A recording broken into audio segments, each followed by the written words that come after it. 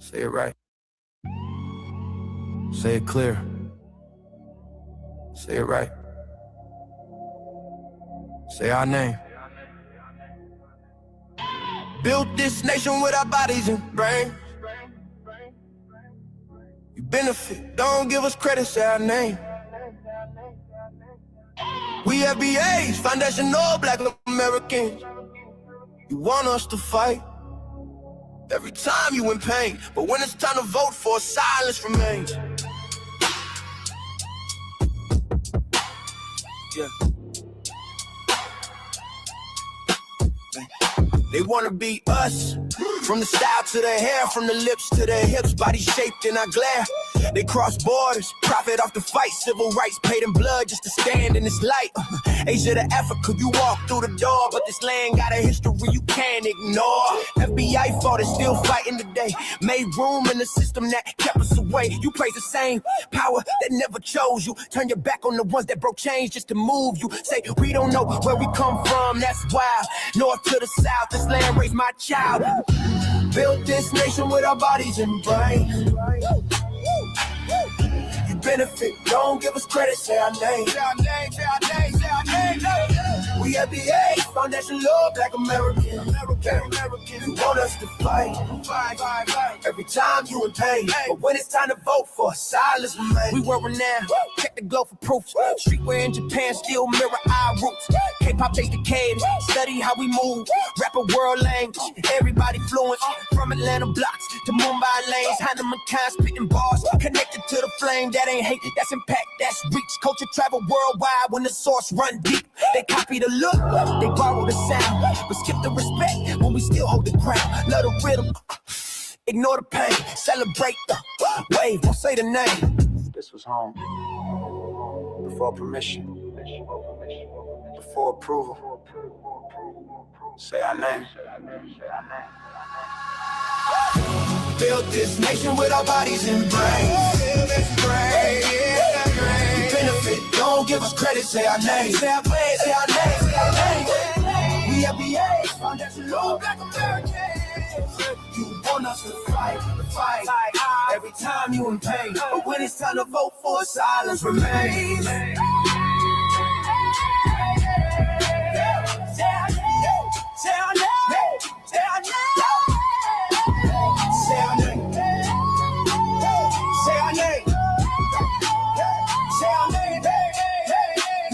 Say our name. Don't need your respect. Never needed permission. We built everything when we weren't even seen as human. Right in the hand that fed you. Surviving on scraps. FBA stopped begging. We learn to build from scratch. Learn to build from scratch. Learn to build from scratch. Say our name. Say our name.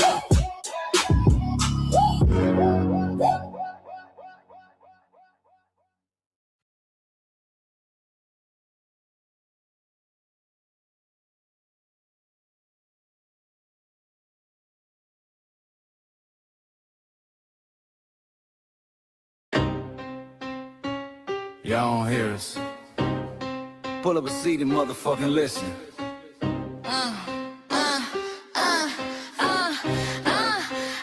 Pull up a seat and motherfucking listen. Take your bag, time to go home. Talking crazy on our soil where our blood and bones grown. This our grind, we outside on it. While y'all fools on the outside looking, y'all show no respect to Black America, so leave. Hey. Y'all don't get it, so it's time to go home. Get the hell up out of America, take your digits, make it just fly on. Y'all don't get it, so it's time to go home. Get the hell up out of America, take your business, make it just fly on. You landed on the tarmac, fresh off the boat. Talking about y'all building nothing, man, you choking on the note. My ancestors the reason that this country even breathes. Picked the cotton, built the White House, planted the seed. Jim Crow laws, redlined the map, we was the target. You think that struggle's a costume, man, you can't mark it. We fought the wars, we bled the blood, we died for our future's chance. And you come here and give our legacy a side eye while throwing shade on the guard. Why you benefit from doors we kicked down with our last breath? Now you spit on the architects who stared down death. Disrespectful, that's disrespectful, ungrateful. A slap in the face, the only people who gave a fuck. So let me show your ungrateful ass to the right place. Pack your bags, time to go home. Talking crazy on our soil where our blood and bones grown. This our ground and we outside on it. Why y'all fools on the outside looking? Y'all show no respect to Black America, so leave. Y'all don't get it, so it's time to go home. Get the hell up out of America, take your dues and just fly on. Y'all don't get it, so it's time to go home. Get the hell up out of America, take your dues and just fly on. Passport, the visa, the privilege to be here. Cause my grandma did march for y'all, so disappear from our land. You cosplaying our pain.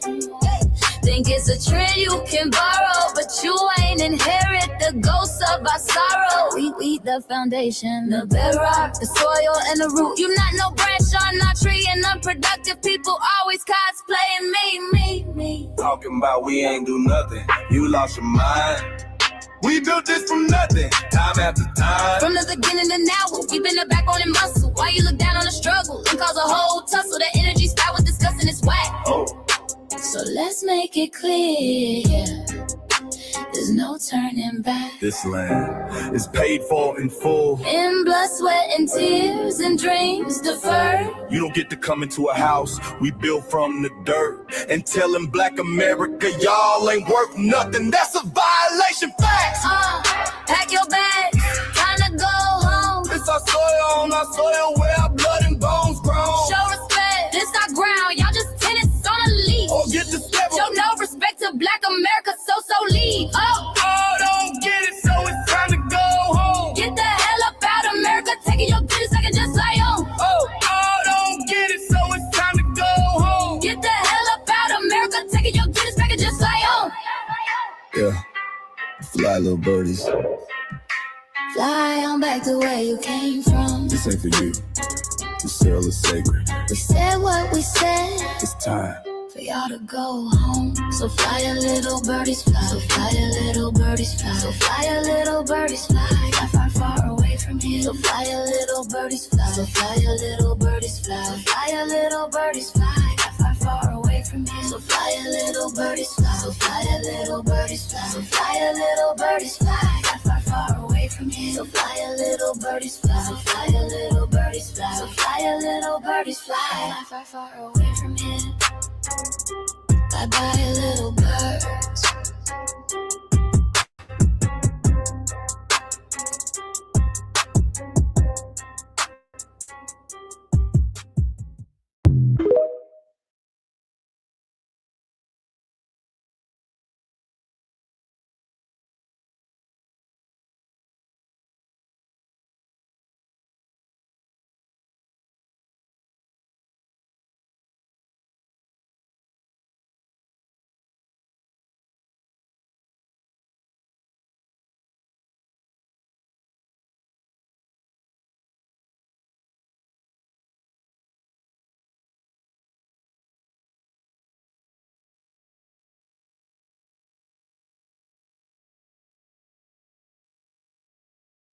Mike Larry. Now this shit here is what's needed. We're not fighting your battles. We're not carrying your fear.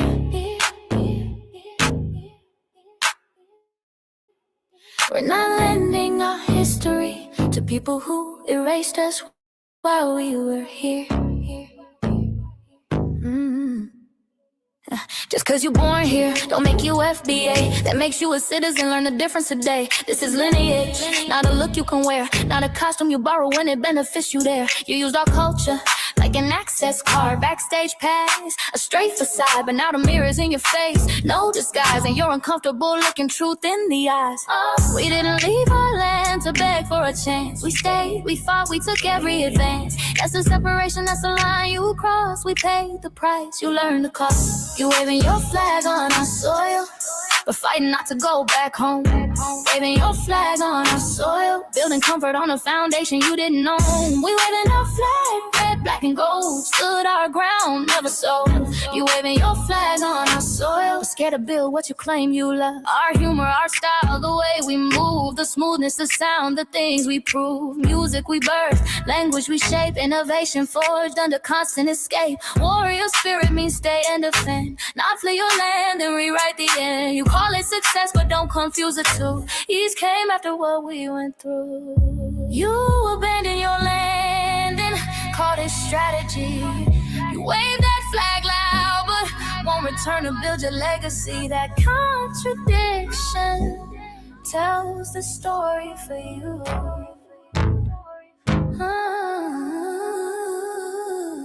You waving your flag on the soil, or fighting not to go back home.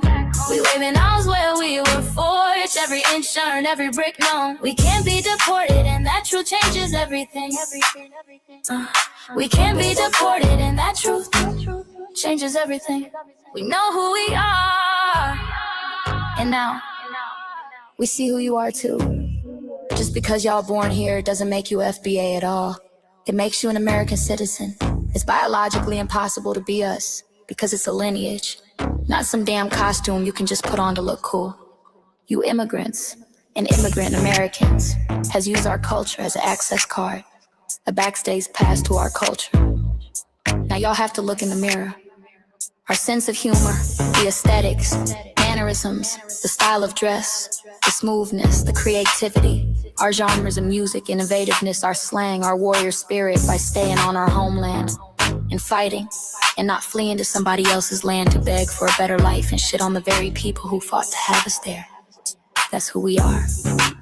And we know who the hell y'all are waving your flag on our soil and fighting to make sure y'all don't go back.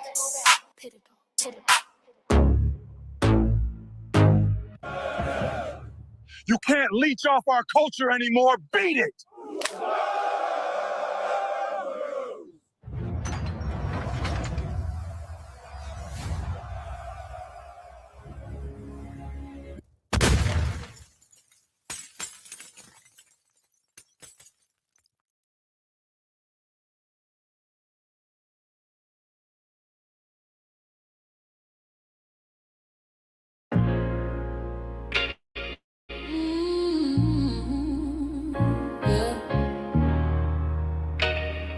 We forgot, but we never forget.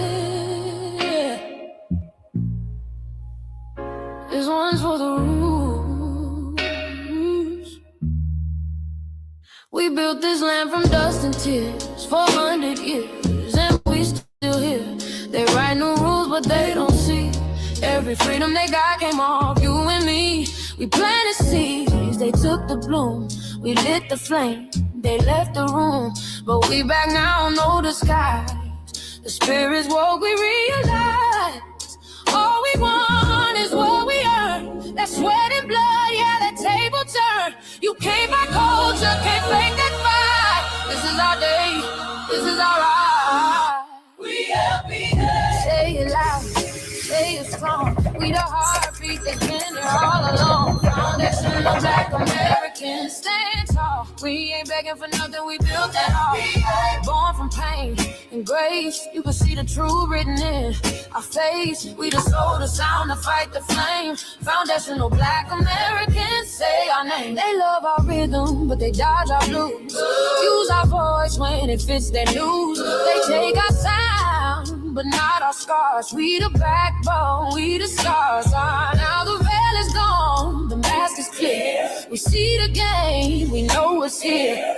No more silence, no more lies. We lift that flag and watch it rise. Rise up, rise up. We the ones that made this nation breathe. Our veins are power, our roots are trees. We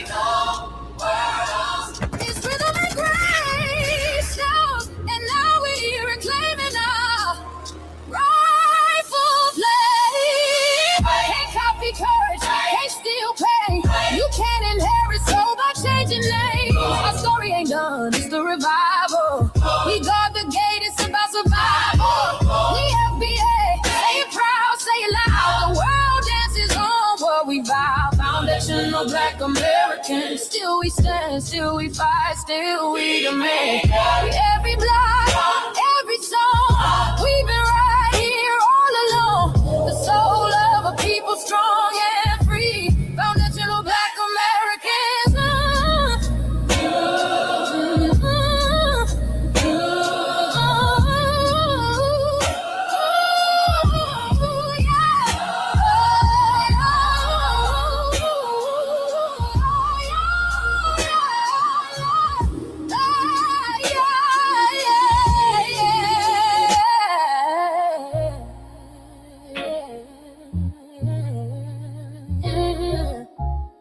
We the first, we the root, we the fire. Still rising, still here.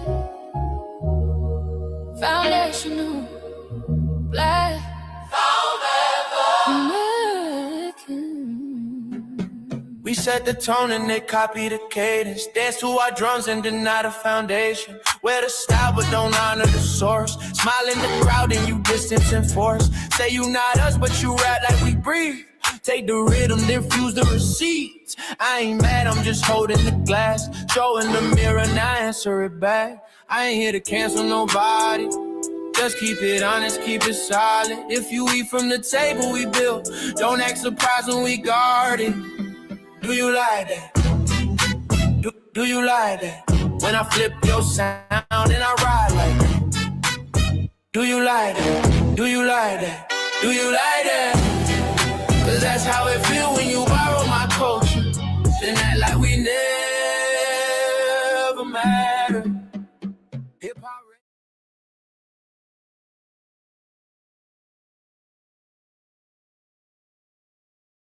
Mike Larry, man, you did it again. We really making history. Let's go. Do you like that? Do you like that? Flip your sound, how you like that? Do you like that?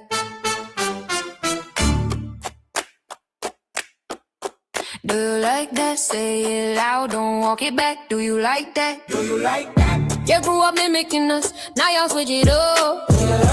Turn the carbon copy, y'all ain't black, what the fuck? It's funny y'all connecting to our culture like it's Wi-Fi. Wi-Fi? Surfing on our waves of our culture, no more agua. Telling my culture for all these years. Look how time flies, all these colonizers in the skies. All of y'all hate, y'all still hate us outside. Study dope, trip, vampires, it's the blood of our gift. They copy the flavor, sip the juice, love the results, hate the truth. Who? Do you like that?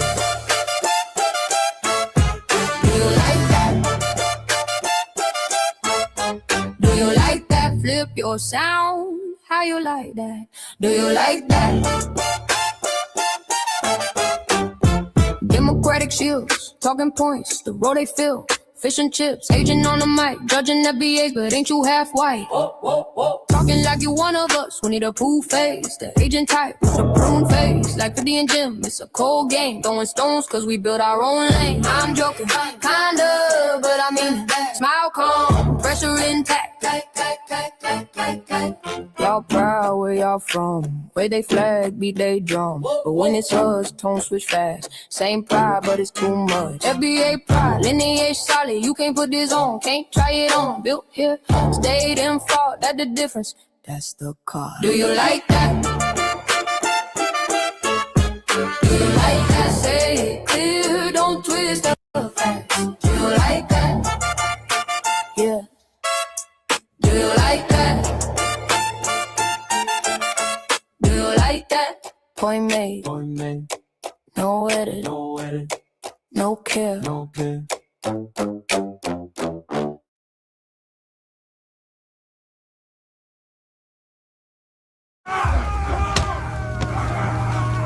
You know, erasing history is something that you have to do when it comes to conquest, domination, and destroying a people. If people knew who they were, what they were, and what they were capable of in the past, they will understand what they have a possibility or a likelihood of doing in the future.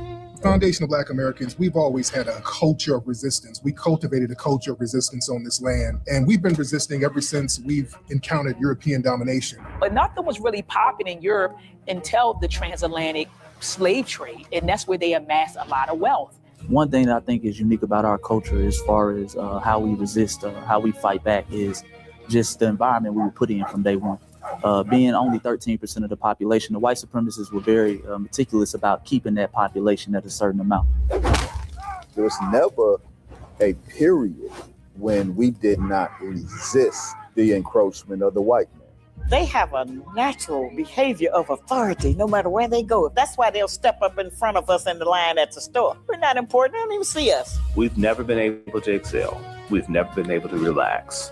We've never been able to just be, which means that existence is resistance. It must be something in our DNA, our historical background, to when something doesn't sit right with us, especially spiritually, in our souls and in our spirit, we just say no. We live resistance. You know, from the moment we're born, we're in resistance. And it's handed down generation to generation. And so I think that cultural resistance is actually in our DNA, in our epigenetics, and then it blossoms out into the culture.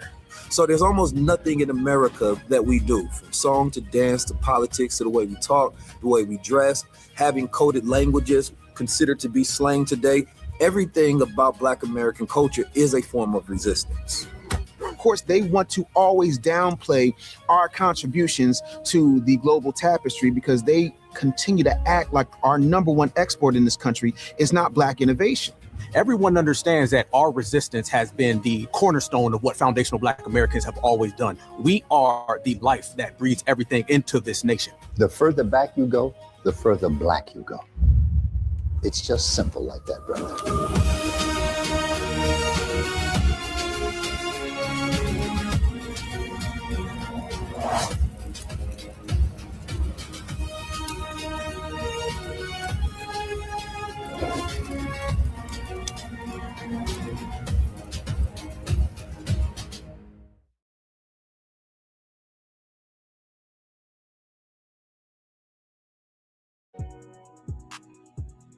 Introducing the B1 Rolodex, the easiest way to search for and support FBA and B1 businesses.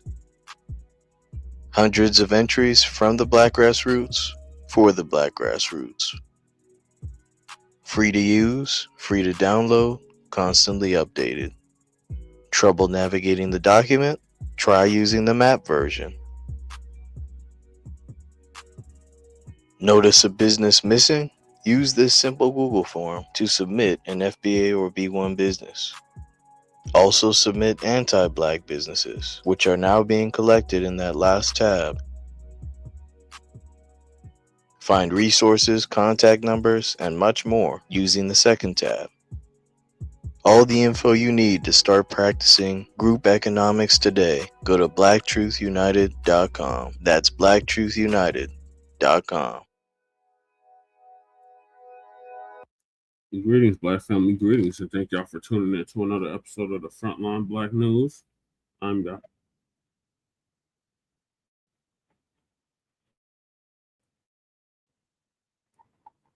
Lady Che, and on this season 6 Tariq Radio, like subscribe. Oh God, we're joined with our other host, Lady Che.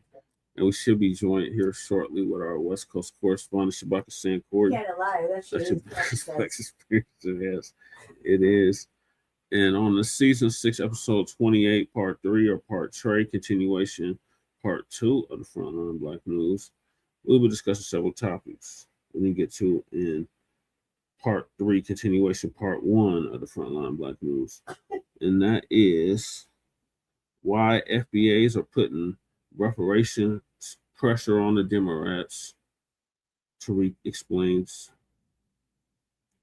White jury lets Cyrus, Belton's murderer, walk. Hey, Daniel. Salute, Daniel. Hey, Daniel. Kamala Harris, lock him up, Harris. Kamala rushed by crazed protester. Carmelo Anthony is facing an all-white jury. Jurors in the Carmelo Anthony case won't convict him. Breaking R&B legend Peabo, is it Peabo? Bryson just died. Ryan Coogler's Mansa Musa film explained. Daphne Joy responds to the leaked Diddy tape. Trump on January 6 reparations. U.S. auto sales drop. Inflate rates and inflation. CHUD the Bussy just received horrible news in court today. It's over. Great news. Fred Hampton Jr. set to be released today. He was arrested apparently. I don't know for exactly what, but he is supposed to be released today. And then BlaccAmericans, immigrants speak on fraud and scams happening in immigrant communities. Our unhoused neighbor news, our illegal migrant news, and our local Denver/Aurora news. And we are based out of East Denver, North Aurora, Colorado. We get the news from a frontline and Black First perspective. We are a part of the New Black Media and also the signal boosters of the New Black Media. We have been around for 6 seasons now and counting. And we have several platforms that are a part of the Frontline campaign. Frontline Black News is the first one, which we started back in 2020, 2021. And Shabaka's Black Experience Enhanced is based off the 50th anniversary of the founding of the original Black Panther Party for Self-Defense. We started on Blog Talk Radio back in 2016 and have been around for 11 seasons now. Shabaka's Black Experience Enhanced covers the Black experience from the beginning of time until 10 minutes ago. It is also a part of the Frontline campaign that has recently, within the last 2 to 3 years, moved from Blog Talk Radio to StreamYard. Please make sure y'all like and share the broadcast, family. Remember, family, hit that like, share, and subscribe button. Please join us on StreamYard, YouTube, Frontline Black News. The links to all of our channels are in the description, including Frontline Black News, Frontline Black News 2, our backup channel, just in case they try to take Frontline Black News down. We have backup, so let me put that in the chat once again, so y'all can subscribe to that immediately. Let's get that to 50 subscribers so we can start going live on that channel as well, just in case they try to take Frontline Black News down again. Then we got my personal page, Jesse Paris, aka Chain Chroma. Make sure y'all sub to that so y'all be abreast and updated on what's happening here in Denver politics, such as Denver City Council and Aurora City Council and community events in both Denver and Aurora that are Black related, and the Sunday morning food bank, which I've been doing for the past 10 years. And then we got Lady Che's backup channel, Seduction Doll 5991. Make sure y'all sub to that so she can start going live on that YouTube channel. And then we got her main channel, the RBA, the Revolutionary Agenda. Make sure y'all sub to that as well. She should be doing an RBA sometime this weekend. So make sure y'all check that out. And then we got Shabaka's Black Experience, Shabaka's YouTube channel, Janet One. Make sure y'all sub to that so Shabaka can start going live again on YouTube. And then we got our Lokestar Cuzzo out the Bay Area, Jay Militant. Was cracking TV with Jay Militant. Make sure y'all sub to that so Jay Militant can start going live. Well, he's starting to go live, but he needs more subscribers. We're almost matching him at this point. Here is the link to that, to Lady Chase RBA. And then we got the other links are in the description. We got our brother Kukizi out the Mile High Income and Illegal Migrant Flooded City, out the Bell side. Certified salute to our codified brother. Make sure y'all check him out, Kukizi 5100 on YouTube. Then we got my brother from another mother, Breeze Omega, who's out of VA by way of Hempstead, Long Island. Make sure y'all check him out, Breeze Omega. I think he's live right now, as a matter of fact. Then we got our brother who was just live, the Church of Black Power, who is originally from Watts, California, Jordan Downs. and is now in Houston, Texas, pursuing a law degree. So salute to our brother. Said he's gonna be the next Johnny Cochran. I said the same thing when I was his age and younger.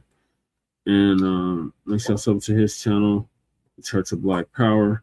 That link is also in the description. Then we got our brother Touring Around Reloaded. It's been around for a good decade now. He was out of the DMV area. Make sure y'all check him out as well. Touring Around Reloaded on YouTube. And last but certainly not least, we got our brother Black Truth United and our brother Black Alpha Network. Make sure y'all check them both out. But our brother Black Truth United came out with the B1 Rolodex, which is the modern day green book for FBA and B1 businesses alike. So make sure y'all check him out, or them out rather. Black Alpha Network and Black Truth United. And the link to the Rolodex is in the description. The link to submit your business to the Rolodex is in the description. Oops, that's not the right one. There it is. Like the work Lady Che did it. Council the Congressional Black Caucus and create a foundational Black American caucus, long overdue.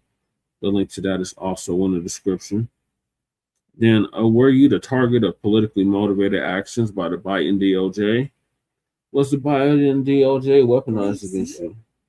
I put your picture up that you wanted me to show. So if you were by the Biden DOJ, which includes us, that would include you as well. The link is in the description for that. Then we got Sister Brooks' call to action out of New York. Shout out to Sister Brooke. Make sure y'all submit those emails and those letters. The link to do such is in the description. It's about a week left of it. So make sure y'all submit those letters and them emails so the U.S. Freedmen Project can get a Freedmen's Bureau out of New York off the ground. Then we got the Reparations for the Descendants of American Slaves Act. Make sure y'all sign that as well. The link is in the description. Then we got Lady Che's GoFundMe. Make sure y'all donate to that if you haven't already. And then we got Standing with Joshua, the brother that put hands and feet all over that Nabisco white supremacist CHUD the Bussy or CHUD the Builder. Support our brother Josh and his family, meet their goal, which is $300,000. I believe last I checked, they were just about there. So maybe help them get it tonight. And then we got Stop Netflix from releasing damaging docu-series about Michael Jackson. That was by Dr. Randy Short. Shout out to Dr. Randy Short for setting that up. The link to that change.org petition's in the description. Then we got myself before I put the background up. I think you gotta take your picture off in the back and then put it up in the back. I'll think about it. We got Support Me for House of Representatives in Colorado for House District 8. As you can see, I'm a candidate on the ballot. The election is in November. We're grinding all summer long into the fall. And then we got copyright disclaimer under Section 107 of the Copyright Act of 1976. Allowances made for fair use for purposes such as criticism, comment, news reporting, teacher scholarship, education, and research. PeepTube. And I do not own the rights to the music. And if you don't understand racism and white supremacy, what it is and how it works, everything else you think you understand will only confuse you. In all 9 or 10 areas of human and people activity, and that is economics, that is education, that is entertainment, that is labor, that is law, that is politics, that is religion, that is sex, and that is war. And some say health and nutrition. In all 9 or 10 areas of human and people activity, and that was by Mr. Neely Fuller Jr. Some call him doctor, but it was Mr. Neely Fuller Jr. And he wanted us to create justice, meaning replace this global system of racism and white supremacy, this injustice system, with a system of justice, which guarantees that nobody's mistreated, and those that need the most constructive help get it in a constructive manner. And in my hand is the United Compensatory Code Concept for Victims of Racism and White Supremacy, Speech and Action for Victims of Racism and White Supremacy, textbook, workbook, study guide for Speech and Action for Victims of Racism and White Supremacy. like I just said. So make sure y'all check that out at producejustice.com. And when you're a black person or captured by any race soldier, you must never fuss, fight, or flee. Comply and defend yourself in court. Also by Mr. Nelly Fuller Jr., who transitioned over a year ago at the age of 95. And he would have been 96 as of this year. Racism, white supremacy, and last but not least, racism, the only racism that exists, which is racism, white supremacy, is conscious and subconscious behavior to maintain white genetic survival, to prevent white genetic annihilation. And that was by the late great master teacher, Dr. Francis Cress Wilson, who transitioned exactly 10 years ago at the age of 80 and would have been 90 as of a month ago. So big rest in power to our master teacher that kicked open the door for black psychology. You can read her ISIS papers at the link in the description. So those are the topics. Make sure y'all hit that like and subscribe button. Lady Che, did you have anything you want to say before we get started? Huh? Did you want to say anything before we get started? About what? What's on your mind?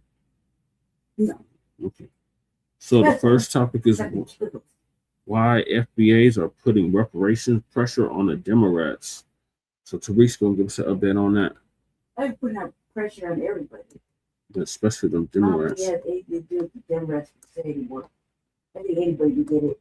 Yeah, anybody can get it, but they're focused on us putting pressure on the Democrats. They want us to put pressure on the Democrats.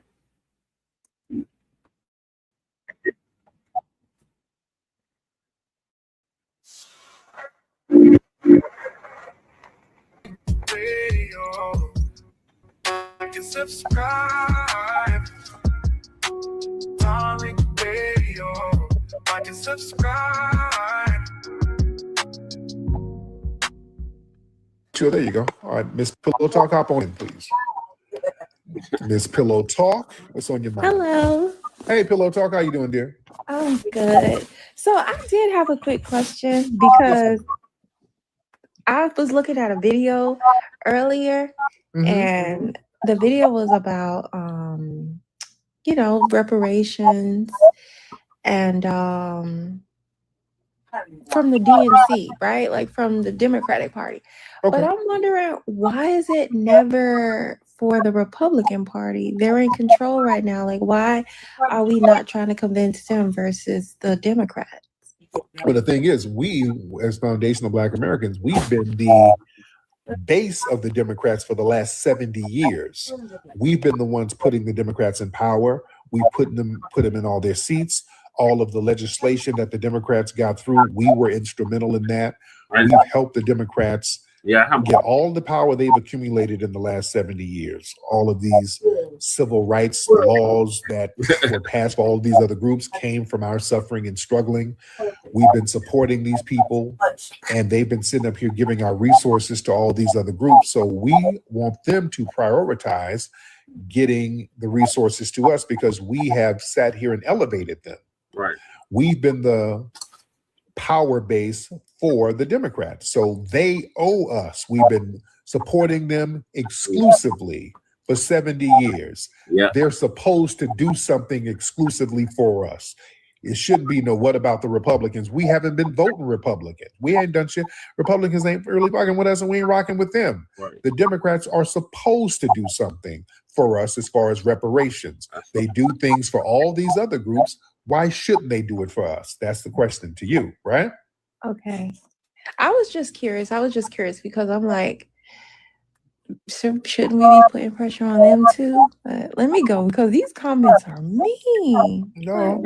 Now, where are you from, dear? I'm from Miami. Where's your family from? What are they, Caribbean?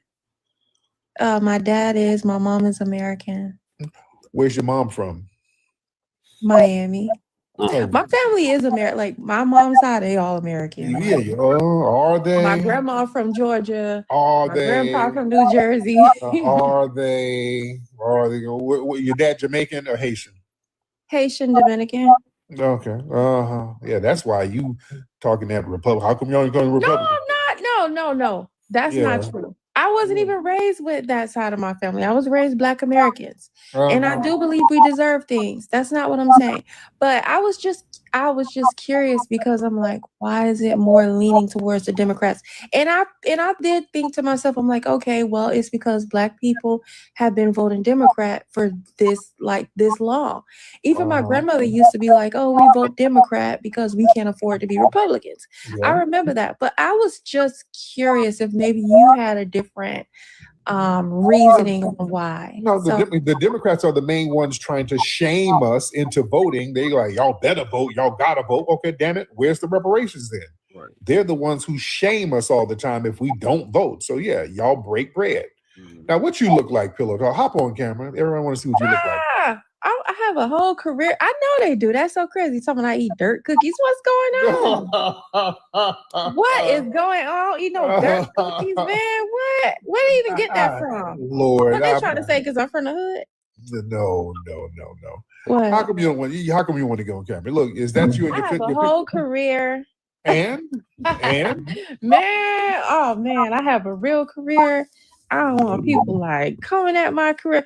I seen like social media could be cruel to people with like licenses and stuff. I can't even play like that. I work too hard. Oh yeah, you're not doing nothing illegal, but you can't show yourself. No, it's just I like being incognito, but I do enjoy your show. Okay, all right. Are those your edges, or is that AI? You AI some edges? Nah, I have edges. Oh, okay, there you go. I don't think she has no edges, guys. Thank you, dear. I think her edges are back in Haiti. I think her edges are all the way in Haiti right now. Yeah. That's why she didn't want to get on. She had to Photoshop some braids. All right. Man. Let me see. Yeah, I knew something was off. I knew something was a little bit off when she was talking. That's an interesting question. Hold on. Where are you from?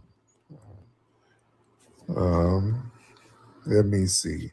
All right. Can we get one more in here, ladies and gentlemen? Can we get one more? Ladies and gentlemen, one more? We can do one more, right? Can we do one more? Let's get Real Estate Cash in the building. Real Estate Cash. Real Estate Cash. Somebody said two more. And what up, Tariq? What's up, Real Estate Cash? How are you, bro? I'm good. Thank you for bringing me up. Yes, sir. I had tapped in the other night because I told you I had a few questions and I was going to give you some information, but I didn't get to drop the info I was going to talk to you about. But basically, it was on the Karmelo Anthony case. Okay. I had, I don't know if you remember, but like last year, I had actually tapped in on the FBAs.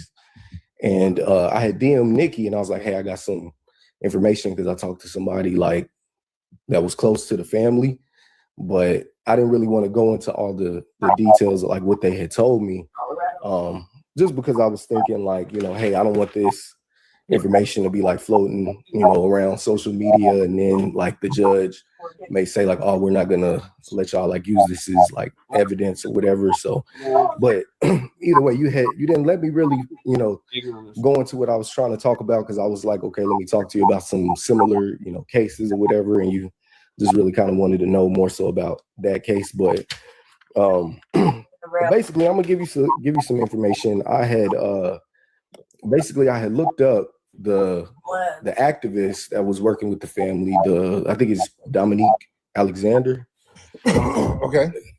But yeah, I had looked him up. This was last year when he was, doing the press conferences and everything. And the reason I had looked up his organization, I think it's like Next Generation Action Network or whatever. But I was wanting to speak to, I thought it was probably going to be somebody that like worked for him or something, but I actually ended up speaking to him when I called the number, and that's who I had talked to. Thank you so much, brother. I appreciate you, man. Thank you. God damn, man. Good grief. God damn, man.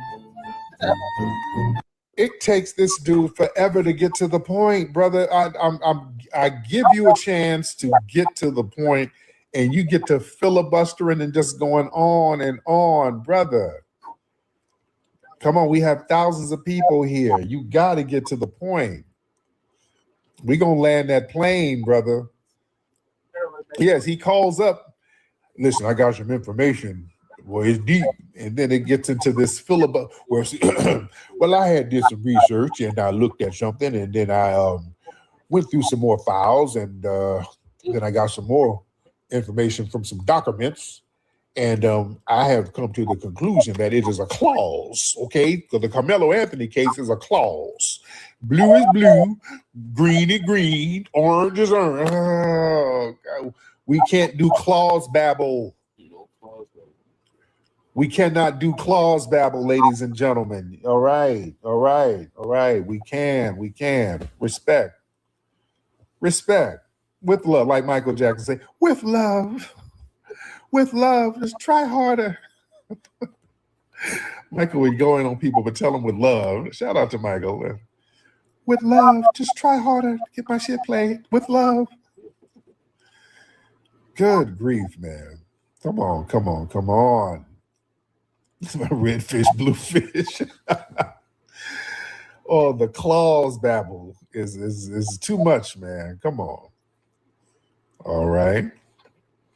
Oh, man. I told you, anytime people, when they act like they got some real deep, top secret information, oh, God, it's never deep. It's always, it becomes like Mission Impossible. Now, listen, Tariq, I got some deep information I got to share with you, okay? I reached out to Nikki the Guard. She ignored me. And some others, they ignored me. I reached out to Afro Elite and Black Alpha Nim, and I'm trying to get to you to give you this information. Now I got to meet with you in person because this information is that important. Now I got a briefcase that's handcuffed to my arm with some documents in the briefcase. Okay, this briefcase cannot be unhinged from my arm by no means at all. Because the information is that important. Now I got to meet with you. Let's set up a meeting at the museum. And then we can talk about this information. And then you meet with the person. Now listen, now when I open up this briefcase, now can you turn the cameras off in here? Can we turn all the cameras off? Okay, we can't have nobody see this. Okay, this is very, very pertinent information. Okay, listen what I have. This is very important. Now listen, I have Harriet Tubman's toenail, okay? I am the sole possessor of Harriet Tubman's toenail. It's been passed down in my family for years. I discovered it in 1979 in my great-grandmother's attic. My family is kin to Harriet Tubman. I have held this toenail. I've had it verified at the Asian nail shop down the street. I went down to the nail shop. They verified the authenticity of it. This is an authentic toenail from the Underground Railroad that belonged to Harriet Tubman. I'm telling you. We got big money on the table right now. Like, God damn. Come on, man. Damn. Get out of here, man. Come on. This is a family heirloom, okay? Oh, God. Oh, fuck. Dude. This is what I'm saying, man. These people are the most. They do the most, man. It's never deep information. There's always some bullshit, man. Come on. Oh, God. All right. It's got 1850 dirt on it, right? Hey, Michael. Hey, Jesse, how you doing? Hi, ladies. On the top of this toenail. What are your thoughts on us applying that pressure to them Democrats? Yeah, my thing is this. You know, I understand that Foundation of Black Americans historically voted for Democrats 90% of the time in the last 60 years. There's nothing wrong with demanding, you know, tangibles from Democrats, but at the same time, focus on, I'm saying like collectively. I know there are individuals, FBAs, who have already awoken and say, you know what, it's time to sift attention and Yeah. resources to other candidates outside Democratic Party, Mhm. right? And I think the we had by focusing too much on Democrats, I noticed, right? And when you know both of us doing the work, is that Democrats tend to suppress reparations, Yeah. left and right. So I believe it's important to focus on multiple parties to demand reparations, right? Just not only Democrats, but also Republicans, third party, and independent candidates, Mm-hmm. because you never know that Democrats intensely are going to refuse to act on reparations. So at least you have a backup to focus on Republicans and third party candidates. And Yeah. so I just think that ex- focusing like I just think that depending on the Democrats on a lot of things, it's just going to do a lot of damage, and it definitely takes a paradigm shift to think creatively to say, hey, you know what? If Democrats are not going to do reparations, it's time to pivot or play chess. No, they're just gonna keep losing. We're not changing our stance. Right. They're gonna have to offer something tangible or they're not getting our vote. It's just as simple as that. Oh yeah, absolutely. I agree with you. 100%, sir. Right, and because I know the Democrats are getting irate about it, and I'm seeing that more third-party candidates are talking about reparations, right, at podiums. I mean, it'll be great if the third-party candidates can be explicit and detail-oriented about their reparations platforms, because anybody can give speeches, right? But and you also asked a good question too, Jesse. It's like, can anyone follow through effectively after Right. giving speeches about reparations? Like, I'm sure you saw Brian. I think you told me the guy, Brian McGinnis. You saw on Yeah. Tracy Carson's show, right? The Marine guy, right? Yeah. Yeah, he talked about reparations. He was asked about it, Mm-hmm. and I know Friday Jones praised him. I knew that I saw Friday. I saw Friday Jones praise him for that, and so FBAs. And Mm-hmm. I was like asking myself this question: are Friday Jones and several FBAs were praising Brian McGinnis, saying yes, reparations? Are they going to put pressure on him? Say, hey, Brian, it's great you said yes to reparations. Are you going to like? Is he going to like update his website? Because I sent him a pledge too, and I'm sure you saw that in the CC email. Yep. Yep. Uh, no response yet, and this is a time, for third party candidates Mm-hmm. to really step up to the plate if the Democrats are not going to do Right. reparations. And even like, you remember Lil Day told us at the meeting that here's the reparations talking points within the candidates, then they got to copy and paste on their platforms, because it's not necessary for candidates to like reinvent the wheel on reparations when we have the evidence. Right. Exactly, Michael.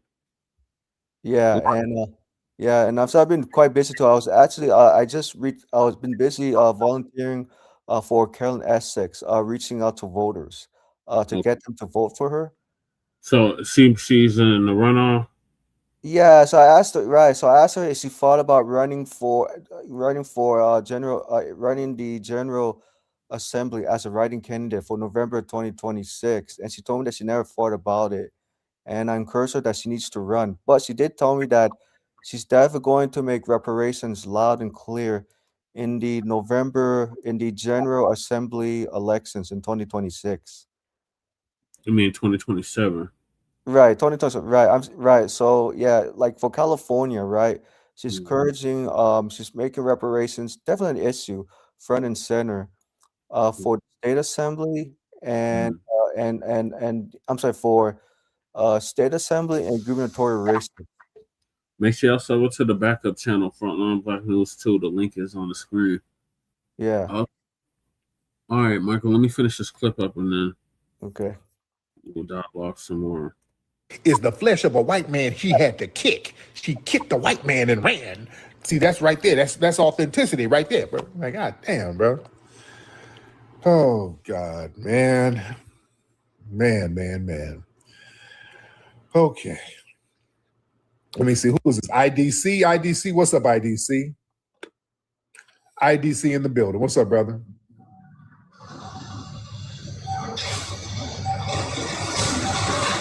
Brother, IDC. Brother. Okay, he's at work. Okay. This brother's working the graveyard shift at Sizzler. What the hell you in there doing, brother? This nigga cleaning up steak meat. God damn. That's very, very loud in there. All right. Okay, he's washing dishes. All right. Shout out to him. He's working. He's trying to listen in to me while he's working. They got him on dishes. Sound like he's taking some to-go plates. He's like, shit, on it. These crab legs still good. Fuck all that. He got a little bag that he's putting the food in. He's dumping some of that food in his own little bag. Like, hey, damn that. These damn oysters is going home with me. Hold on.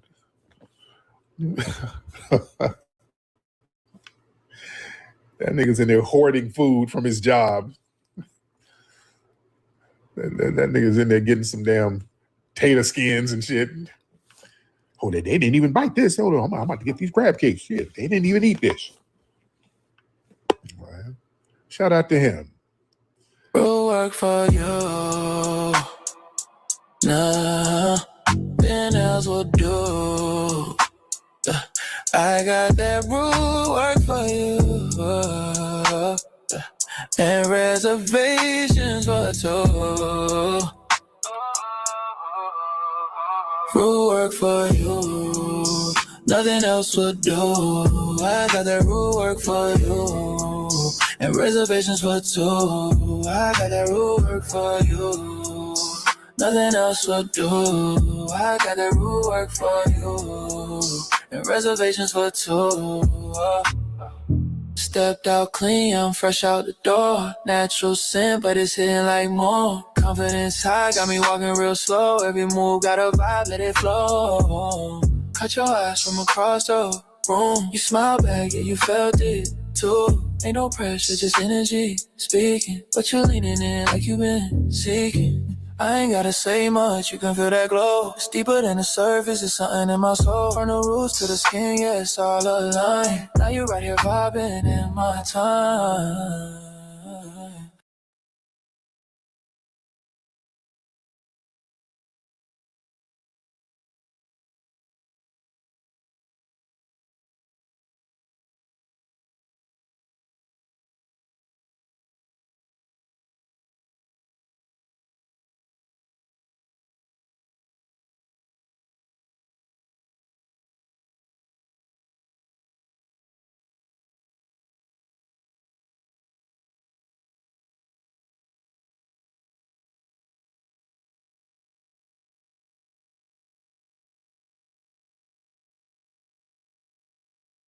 Oh, they can't hear Plotting you. on it. I'm They sorry. had to put that away. I'm sorry, we've been muted this whole time. All right, go ahead, Lady Ch. What are your thoughts on the reparations? You hear me? No, we were muted. I said, I feel like you can't just put it all on the Democrats. We got Breeze in the building. I feel Salute, like we Breeze. can't put it all on the Democrats. He was at the Knicks Why watch you party. stop talking so I can talk? I was just announcing Breeze was in the building. It's fucking distracting. What was I gonna say is I don't think we should put it all on the Democrats. I think everybody get it, especially since we've been ignoring the Democrats for damn near 2 years. I think that we should apply pressure to everybody. Either way, I mean, I think that fund that Trump was trying to get, Trump was trying to give the motherfucking J6ers. Yeah. I think that once they figured out foundational Black Americans were plotting on that shit, they took that right off the table. They made that shit disappear real quick. Real quick. But we were all plotting on how to get it. Mm-hmm. And they were like, yeah, no. Really, like, they weren't really talking all that shit about it when it was the whites trying to get it. They're like, oh my God, the G6, we can't believe it. They're just like that. They were just talking. They didn't really give a fuck. And as soon as they figured out we were plotting on the shit, trying to figure out how to get it, how to apply for it, we're trying to come up with any means on the platforms talking about it. And as soon as they figured out foundational Black Americans were looking at it, plotting on that money, they took that shit right off the table. They're like, no, that shit's like a done deal. It'll never go to work. I was like, is that even his money? Shabaka. Perfect Hey, time. Shabaka, how you doing? You know what I mean? Like, first they gave it to him, then they didn't give it to him, they gave it to him, it's the tax benefit. I was fucking confused. I was like, as soon as they saw that we were looking at it, they tried to figure it out, and that we knew that they could get that motherfucking reparations could be dealt out. They took that shit right off the table. We got time in the building. You know what I mean? Like it didn't exist. Salute time. I thought that shit was hilarious. So I'm not really in it. Personally, that was funny as hell. So yeah, think about. As far as reparations and stuff, I think we should just keep carrying on doing whatever we're doing. Because right now it's just a lot of talk. Some people going out and making actual, scenes during this reparations thing, asking politicians Fresh always in the building. About stuff. But until somebody gets them in each state house, and starts drafting some motherfucking policy in each state, we're gonna be like this.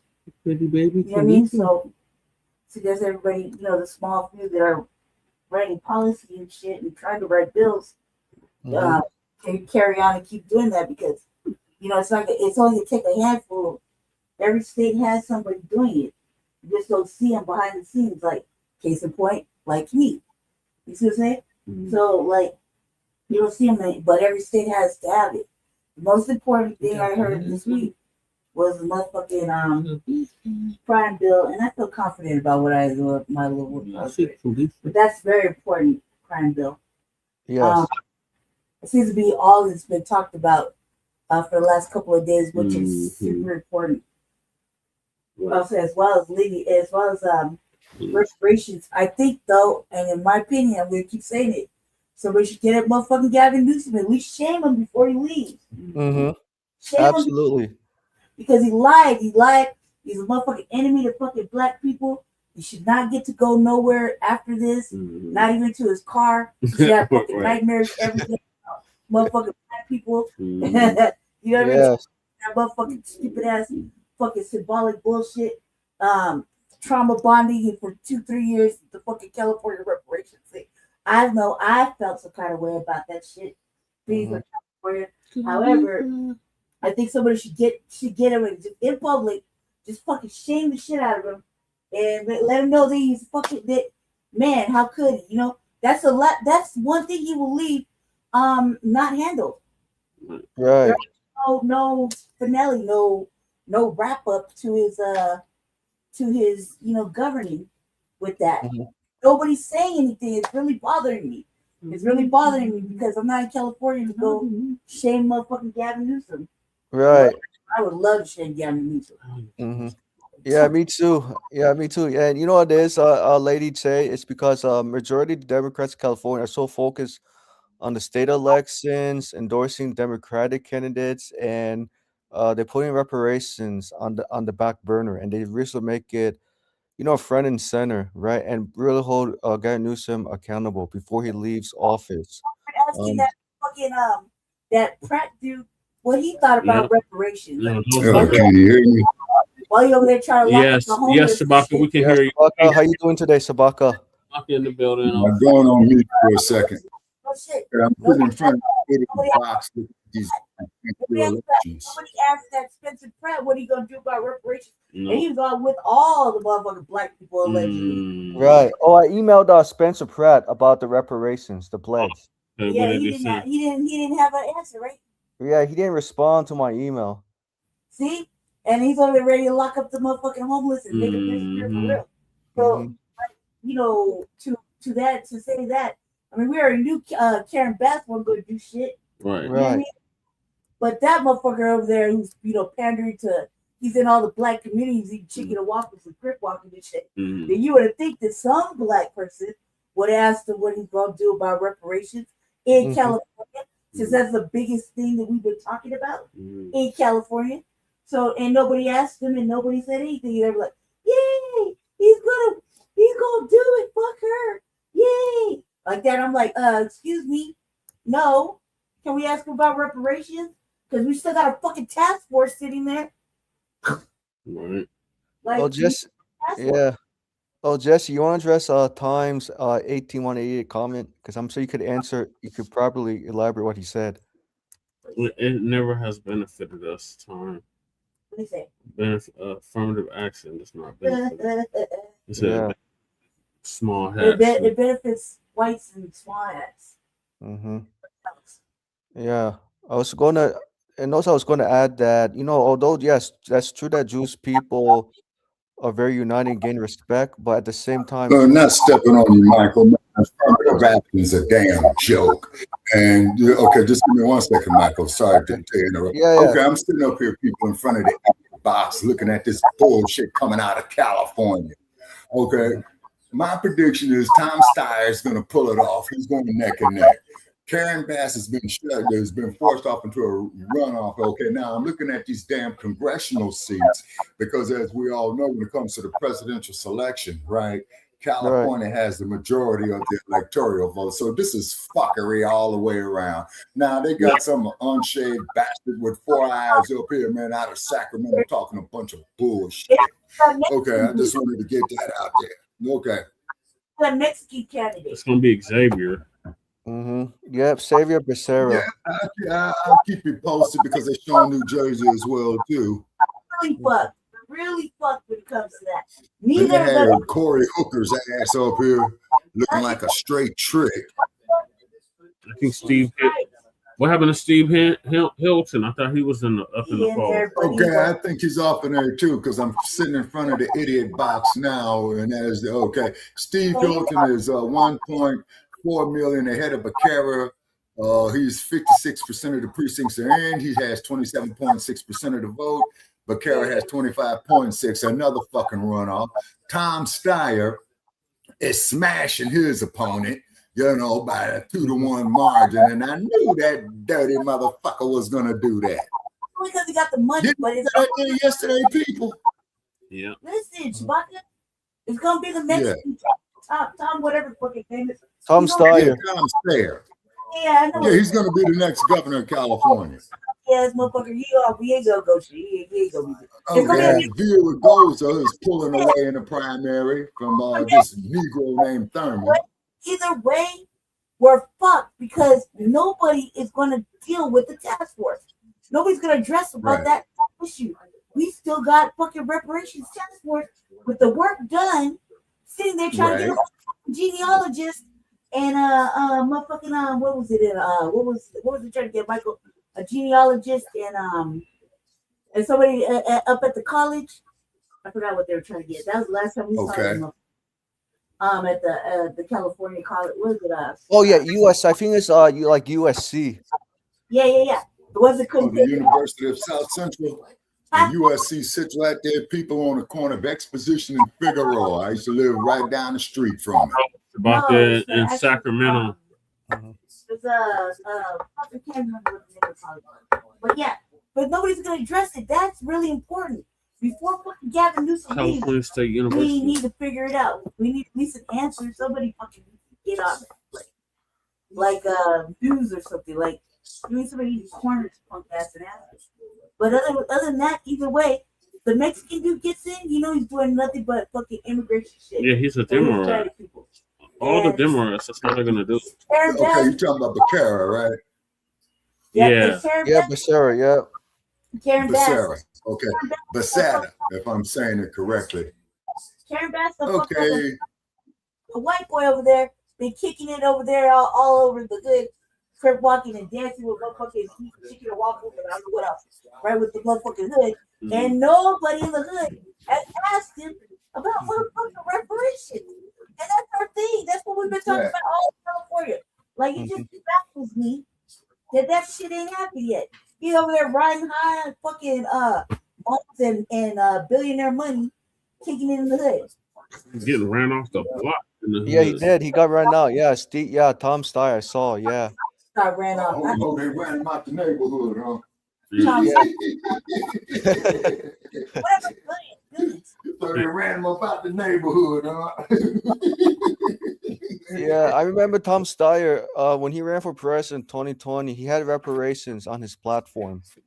And Right. he was forced back then.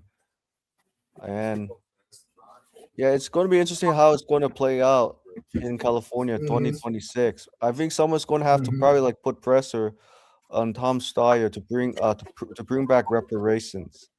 It's probably going to Oh, we got Sister Val in the Because the building. task force is still there. Okay, Val Yeah. Hawkins. Come on up, Sister Val. Has to deal with the task force. The task force put a lot of Shredding classified documents. 2.5 years. Mm-hmm. 2.5 years with trauma bonding for me and Shabaka. 3 years. 3 Me and years. Shabaka be standing in line. Yep. Okay, California House primary for the Curve. He's running unopposed. He only got 9,000 votes. Okay, then you got Tron versus Fu in the California House 45th primary. That tells me they're like around the Arcadia area. Looks like, like Tron is gonna get him. Okay, Nukian versus Bo, if I'm saying it right. B.O. Mr. Nukian is up 13,000 to 10,000. Okay, this cat Desmond. Yeah, we're not following. Yeah, this cat Desmond versus Von Wilford. He smashed that board. First. Yeah, we don't know who these people are, Shabaka. You might know. We don't know who these people are. They're in the California. Okay, these here are the local elections, Brother Che, for the House and the California State Assembly. Okay, we understand that, but we don't know who these people are. I understand. I don't know who these motherfuckers is either. Did he even place? But I research it. Okay, in Montana, you got a close race there in the House. Forrest Static versus Boosie. 37% to 33%. Yeah. Right. Somebody by the name of Cleveland is stomping Rain 3-1 on the votes. 96% of the votes are in. What about 55?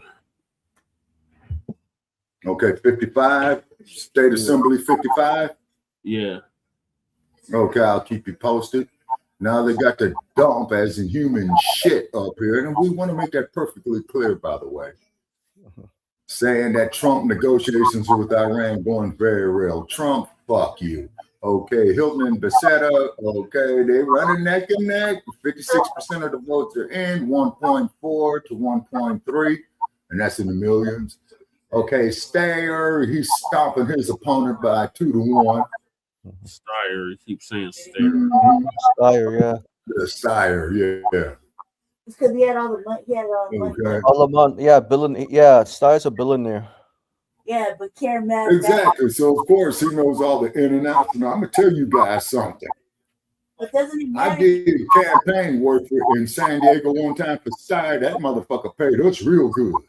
He paid for the hotels, man, and broke us off $1,500, man. You know what I'm saying, for 3 days of work. Mm-hmm. So Exodus is done then. Yeah. Hey, Sabato. Okay. Yes, sir. When you worked on Steyer's, this was Steyer's presidential campaign 2020, right? No, man, I'm thinking, Michael, this might have either been 2020 or 2018. Oh, okay, yeah, he was probably like running for president at that time, right? Anyways, I was wondering if you met Angela Nirvana at that time. AKA, No, sir, I haven't met her. Oh, okay. Yes. She was the one who definitely influenced Black Californians to really support Tom Steyer over Marianne Williamson in 2020. Oh, really?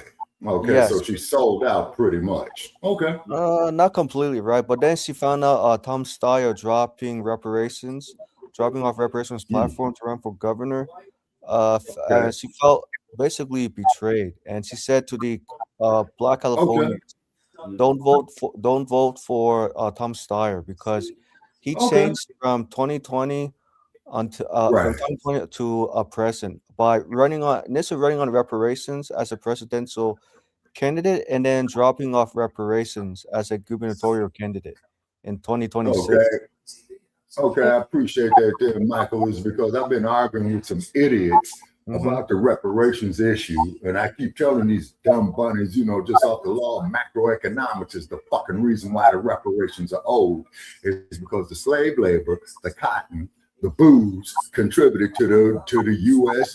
GNP. So how the fucking reparations not owed? You know what I'm saying? And I would debate with any bastard who wants to come up here and go a few rounds with me on some intellectual debate. You gotta debate with him, Shabaka. You can't kick him off. You're gonna actually have to debate with him. Oh, I'll debate him. No, without using one cuss word. You'll kick him off, Shabaka. You have to debate with him. Okay. All right. Well, if they want to debate, Brother Che, just like how you say, man, that I concur, man, when they go up there and key it in, come up on the panel. You know, but they got to come up here and show their face on the platform. Yeah. All right, come on, move to the next topic because we've been on this for too long, and that is let's Cyrus Belton's murderer walk. So Mr. Black Truth can give us an update on that. We got TV. Oh yeah. You got back, Shabaka. Okay, all right, let me turn down this idiot box. Okay, now where's the remote control to it? That's for air conditioning. Family and fellow soldiers, I'm the professor, and this is the moment of truth. Asian convenience store owner Rick Chow, who murdered Cyrus Carmack Belton by chasing him over 130 yards and then shooting him in the back when this child was unarmed and had not done anything to this man, has been acquitted by a white jury in South Carolina. In the case of Cyrus Belton, Chow wrongly accused the child of shoplifting. That, of course, wasn't the case at all. No one was stealing anything. Chow or his son had accused this black teenager without any evidence of stealing, and when Belton left the store, Chow's son chased after him, then joined by the elder Chow, who had a gun. He chased the teenager more than 130 yards from the store. Now, there is no universe in which that can be called self-defense, especially when you consider that he shot this child in the back and the child did not have a weapon. But of course, this wasn't the first time that this criminal has done something like this. In fact, the murderer Chow has a long history of gun crimes. On May 4th, 2015, Chow confronted a woman who he accused of taking merchandise without paying. When the woman got into her vehicle to leave, Chow pulled out a .45 caliber pistol and fired 6 shots into the vehicle.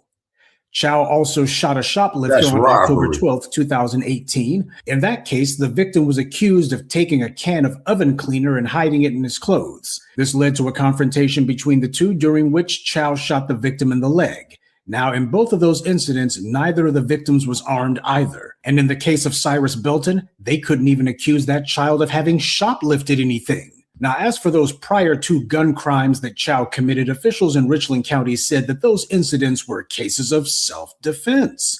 Yes, because when you pull a gun on somebody who leaves your store and start firing shots into the vehicle, that's self-defense. What was he defending? Nothing. So they allowed this violent thug to escalate his crimes. This happened because the local authorities were on code to allow a criminal to commit gun crime after gun crime. Right now, you got clowns losing their minds over Karmelo Anthony, who actually did defend himself legitimately. And in this case, on the other hand, they're either quiet or they're applauding this outcome. This is a race war against black citizens. The authorities never recognize black people's right to self-defense, no matter how blatant the threat is against them. Remember John White, the black father who protected his family when a white teenage gang came to his home after they had assaulted his son at a so-called party? Mr. White defended his family from the leader of that gang, but he was the one who was charged and convicted, even though what he did was within the letter and the spirit of the law.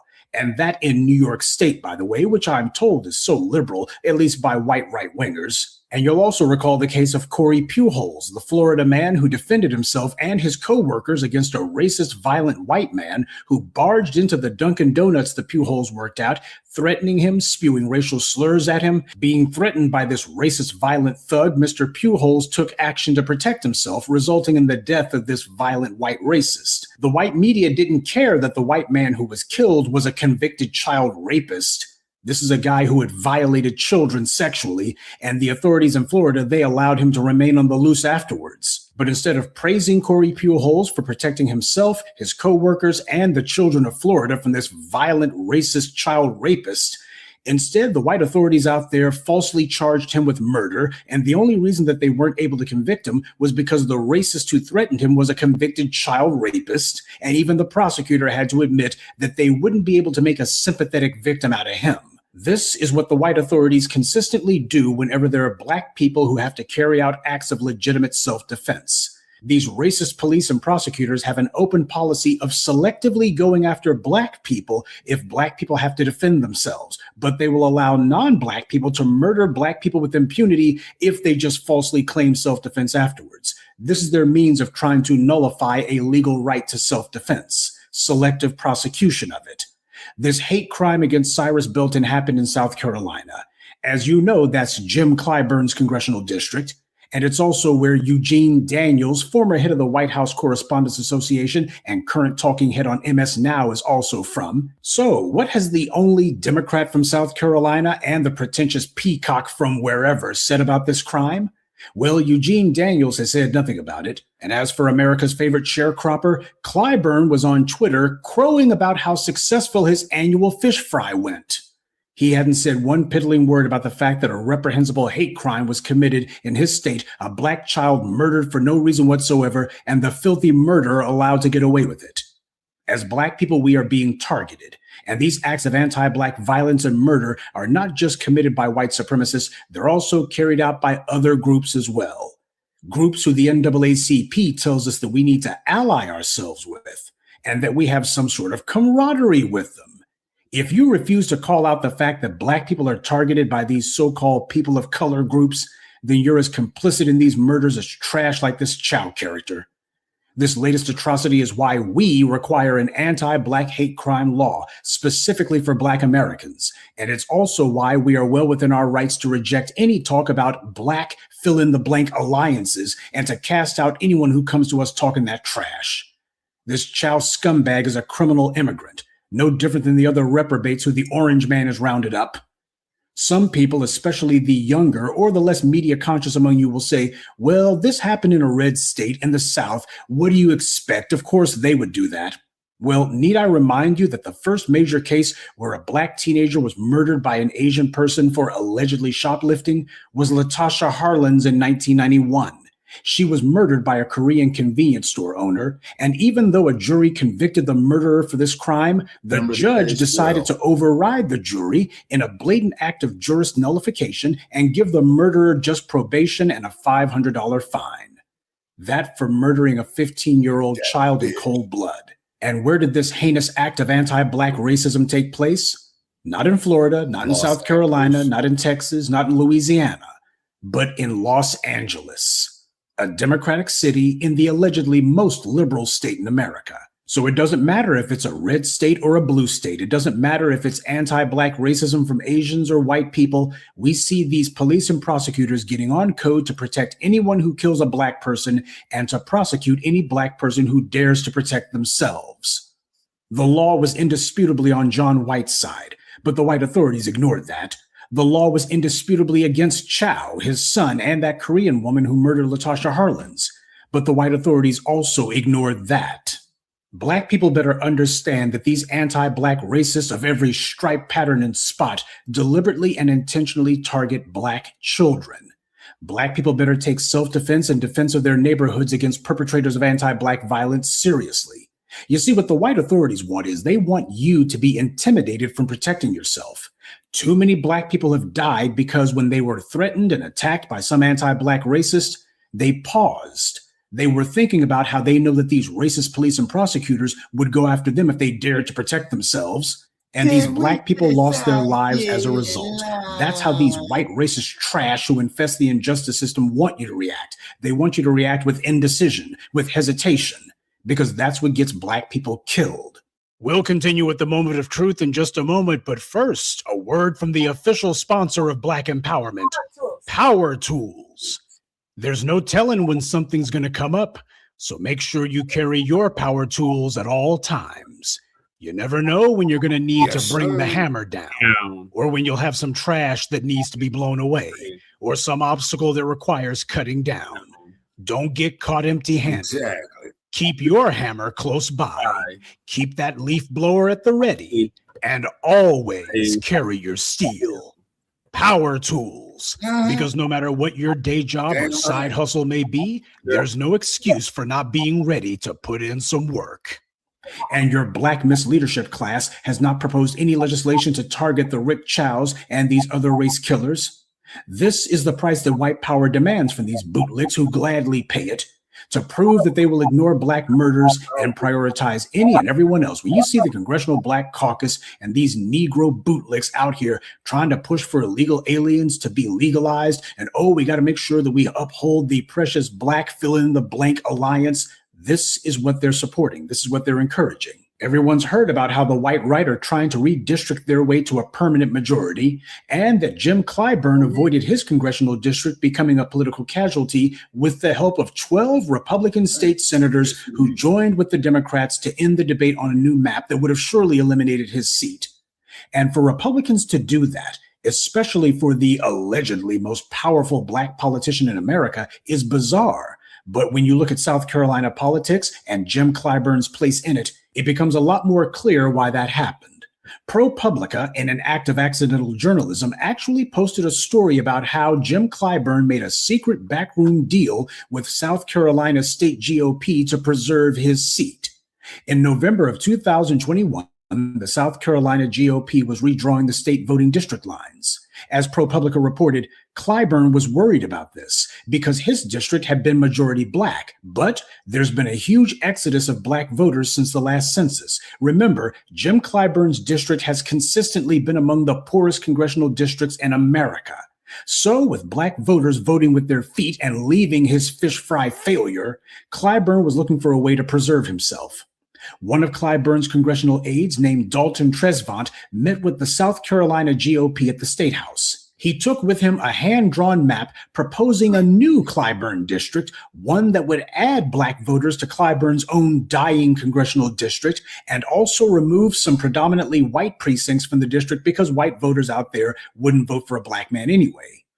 The good old boys in South Carolina liked this proposal, and when they finalized their map in 2022, wouldn't you know it, Jim Clyburn's district now had more Black support, which was done at the cost of removing Black voters from another congressional district that Democrats had held as recently as 2018. So now Democrats in South Carolina have no chance of winning any seat other than Clyburn's. He effectively mandated with the Republicans that he should be the only game in town. The Black media has been calling out these plots and schemes by the white right like Shelby V. Holder and others, and yet the Congressional Black Caucus, including Jim Clyburn, have been quiet about it. Negro Jim Clyburn, the most powerful Black politician in America, who apparently is powerless to speak up either for Democrats or for Black people in South Carolina. And now you see why. He's been making deals with the very GOP who redistricts his colleagues out of office. So long as Jim Clyburn gets to retain his seat, the GOP's racial gerrymandering, well, that's everybody else's problem. This is why, while the permanent activists were worried about redistricting, Jim Clyburn wasn't on a warpath about it. He wasn't worried at all. And he's not saying anything about the murder of Cyrus Belton either. He's a dark-skinned good old boy as he sees it. I didn't include it in the Sunday address, but if you were unfortunate enough to watch Clyburn's interview with Eugene Daniels, you would have heard him basically lauding the racist white population of South Carolina for its historic bigotry, which he tried to characterize as just being the good old boy charm of the adamant nature of South Carolinians in general. He was talking about the Civil War when he was saying this, except he couldn't and did not give even one example of Black South Carolinians who were racist or tried to overthrow the government. And what did Jim Clyburn do after his secret deal with the South Carolina GOP took place? In 2024, he was busy lecturing and whining at activists who demanded that the police be punished for their crimes. He wasn't yelling and barking at the prosecutors and the police who allow animals like this Chow character to murder Black children. He had nothing to say about that, no legislation to propose either. Only thing he was outraged about was that his boy, Jamie Harrison, lost his Senate race, which he was damned to lose from the beginning. And Clyburn was busy looking for a scapegoat because, after all, how could the most powerful black politician in America fail to get one of his black flunkies elected to office? This is what the white DNC leadership and the Congressional Immigrant Caucus tells you and me qualifies as black representation. How is Jim Clyburn, this decrepit creep, any different than what you would expect from any white Republican in South Carolina? This is what the sole black congressman from South Carolina was doing before, during, and after the murder of Cyrus Belton. He's only been focused on himself. And yet this is the guy who will tell you that he's representing the black voters out there. Well, where's the bill that he's introduced that would go after racist trash like this Chow character? Where's the law at to punish these sheriffs and prosecutors who allow these criminals to commit their crimes with impunity? The reason Cyrus Belton was murdered is because the authorities made the decision that they would refuse to enforce the law where criminals like this Chow character are concerned, because they wanted him to be emboldened to kill a black person, armed or unarmed. And as we saw, even without the phony canard of shoplifting as a feeble pretext, they still got on code anyway to ignore the law for a murderer who shot a black child in the back after chasing him 130 yards. Most of you, in the sound of my voice, you be winded after 130 yards. This guy was on a mission to kill a black person, period. Why? Because he had already been shooting black people before for no reason. To confront and defeat the forces of anti-black racism requires momentum. Now, when you have actual representation, that momentum comes from the policymakers who begin agitating for changes that need to occur.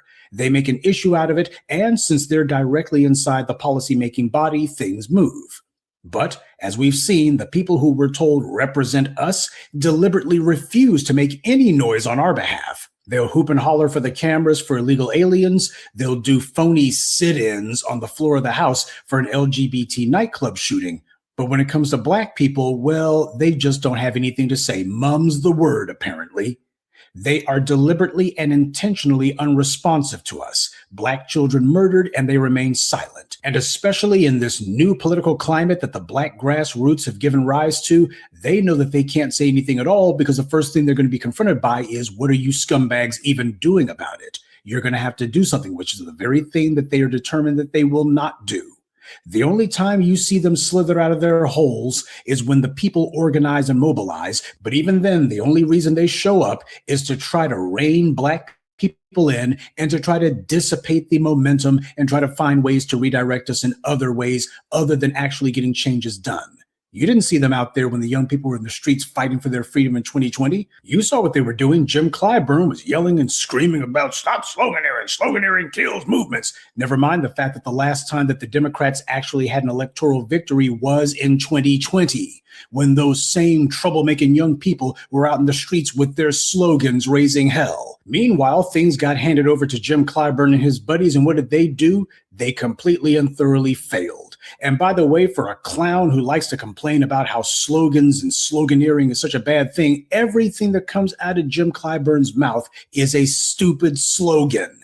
Everything that he says is one slogan after the next. And that's the reason why bootlicks like him are hiding at times like this. Few of them say a word about policy, and none of them says anything about punishment. The black misleadership class is not and has never fought for us.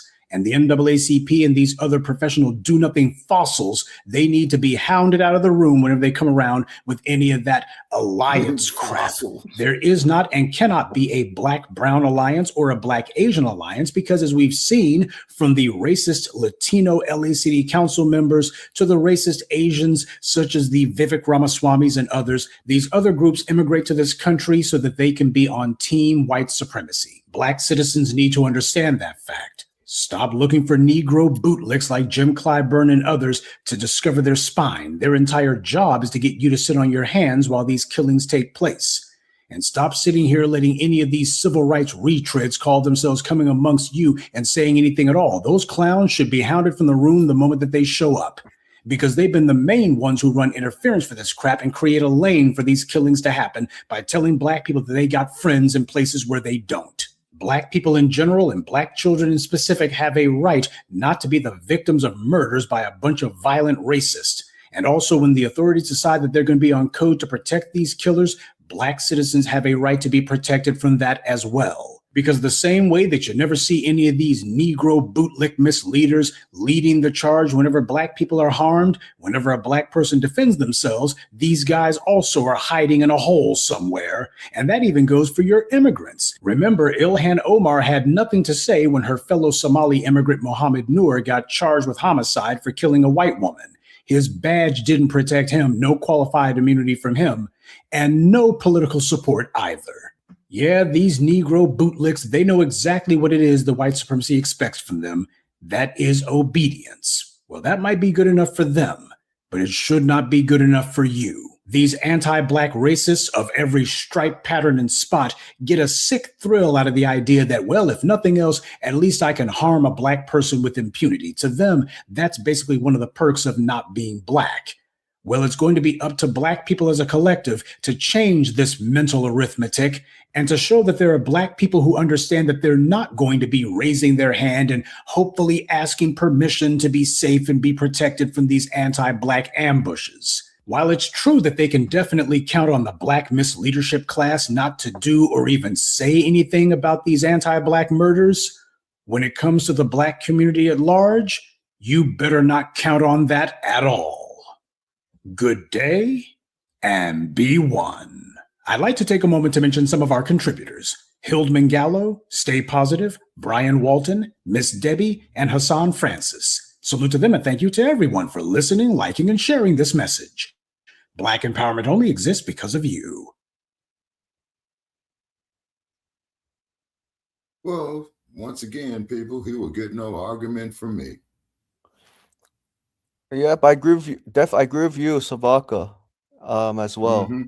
Yeah, because Professor Truth is like it's telling the truth, right? And it's like nothing new, right? Like what really has changed with Asians? Nothing really has changed, despite despite more Asians voting for voting for the Democratic Party, right? And supporting civil rights. However, when it's convenient for them, but when it comes to reparations, they definitely oppose reparations. So I always look at the Asian voters, even though they don't vote for Democrats higher numbers, but begin to become more liberal. It's not that different from white liberals.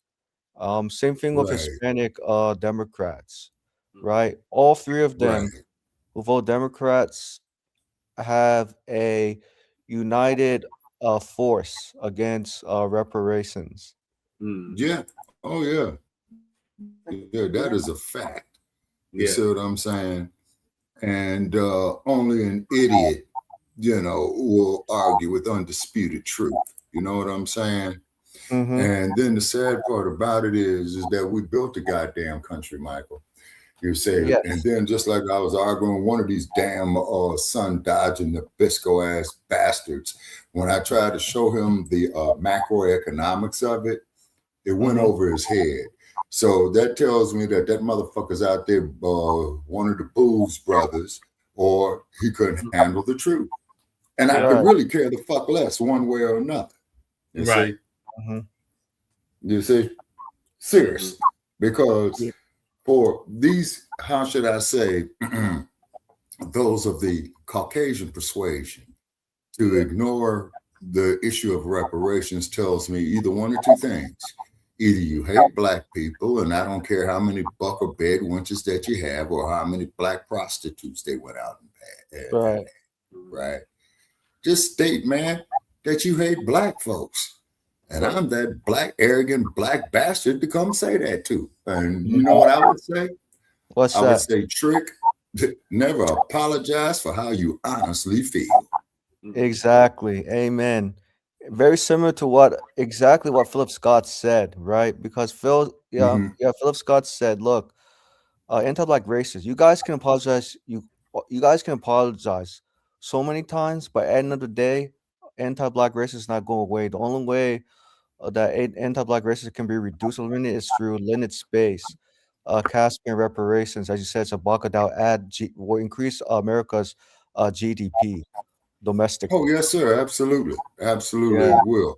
And then also, too, Michael, in addition to, as I said, when a dumpster, as in human shit, and I want to make that perfectly clear, by the way, when he said get rid of DEI, the best thing to happen for Black businesses, because that way there we could build up our own infrastructures, number one, and we could hire our own people. But I do honestly believe that a lot of Black entrepreneurs that have made it, they'll probably, put about 60% of the brothers in, and then they'll probably, have the other 40%, in lower management positions.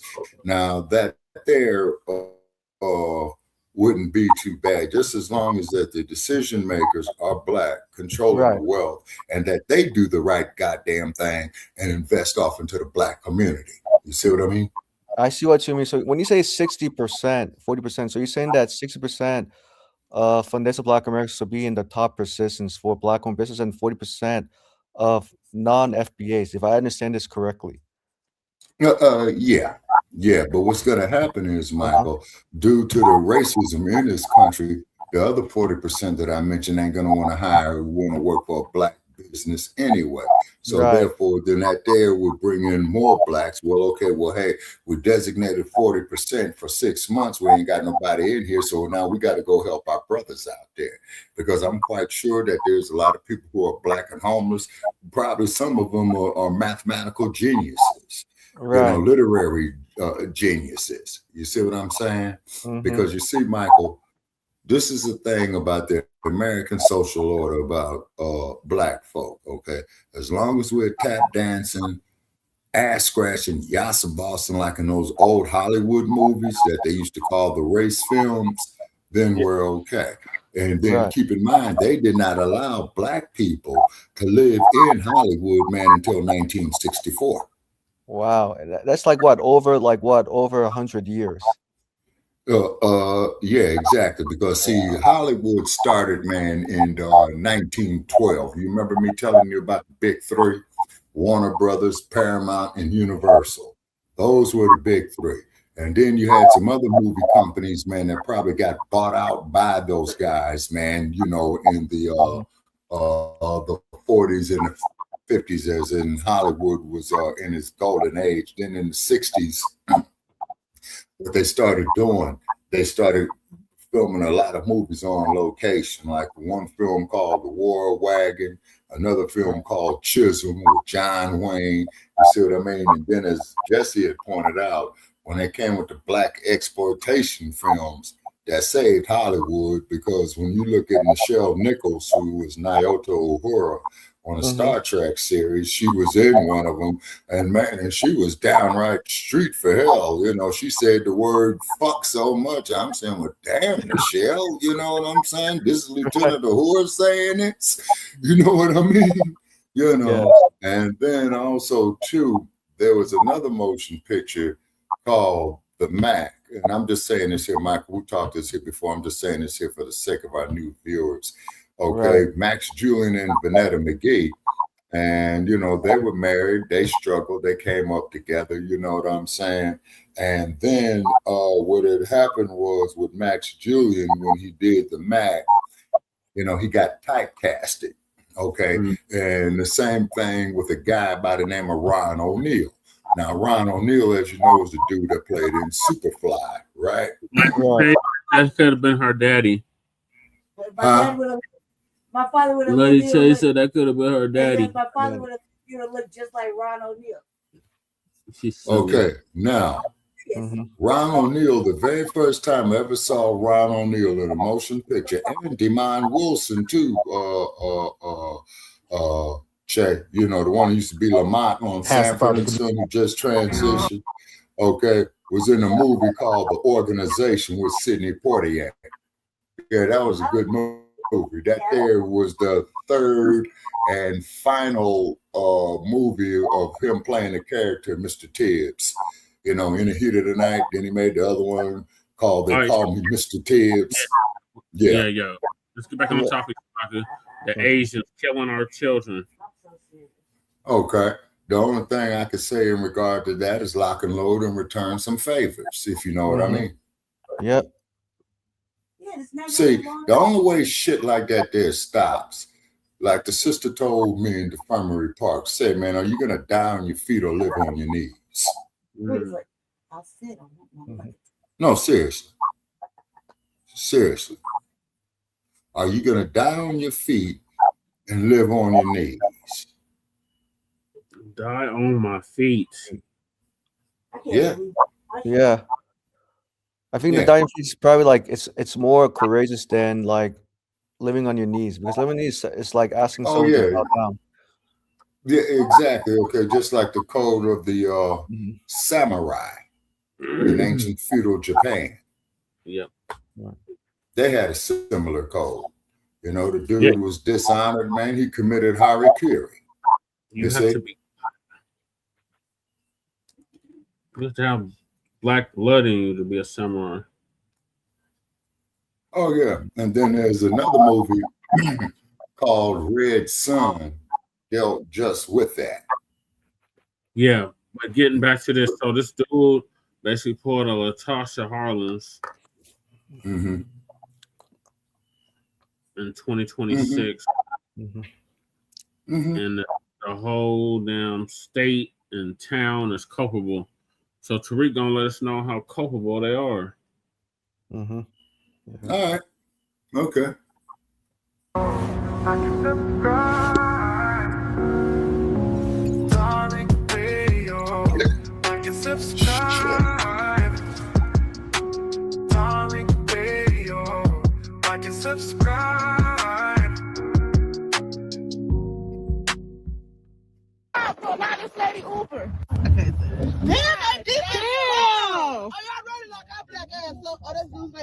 Oh, hell no.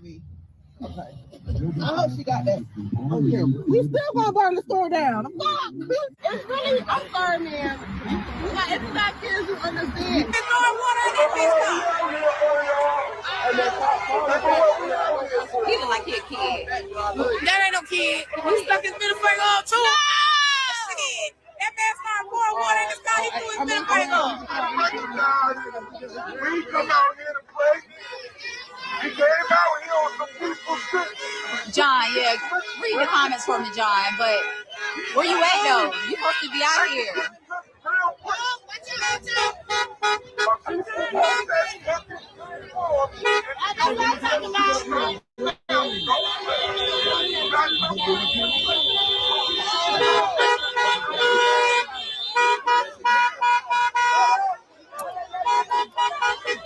So listen, look, we got to talk about some things. Where my South Carolina family? Where's the family in South Carolina? Respect to the South Carolina family. They're getting real active out there in South Carolina.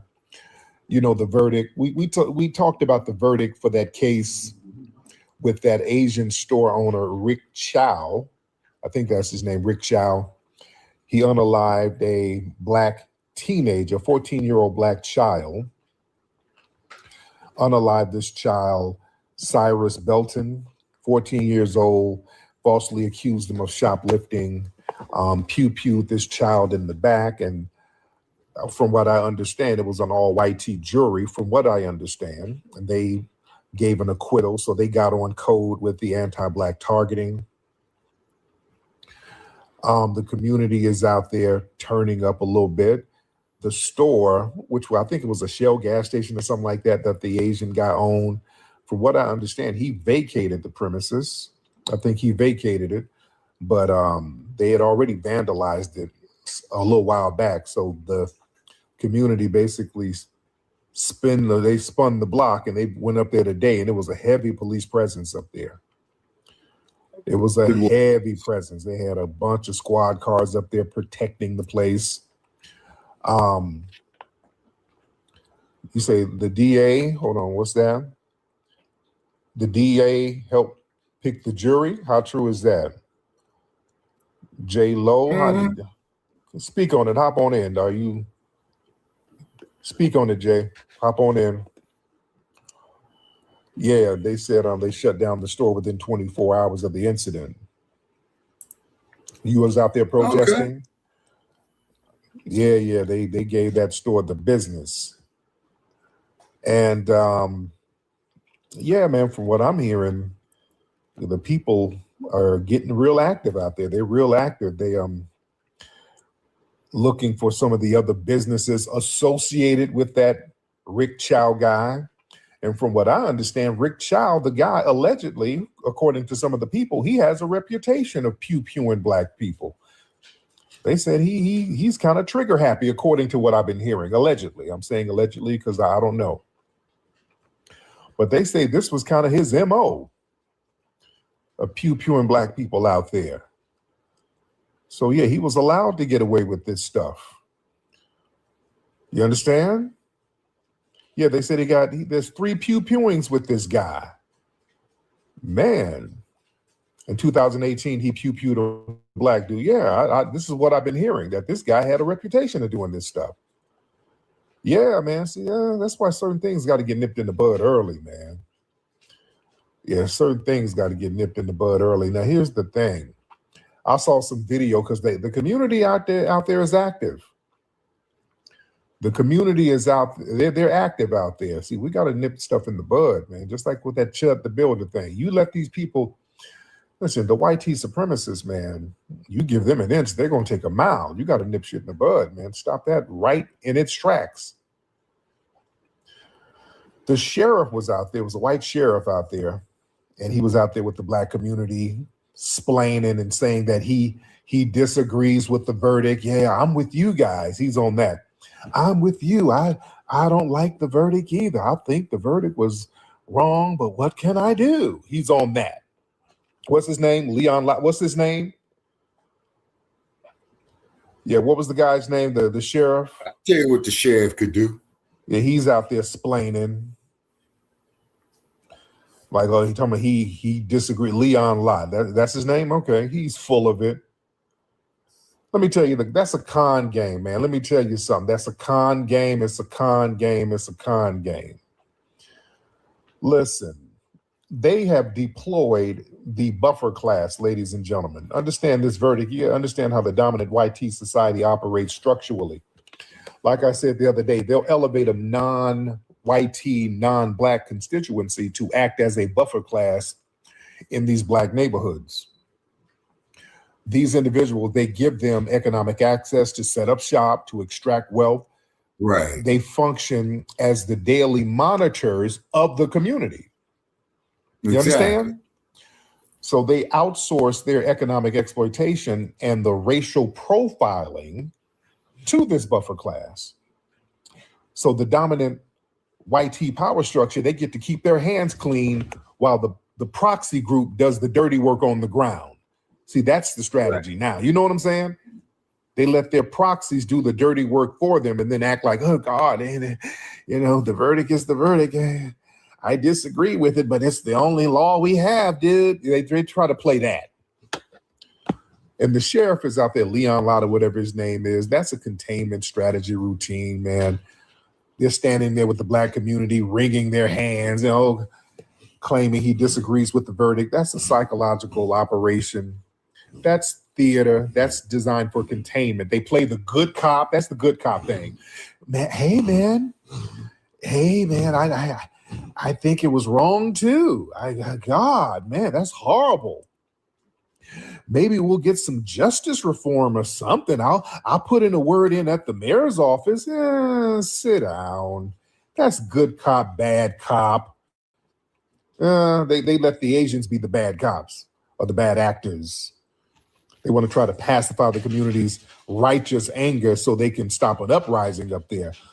He's out there trying to act like an ally I'm just as shocked as you are. No, they're not. All right? Don't fall for that.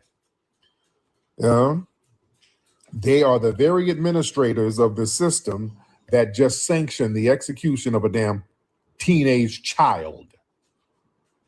You understand that? They like to weaponize that the law is the law. That's the core of the con game. The dominant society, they build their legal framework riddled with loopholes specifically designed to justify violence against black people. You allow a grown man to chase a fleeing child 130 yards and shoot him in the back and then claim self-defense? What the hell? Yeah. When the acquittal happens, the politicians and the judges throw their hands in the air and say, oh, God, our hands are tied. The law is the law. They play innocent and acting like the law is some kind of natural weather event that they can't control. Stop that bullshit. Don't let them run that game. Let the law go in the favor of a black person and not a white person. They'll change that shit overnight, just like they did with Bill Cosby, because the statutes of limitations was way past due for all of these damn lying white women. They were like, well, you know what? We're gonna have a new law. Okay, the statutes of limitations can go back 100 years now. So yeah, if you claim that Bill Cosby or any other black person touched your titty in the 1950s, yeah, you can get a civil suit on them. They'll change the law overnight. Don't let them run that. The law is the law. They change the law whenever they see fit. They control it. The laws are controlled by people, and we can control the law too, by the way. You understand? That's what I want us to understand. We can control the law too. You get out here on these streets and put some pressure out here. We changed the 14th Amendment. We changed the civil rights law. So I want us to understand the power we have. We can change the damn law. All right?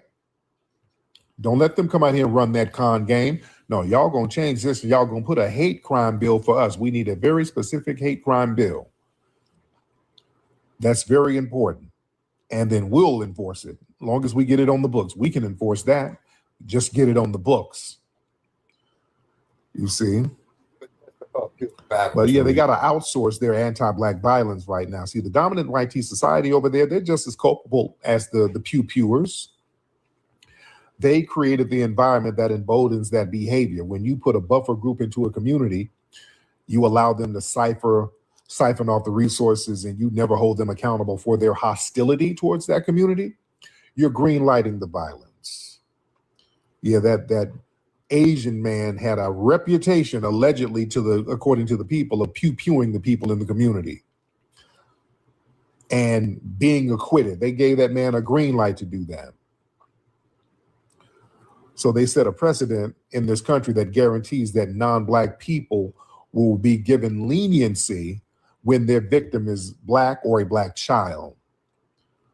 You understand? Where is that Mr. Chow from? Where is he from? Rick Chow, where is his family? He's Asian, but what part of Asia?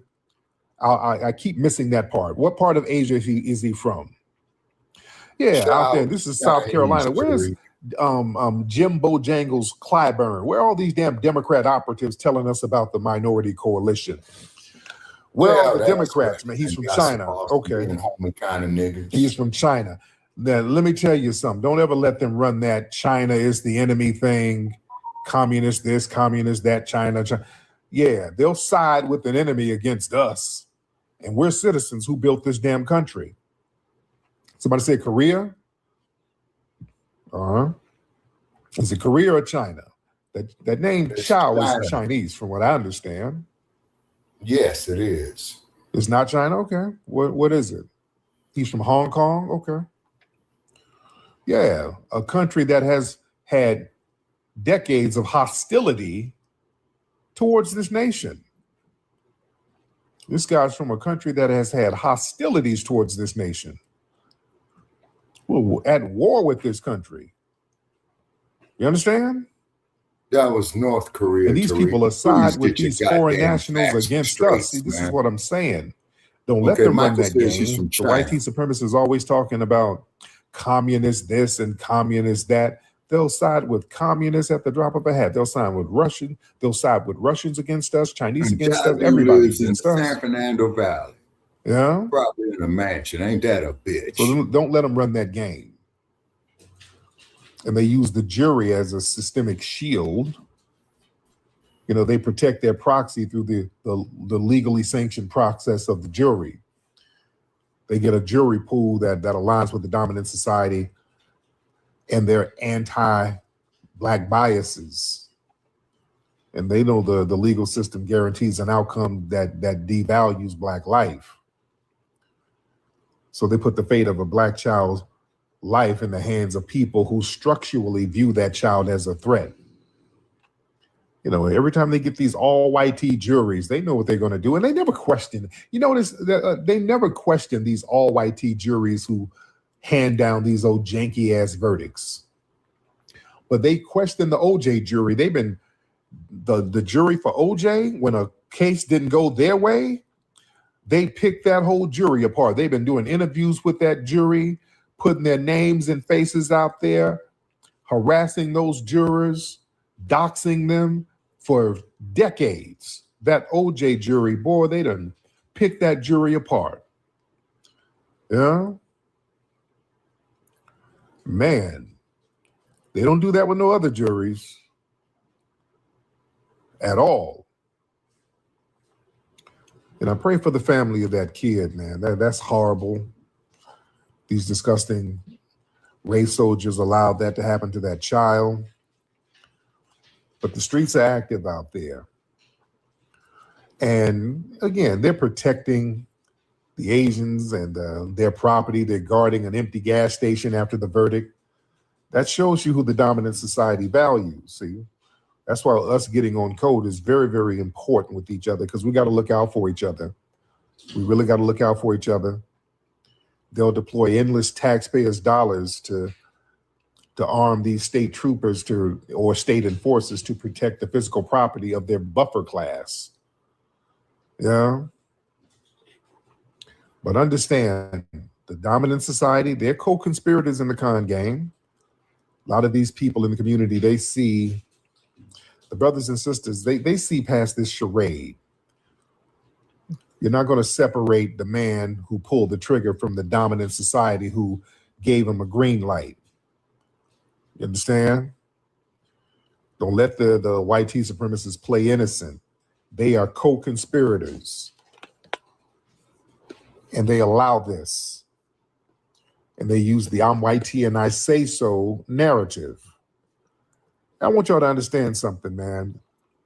And you got some of the white T extremists online bragging, he got what he's supposed to get. He deserved it. He shouldn't have been stealing. He shouldn't have been doing this. He shouldn't have pointed the pew pew, which he did none of that. But they're using I'm white and I say so. This is how desperate and weak the white T supremacists are. That's a desperation play. See, the white T supremacists, they rely on the arrogant delusion that they can alter reality by decree. They use their institutions to label innocent Black children as threats and criminals based on I'm white and I say so. They want to flex their power to determine who lives, who dies, who's considered guilty, who's innocent. But needing to rewrite the reality to justify an unaliving of a Black child, that's not a sign of institutional strength. That's a sign of weakness. That's the ultimate sign of cowardice. And when you embrace your cowardice, that's a desperation thing. You know, look at what these white supremacists are doing. They're beating up on women, just like that cop out there socking up the sister, just for no reason. Pew-pewing children in the back and co-signing it. When you embrace being a coward like that, you feel like your days are numbered or something. There's something going on. They feel desperate and they feel like they're going extinct. They got to do anything to feel like they're getting a win. Yeah? There's absolutely nothing strong, nothing dominant, nothing supreme about a grown-ass man hunting down a damn child and pew-pewing him in the back. Yeah. And the system of these cowards co-signing that and giving the people who do that impunity. You know,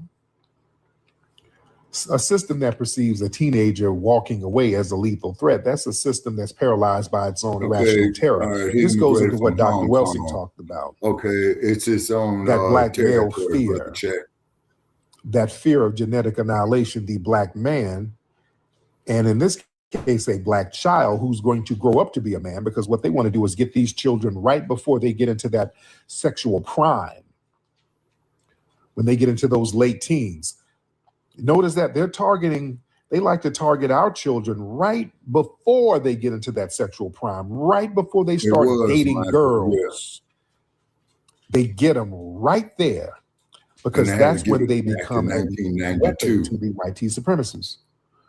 This is real deep. Y'all need to study Dr. Welsing's work. She broke this down, how the Black male in the system of white T supremacists always has to be targeted because they have the physical and genetic wherewithal to annihilate the white tea supremacists just through sexual intercourse. It's Well, there heavy. ain't no black power in white It's pussy. heavy.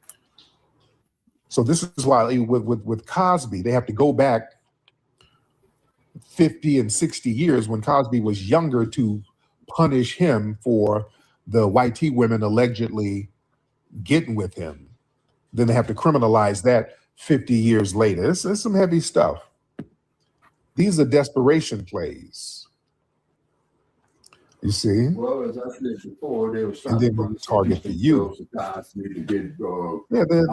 there's a demographic panic. They feel like their days are numbered. Why do you have a need to project this false strength now? You're doing the math. You know that your demographic and your cultural dominance, which you really don't have. You don't have cultural dominance, never had it. You have institutional dominance. But that's slipping. They feel like their days are numbered. When people are secure in their power, they can just afford to just chill. When they know the paradigm is collapsing, they become hyper-aggressive, reactionary, desperate. Sanctioning the unaliving of our youth, that's a pathetic panic attempt to maintain a grip on society that you feel is slipping through your fingers. And it's not going to work because it's making the victims of that turn up. You see? And they thought that they were going to replace us with a more docile tether class. See, this is where all of this stuff ties in, delineation and all that. See, they wanted us. What they were going to do, they were going to try to replace us or just infuse us with a tether buffer class within our community who would undermine us and infuse some of their docility. So anytime we challenge white tea supremacy, there's some melanated tether who's sitting up in our community saying, hey, we need to stop. We need to leave these white people alone. We need to stop.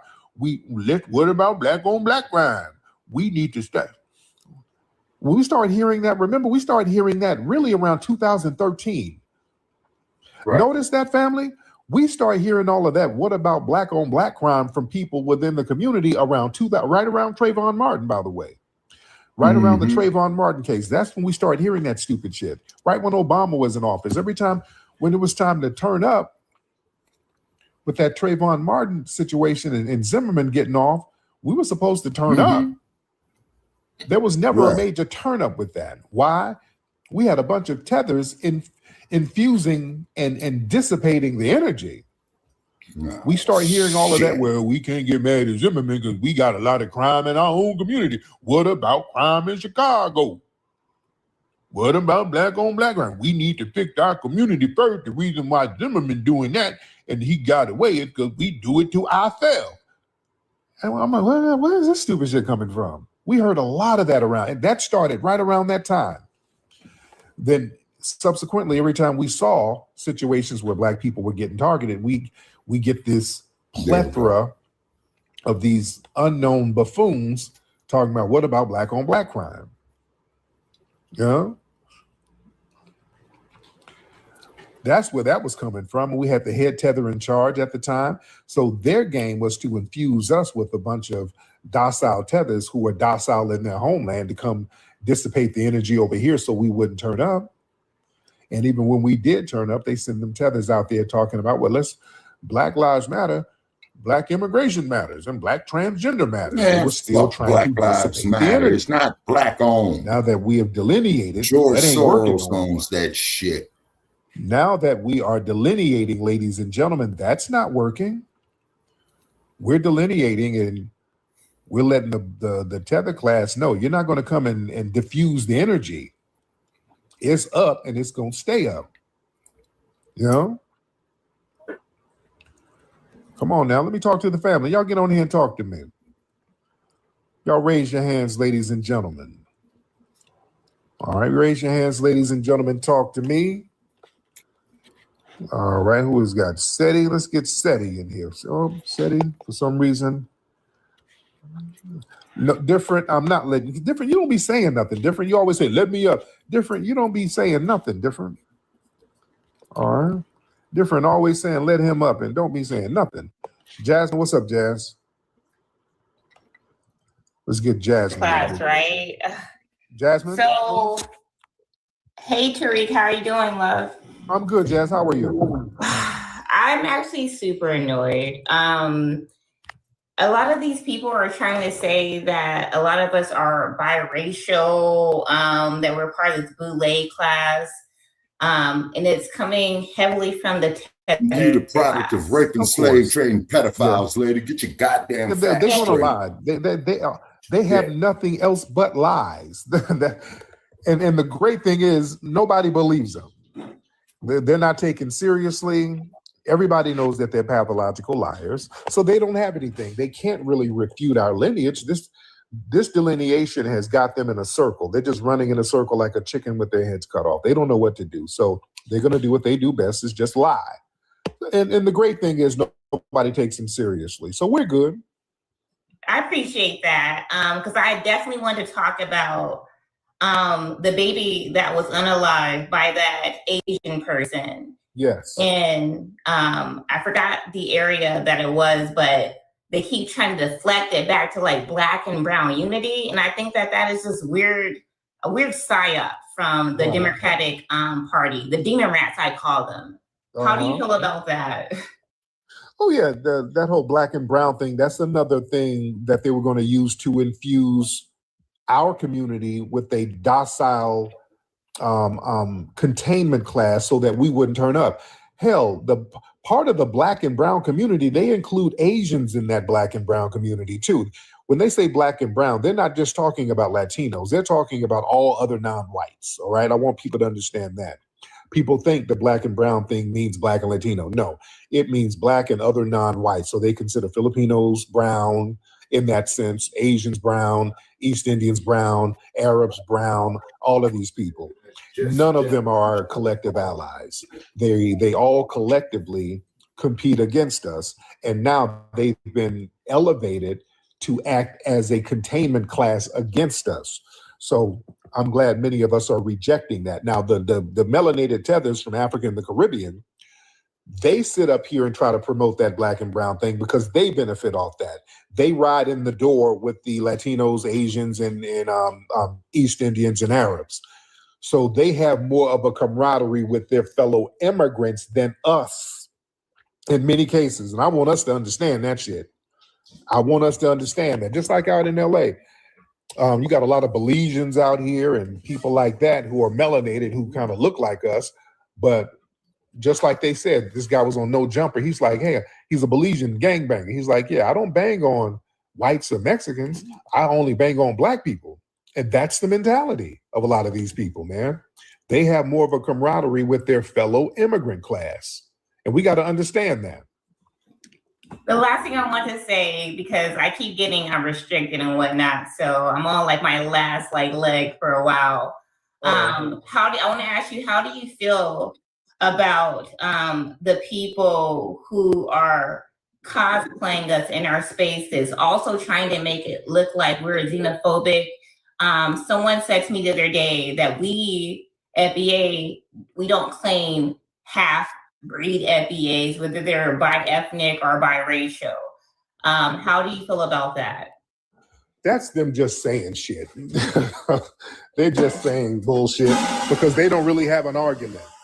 They always try to make these weird DNA claims. They listen, these folks literally don't have an argument. It's like monkeys in a zoo. When you're frustrated, you just start crapping and throwing it at the wall. That's all that is. That's crap at the wall. It never stops. I want y'all to understand that. Y'all excuse my noise in the back.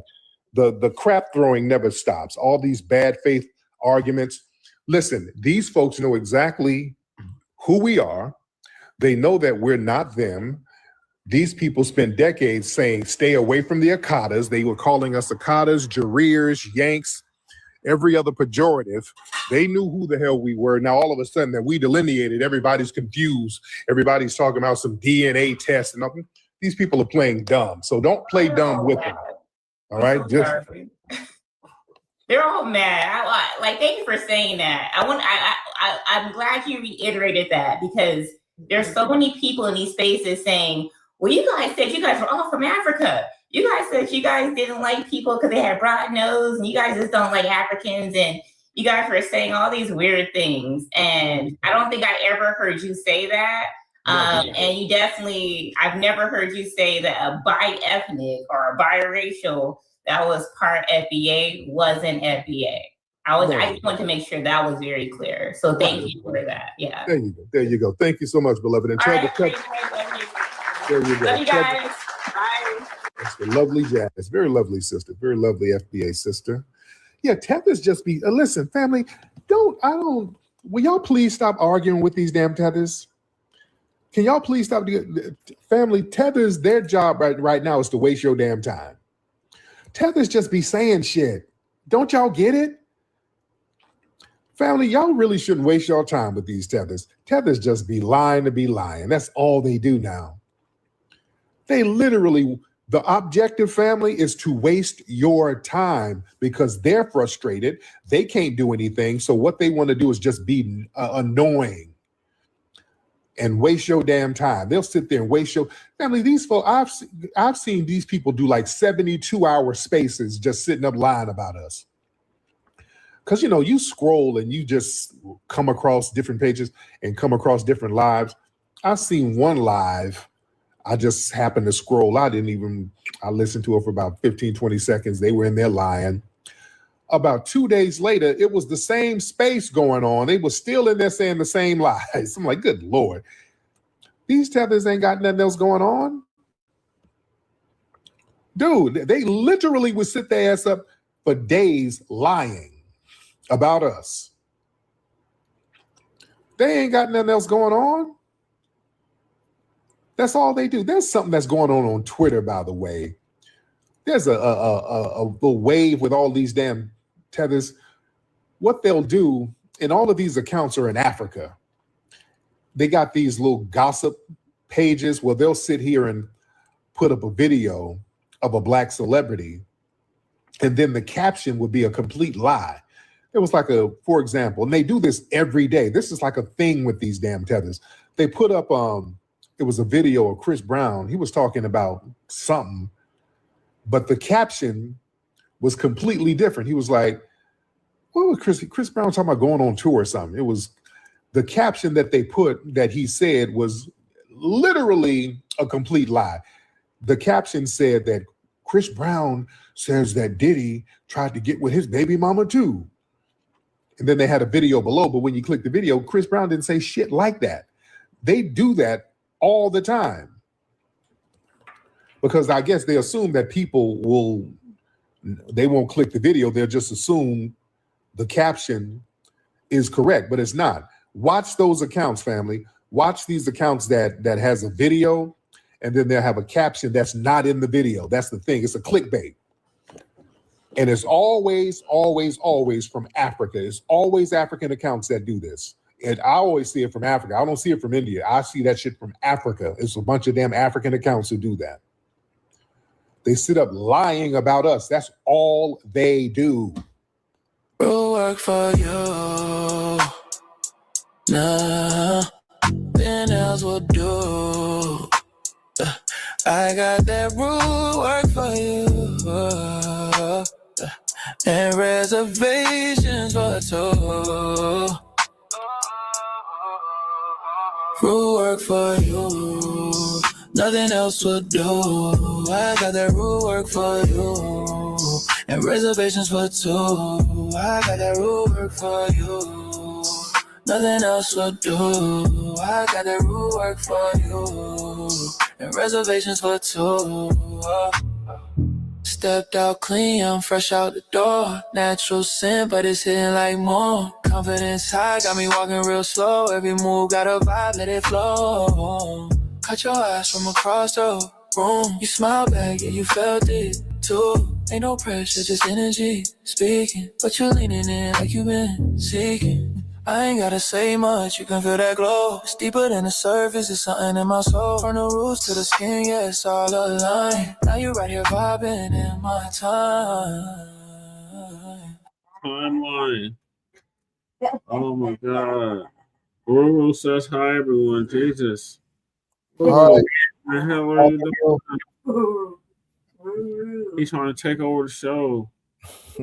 I know, I told Jesse. you, man, you need to put the logo up there. It wouldn't be like the MGM line. Lady Chase working on it. She's working on what? Hey Jesse, you should be like you should. Hey Jesse, have you thought about being a new sheriff again for Emerald? With Amaru. No. No. Amaru. Amaru. All right, ladies and gentlemen, boys and girls, thank you for joining us on the stream. We greatly appreciate it. Make sure you hit that like button. We here, the subscribe button. So tonight, Black News. Like all right, Black Experience Enhanced Life page. what are your thoughts on what Tariq just went over in regards to South Carolina and the Rick Crow? Okay, Yeah. what it is, Brother Che, as we have stated so many times, when it comes to us, okay, white supremacy look at us as subhuman. But the reason why they look at us as subhuman because they're no good in the pistol, sun dodging, pink ass motherfuckers want to be us. That's why. We're talking about the yellow man, Shabaka. This is the yellow man that this is. Oh, okay. Well, we're doing now on that regard. They want to be carbon copies of the white colonizers. No disrespect to Michael. No, Michael's an ally. He's a true ally. It's not including Michael. Right. Mm-hmm. He knows people better than we know his people. And he's already. But keep in mind, though, too, Brother Chase, like I said before, you got to keep in mind is that Asians, man, they keep their circles very, very close knit, and I'm not mad at them for it. We as a people, we do the exact goddamn opposite. Yeah. That ain't too smart. Nope, you're right, Shabaka, but it's too much self-hatred going on. Yeah. Well, see, that's the key right there, Brother Che. That's the key. Man, wait a minute. Is that a pony shirt on I see, man? Hoodie, a Bronco hoodie. You damn skippy, Shabaka. Man. Yeah, but to chime in, so Rick Sal, to be honest, right? Not surprised, because it's a perpetual cycle that has been designed by racists years later. Yep, especially going back to like from 1991, like Russell Harling's death, committed by a racist Korean store owner, right? Sunda Jo was her name. Yeah, Sunda, exactly. Yeah, I can't pronounce her name. Sorry, right? And so it tells me that nothing has really changed with my people. If you don't go somewhere, where's the paper bag? We call them the ain'ts. They ain't going Oh man. So we got some NFL rivalry in here. But I'm just saying, like, and it's like like I said, Rick Sal, to be honest, to do this to a Black American customer over what a $2, I don't know, like candy, it tells me that Rick Sal values money over FBA. So it really tells me that yes, Asian people are very big into capitalism, even though capitalism is hurting them, and unfortunately, most of my people don't want to wake up to the fact, right? Because they always think that white America is going to save them, or big corporations going to side with them. Right. 9 out of 10 you're times. right. Oh, what? Okay, on the stage. What's up, young Riaz? We got okay, well, what if coach? Wait a minute. Wait a minute. Wasn't New Orleans in the Super Bowl one time? Yeah, they were 2009 against the Colts. Did they win against They did. who? They did win. Oh, that's right. They lost to them damn Lambs. That's right. Yeah, the Colts lost to the Saints in 2009. Damn. Yeah, Well, I later remember. for them Lambs. Yeah, I remember watching that game. But yeah, I was really surprised the first time the Pro Bowl was being televised first before the Super Bowl. The Pro Bowl was televised first before the Super Yeah, Bowl. aired man? first. Yeah, before the Super Bowl. Yeah, when Obama was president basically, the first time. Okay, now Yeah. if memory serves me correct, Michael, I'm not saying you're wrong. Right. But the Pro Bowl is basically the all-star game for the NFL, man, and that's played way after the Super Bowl. Exactly. Hey, Right. young Exactly. salute. Yeah, Yeah. and I find that kind of interesting. But what's happening is, man, here's what's going on. Okay, you got the elite class with all this money, right? Right. Okay. And basically, they would like to see every poor bastard on here dead on this planet. If you're broke, we want you dead. You know, because you all are abusing welfare and all that other type of bullshit. Then to go to find out that the majority of the motherfuckers on welfare is them Appalachian inbred Trey Brewer looking motherfuckers. Trey Brewer, Trey Gowdy, whatever, with his funny head looking ass. You know it. You know what I'm saying? Then the cold part about it is, okay, Uncle Phil right here, you know, they're trying to give him some shit, okay, is because at times I see in his comments that he's leaning toward Trump, but at the other time I see him in his comments, man, where he's backing up off of Trump. So it's kind of like, in my opinion, repeat my opinion, that he's a fence straddler. You think he's straddling the fence? Yeah, in my opinion. You know, I may be wrong, Brother Jay, but me, I'm black first, period, Right. all the way. And you ought to see the shit that comes in on my inbox, man, and on my live page. Well, you're a black racist, Shabaka. Motherfucker, tell me what corporations I control, what police departments do I control, what educational institutions that I control. I am in no position to be a racist due to the American social order. See? Yeah. And just like Brother Che calls them, you know, these WSPs, you know what I'm saying?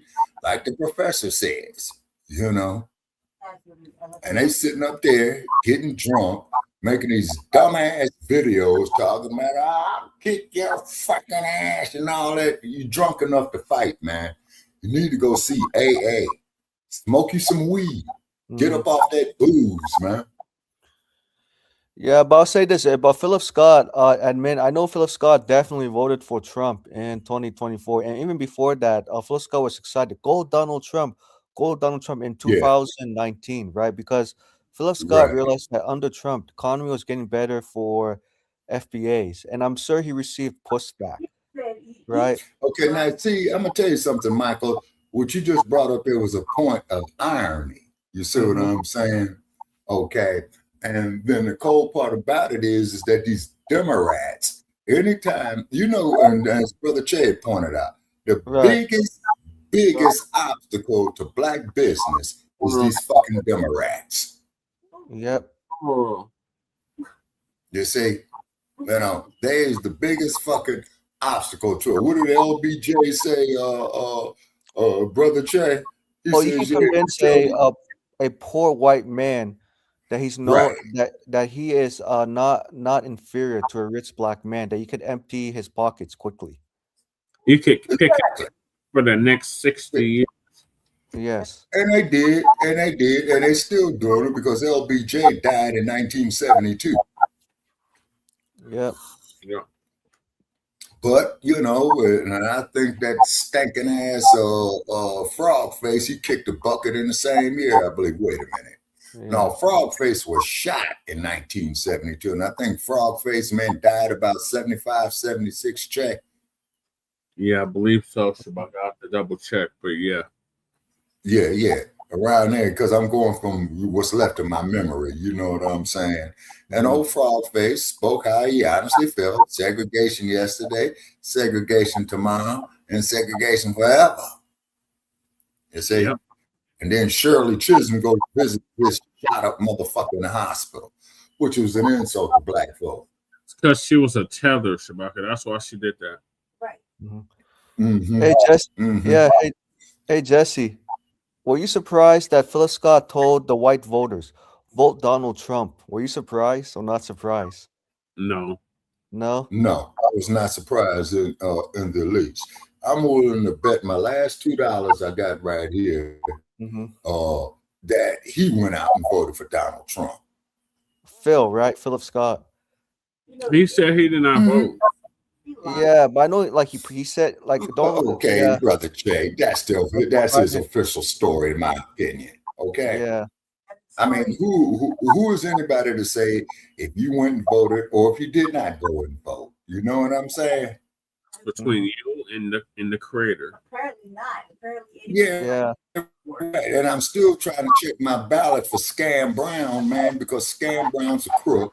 He ain't shit. I know I'm not gonna get shit, so I'm just gonna vote for Scam Brown, man, because the motherfucker, at least he's honestly telling me that he ain't gonna do shit for me, as opposed to listening to some lying ass motherfucker like Barack Obama or Bill Clinton or Donald Trump. You see what I'm saying? But at least Scam Brown is honest in his scam. Yeah, right, exactly. What would you do, man? Vote for an honest crook or a fake truth teller? I mean, man, come on. Yeah.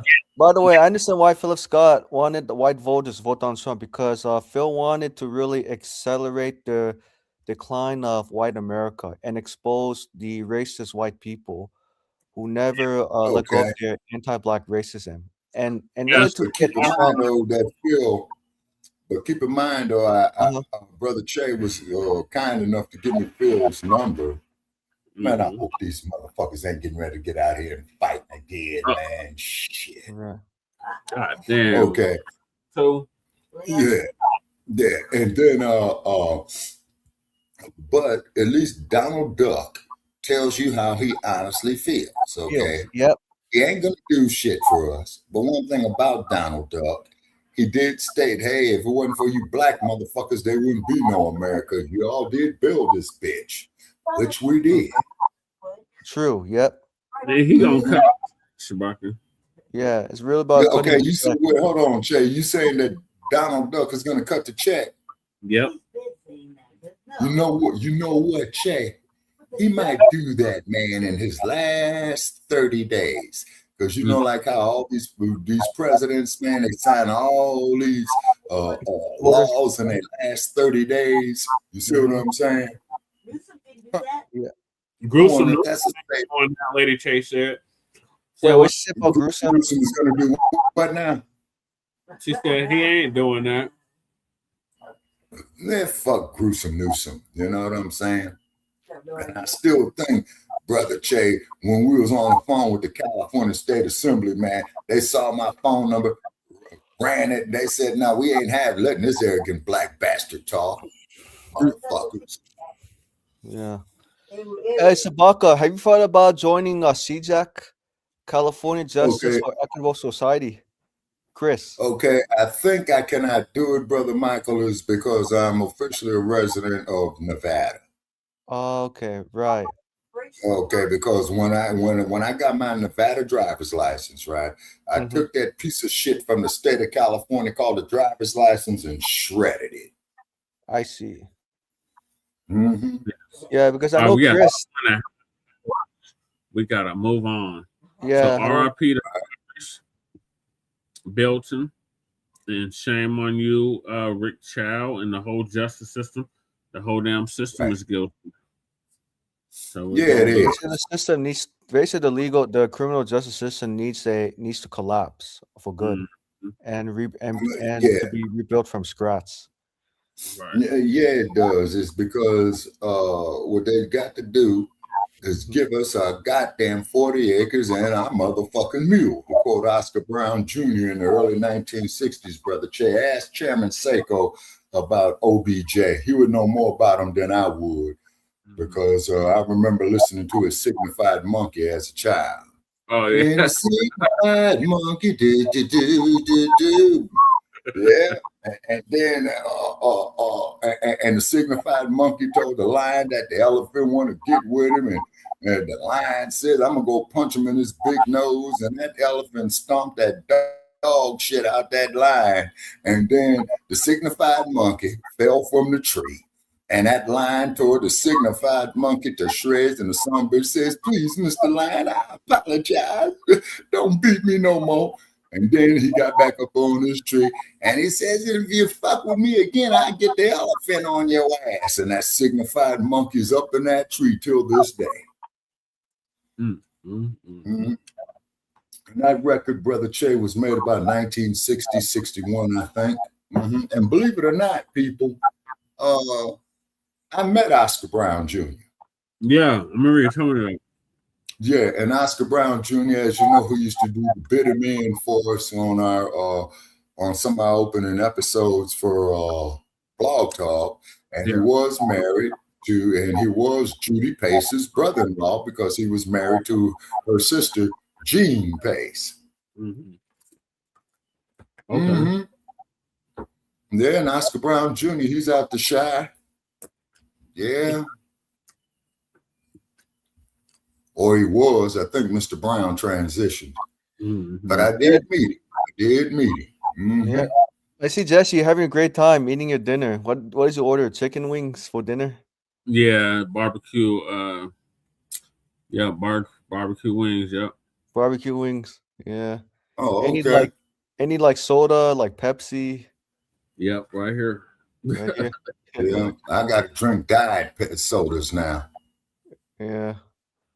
I'm sure it's like it's much better than eating at the stadium, right? At the Broncos game. Oh my God, that shit is beyond overpriced. Yeah, same thing within all the stadiums, Brother Che, is because, you know, they're the closest game in town. You see, but if you really look at it, though, from an economical point of view, if they would lower their prices on the concessions, right? Their stadiums will get more filled up. And yeah, Raiders, that's what you motherfuckers need to do for the upcoming NFL team, you lousy motherfuckers. You know, y'all with your sorry losing asses here in Las Somebody Vegas. said Traders. Did I hear Traders or Gators? Huh? Was it Traders or Gators? Man. Yeah, mine is like Sabaka. I heard that the owners of the Raiders, they don't want to lower the prices. It's like, oh, if we lower the prices, that means our shareholders are not going to make money. What's your response to that, Sabaka? My response to that is that's the problem with inherited wealth, is because I believe if Al Davis was still alive, is that he would lower the prices if his team was, if Al Davis was still the owner of the Raiders, man, they wouldn't be like that, because Al Davis had no problem firing motherfuckers, man, for fucking up. Just win. That's it, man. Yeah, just win, baby. That's a win. Now, Val is saying the Raiders been in every city like some 304s, okay? Well, Val, they only been in Oakland, Los Angeles, and Las Vegas. Yep. They only been in 3 cities. 3 cities. Yeah, there was a player, Sabaki, you're familiar with him. He used to play for the Raiders from 1978 until 1993, 16 seasons. His name, who was that? James O'Darian Thompson. He used to play various positions as offensive lineman, tackle, center. Right. And I remember the line that they had was Big Ben Davison, Gene Upshaw. Damn, I'm trying to remember the other two. Jim Otto was the center, 00. Right. And that's how I remember him being the center, because he was 00. Now, what motherfucker would want a team, man, be on a team with a number called 00? Right. It's like Gilbert Arenas. It's like calling Gilbert Arenas Agent Zero when he used to play for the Wizards. Yeah, fresh. Yeah, they've been fucking up since 1988. Yeah. I remember Marcus Allen was unhappy with Al Davis about a contract. Yeah. From what I understand, I think they had a dispute because, if I'm not mistaken, that Mr. Allen was seeing his daughter. If I'm not mistaken, but I'm not sure about that. Yeah, but were you surprised, Sabaka? Marcus Allen, when he went to the Kansas City Chiefs, he revitalized his career. He revitalized his career? Yes, meaning like that's good. But he was not the same as he was like in the 1980s. But he had a proven veteran leadership. Yeah, but the dude who really, man, who I think fucked off his NFL career was Bo Jackson, because Bo Jackson was playing the football and baseball. Yeah. Yeah. Which is quite an accomplishment. But I think what had happened was that he got injured in football, man, and that messed off his baseball career as well, too. But regardless of the fact, he still gets residual payments, man, from both those teams. Oh yeah, for sure. Mhm. I think like Bo Yeah. Jackson, he was trying to be like prime time, right? Trying to play. Yeah. Trying to be like the second professional athlete to play both sports. Yeah. On Oh, different. and by the way, okay, not changing the subject, brother Chad. Move on. Hold on. There was a cat sitting on top of my car. Sitting on top of my car like he owned the motherfucker. I said, cat. You paid the registration on this motherfucker, right? You give me the money back. You know what I'm saying? I'll let you drive this motherfucker like those AI videos where they show the cat driving. Yeah. That's funny as hell, boy. Run, kitty, run.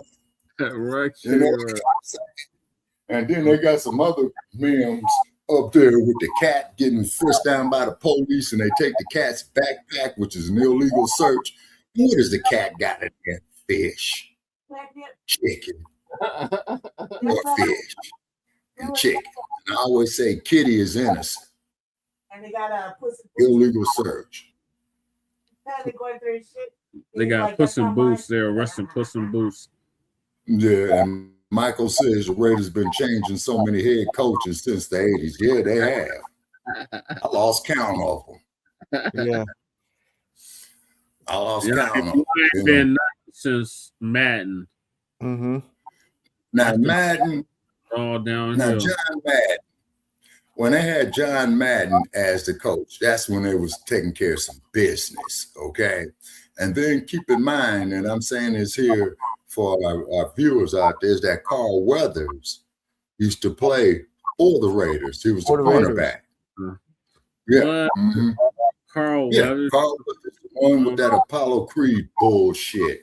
And Sylvester Stallone, your movie Rocky, although it won an Academy Award, was bullshit. Okay? You never saw Muhammad Ali come up out the motherfucking ring fucked up like Apollo Creed did. Never. You know? Yeah. Never. Yeah. So Sabacos, Howie Long is Oh yeah, everybody dug Howie Long. He was the one that stayed on the Raiders. Wait a minute, I think Mr. Long started in Oakland with the Raiders. Yeah, went through their LA years, went back to Oakland with them. Then when they came out to Vegas, I think Mr. Long went on and hung it up. And then of course, he became the time announcer for him and what have you. Yeah, I felt like he could have played. He got to stay the longest for another 10 years. Make it like almost 20 seasons. Okay, but that's just it though. Now a quarterback could go 20 seasons, but the linemen, Michael, oh man, those guys get some real bad injuries because you know they banging off these other guys, man. Then when they get piled up on recovering a fumble, man, that's over damn near 1,500 pounds on your body, bro. Yeah. Oh man, that's a lot of weight. Especially. Yeah. Yes. Don't call it bloody games for no reason.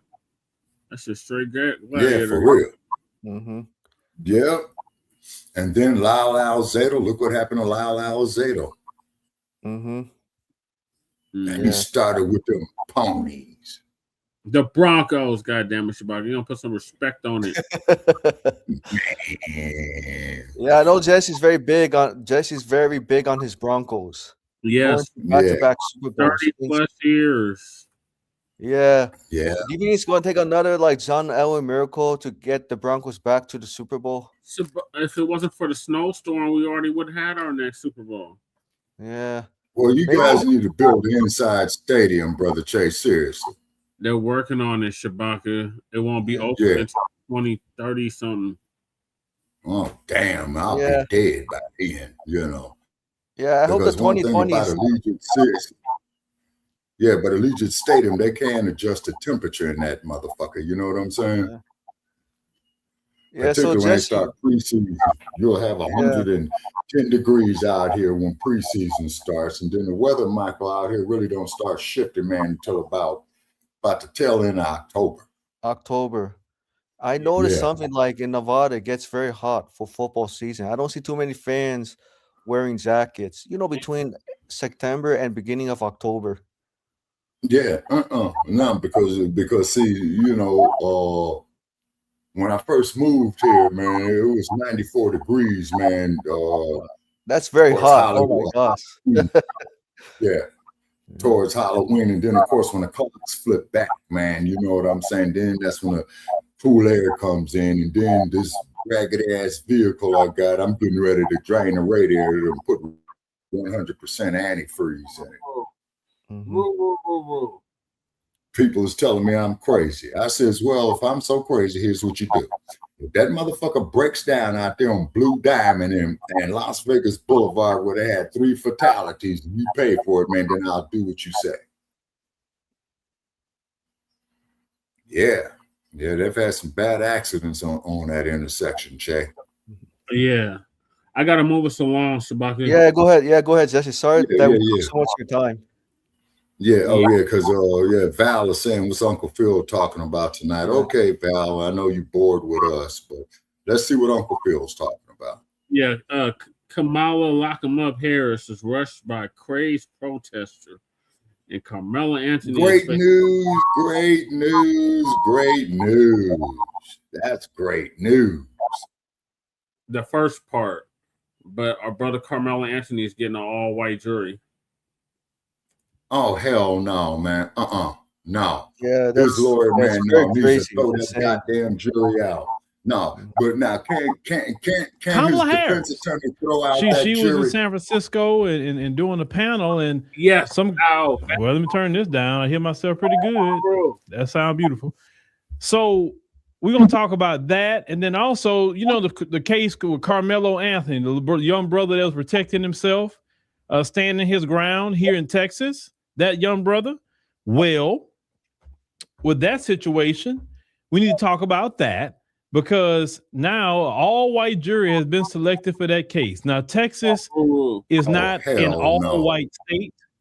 Texas has a lot of black folk, a lot of Hispanics, and they have Asians. There's a lot of people in the state, okay? And for you to get an all-white jury, that's done on purpose and it's done by design, because we know statistically, all-white juries have a high conviction rate of black people, definitely black males. By statistics, if you put one black person on the jury, your odds go up of an acquittal. More than one, it goes up even higher. But how is it, and I've always said that question, you have these so-called legacy civil rights organizations running around, and yet they never fought that issue about all-white juries. We still seeing this in 2026.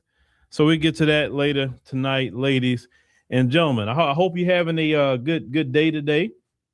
Me, I'm just still working and pressing on. I just realized today, well, actually the other day, we've had 1 year, one full year with AfroWire AI. So that was, very interesting. We had a lot of, we had a bump in the road with that, at least on YouTube and all that, but that worked itself out. So we have 1 year with AfroWire AI, and make sure tonight you go over there and check out LaSherica, the one that started it all, LaSherica and Layla. I'll be talking about some good topics tonight.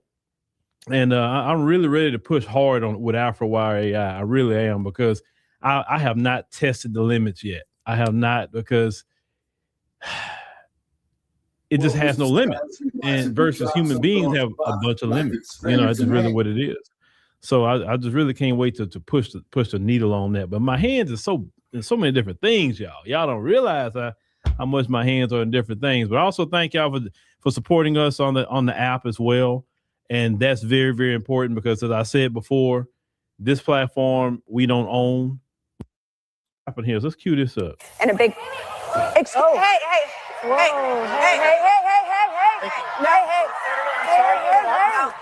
I'm just Whoa. Okay. Hi. Whoa. Wait a minute, sir. A few minutes ago, asking for your attention to a much bigger idea. Thank you so much, sir, for your big idea. But we want to make. Okay, so this guy was allowed to just rush the stage. And why is it that's Corinne Jean-Pierre? Why is Corinne Jean-Pierre is the one jumping up? And where was her security? He had a beeline to her. So if this guy had a weapon or something on him to go do or something, he would have accomplished what he wanted to do because nobody really stopped him. Security came later, but that don't really do no good. What happened to her security? She has no security? I'm trying to figure that out. There's no way he should even got to the stage. Now, I'm not a former vice president or anything, but even I had to pay attention to, hey, I got to now with certain events, I got to move a certain type of security myself. Because you got some straight weirdos out there and you don't know who they are. And they will sit up here and watch your content or whatever. And when you get in the public space, that you're vulnerable. So you don't know who these people are. So you got to have security. So Kamala, I think you need to up your security. I don't know why he came and beeline at her. I'm just trying to figure that part out. She's not the president right now. So why you make a beeline to her? I mean, you need to talk to, whatever your grievance is to the Republicans and who's running Congress or whatever right now. You know what I'm saying? That was crazy to me to see that he literally got that close up on her. But my thing is, why did she just kind of sit there? Like, ain't no way you had to run up on me and I'm just sitting there. Hell no. Like, I don't know you, bro. I'm gonna jump up and like ready to defend myself. I'm not about to sit up there and let you run up on me. Yeah, you're right. They waited like 5 minutes. Like, were y'all trying to set her up on something? Because y'all didn't move, man. Man, if that was my security, I'd have been like, you remember that video of Michael Jackson? Well, when he was trying to tell the guy about changing the music or something like that. And he said, job gone. He kept singing job gone. That's what I'd have been like. I would have told him job gone, man, you fired today. If you let them get that close to me that quick and you didn't do nothing, your job, you got to go. You got to go because you're clearly incompetent. Clearly. The moment that guy even came there, he should have got, no. That shouldn't happen. That should not have happened. They should have had some people at the bottom of that stage right there watching, and maybe even somebody at the top just kind of watching to see if anybody will rush or do anything. It don't make sense. So I hope she watch herself. You may not like her or whatever the case may be, and that's okay. You don't have to like her, but you don't do that. Sorry. That's why sometimes people don't like politics. And matter of fact, me and my wife was having that discussion this morning about politics. And she was saying that's why she can't stand the politics. She said she can't stand it. She said, I don't want to do with it. She said, I don't even get engaged with it. Even you say we may talk about it, but I don't engage that politics. You talking about sitting it out. My wife is the biggest case for sit. She preached a sermon of sitting it out. She would tell me this morning about that. She's like, look, these politicians, all of them are puppets. They don't do nothing. And say, okay, I'll go vote for them. And say, then they do something wrong. And say, well, you voted for that. He said, so you know what? Say, I'm not voting for none of them then. It should say until they want to do something. If they do something right. She said, what she tell me this morning? She said, if they would say that, look, I'm going to try to go do this in Washington, but, they want me to be a puppet, but I'm going to do this and that, but y'all got to help me. He said, because I know up here, they're going to try to make me a puppet. He said, I'll actually vote for a person like that. They be honest. He said, but all of them not honest. So what's the point? He said, I'm not voting, and I'm like, I can't say nothing to her because she really preached a sermon of voter apathy because her reasons was the politicians don't do anything. So she said, why waste my time? That's how she feel. And that's how millions of Americans feel, actually. She ain't the only one. Now, I do know voting has its place. I know, but it's kind of hard to move people when they get to that point unless you're giving them a tangible, right? This is why tangibles are important because when you have people that want to basically choose the couch, you have to give them a reason to get up off the couch. And the Democrats have never given, definitely us as black folk, no reason to get up off the couch or really anybody else for that matter, but definitely us as black folk. He gave us no reason to get off the couch. And that's why the Democrats are in trouble, and that's why they're hurting, right? That's why they're hurting right now. Now, let's get to you say they must have didn't learn from the Charlie. Yeah, didn't learn from Charlie Kirk. No, it's not that they didn't learn. No, it's not that they didn't learn. The fact is that right there would have really made me move different after that happened. I'll say, okay, all right, yeah, I'm gonna have to really get some executive protection. You know what I'm saying? And we're gonna have to do things tight. Everybody gonna be tight. See, if she had the Nation of Islam protecting her, that wouldn't happen. That I can tell you. Have you ever seen somebody rush the stage of Minister Farrakhan? Think about it. I've seen the Nation and how they move the FOI. I've seen it multiple times. I remember when I went to the Million Man March in 2015, and just where the minister was staying at, he was supposed to just come out to his car. They had about 10 dudes standing out there in them suits, and every last one of them dudes, the minimum looked like they was minimum 6'2". I say minimum, but these dudes were huge. I mean, these dudes were huge. Like, you know, they wearing them suits, but they was huge. Yeah, and, you know, FOIs you and speak to them or whatever, they not gonna say much to you because they just started looking around like they acting like they the Secret Service. I mean, they wasn't moving. And then when the minister come around, they open the door and they don't move. They stay around that brother. Around the stages where he at, they standing in the front, they standing on the other side of the stage, they check bags, they warn people down. That's how they move. That's why when I did my very, very first event here in Houston, I hired the FOI to do security. The first time I did my event in Houston, because they were checking everybody's bags, they were checking for weapons, they were checking for everything. And they was constantly walking around, looking at everybody. Yeah, it was very secure. Yeah. Hey, Cal Dog, what's happening? You gotta have security. You gotta have security. Because let me tell you about something that happened at the Ohio Block Expo. I'll tell you. So everything went good. Everything went good or whatever, man. Like I told y'all before, it's 99.5% of y'all are great. 99.5% of y'all are great people. But it's that 0.5% that you got to watch. I had some dude come up to me out the blue, you know, and I seen the dude actually from last year. I seen that guy. He came out.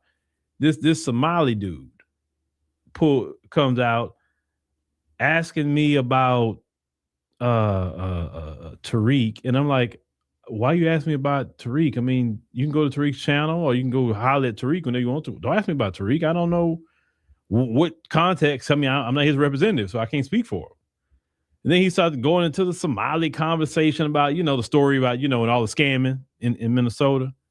I'm like, yeah, I covered that. They were scamming. Yeah, I covered it. I say, well, that story's done with. And, you know, then he just started, he wanted to start getting disrespectful. And I say, you know what? Let me walk off for your benefit, for your safety. I'm gonna walk off. Because I have way more to lose and you look like you don't.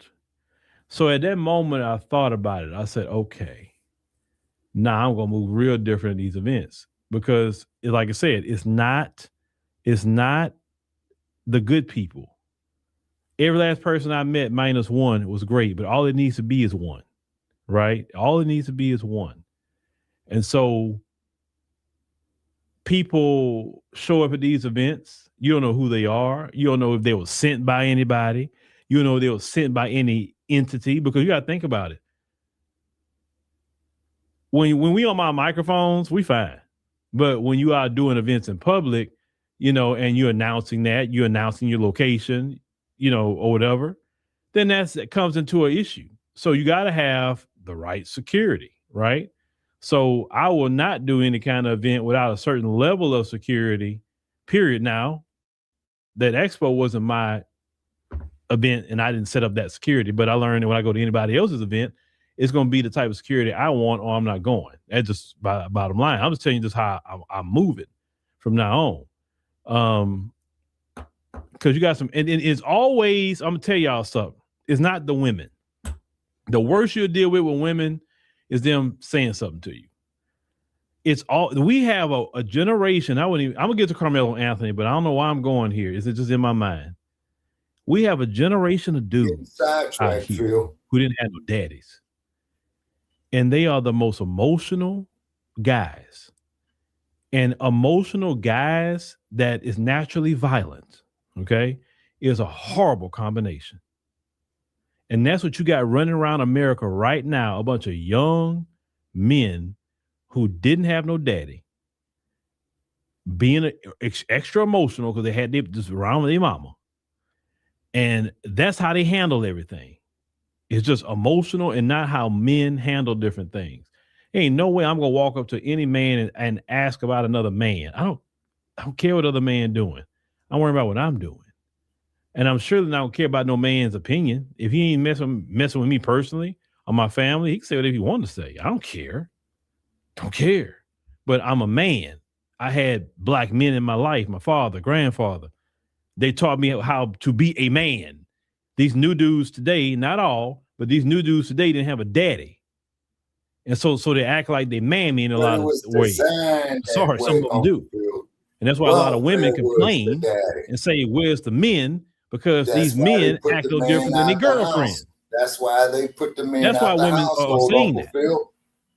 That's why they put the man out the household. They way too feminized today. And that gets on my nerves to see that. I'll be honest with you, it gets on my nerves. Okay, Uncle Phil. I'm not saying all, you but you do got a good portion. Way too emotional. God, they're emotional. A man is supposed to be emotional, bro. Let women do that. A man is supposed to get rich or die trying. Fuck that. A man's supposed to be carrying the load. No, he's supposed to get rich or die trying. That's carrying the load. Anyway, yeah, the nation is definitely on it. Now, let's get to Karmelo Anthony, because I can go all night about these emotional dudes. That's a thing for me. I don't like it at all. Let's move on. Let's move on to what I want to look at with Karmelo Anthony. So give me a second. Come on. Where you at? I was right. There we go. All right, right there. All right. Boom. So y'all can see this. So y'all just take my word for it. All right. Frisco track meet stabbing. No black jurors selected for Karmelo Anthony. That's a mistrial. Yeah. That's a mistrial. None. Now this is Fox 4. Okay. They say the pool of roughly 500 prospective jurors was narrowed down to 12 and 6 alternates in Collin County, with opening statements expected to begin Thursday. Karmelo Anthony is facing first-degree murder charges from the April 2025 fatal stabbing of 17-year-old Austin Metcalf filing a dispute under stadium tent at a Frisco regional track meet. The defense plans to argue self-defense. Court officials have banned cameras and limited electronics to keep, they say, the highly publicized racially charged proceedings orderly. You ban cameras really in a state trial? What kind of BS y'all gonna pull in there, boy? So y'all, it's already looking funny style. You ban cameras, you don't want electronics, and you know what I'm saying? And the all white jury, boy. They trying to send this young man up the road. Oh boy, it's like I see the play. Now they say potential jurors returned to Collin County on Wednesday as a high-profile Karmelo Anthony murder trial begins to take shape. Anthony is charged, of course. We know 2025 stabbing of Austin Metcalf. Police say Anthony and Metcalf got into an argument over seating in the stands, which escalated when Anthony stabbed Metcalf in the chest with a pocket knife. Now, they said after meeting with the attorneys on Wednesday afternoon, Judge John Roach excused the first 150 jurors. They said during the second round of strikes, the defense raised an issue over 3 potential jurors that the prosecution chose to strike. The defense argued that they were black females and similarly situated as another white female that the prosecution did not strike. Okay, so 3 black women they wanted gone. Prosecutors clarified that 3 women were struck for non-racial reasons. All 3 listed their occupations as educators. As it seems, the prosecution did not want educators on the jury because the alleged incident happened at a school function with school-aged children. What? The judge sided with prosecutors and agreed to strike the 3 women. Of course he did. Of course. Let's say a 12-person jury was seated with a mixture of both men and women. No black jurors were selected. There is one educator on the jury, but she's an esthetician, who teaches at a trade school, in Dallas. She does not work in the traditional school environment, or with high school age children. Okay, so they say Anthony was in court Wednesday wearing a suit and a tie, a purple shirt. Purple is the color his supporters have been wearing to the court. Now 18-year-old has more closely cropped hair. They said his face was stoic during the proceedings, but at some points he did appear to take notes. They say about 50 people, including members of the media and the public, were in the courtroom on Wednesday watching the live feed of the ongoing jury selection. Okay. Now, I don't like that. You struck 3 black women. So, okay, let's say they were educators. They mean no black people could be on that jury. So once again, let's go back. No cameras in the courtroom. Hardly no limited electronics. It's talking about his race. Okay, if it's racially charged, then shouldn't you say let's show the trial to everybody? That way we're gonna show that we can run a case that's racially charged. We want to be transparent before the world and say, hey, this is how we do things the right way here in Texas, right? But no, that's not how they want to do it, ladies and gentlemen. They want to do it where they wanted to be sneaky, underhanded, and doing things funny style. That's just really what it is. And we know they trying to do a conviction on this young man. We know.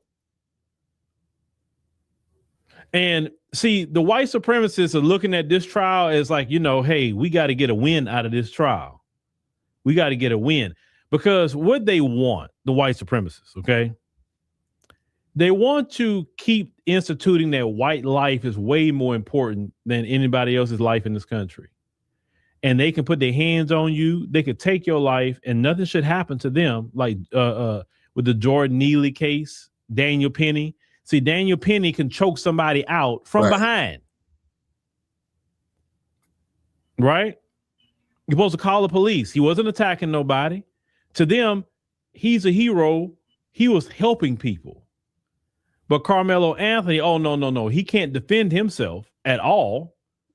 He needs to go to jail. He needs to go to prison.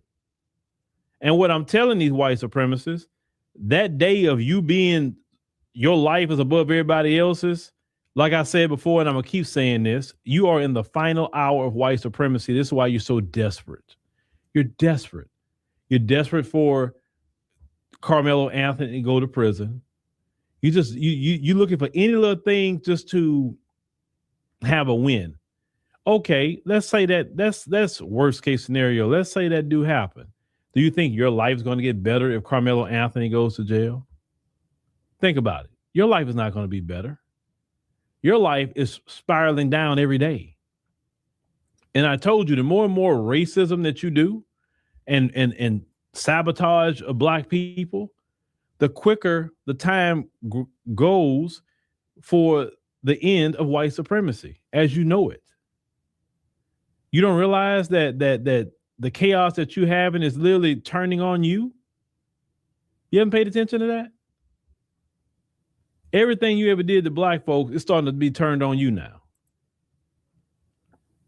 And now you want to walk around here crying that you're a victim. I have no sympathy for your victimhood because you didn't have sympathy for mine. You didn't have sympathy for black people. So I have no sympathy for you. I'm going to treat you exactly the way you treat me, period. I'm going to tell you, pull yourself up by your bootstraps. I'm going to tell you to get 2-3 jobs. I'm going to tell you stop complaining. I'm going to tell you stop being a victim. I'm going to tell you you're being lazy, which historically you have been. And that's just really where I'm at with it. I will treat anybody how they treat me. You treat me good, I'm going to treat you even better. But if you treat me worse, then don't think you're going to get them. Listen, black people, the days of us turning the other cheek, the days of us treating them good, trying to be the better person, that's a wrap. We did that already. We did that. Didn't work. So now you try something different. The way you treat me, I'm going to treat you. It's just that simple. These people this is why they're trying to do all the Voting Rights Act, trying to take away the districts. All this is trying to solidify white supremacy. That's what this is about. All of this, Karmelo Anthony, just trying to solidify white supremacy. Look at CHUD the Builder, right? Why is it that they so invested in CHUD the Builder? Because for them, they want that back where they can walk up to you and just spew the N-word and nothing happens to them. That's what they want, ladies and gentlemen. They want that. And for them, they feel like you have become way too powerful that they can't walk up to you. So they look at CHUD as a hero. But it was only a matter of time that he was going to be dealt with. And these other little CHUD copycats was trying. I've seen a couple of them that got two-pieced out here quick. Like CHUD then ruined it for them. You walk up to a black person now, ain't about to be none of that. You got to think about their psychology. Their psychology is they don't want to get along with everybody. They want to be oppressive. They want to be wicked. They want to be evil. This is what they want to be to black people. And we're saying, no, you're not going to do that. Let me tell you something, black people. People treat you the way you allow them to treat you. You hear me? Black Panther Party came to existence. I learned this with life. And the Black When I Liberation allowed Army. people to walk over me, they did. And when I didn't allow that, they didn't. That I can't tell you from my personal life. When people use you, it's because you allowed it. Oh, they use me. No. You allowed them to use you. You got to take responsibility of that. And now prevent that. Like these other groups.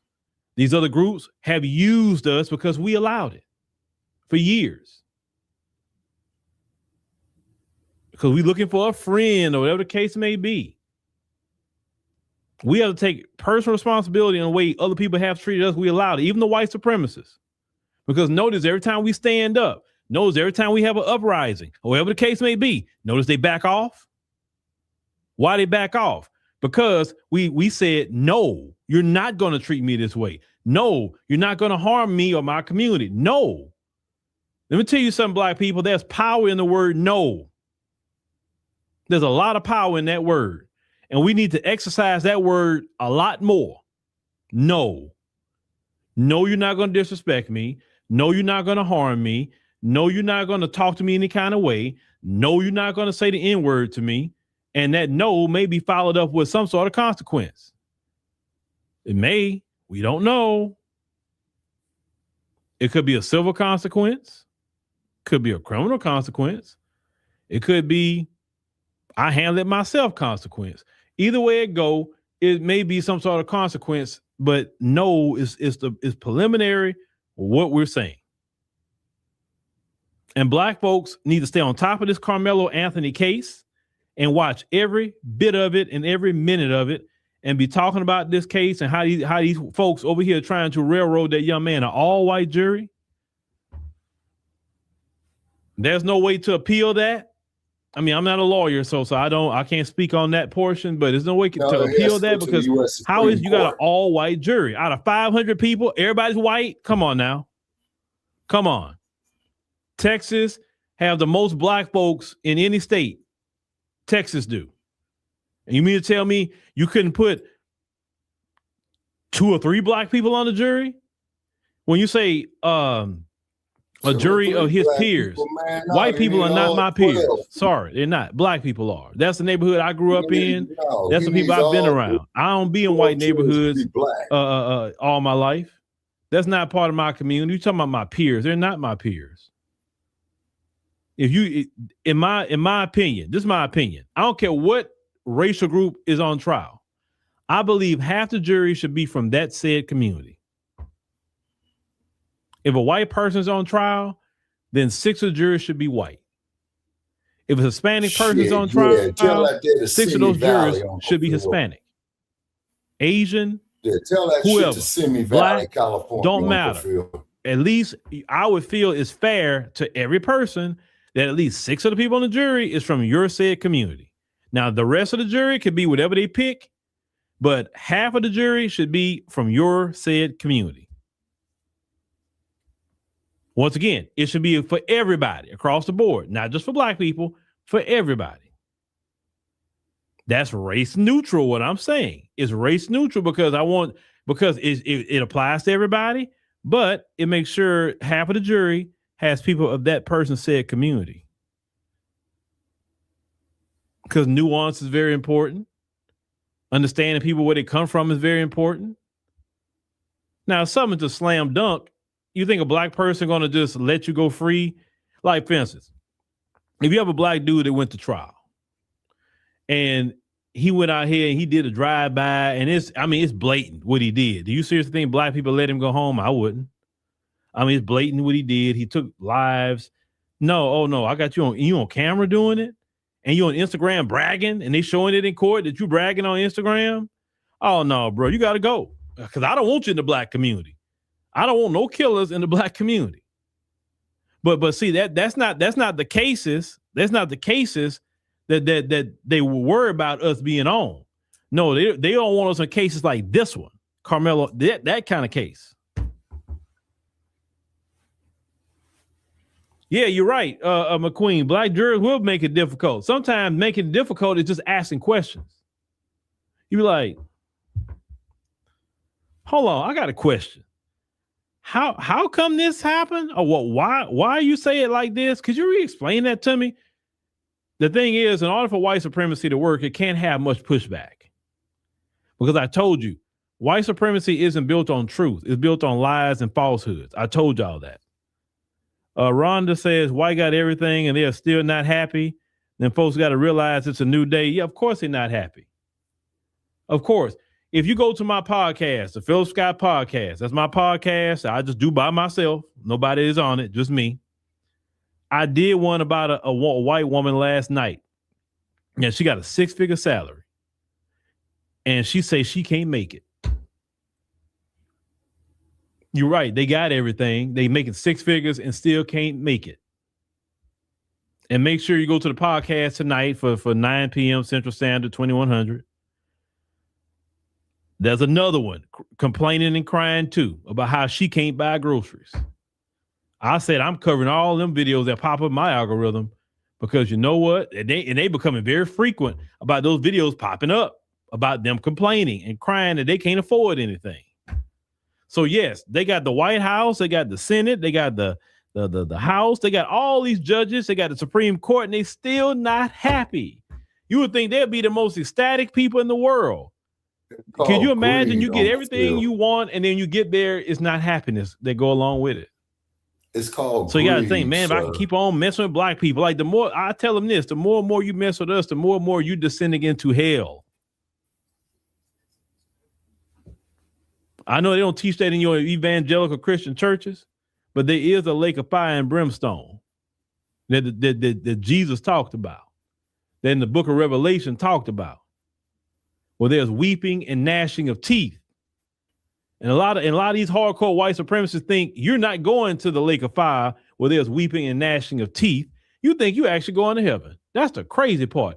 You could have the most evil of the evil and they think they're going to heaven. Are you crazy?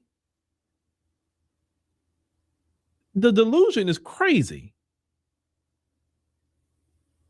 No, there will be eternal torment. Do you think the people that sat up here and took the lives of Native Americans, do you think those people went to heaven? Well, what about what you did to Black people, enslaved us and did all the horror that you did to us? Do you think those people actually went to heaven? Are you serious? You ain't got to be a Bible scholar to figure that out. Nothing in the scriptures teach you to treat people the way Black people have been treated, or Native Americans, or, you know, what y'all did to the people in Latin America, what y'all did to the people in Asia, what y'all have done to the people in the Arab world, because yes, y'all have done a lot of horror to them too, what you did to the people in the African continent. Okay.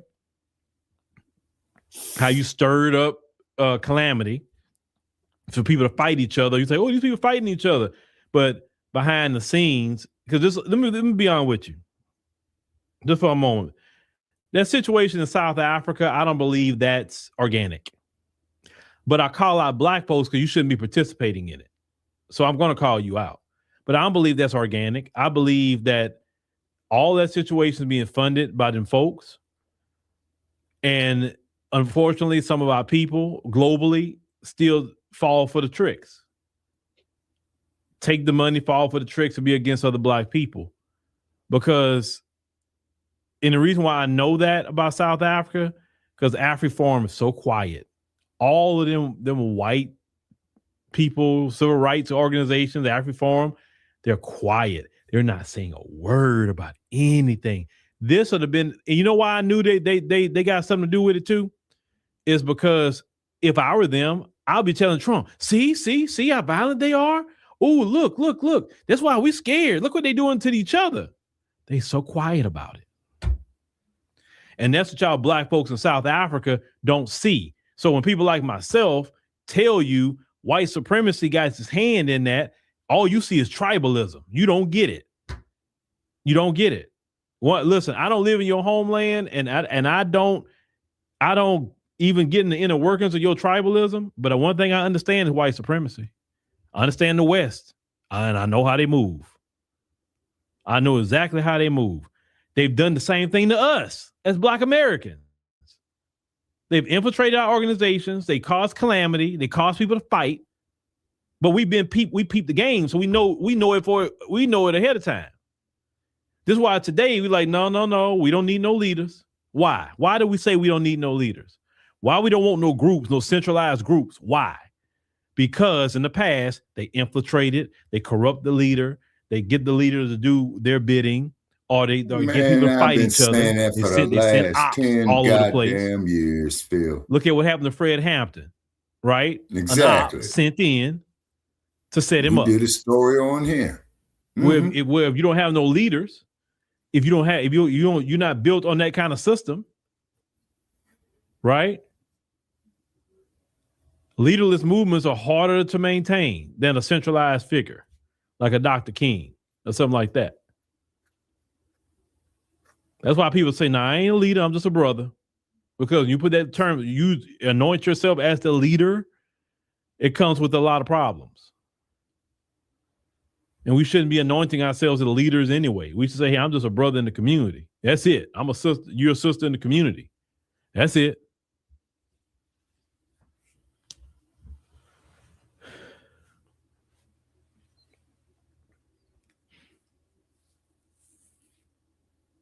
But to the Karmelo Anthony family, definitely keep your head up much as possible. I know it's tough. I know you see they're trying to railroad your son, because I'm looking at it. How they trying to railroad that young brother out here? Doing him wrong. It's a case, crazy. Uncle Phil, that crazy. the U.S. Supreme Court needs let me to see pick here. up. Raphael, Charles Raphael said, "Generous heart, kind case up speech, and tomorrow. life of service and compassion are the things which renew humanity." Say Buddha said, "These words defines who we truly are. No other people comes close to this. Proud to be FBA."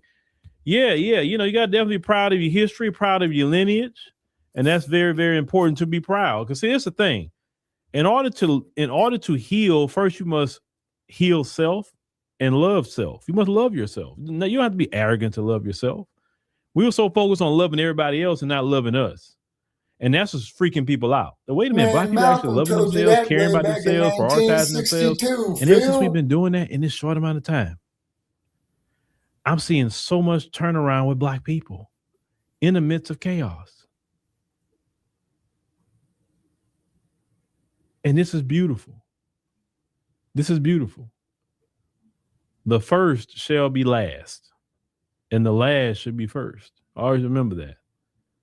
And I keep telling you, this is our time to shine now. We've been at the bottom. Only place you can go but up. You can't go down. All you can go is up. We have been last in this country forever. And our time is coming to be first. And those who are at the top, their time and their final hour is coming to be last. They will be the tail and not the head.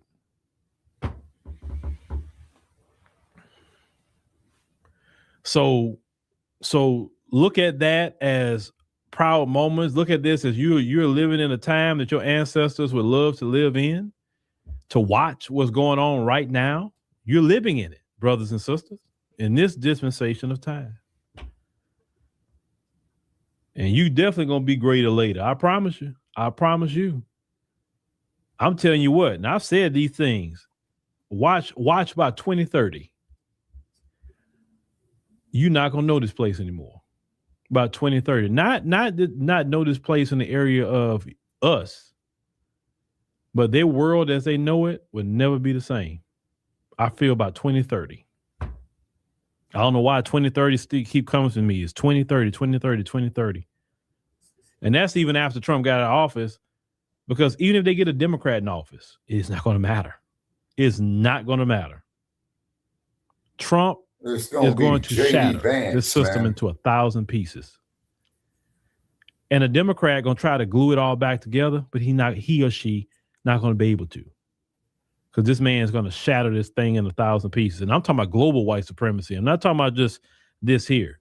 This man is doing, like I said, he's doing a lot of bad things, but in the grand scheme of things, he's a blessing.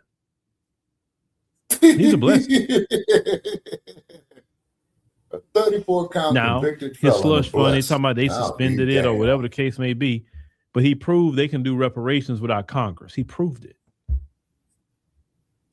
That's why black people can walk up to Democrats now with confidence and say, well, how much reparations you paying? And if you're not paying us, we're not voting. Just that simple. We don't care what they do.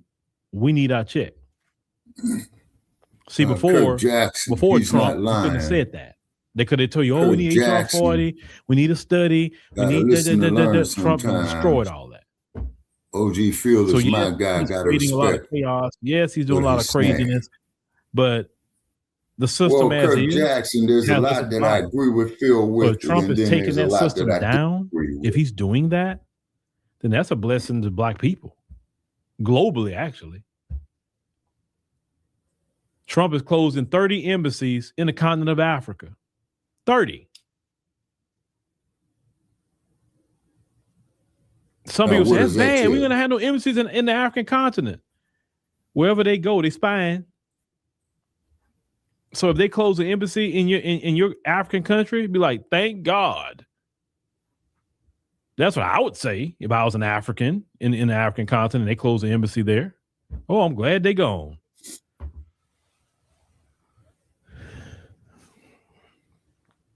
Yeah, go look at it about Trump going to close some embassies in the continent of Africa.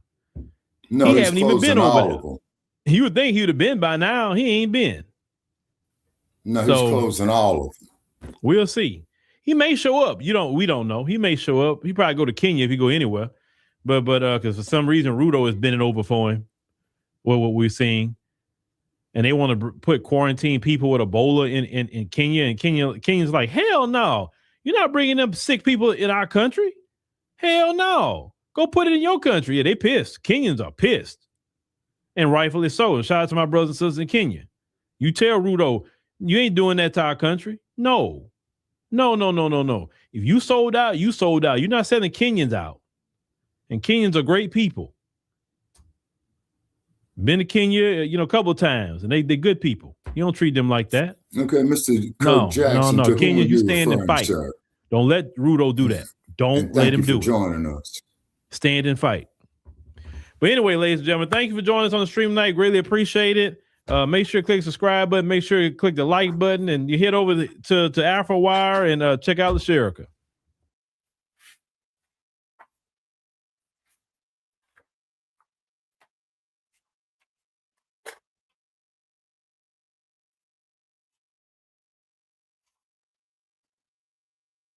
Willie D Live. What's up, family? Whew, family. Back to back to back, we're losing legends. Back to back to back to back to back. Man, it's wild out here. Peabo Bryson is the latest legendary celebrity singer to die.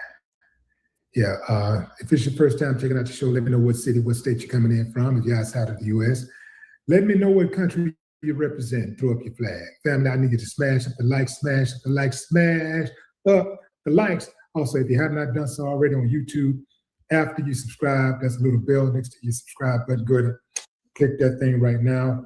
You can get your notifications each time I drop a new video like this. That way you'll be in the loop. I'll let a few hundred of y'all come in, then I'm going in.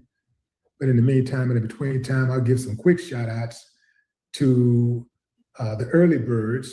I want to get into this Peabo Bryson story quickly because, hey, got to pay homage, got to show my respect.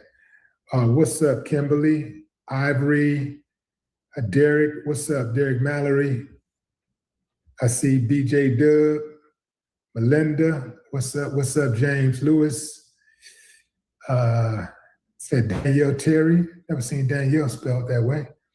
That's dope. J7 Son, Keisha Williams. Hey, Che, you still with us? Rondo.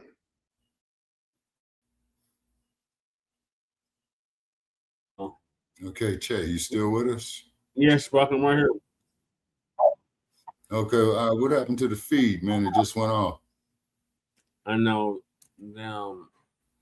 Computer stopped sharing. Yeah, they doing that bullshit to us again. Plug in the hotspot. It's fully charged. Okay, you got data on it? Yes, Brock, that's good. There's nothing wrong with nothing. I'm asking because, you know. Hey, Jesse, guess what? What? Dominic the Prima has decided to endorse Isaac Bryant for state assembly. Oh my God. Wow, Yeah, I just found out on Twitter, Oh my God. and it's not looking very good. Wait a minute. And I'm seeing here, Michael, that you got that KBLA 1580. Yep. That's out of Los Angeles. Yep, Los Angeles, California. And I'm sure that the FBAs are telling residents of California to boycott the KTBLA radio station because Dominic the Prima. I tell them. Yeah.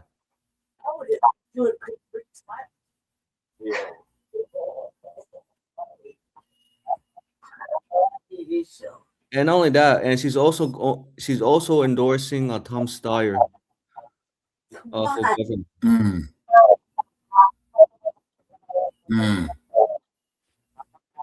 Yeah, that governor's race, man, come November, man, that there's going to be a ball of fireworks. Now, the reason why, people, that the governor's race in California is going to be a ball of fireworks come November for the general election is because California carries the most electoral votes in the presidential elections. So that's probably what they're going to do. So already they padding the gloves for old JD Vance.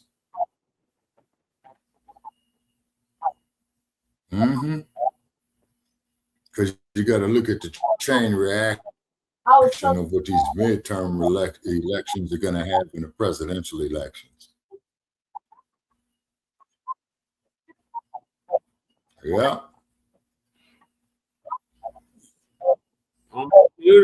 And I really don't see how JD Vance is not going to be selected to president. Oscar-winning Disney classics, Beauty and the Beast, and A Whole New World. So you have a Republican triple term, and that's on back to back. Yeah, this right here. Yeah, Peabo Bryson, he kicked the bucket. He died rich. The latest legendary celebrity singer to die.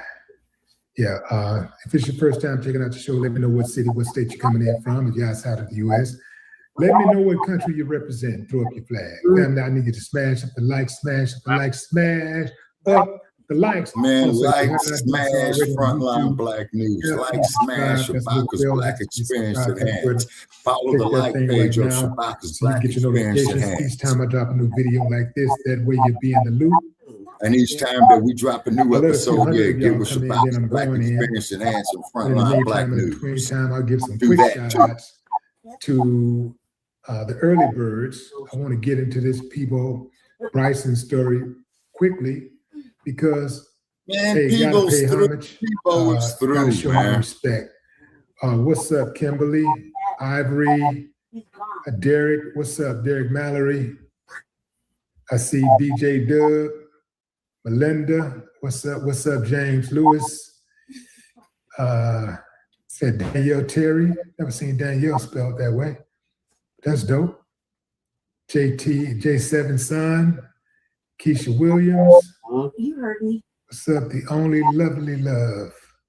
Rondo. What about, you want a cigarette? Tony Snow. Lamont. No. What's up? Question. No, I didn't. Yeah, it's wild. I ain't saying.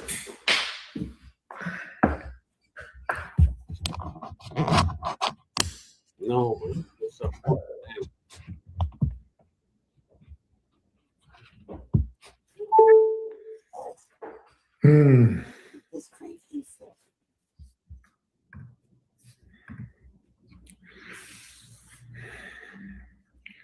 Sky's the limit. Smooth. Okay, fam, I'm going in. Let me put Peabo up there. Peabo, man. Good dude. One of them dudes in the entertainment industry you really don't hear a lot of, you never really hear negative stuff about.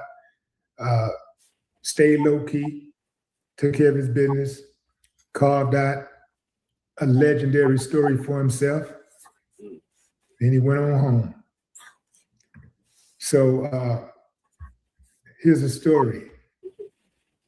So Peabo Bryson, that's cute. I don't know why I keep saying Bryson. Peabo Bryson. Peabo Bryson. I'm saying Bryson. I'm getting confused. But Peabo I was thinking about Tyson because I was doing something early on Tyson. But anyway, Peabo Bryson has died after suffering a stroke. Peabo's family said that with broken hearts and profound sadness, the family of two-time Grammy Award-winning singer, songwriter, and balladeer Peabo Bryson announces his passing. Peabo was the legendary voice behind the Oscar-winning Disney classics, Beauty and the Beast and A Whole New World. Boy, he made some money off those songs. He didn't have to do nothing else after that. So we're told that Peabo died Tuesday at 5 p.m. So here we go, 5 p.m. That's Central. Actually, that would be, was that Central Time? That would have been 5 p.m. Yeah, Central Time. Surrounded by the love of his family and those close to him. Peabo's best known for his soulful ballads and duets. His 1991 collab with Celine Dion, Beauty and the Beast, was a huge hit. The following year, Peabo and Regina Bell worked on A Whole New World for Disney Aladdin. The song reached the top of the Billboard Hot 100, the first song from an animated film to do so. And he was 75 years old. That is historic. I like it when they make the history, when they do things that you like put your name, etch your name in the history books. Like, yeah, I did that. The first animated song, or the first song from an animated film to reach the top of the Billboard charts. That's impressive. 1 minute.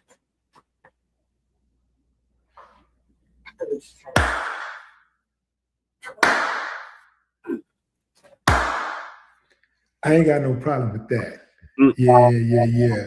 So I wanted to scoot over here and see what Wikipedia was saying before I give you some valuable information that I know that you guys would appreciate. It's some news you can use, but let me scoot over here first and see what Wiki is saying about Peabo. So his original name, which most of us didn't know, was Robert Peabo Bryson. Robert Peabo Bryson. He was an American singer and songwriter. He was known for his ballads, his duets.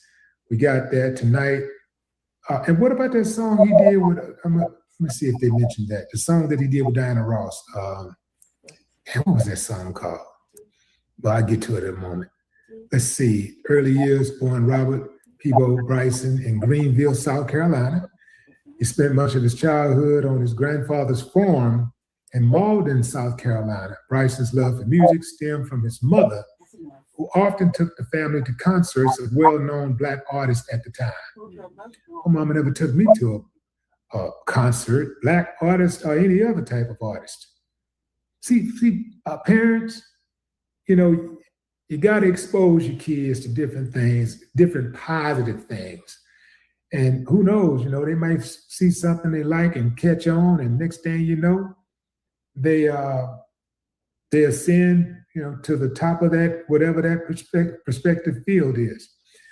Bryson marked his professional debut at the age of 14, didn't know that, singing backup for Al Freeman and the Upsetters, a local Greenville group.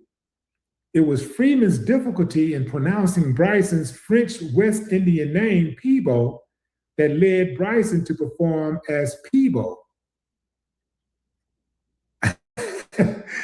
2 years later, he left home to tour the Chitlin Circuit with another local band, Moses Dillard and the Textown Display.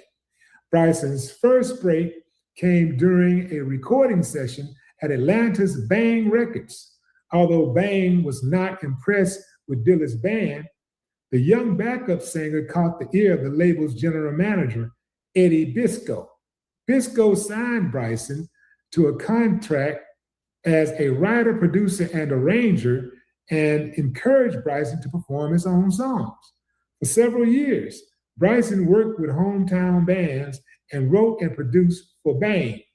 In '76, he launched his own recording career with underground music on the Bang label.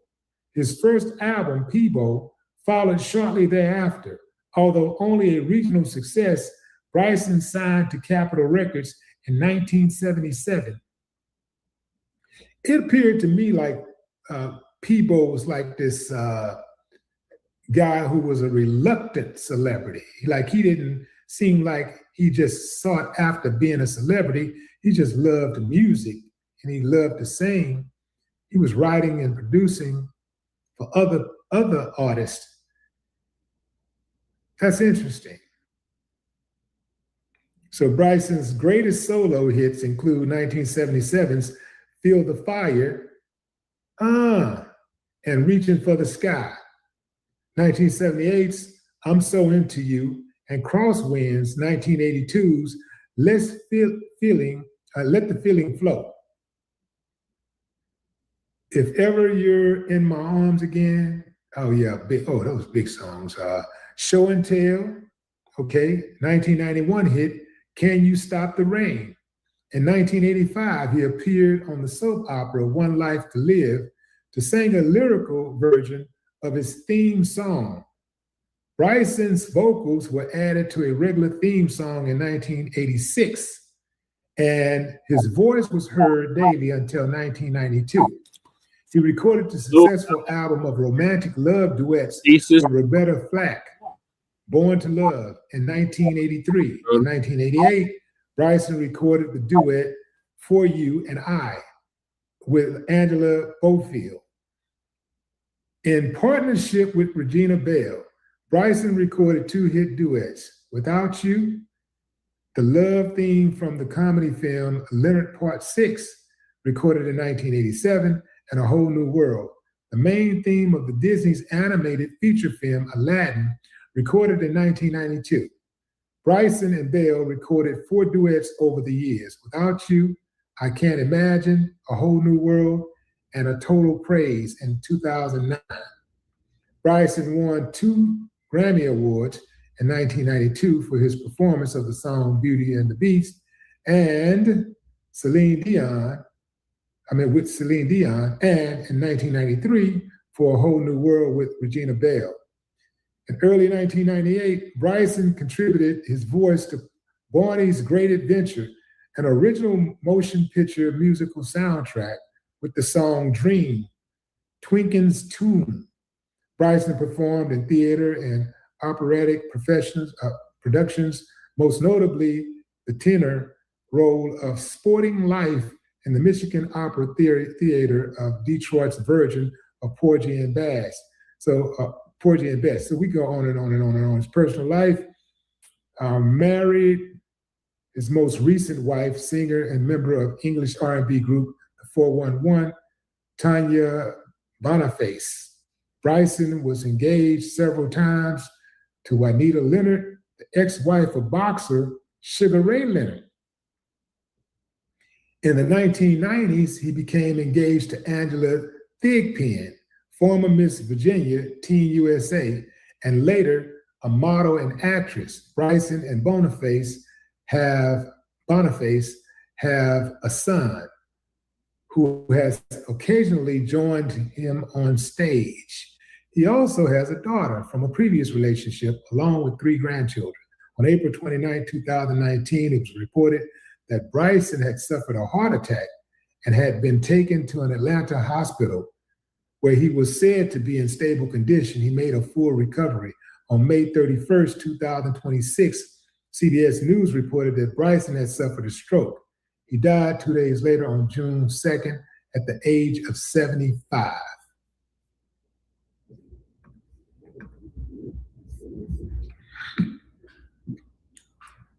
So there it is, fam. Another legend, Peabo Bryson, has transitioned. A lot of R&B legends going lately. Like, I'm talking back to back.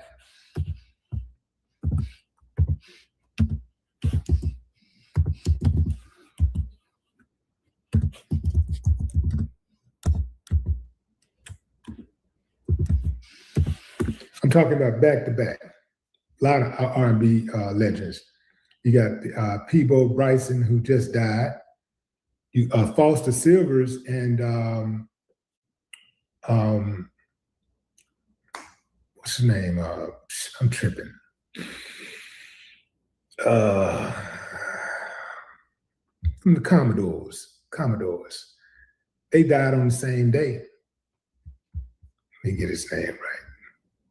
I feel crazy for not knowing that. I should know that. Commodore's bassist.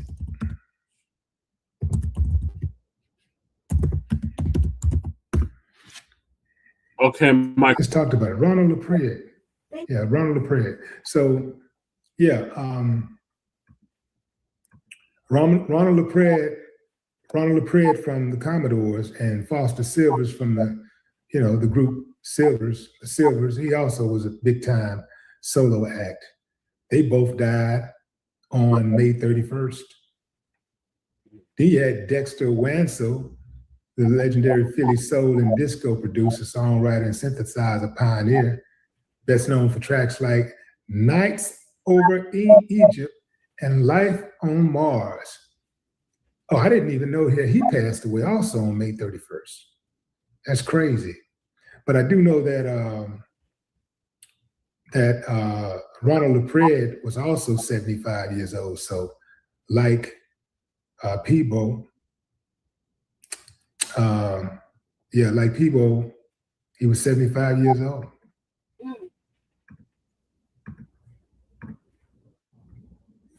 Then you had Fred Simon passed away.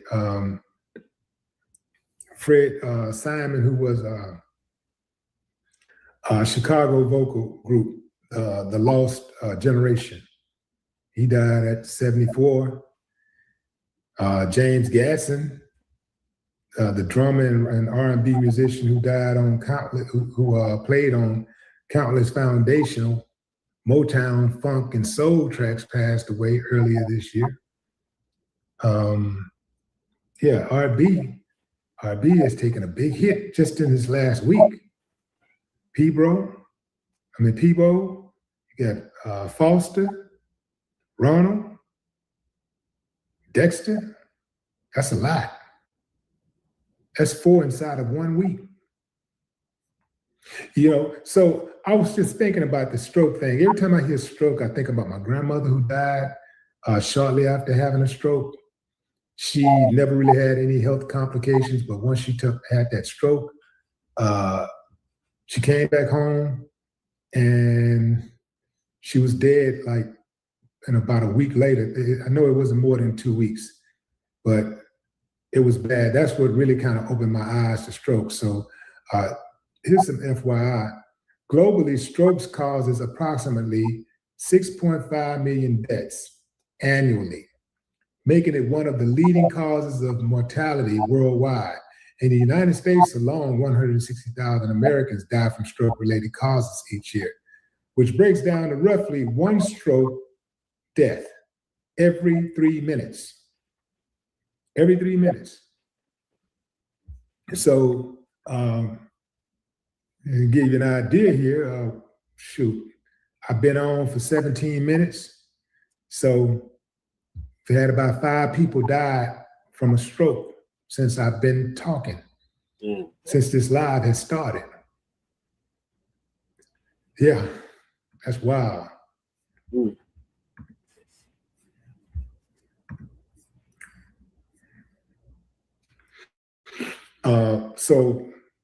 And that frequency also, if you break it all the way down, someone has a stroke every 40 seconds in the US, and every 3 minutes and 14 seconds, that stroke is fatal. Worldwide impact, annually, 15 million people worldwide suffer a stroke. Over half of these individuals will experience permanent disability or death. Stroke is the second leading cause of death globally, and the third leading cause of disability. Here are the US demographics. In the US, we have it being the 5th leading cause of death overall.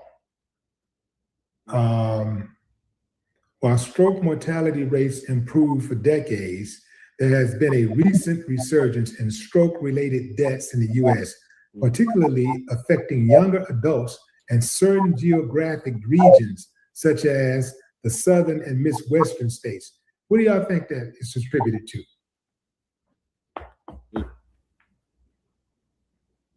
All these young people just falling out, just dropping dead? All these young people having strokes? Come on, fam. It's not a coincidence. It's not happenstance. Now, here's the cold part about strokes.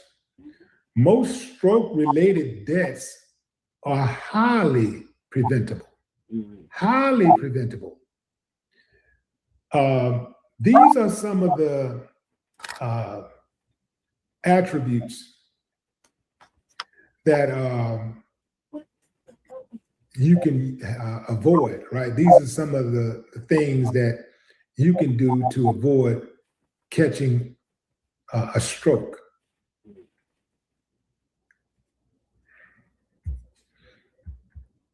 So here you go, you got high blood pressure. That's the single most important controllable risk factor. High LDL cholesterol, tobacco use and smoking, diet high in sodium, excess body weight, and physical inactivity. Now I'm gonna go run right now. I'm gonna go run. I'm serious. I'm gonna go run. High blood pressure. That's the single most important controllable risk factor. If you want to avoid a stroke, the thing about a stroke is that it's almost like a stroke is kind of like kill you softly. It's dirty. Strokes are dirty, like dirty, low down illnesses, because a stroke can disfigure you. You know, something can happen to you and stroke can shut down half your body and bring half of the part that it struck down back to full use while the other parts remain disabled. Then sometimes you can make a full recovery. Oftentimes people have to learn how to walk again, learn how to talk, learn how to use the restroom again. So what do you say? The best cure is prevention. So avoid high blood pressure. Avoid that. That is the single most important controllable risk factor. You heard what I said? Controllable risk factor. You can control that. So if you want to live, you just got to do it. You know, sometimes you want that extra little this or that or that. You just got to do it. You want to, you know, you want to avoid it. You got to keep that cholesterol low. You got to stop using that damn tobacco products. You got to cut down on that sodium. You got to work out. You got to, at least, at the very least, become active. If you ain't working out, you got to at least walk. You got to do something. You got to move that body around. You got to get moving. Or else you're going to be a ticking time bomb. And we don't want that to happen. You can learn more about local and national survival rates and prevention strategies via American Stroke Association, if you're curious. And I think that we all should be curious, because you heard what they said, even young people in their 20s and 30s are getting strokes. 20s and 30s. That's for all of y'all out there that's thinking, oh, that's just happening to old people. No, strokes could happen to anybody. A stroke could happen to anybody.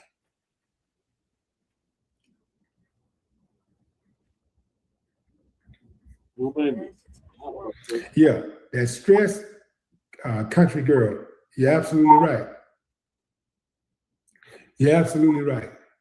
That stress is real. Stress is real. Man, keep the squares out your circle. And look, you ain't gotta wait till New Year's Eve to kick people out your life that don't bring value to your life. You ain't gotta wait to New Year's Eve to cut somebody off. You ain't gotta wait till you're 40 years old or 50 or a senior citizen. Man, you can cut them off today. Just cut them, just cut it. Who said that? OT Genesis. Cut it. Yeah. Like right now, just cut them off. I never wait for the new year to do something that I feel needs improved. If I think something needs improvement, I'll start today. I'm not gonna wait. I don't wait till no New Year's. I might wait till next week. I might wait till next month, but I'm not waiting till next year. Yeah, I don't get down like that. If I need some improvements, what are you waiting on? Get busy. Get to it.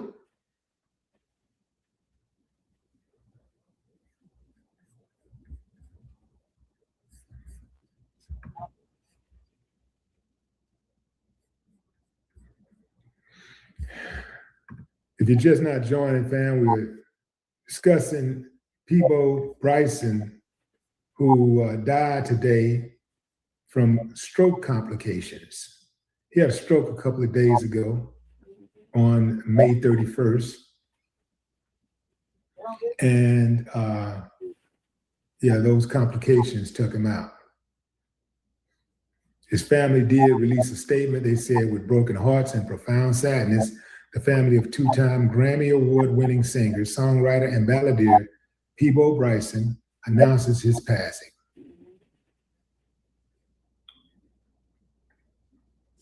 Yeah, so, and this just happened. It's just happened.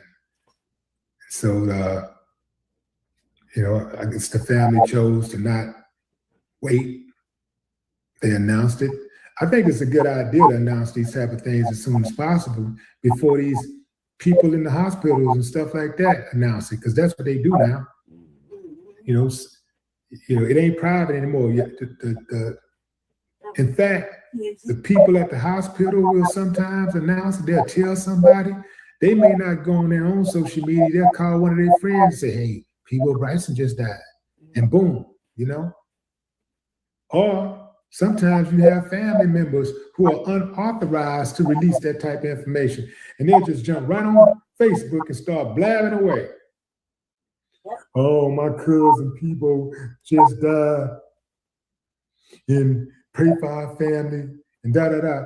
They ain't visited Peabo, they ain't seen Peabo in 20 years. They just heard that he died and they jumping all on social media.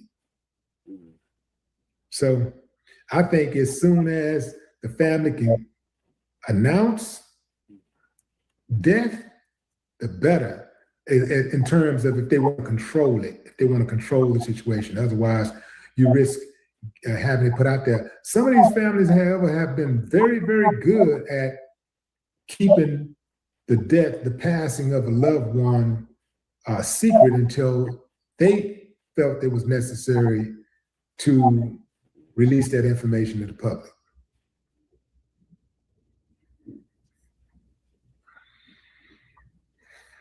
But that's that, fam.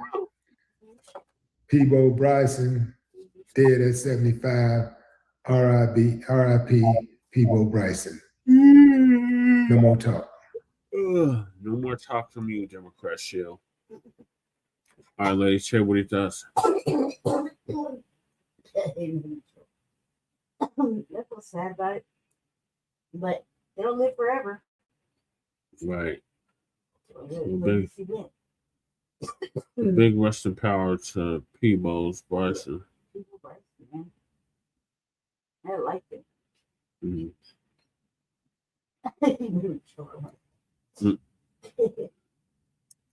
So moving along, we got Ryan Coogler's Mansa Musa film Explained. So Lisa's going to update us on that.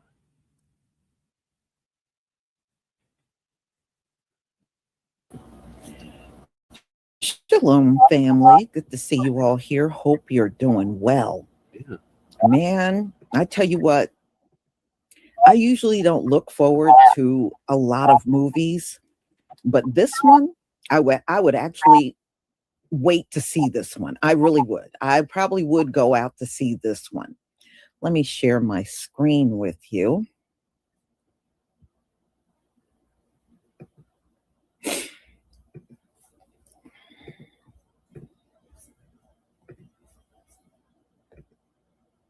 Okay. So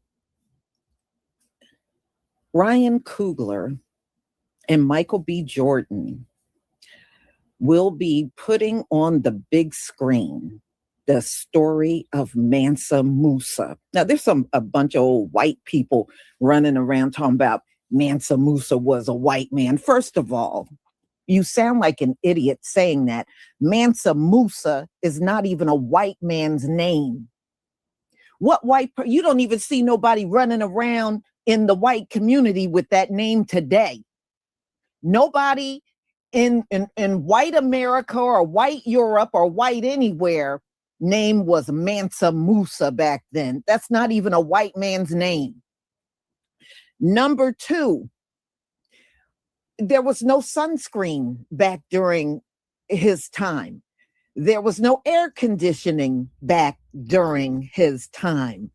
You would have burnt up and died out there. Look, even today, white people got to keep reapplying sunscreen multiple times throughout the day when summer comes. In spring, and you got to wear it year round. Even the winter sun can burn y'all up. So how the hell could Mansa Musa be a white man?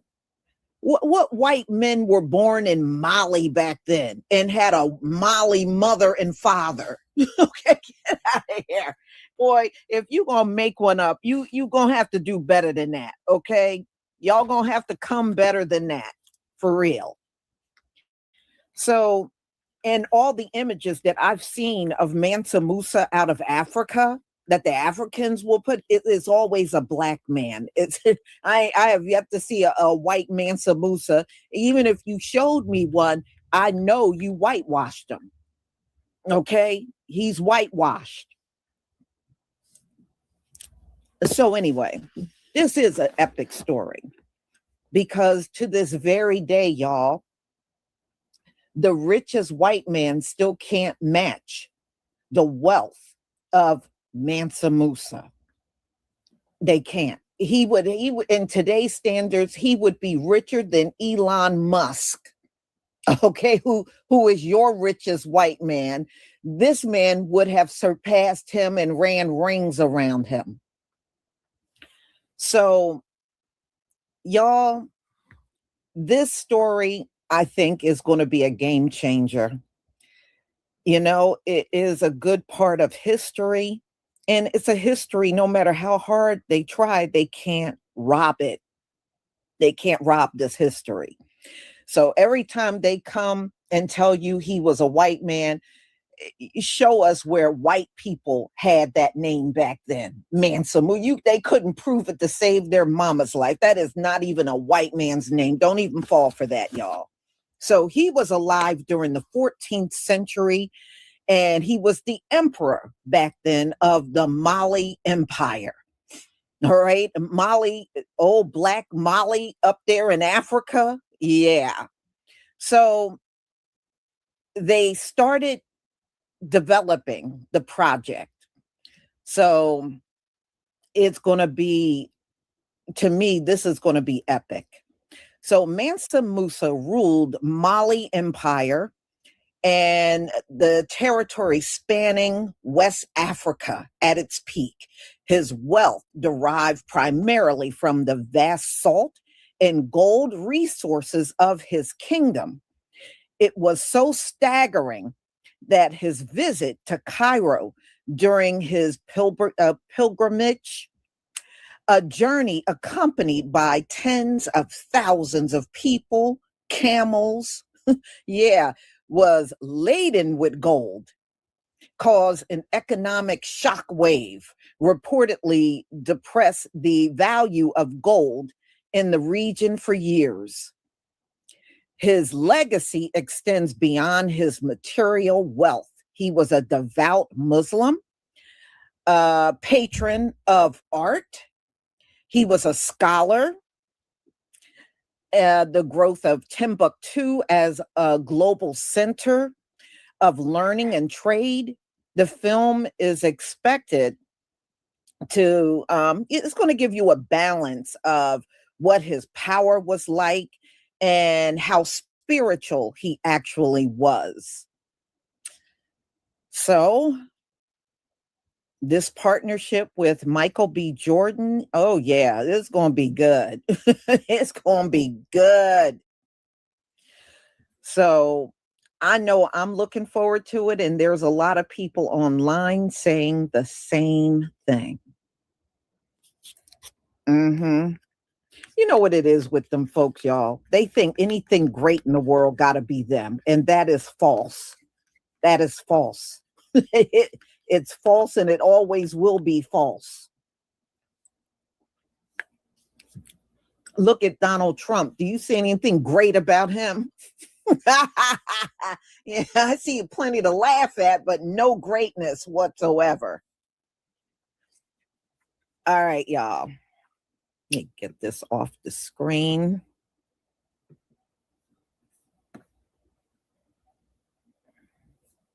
All right, let me get the video that I was going to show you.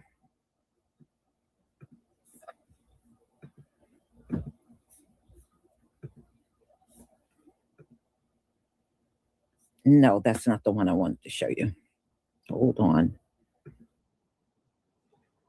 All right, here it is.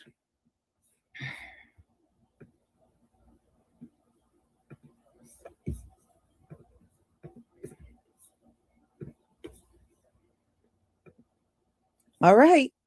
Please give me a 1 if you can see my screen.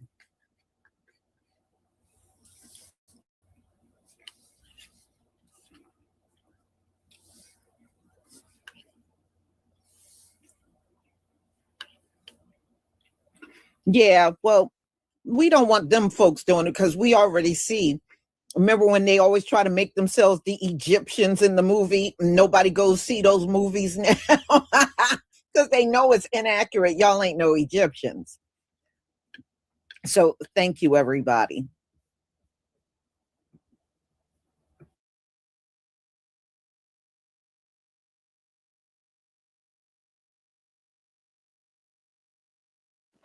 Y'all, so Ryan Coogler and Michael B. Jordan are supposedly developing a movie about the life of Mali Emperor Mansa Musa.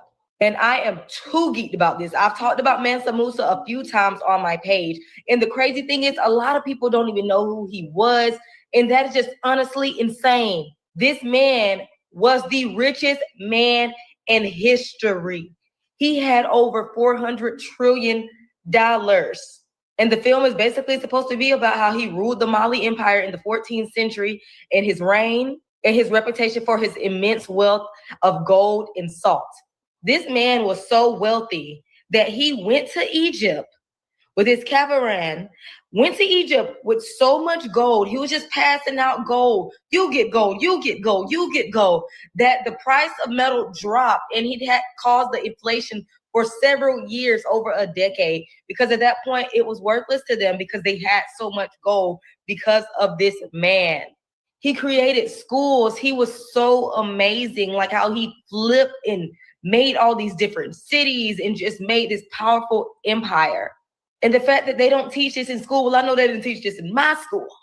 But man, I can't lie. I love everything that Ryan Coogler is doing. Like everything he's doing is so amazing, so much history. He's given all the gems. So many people don't even know about Mansa Musa. I know some people be like, King Solomon was the wealthiest. We're talking about Mansa Musa right now.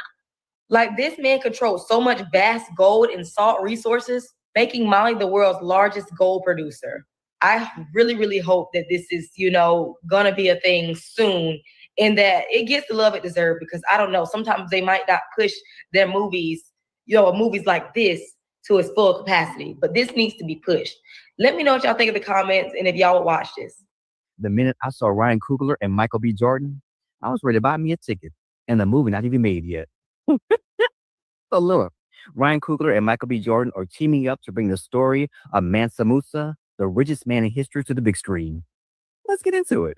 Mansa Musa, ruler of the Mali Empire from 1312 to 1337, is remembered as one of the wealthiest, most powerful leaders in world history. His kingdom sat on a vast gold reserve, giving him influence that stretched far beyond West Africa. He's most famous for his extravagant pilgrimage to Mecca, where he traveled with a massive caravan and distributed so much gold in cities like Cairo that he reportedly caused inflation for years. Under his leadership, cities such as Timbuktu flourished in major centers of learning, culture, and trade, with libraries and mosques that attracted scholars from across the Islamic world. Mansa Musa's legacy endures as a symbol of Africa's historical wealth, intellectual accomplishments, and global impact. I don't know about you guys, but I'm excited about this movie. You guys get in here, let me know what I think about this, and let's pick you later. Yes, sir, man. I'm all for this right here. See, this right here is what the people need. There's a movie coming out about Mansa Musa. And for those of y'all who don't know who Mansa Musa is a king from Mali, Africa. And he was said to be the richest man that ever lived on planet Earth. Now, let me tell y'all a little bit about him. He went on a pilgrimage to Mecca with about 60,000 people with him. And he brought so much gold with him. I'm talking about tons and tons and tons of it. And everywhere he stopped, he gave out gold to the poor. And he gave out so much of it that he caused inflation. He collapsed entire economies. One of the places that he passed through was Egypt. And at the time, gold was very rare out there in Egypt. But back in Mali, it was very abundant. And Mansa Musa had so much of it, he just started giving it out. He didn't know what he was doing. He just was giving it out. But nah, for real. He gave out so much gold that he made it lose value in other countries. And by giving so much out in Cairo, the value of gold dropped and stayed low for a lot of years. Probably gave out like over $100 million worth of gold just in Cairo.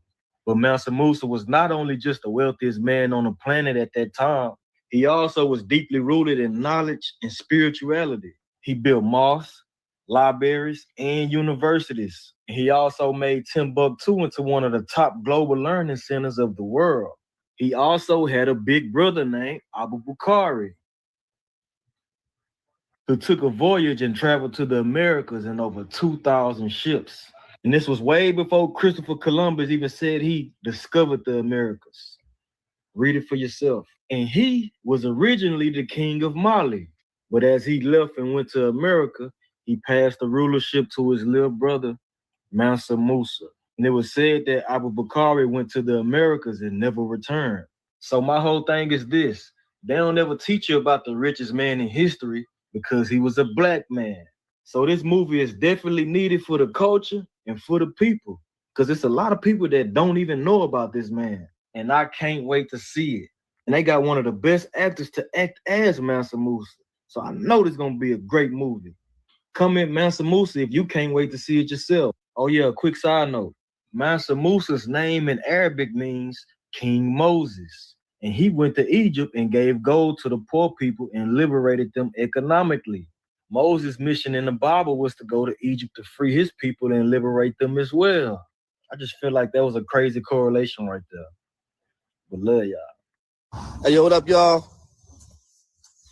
I had a thought, man. I just heard that Ryan Coogler and Michael B. Jordan, they're planning to make a film about Mansa Musa, King Mansa Musa. And I'm so hyped, y'all. First of all, y'all better go see that Sinners movie because I'm pretty sure Ryan Coogler and Michael decided to put Marvel to shame since they were messing around with this whole Blade movie, which is supposed to have been out by now. And so basically, what I'm trying to tell y'all is Sinners is going to be awesome. And then this Mansa movie is going to be awesome because let me just tell you a little factoid about Mansa Musa, okay, from the Mali Empire. One of the richest men, probably top 2, top 3 richest men in history, in living memory, okay? And he went on his pilgrimage or his Haji, I think is what's called, in the Islamic faith. He went on his Hajj to like Mecca, okay? And when he went on his Hajj to Mecca, he had so much gold, okay, because he went with his servants and, you know, all these people from his, you know, servants and stuff. They were handing out so much gold from everywhere they went, they would hand out gold. They had enough from Eastern Africa all the way to Mecca, okay? They passed through Egypt and he single-handedly, because of how much gold he handed out, single-handedly disrupted the Egyptian economy for years. He stopped the flow of money in the economy because the poor had so much gold. Do you not realize that's crazy? That's like a billionaire coming to like McKees Rocks. No, not McKees Rocks. Like coming to the North Shore with all the money in the North Shore. Okay, North Shore, North Side. And a billionaire hands out so many millions of dollars, so many millions, that basically people stop going to work. Like people stop going to work for like months because they don't need to. They have like enough money. And people stop selling goods because they don't have to because they have enough money. Like disrupted the economy totally for years. And it wasn't just like a little section of the city. It was like, bro, come on, man. Egypt.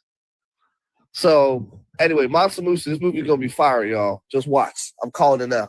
Ryan Coogler and Michael B. Jordan are teaming up to bring the story of Mansa Musa, worth $400 billion, the richest man in history, to the big screen. This makes me very, very happy, man, because this is one of those stories that goes under the radar, right? They don't want to tell y'all that the richest man in history was black. They keep this information buried underground. And I never thought that anyone would kind of produce anything about this because, you know, they don't want to ever show black people in a positive light. But we was doing that way before the Jeff Bezos and the Elon Musk and all of that. He was worth $400 billion. And that's just around that time. If you inflate that to now, it's probably over $1 trillion. So I'm super excited about this. I know that Ryan Coogler is very serious about his storytelling. He's going to take his time and really produce the best possible project.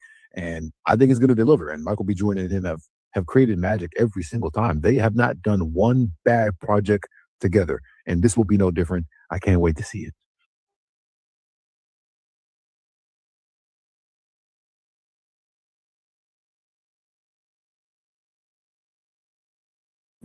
All right, y'all. I'm gonna definitely keep my eye on this one because if You know, I usually don't get excited about very many movies, but this one I can see myself getting excited about. I definitely want to see this. And Ryan Coogler has put out some incredible movies. He has. And I remember when I sat up to watch Sinners, I love his movies. I wish there was a Ryan Coogler out when I was growing up. It just wasn't back then. But hey, we have him now to produce all those melanated movies now. So y'all, I'm gonna go and I gotta cut out of here actually. You know, I got a few errands to run. So I should be back before my next live. So everybody have a wonderful, wonderful afternoon. And don't forget to pick up your hair products. And I will see you on my next live. Shalom, family.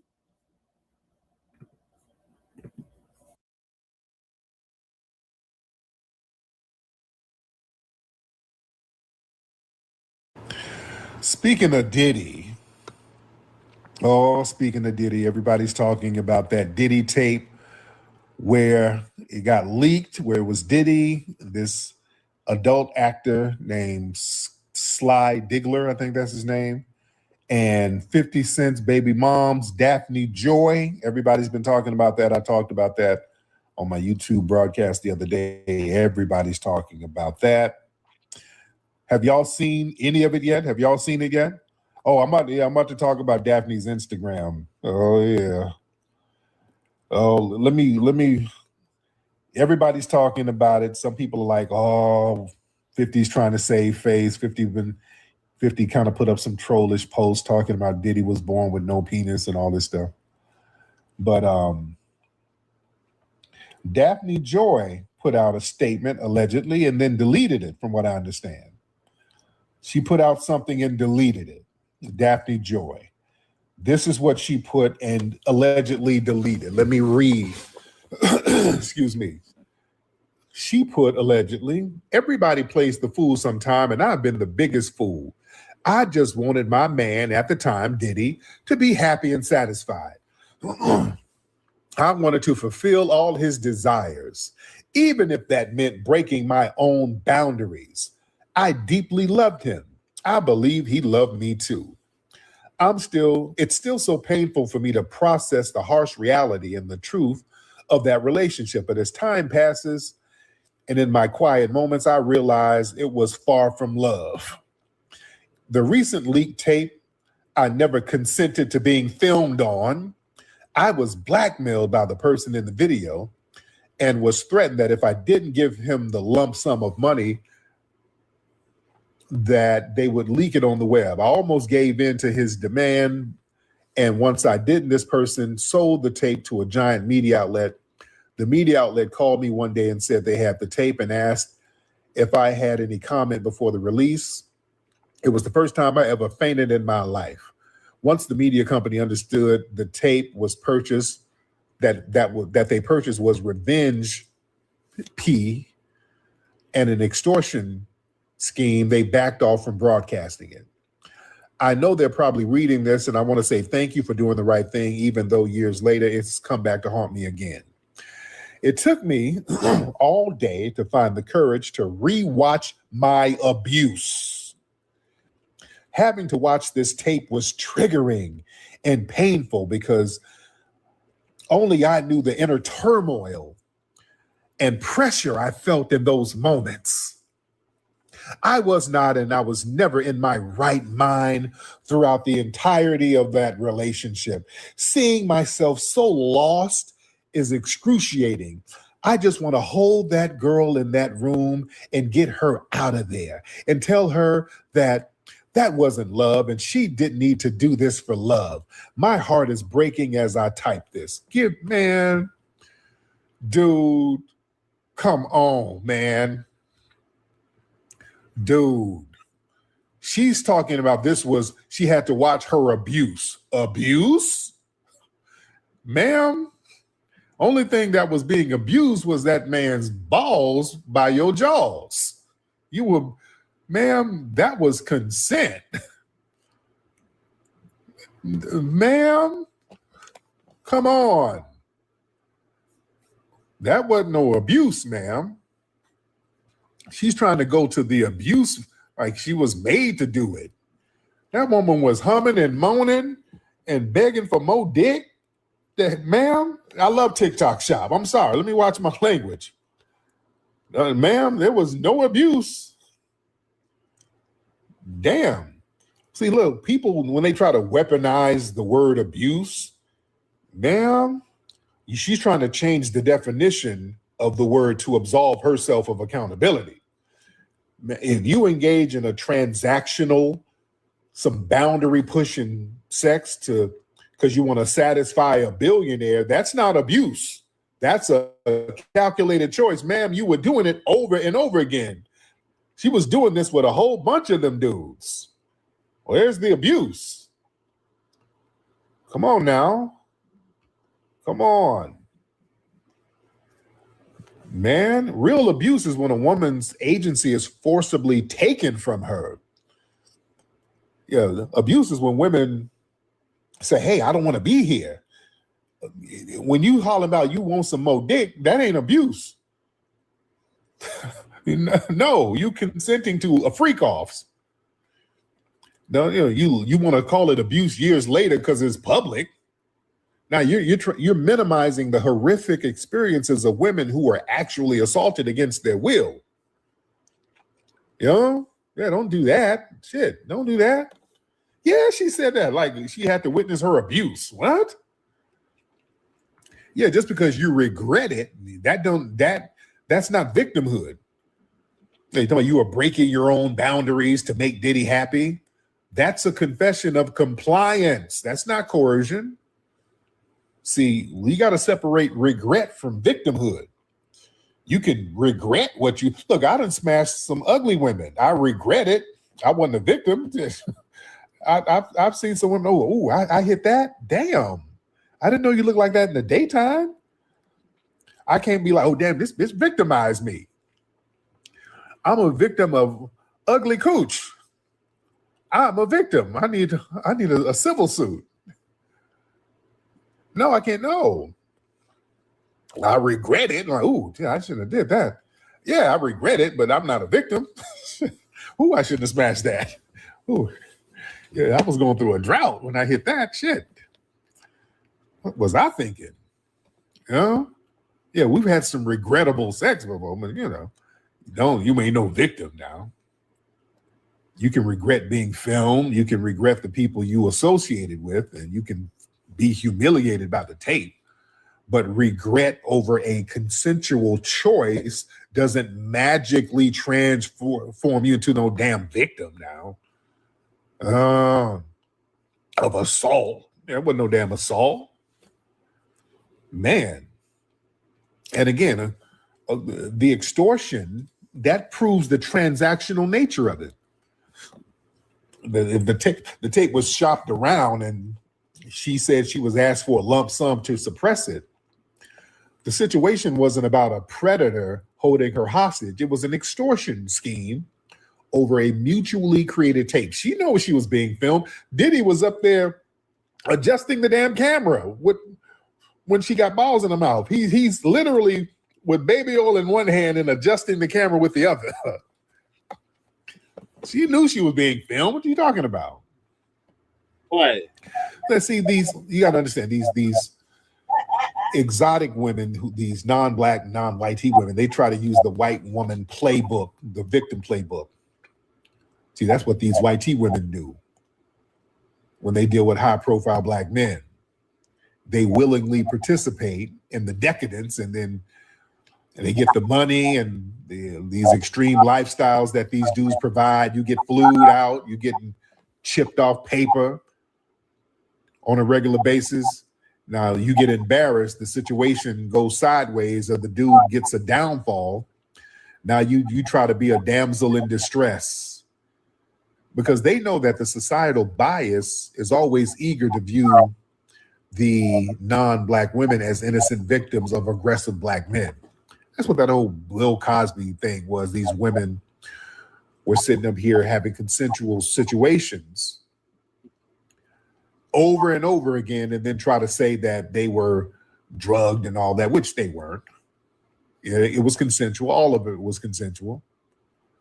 And then when they get older, these white tea women, that little money dry up. They're like, okay, I had an encounter 60 years ago with a rich black man. Let me circle the block. And they know the system is going to look out for them. Yeah. The dominant society, they allow them to retroactively revoke consent. You know? Yeah, I was bobbing down on his pole in the 60s, but now I regret it. So yeah, I didn't want to. So can I get something? You see. Remember, Kim Kardashian kind of pulled that with Ray J a little bit. You know, they did that tape and she was talking about, she kind of implied, well, I was drugged, I was high, I wasn't in my right mind. You know, no, ma'am, you orchestrated all that. They tried to paint it as Ray J as a predator who leaked some revenge adult film. You know, they try to paint him as the villain. You know? No. And 50 was right. You know, the real victim is the child. 50 correctly pointed out that Daphne Joy is not the victim. Their son is. He's in middle school and he's going to have to deal with public humiliation of his mother's choices. I think 50 was probably trying to get custody. He probably is going to try to use this. I think 50 should try to get some damn lower child support payments. If I was 50, I'd be like, hey, a judge, there's too much dick in that house. I need these payments lower. You know? She's buying baby oil with this money. I need the payments to come down a taste. You know? But Daphne was an adult making adult decisions. She wanted to participate in a highly deviant lifestyle. Yeah. So all that assault stuff, no. See, that's the hypocrisy of the freak off participants. Her and Cassie, they were damn begging, when is the next freak off? Oh, I'm so ready. I love the freak offs. They were begging for the damn freak offs. They like that shit.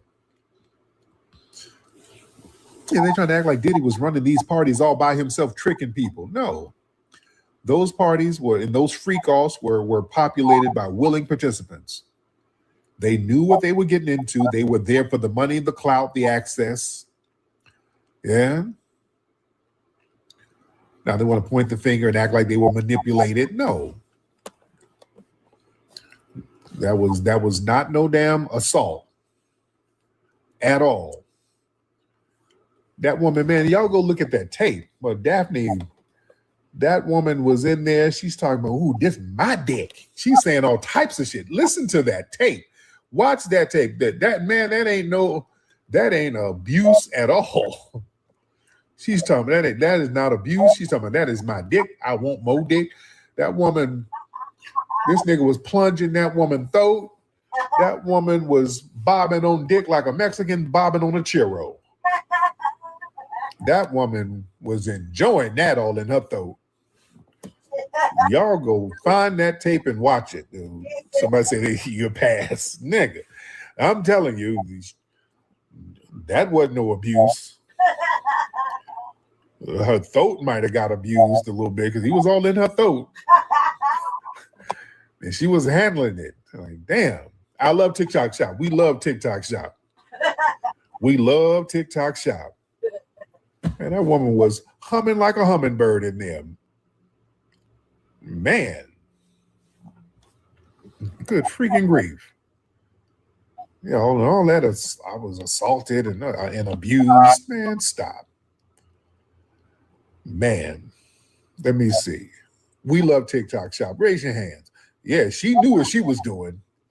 Well, she had that thing hiked all up from the bike. Back arched. Yeah, that ain't abuse. The way she was arching that back, face down, ass up, spreading cheeks. Yeah, that ain't no damn abuse. Man, please. I'm begging for more. Hell out of here. Yeah, she was very comfortable in that room. She was running the show in there. All Diddy was doing was sprinkling more baby oil on there. Yeah, Diddy, he was providing the baby oil. He was squeezing a couple of droplets of baby oil to get it in there.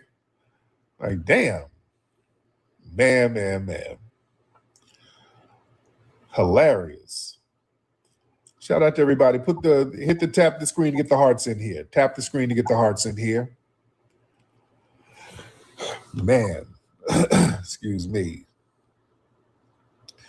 Man, that woman got her damn tonsils cleaned. She was handling that. Yeah, she was wearing this nigga out, to be honest. This dude, she was wearing the dude out. This dude had to take a break. He was taking breathers. The hell, abuse? You abusing this nigga with that mouth. Yeah, that dude look all woe out. I'm like, damn. Yeah, man. She looked like she was wearing the dude out. Yeah, that dude looked tired. Abuse nothing. Yeah, he was taking me like, can I get a break? Shit. Can I get something to wipe this baby oil off me? Can I get 5 minutes? He's trying to take a break. And she's on her knees begging for more dick. Like, God damn, abuse? Who's the abused here? Hell out of here. Man. This come on now. They slipping and sliding all over the place. Yeah, the dude had to take a break, man. Shit. You know, this dude like, can I get my money and then get some milk and go home? That's the way he was looking. Man. All right. Let me get the family in here. Y'all raise your hands. Y'all raise your hands, ladies and gentlemen. Let me get a couple of more people in here. Let's get a couple of more people in here. Let me get some new faces in here. Let me see. Let's get some new faces in here. Raise your hand. Raise your hands, ladies and gentlemen. Let me see who we got. Bam Clap. Well, that's Rohan's ass. Oh, no, Rohan, what do you want, Rohan? This is Rohan. Rohan, what do you want? What do you want, Rohan?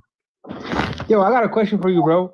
Earlier you said, like, is there a way like non-FBAs can be FBAs? Because honestly, I align with what you guys say a lot. I feel like you guys should be your own. You guys should have your own ethnicity and whatever. So how do a non-FBA can align with you guys? First of all, you got to change your damn battery on your goddamn smoke alarm. Your smoke alarm, you have not changed that battery in months. Every time you call up, we get that damn beep. Second, you can't be a foundational Black American. You're from a different lineage. That's fine. You're Ethiopian. That's fine. Now, you could be an ally, but you're not a good ally because you're too oppie. All right? So just help your own people, man. Go and help them distribute some of that Red Cross rice in your village and your homeland, Rohan. That's what you can do. Help your people, man. Go over there, go back home and bathe your camel, my nigga. Go do that. Damn. All right. Man. You cannot be FBA, damn. All this damn cosplaying. You can't be FBA. It's all right. You come from a different lineage. That's okay. Wow. Nigga, go over there and breed meerkats in your homeland. Become a meerkat breeder. Make you some money. Shit. Okay, there we go. Cool. Let's get some more people in here. Come on, family. Raise your hands. Let's get the hands up. What's up, the chosen one? All right, let's raise the hands. Raise the hands. Let's get you in here. Ladies and gentlemen, yeah, some of these people, they refuse to accept that they're not FBA. They want to crowbar themselves in it so badly, and it's okay. You are who you are, and we are who we are. All right, it's respect and it's all love. Y'all don't have to try to cosplay as us. It is all gravy. What's up, Just Listen? Man, let me see. Caprice, what's up, Caprice? All right, let me see. Raise your hands, raise your hands. Let's get Reggie. I'm going to get Reggie in here. Hold on, Reggie. I'm trying to invite you. Hold on. Hold on 1 second, Reggie. Something's going on with your account. I can't invite you up. Let's let me see. Christine. I'm gonna just get random people. Christine. What's up, Christine? Oh, she got out. She's like, oops, I didn't mean to get on. She's scared I'm gonna put her on camera. She don't have her lace front in. That's what a lot of y'all be afraid of. Y'all afraid to get on because your camera might slip on by mistake, and we see you without your lace front on. And y'all ain't got no edges. Some of y'all edges are just gone. Let's be real. And that's okay. We're still family. We still rock with you. But some of that alopecia done got them edges. Some of y'all ladies, y'all take that lace front on, y'all take that off, and y'all hair look like Mr. T. Just no edges at all. Just a goddamn mohawk. You got an alopecia mohawk, and you don't want nobody to see it. It's okay. How y'all date niggas and y'all trying to hide your head? Now, when y'all try to hide your head, how y'all date dudes? Y'all do y'all ever let them see your alopecia edges? Do you ever let them see? When do y'all break it to them that you ain't got no edges? Because that sooner or later, you're going to have to get comfortable with a nigga and you have to see your edges is gone. Yeah, sooner. Let me talk to the ladies for a minute. How long does it take for you let the dude to see you without the lace front? Let me talk to the women for a minute. How long does it take? You still have hair. Yeah, but some of y'all don't. All right. Well, when it's a severe case of just no edges at all. And, you know, you got the dude and y'all getting cozy. He might move in. Now y'all living together. So now you can't sleep with the lace front. That's unhealthy. So what do you do? What do you do? How do y'all work that? You do, Rain? When do y'all let him see what's under that damn lace front? You take it off and hold on, wait a minute. You take it off and you're a whole different person coming in that bedroom. All right. You a whole different person. You're gonna scare that nigga. Yeah, y'all come in the bedroom looking like E.J. Johnson, looking like Magic Johnson's son. Y'all come in, bald head, and, okay. Man. So do you just put the bonnet on? How do y'all do it? You know, how do y'all do that? I was just curious about that. How certain ladies, when your edges are gone, how do y'all work the relationship? How do y'all let the dude see it? How do y'all walk around the house? Yeah. When he hitting it, I mean, I don't know. Are you scared that the lace front is gonna come off? Yeah, y'all just do the bonnet thing. That's fine. That's fine. That's fine. That's fine. That's fine. You still got your hair, your face, and your shape. Yeah. Now, yeah, some girls with short hair, you know, they know how to work it. There's a difference between short hair. You know, you see the girls with the short hair and the big ass combination. That's a nice combination. Those girls with those short fade haircuts, but they got a gang of ass. That's a nice combination. The girls like that are always freaks. If you see a girl with a short haircut and a big ass, she's a freak. Oh, she's a freak. When she done got it faded, you know, them little short hairstyles. Oh, they're always freaks. And they know they work that head too. They work that fade. Now that's the difference between somebody who got their shit faded and somebody who shit just fell out. There's a difference. There's a difference. So a lot of the women who shit just fell out, they're kind of insecure about, you know, sexually. You don't want to get too loose sexually, then that wig come off. And you don't want to be out there doming a nigga and he touched that wig. You start moving his hand. Hold on, I don't want to hold your neck. I don't like that. When they say they don't like that, what they mean is don't pull my wig off, fellas. When they're doming you down and you grab that head and that means don't pull this wig off. There's some alopecia under here. Don't pull it off. That's what that means.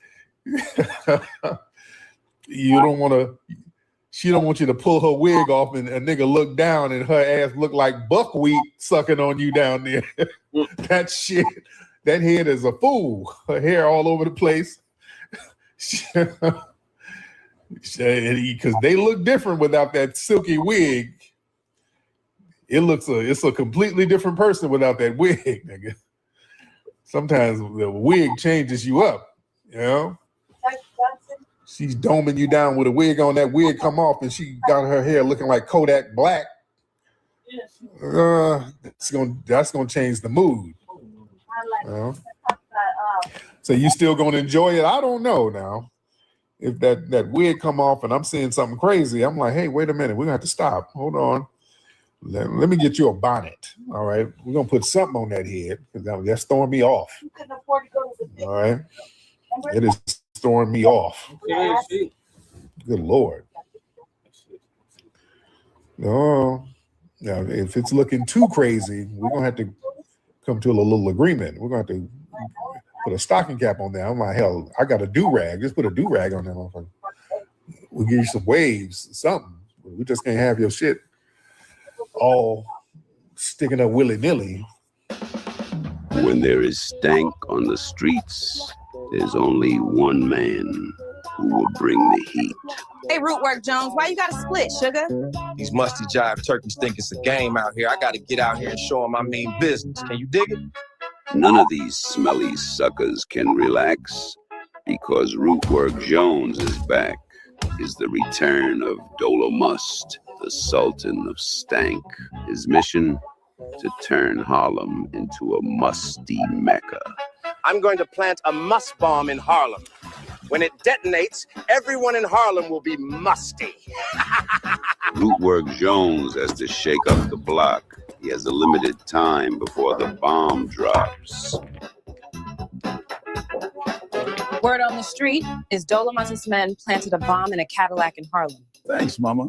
Can Rootwork Jones find the bomb before it explodes? Where is the Cadillac with the must bomb, sucker? Or will the city go into musty mode? It's a couple blocks over that way. Rootwork Jones is behind the wheel, socking stanky suckers all in their grills. Come see Rootwork Jones in Musty Inferno. Go to rootworkstyle.com for more info. Sucker. All right, what are your thoughts, lady chair, on the Diddy tape leak? Well, Joyce said she can't talk about money if she tell motherfuckers they can't afford to go somewhere. Chase. What? What are your thoughts on Daphne Joy response to the leak Diddy tape? She was taking a dick and swallowing it. She was doing the most. And then she might have regret. the way it was framed was like, she was beating up the nuts and like she was abusing the prostitute. That's what it left out. And Diddy was fucking adjusting the camera baby oil. Classic. Forget. No, the fact is that I don't give a fuck. Like, if anything, I know I got leaked or not. This shit was just hilarious. I mean, the court case was hilarious. I think she was funny. Like the whole thing is funny to me. I just thought it was funny because she was having a good ass time. Whatever she's talking about. Yeah. You know what I mean? So why did she just say that? It got leaked by good time. I was inebriated. I was having the time of my life. Got leaked out. And shoulder shrug. Did you enjoy it? I hope you paid for it. I played it off. You know what I mean? Did 50 Cent talk shit? Man, get to the middle of summer and this all. Well, see, Diddy should fucking charge 50 Cent for fucking taking care of his family all that time. He was having a whole double life. That bitch was doing the most and then had the balls to be jealous too. She was doing the most. She had the balls to be jealous and tear up his house and then go hide in the closet. Running around and shit. This bitch is stupid. That whole court thing, man, just reading that shit was funny as hell. The little 50 Cent. Like, nobody knew that was his bitch until the court case. And she was over there just taking all that shit. She was doing the most. The way Tariq described it, sounded like she was having a good time. I don't know why she regretted it. She didn't sound like she was regretting shit then. He said she was directing it. Yeah. He said she was full control. So, and so, I don't know why she would regret. I would have said, I was like, dang, I don't know I got leaked, but I hope you pay for it, motherfucker. And like, you know what I mean? It's like, so I know I did better. I would be like, I did better than that Kim bitch. I would be like, I don't know, but I would put it in a good way, fucking making myself laugh or something like that. 50 Cent saying that Diddy was born on date. Apparently, she didn't think so. You know what I mean? She was with Diddy for a minute. Diddy had like what, 4 kids? Yeah. So apparently, it's not that true. And we would have heard about it. We would have just heard about it with motherfucking who said it? One of the hookers. I think it was hookers said it. Yeah. Did you see the hookers? Cause the male escorts, they were like 6'4", something like that, slim build, dark chocolate. All of them were like all the same, like same athletic build, same everything, just tall and dark chocolate heads and like whatever. And first, he was trafficking them. That's who he's trafficking. Grown ass men. For 2 fucking freaky ass bitches, cuz come on now. Make it stop. You hear me? When you look at it that way, that shit's funny as hell. They're like, oh, he beat her. Shit. The fact that he was running down the hall with socks and a towel. And then you kick her ass with the towel on was the shit. He didn't lose that towel at all. And she know what she was doing? Because any broad who's ever picked a fight with a dude and kind of made him, ran out the room and made him want to chase her and shit, she knew exactly what the fuck she was doing. She could have ran down the stairs. She could have hopped on the elevator. She could have did a whole bunch of shit. She sat in the hallway, kind of like pretend to make a call and play with the elevator. Then she got caught up in the hallway. You see what I'm saying? You know what she was doing? If it was that serious, cause and like any I'm man, I've had some toxic moments. I want to leave. I'm leaving. You can't stop me from running down these motherfucking stairs. Catch me shit. You hear me? Fuck. You hear me? And but I understand and play in the hallway and call the phone and you know. Plus, when it came to that motherfucking tape, that hallway tape, they paid for it to be suppressed. Then the motherfucker leaked it again and got paid again. And shit was whack. Like that right there should have been a lawsuit in itself. If you sign a contract and you take the bread, you shouldn't leak the shit again. Like that sounds like a lawsuit. But nobody, like they said they had some new allegations or some shit. It's like all of them. The sex tape was funny to me. Do I think about it? None. He's in there for like 4 years, right? Yeah. Yeah. Jesus. 4 years turns into 2 with good behavior. Yeah. Can I leave this message for Jace? Can't teach how you get back to the community when you can tell people they can't afford to go to the can't tell you that. Yeah. Yeah. What she said, what she said. She want to confront me. She wants to confront bitch type. Yeah. I love that. Let's see. Might be did she tell us on the internet or in person? She told us on the internet. All right. So moving along, we got the dump. We're going to talk about Donald. Talks about the J6 reparations, huh? Wasn't the internet? Yes.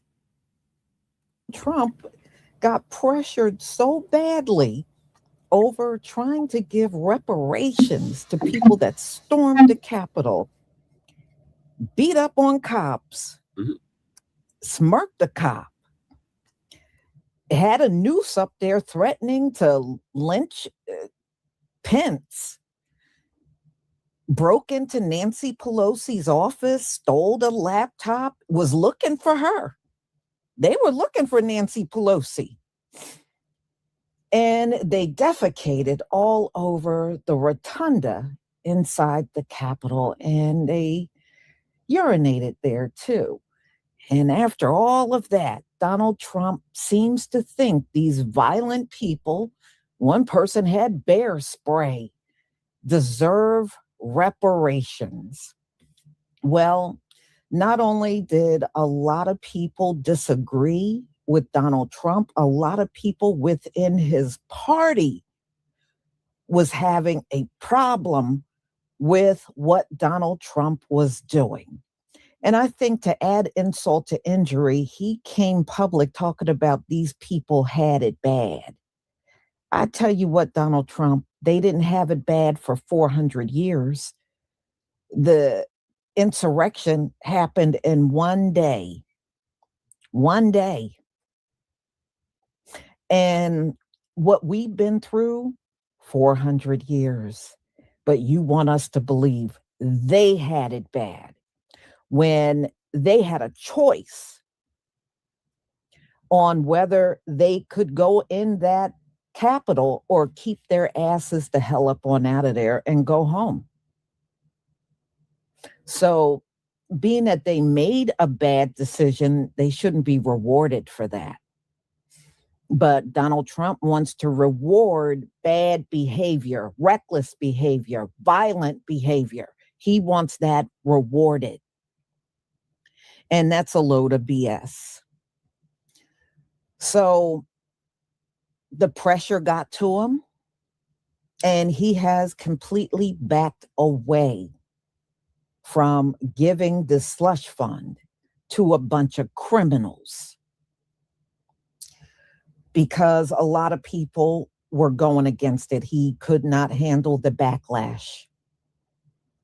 But the fact that he attempted to do this in the first place says a lot. And no, it does not get the Democratic Party off of the hook, because it has showed you don't need Congress to give people money.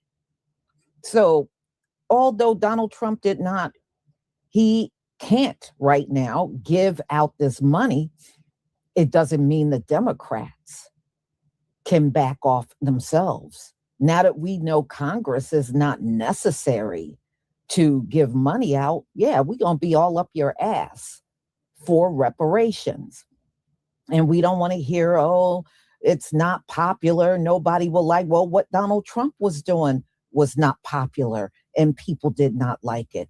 But you saw for a while there, he was going to move forward and do this. And he may do it in the future.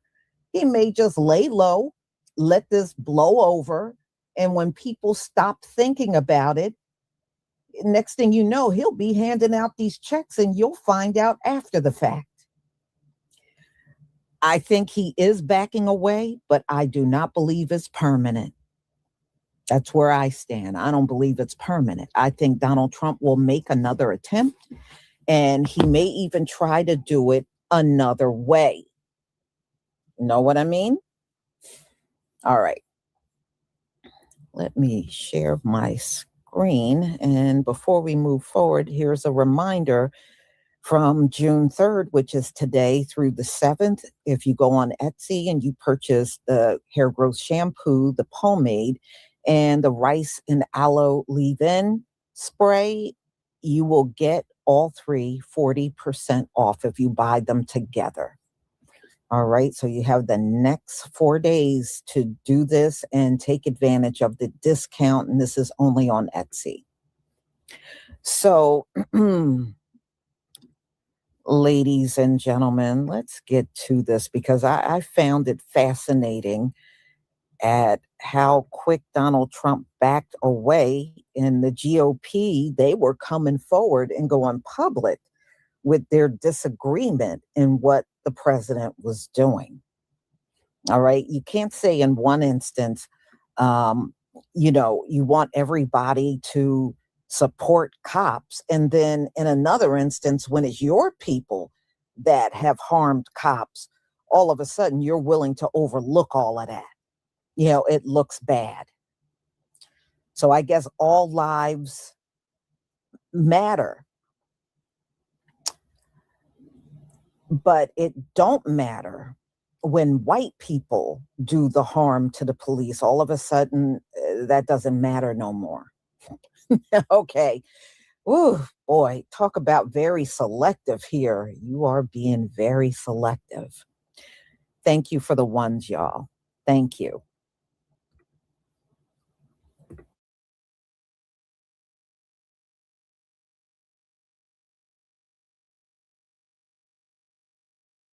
Looks like the Trump supporters who attacked the Capitol on January 6th, they will not be getting any money from that slush fund.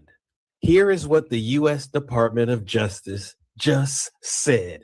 The Department of Justice disagrees strongly with the decision on the anti-weaponization fund put forth by the United States District Court judge in the Eastern District of Virginia, wherein the court stated that under no circumstances may the Department of Justice proceed with the anti-weaponization fund recently established in order to make up for the tremendous abuse, harm, and hate unfairly shown to so many people. This weaponization fund was open to anybody who was so weaponized, targeted, or prosecuted, whether they were Democrat, Republican, conservative.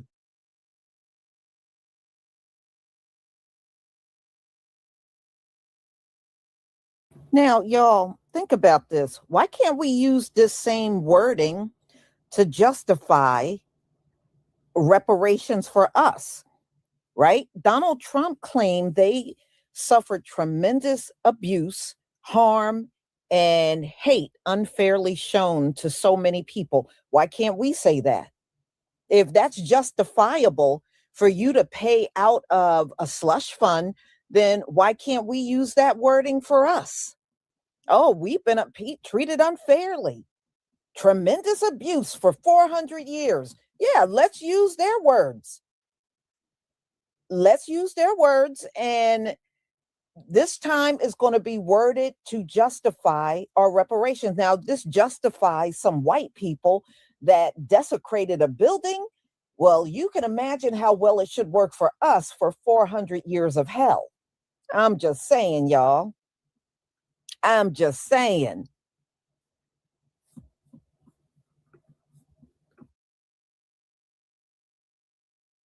Independent or otherwise, the department will abide by the court's ruling. So in other words, you thugs who decided to attack the Capitol on January 6th, you won't be getting a crying dime of our taxpayer money. All that nonsense about how Donald Trump came up with a clever way to settle the issue he had with the IRS by turning around and converting those funds into money for all of you thugs, it's gone out the window. It's a huge W for democracy today. Seriously. And breaking news, Trump plans to abandon the $1.8 billion anti-weaponization fund. According to Axios and others, he did so after a conversation with Mike Johnson, realizing there's no political will to move forward this slush fund. But interestingly, the Department of Justice also just put out a statement saying they were abiding by the judge's order out of D.C. in relation to the lawsuit that was filed to stop the creation of the fund. But that judge only did a 2-week pause, didn't completely end it. And all of this is also happening as the Miami judge told Trump to answer the question of whether or not he colluded with his own government to commit fraud on the court. Now, Trump, since he sued that in his personal capacity, does not have any kind of immunity in relation to any kind of consequence that may come from finding a fraud by that judge. So all of this happening very quickly. It appears that there's no political will, but perhaps also Trump realizes he might be in some sort of legal jeopardy if he continues trying to gain this settlement fund. For more on this and other topics, be sure to follow me on the Midas Touch YouTube channel. So y'all be real loud when black people say we deserve reparations for building this country, but y'all ain't saying nothing about how Trump wants to spend $2 billion giving money to January 6th traitors. The degree to how much the United States just hates black people is truly astounding.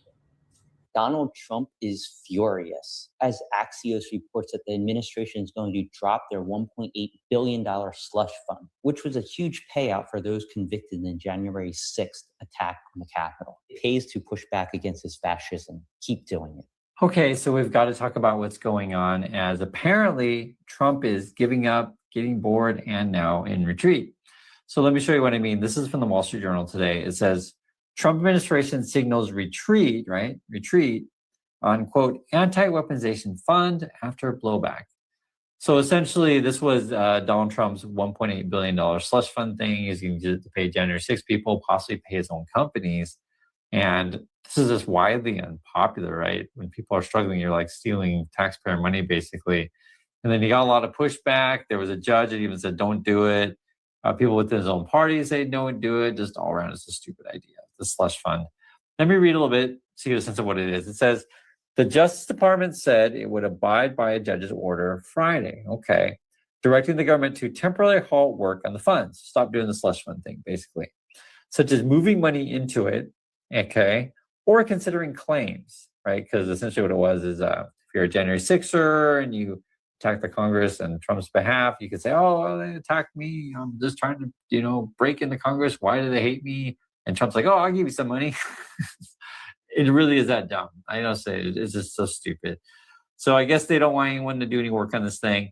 Quote, to ensure that no funds are irreversibly dispersed. So basically, once you send out the money, it's gone.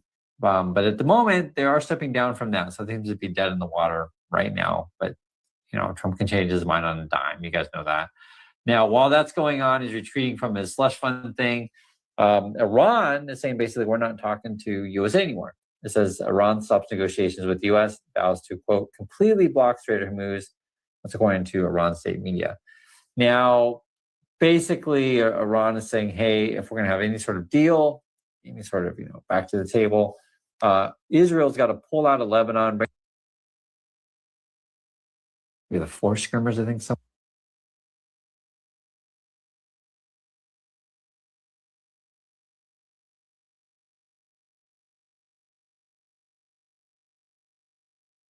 But we have capability to go far longer than that. We'll do it. Whatever somebody said today, they said, oh, well, if the president wants to do it really quickly. After that, he'll get bored. I don't get bored.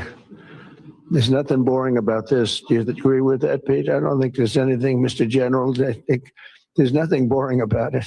Somebody actually said from the media, I think he'll get bored after about a week or two. No, we don't get bored. I never get bored. If I got bored, I wouldn't be standing here right now. I guarantee you that, to go through what I had to go through. Okay, so Donald Trump claims he's not going to get bored. Let me show you this. So this actually just came out. Trump tells CNBC, quote, I don't care if Iran negotiations are over. Okay. Let's read the details of this one. Trump on Monday shrugged off possible collapse of peace negotiations with Iran. I don't care if they're over, honestly. That's according to Trump. I really don't care. I could care less. I couldn't care less. Okay, here's the boring part. Trump told CNBC's Eamon Javers in a phone interview midday Monday that saying he thought the protracted discussions, quote, started to get very boring. So this is from Trump, right? They're starting to get very boring. He's tired of this. He wants a quick victory. Iran, actually, time is on their side because they know Trump is an impatient child. So that's going to leave us in a weaker position. I just want to be really clear on that. And also, to ask yourself this fundamental question, would you like?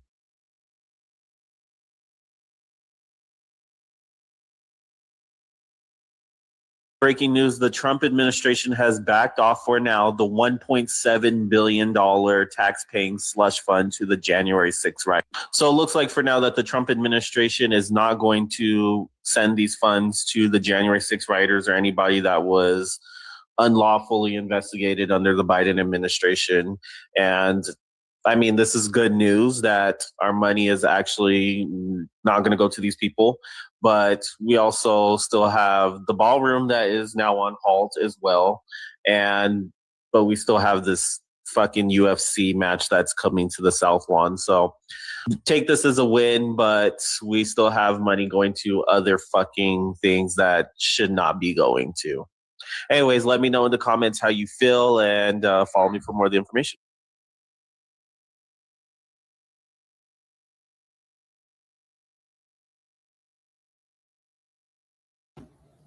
Well, y'all, it just looks like Donald Trump is just stopped for now. I'm not sure if this is permanent. Don't be surprised if we get to the middle of summer and this all comes up again. It will all come up again. So it's amazing. You don't want to give your taxpayer money to pay for reparations.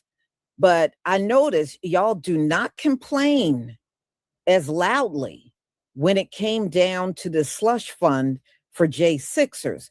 The same people that complain about reparations, y'all weren't very vocal this time around. Some people were, I won't deny that. But usually when we talk about slave reparations, we get a whole chorus of you screaming and hollering against it.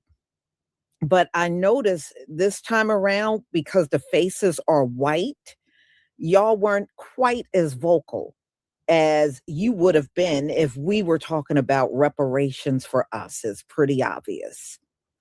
So y'all remember, this slush fund, that's our money too. That's money that came from our community as well. These folks, when they talk about their taxpayer money, you ain't paying them taxes by your damn self. None of you are. So I don't know what you be whining about all the time. We pay taxes and we sick of paying them damn taxes too.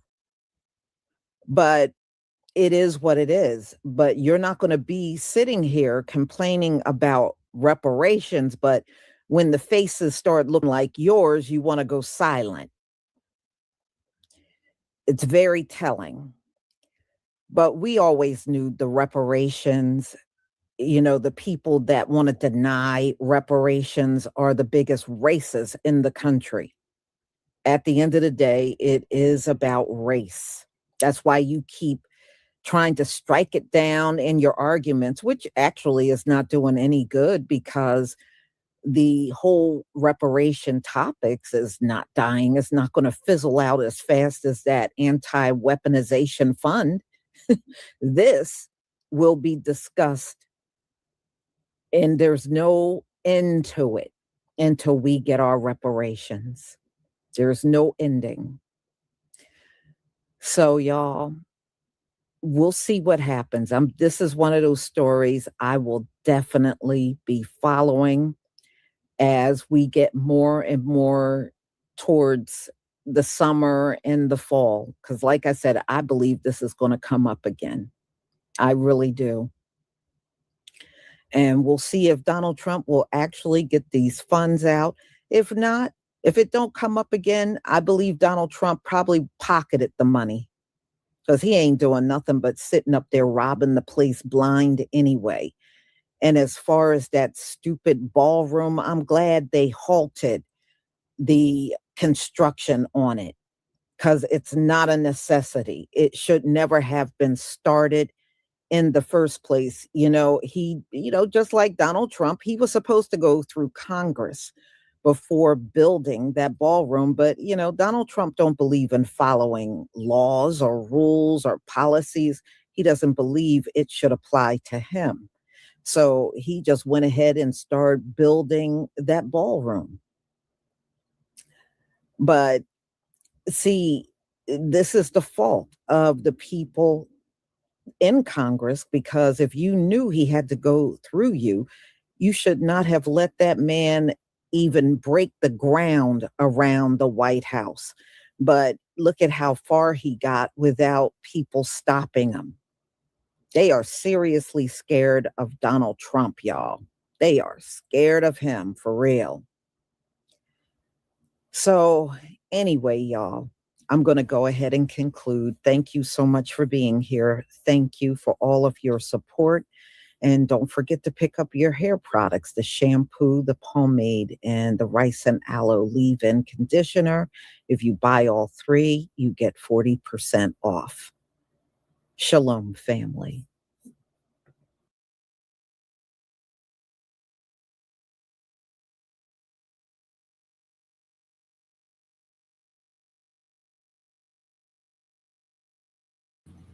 Shalom, family. Good to see everyone here. Hope you're doing well. Well, we're going to talk about some of the recent videos that have been uploaded online where people have either left the U.S. permanently or people on their way out. And a lot of these people that are exiting the country are not coming back, and I notice a lot of them are going to like Southeast Asia. And I was watching a video a little earlier. It was a sister, and she left the US. She said she just couldn't afford anything. She went over to Southeast Asia, Vietnam, and she had this apartment that she paid $60 a month. And it was a 1-bedroom apartment. I was like, wow. It just goes to show you the price gouging that goes on in America really is not necessary, but it's done out of greed. And unfortunately, it's too many greedy people in the system. You should not have to pay an arm and a leg just for a place to live. And I can see if you were getting some extra bonuses or amenities in there, you're not even getting that. But that's why so many people are leaving. And I heard it's the same way in Egypt. I saw a brother that went to live in Egypt, and I think his apartment was under $100, where he got to live in this apartment for less than $100. And I said, there are a lot of places all over the world where you probably could afford to live. But America and even Europe, there's lots of places in Europe that are very unaffordable as well. So, I guess it depends on what you're looking for. And if you're able to work in these other countries, then I guess all is well. Now I do know of some that have gone to Africa as well to live. And Africa is one of those places you got to really be careful, because I've seen some nightmare videos online. I know that's not something that happens to everyone, but the fact that it does happen where people get scammed over there. And you would think if you're among other melanated people, it wouldn't be like that, but it is. It is. All right. Let me share my screen. All right. Please give me a 1 if you can see my screen.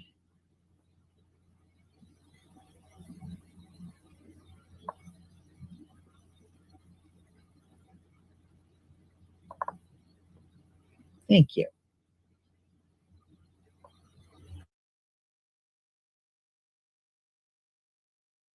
If you're thinking about moving outside of the country, you are not alone. Americans are leaving the United States in record numbers. US-born American citizens packed their bags and moved elsewhere in the tens, if not hundreds of thousands last year, and that's only expected to increase this year. Not only has there been an uptick of Americans leaving the country, there's also been a decrease in the flow of visitors coming in. The United States was the only major country last year that saw a decline in tourism. Think about that. Isn't it ironic that so many of the people who are prideful of the fact that the United States is such a desirable place have literally made the United States less desirable? We are told time after time to worry about billionaires threatening to leave the country. And yet when everyday Americans actually end up doing it, where is our concern? Black folks are leaving this country in mass. They're going to Mexico. They're going to Panama. They're going to Costa Rica. They're going to Lisbon. They're going all over Africa. They're leaving. Because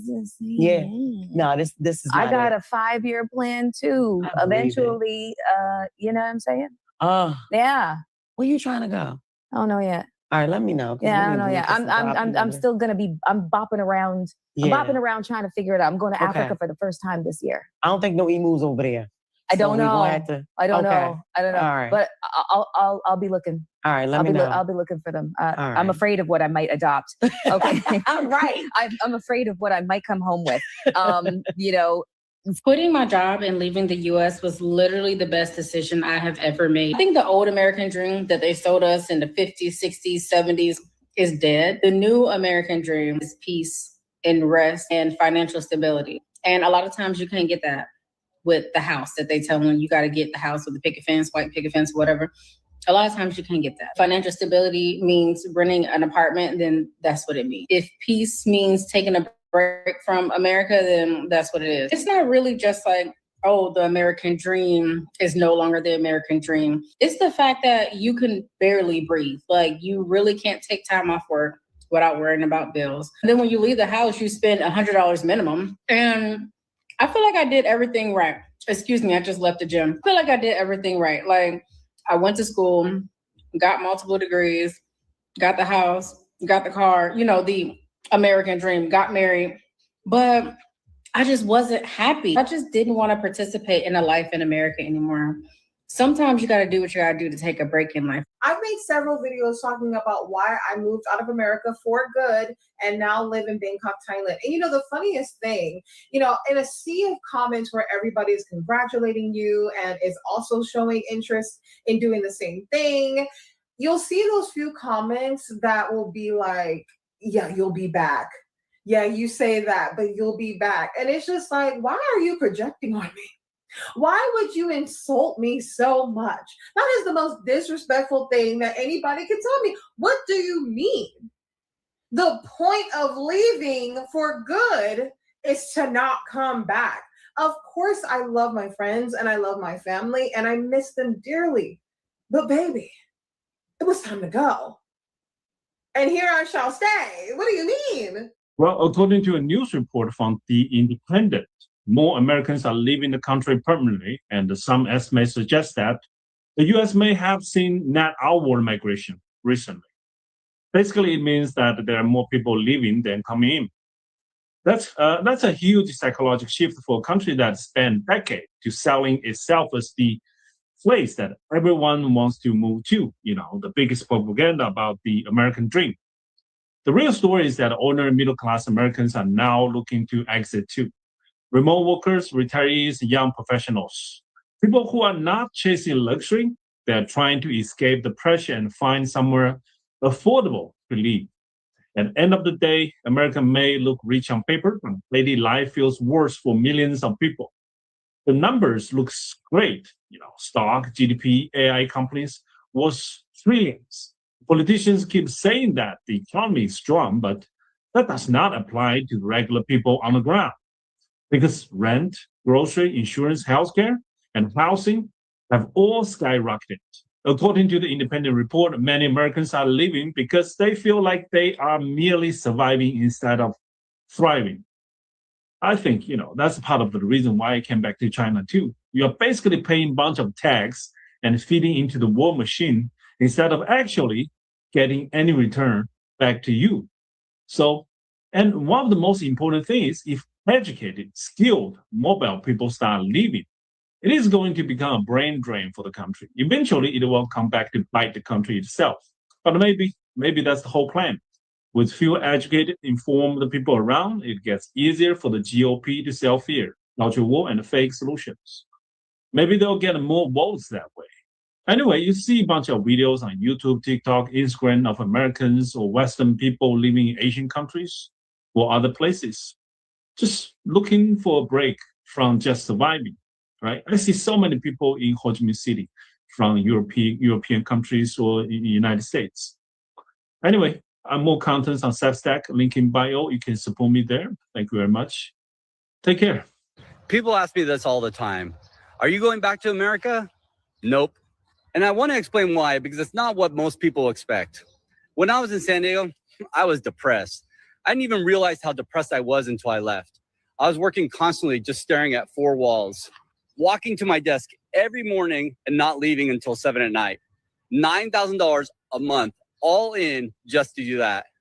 I moved to Da Nang, Vietnam at 51. I live 2 blocks from the beach. All my expenses is $1,400 a month. That weight that I was carrying in San Diego, I didn't even know I was carrying it until I was gone. I'm not going back.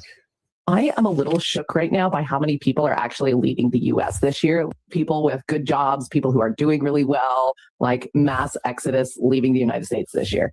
And we came upon this because we ourselves are leaving in just a few days now to go live abroad. We made the decision earlier this year and have been working up to it now. We're under a week. It's insane. But really, we've been doing a lot of research, and a lot of these countries like Portugal and Indonesia, where Bali is, and Mexico, some of the places a lot of expats have been going for the last several years, are now expecting kind of like 3 times as many people coming into their country from America this year. Like, there is a mass exodus happening right now. And when we made the decision to leave, we had no idea that that was going to be happening. But I guess part of me is shocked and part of me is not surprised. Put in the comments, like, are y'all surprised that everyone, like so many people are leaving this year? Or are you like, that tracks, that tracks? Yo, I left America. Guess what? I'm not coming back. Like, I come back to visit, but to live, why would I do that? So papaya has easily become one of my favorite fruits here in Mexico. Papaya is really good for you, even the seeds. A big papaya like this, I paid $2.50 for. It's real, it's organic. It actually goes bad. Why would I want to come back to the United States and eat that food that's not real, that's filled with bioengineered ingredients? Y'all see this face? Do y'all see this skin? It's glowing. It's glowing because I changed my environment and I stopped putting mess in my body that wasn't good for me. Able to save money, like not just live paycheck to paycheck. Like I thrive here. It's not like in the United States. I felt like I was just existing. My mental health is way better than when I was in the United States. I have clarity, I have focus. I'm more creative. Why would I move back? Cost of living is cheaper. Like, you can get a really nice 3-bedroom here in Playa del Carmen for about $850, between $850 and I would say $1,200 a month. I do the things that I want to do, and those things I don't want to do, I just don't do it. There's freedom when you live outside of the United States, like a freedom that you didn't even know you needed. There's rest when you move out of the United States, like rest, like most of us know when we need rest though. Like, it's a rejuvenation on your whole nervous system that you didn't even know that you needed, honey, but it happens. Groceries are more affordable here. Cost of living is more affordable here. My utilities, my water bill, my electric bill. So it's a whole life change. I have the time to do what I really want to do. So I've been picking up this new skill, learning this new skill, trading options, learning about the stock market. If I was in the United States, I wouldn't have time to do that because I would be busy running my businesses, managing employees, running payroll, doing all the stressful shit. And when they decide not to come to work, then I would have to get in the business and do it. Nah, I'm living a slow life. And I love that for me. You comprehend what that means? Like a slow life. Like, you're not keeping up with the Joneses. Like, you're just doing your own thing. You just in your own lane, you know? I can walk out the house right now with a can of paint on my shirt and won't nobody care. Somebody in the United States would judge the hell out of me if I walked out the house like that. Like, cause why? Why are you judging me? If this is, I want to walk out the house being all colorful, let me do that. I'm not moving back to the United States. Because why would I do that?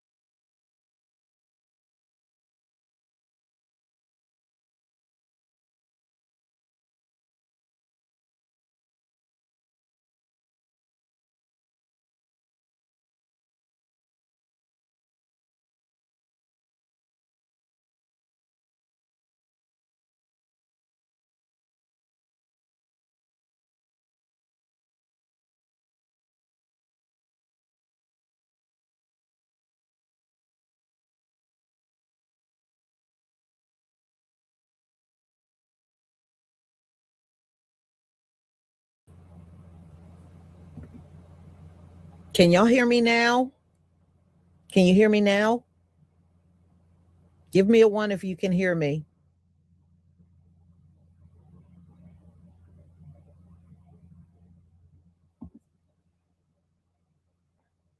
Thank you. Okay.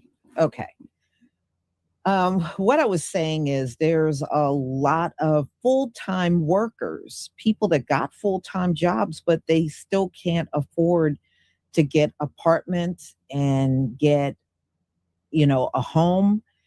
And now a lot of the people that are homeless are folks with full-time jobs living out of their cars. That is a big thing that's going on around the country now, and I think that's really pathetic. The problem is the cost of living and the inflation. The salaries just have not kept up. So it is crazy, but they literally have full-time jobs, but they don't make enough income to have a house. And if they spend money on rent, the paycheck really will go towards the rent and they won't be able to do anything else. And it shouldn't be like that anywhere on this globe. Something is wrong when your population can't afford to live. It should not be that way. The problem is we got too many rich people in charge. And, first of all, I think if you are a politician, you should not be wealthy because you will no longer care about your constituency. That's why things are going the way that it is in this country. The Democrats don't care about us unless something going on is impacting them. That's why now you see them exclusively addressing the Black community because many of them are about to lose their seats. If it was for the fact that they were about to lose something, they would still be ignoring us. They would still be ignoring us right now. So when you have all these rich politicians and then your president is a billionaire and everybody is wealthy, they don't care about the financial, crisis that people are going through. They don't care. That's why I don't believe your politicians should be millionaires and billionaires. Because now you are completely disconnected from the everyday average American. And you won't care about their plight. But that's how this country is set up. And that's why everything is unaffordable. And the sad part is it's going to get worse. I was listening to one economist this morning, and he was saying these gas prices ain't coming down. He projected when they would come down, he said about 2032. I said, who the hell going to wait until some 2032 to pay lower gas prices? That is like outrageous. But that's what he was saying. He said, these prices ain't coming down. He doesn't care what Donald Trump is trying to say. These prices are not going to come down. Yeah, he said 2032. I said, who the hell going to wait that long just for prices to go down? You shit. You might as well say prices are never coming down. It is going to get worse. And and you got to also factor in the jet fuel, which the US is running out of. So flying is probably going to become an arm and a leg.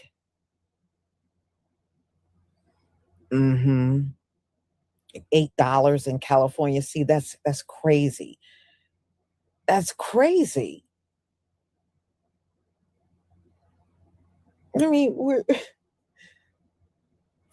we're still in spring. I mean, that's like That's a lunacy.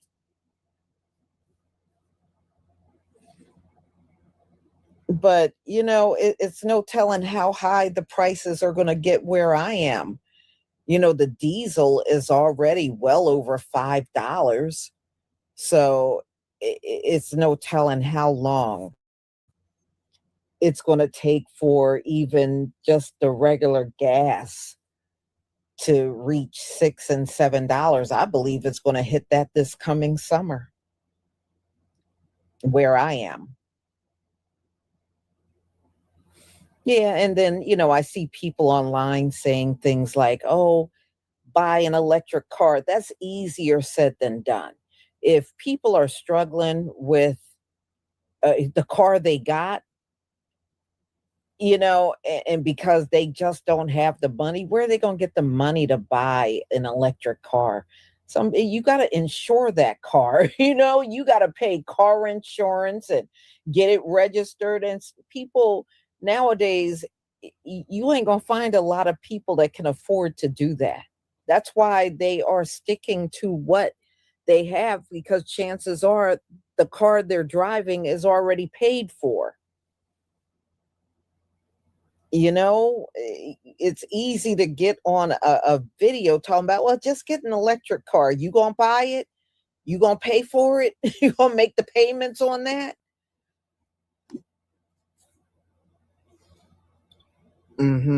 No, it's got to be this way, y'all, because this place is on its way out. It's on its way out. And as you can clearly see, America is definitely not a desirable place like it used to be. People couldn't wait to get here to live. Now, folks are exiting as fast as they can. I was looking at some guy that was returning back to Nigeria. He said America got so expensive. All of the money he was earning was going towards bills, and he didn't have money to do anything else. And he was on a plane flying back to Nigeria because he could not afford to be here anymore.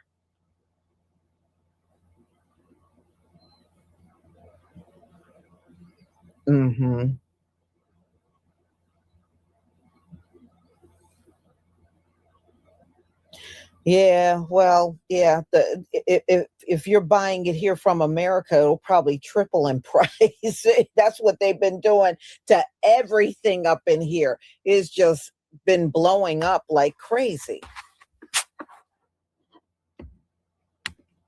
No, they want a poor class of people because you will be easy to manipulate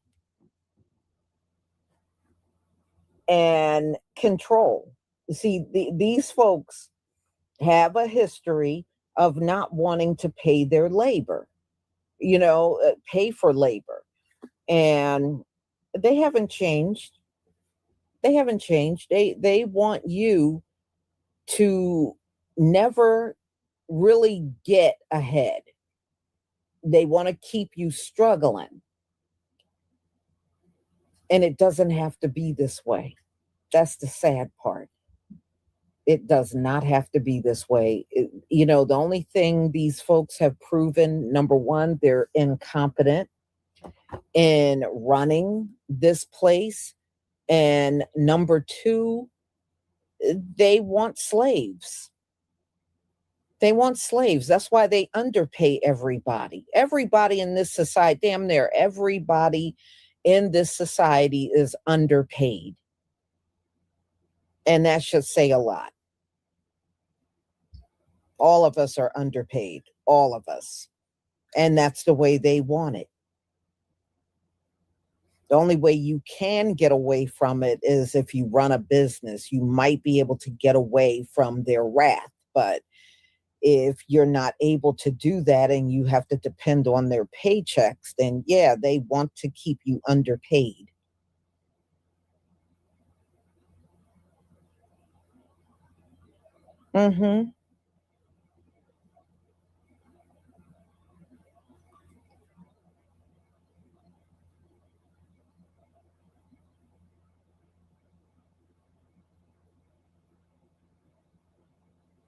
Oh, yeah. Yeah. I mean, let me tell you, white people are struggling bad out here. Why do you think so many of them are crying all over the videos? I mean, I've seen some new ones that people posted where they are crying and wailing all over the video because they can't make it. And you can't help but think to yourself, well, pull yourself up by the bootstraps. Isn't that what you said to us whenever we complained about the system or complained about making it in the system? Y'all told us to pull ourselves up by the bootstraps. So, but look at the irony now. So many of them are where we were, and they're now feeling it. They're feeling it now.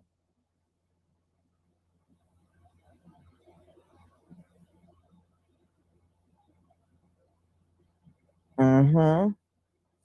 Well, I heard, because we're not that far away from the 250-year anniversary of America.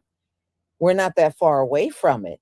And I heard the entertainers are all jumping ship on Donald Trump. He had a whole line of entertainers that were going to perform for the 250-year anniversary, and they're all now jumping ship on him. So I don't know what kind of entertainment he's going to have, because it looks like many of them are running from him now.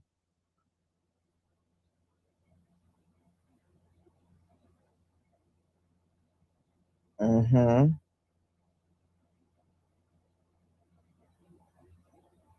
You know, y'all, I don't know if you noticed, but this year, Memorial Day, I didn't hear not one firework. And I was like, what's going on? Every year they be going crazy with the fireworks around here. This year was total silence. And a lot of the events where they have fireworks for Memorial Day, they didn't have it. And I thought, well, what's going on? So I went to look. Do you know it's a fireworks shortage in the country? There's not enough fireworks around. I said, I knew it had to be something, because you know all those fireworks that's used come out of China, and there were none. That's why you didn't hear that, because I was like, that is weird, because every year these people, there's like several houses where people live, they all be firing all off at the same time. And this year was silent, but yeah, it's a shortage in the country of fireworks. I'm not even sure if you're going to hear any on the 4th of July. You probably won't. Mm-hmm. No firework. I heard none. And I was astonished. I was like, wow, it's been quiet. This is the most quiet Memorial Day I've ever seen. Mm-hmm. No, yeah, there's a shortage. There are no fireworks, literally little to no fireworks in the country. And I saw other states that had events with fireworks, they all got canceled. They said they weren't going to do fireworks. They couldn't.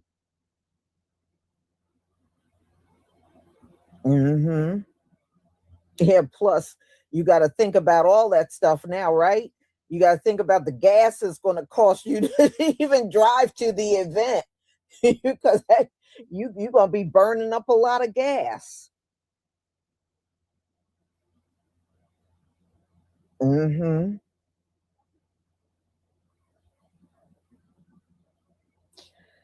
So, y'all, I'm going to go ahead and conclude. Thank you so much for being here. So I'll be getting everything posted for tomorrow, including the Bible study. So, y'all, thank you so much for being here, and I want to thank Zachariah Williams. Thank you for the super sticker. I deeply appreciate it. So y'all enjoy the rest of your evening. Yeah, there's a shortage. You know, in a way, I'm kind of glad that shortage happened, because some of these people be losing their minds around me. They'll be firing that shit off at 2 a.m. It'd be like, man, what the hell? I'm not kidding. When they used to have it, sometimes it would be 1 a.m., 2 a.m., and people would be outside still firing that stuff off. I was like, okay, that's a bit over the top. Jeffrey Massey, thank you so much for the super sticker. So, you know, I ain't gonna lie to you. I did enjoy the quiet. I enjoyed the quiet. Mm-hmm. Thank you, Zachariah Williams, for your super sticker and support for my channel. Oh, yeah, it's more than likely it's going to be silent during the 4th of July as well, y'all. They probably ain't going to have it by then. You know, being that it's coming in from China. Yeah.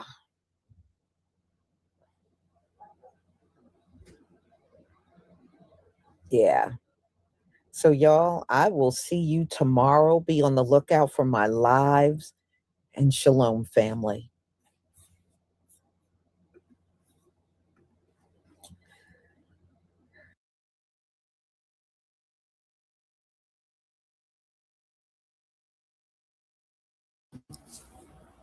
Shalom, family.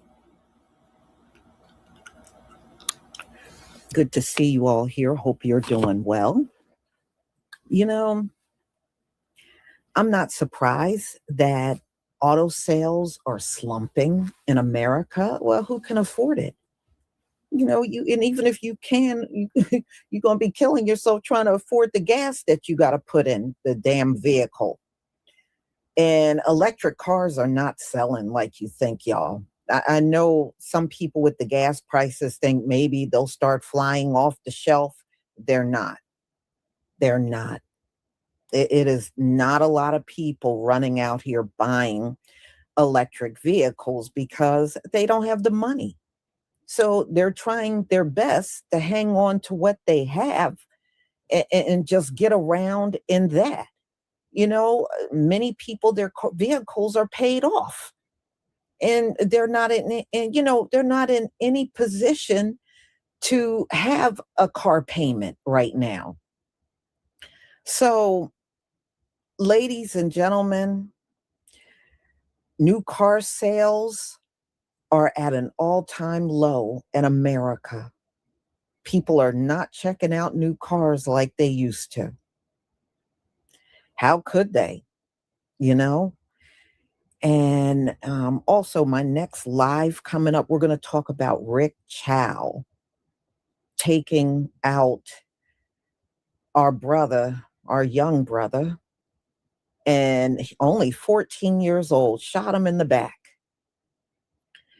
You know, it pisses me the hell off what these folks have done up in these courts in this country. Y'all got hell to pay for the way y'all have treated us in these courts. You have virtually allowed every goddamn body to kill us and walk out of the courts.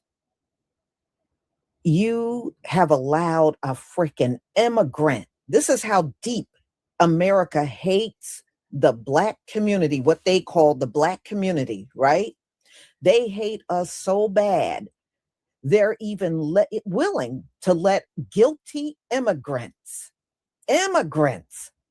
walk free from unaliving us. That's how deep their hatred is for us, y'all. So we'll get into that at 5:45. So before we get started,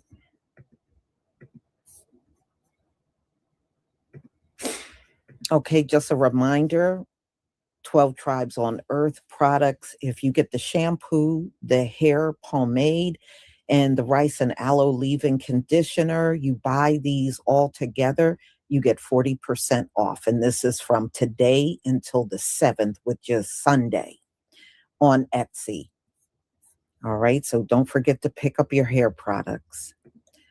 So let's get into Americans are just not feeling the new vehicles that are out. Please give me a 1 if you can see my screen.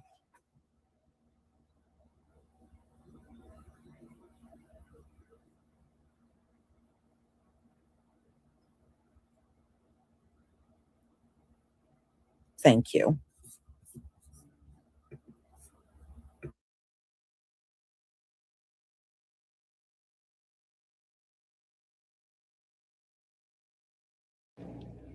Americans can't afford their cars anymore, and Wall Street is worried. Duh, like, okay, yeah, this totally makes sense. And I want to converse with you all down in the comment section surrounding this topic because, yeah, duh, this totally makes sense to me. And I don't see it getting better. If you purchased a vehicle during COVID, you probably purchased a used vehicle. If you purchased a used vehicle, it was probably gently or very used because there weren't many new vehicles to choose from. The new vehicles that you could choose from were grossly overpriced, and that then made the used vehicles grossly overpriced. So you overpaid for a vehicle. Fast forward to now, 3-4 years later, that vehicle is probably breaking down. That warranty that you paid for is probably lapsed.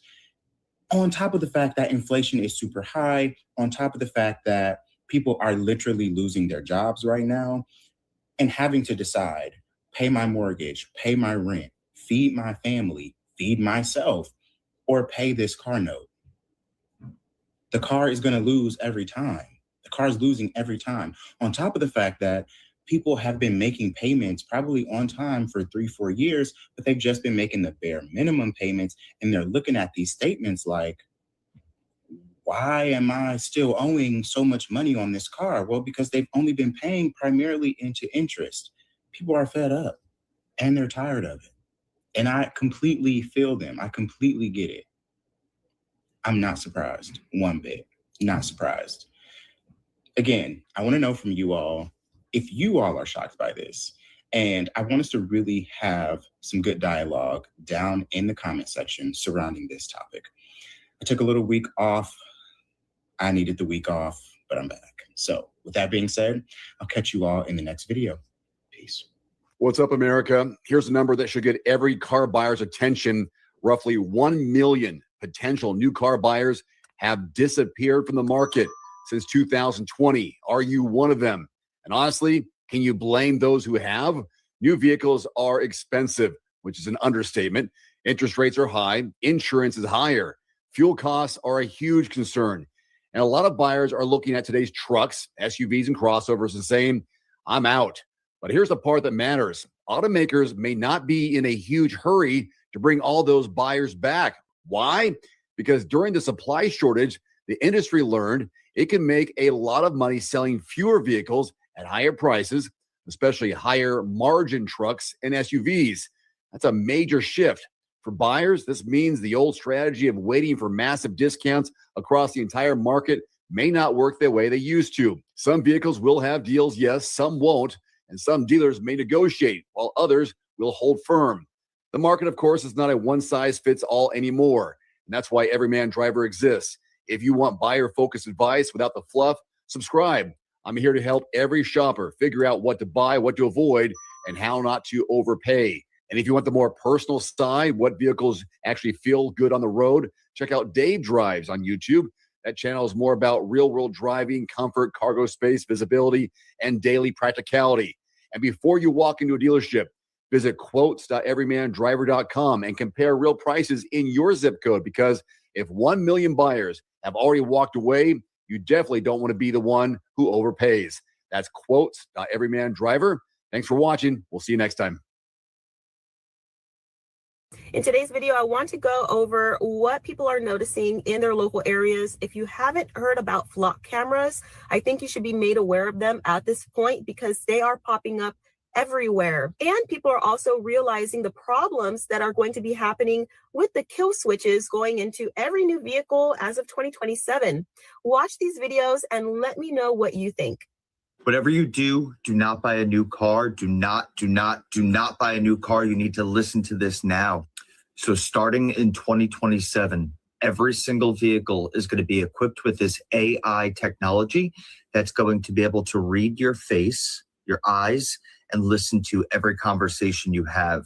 They just passed a law and it's going to start in 2027.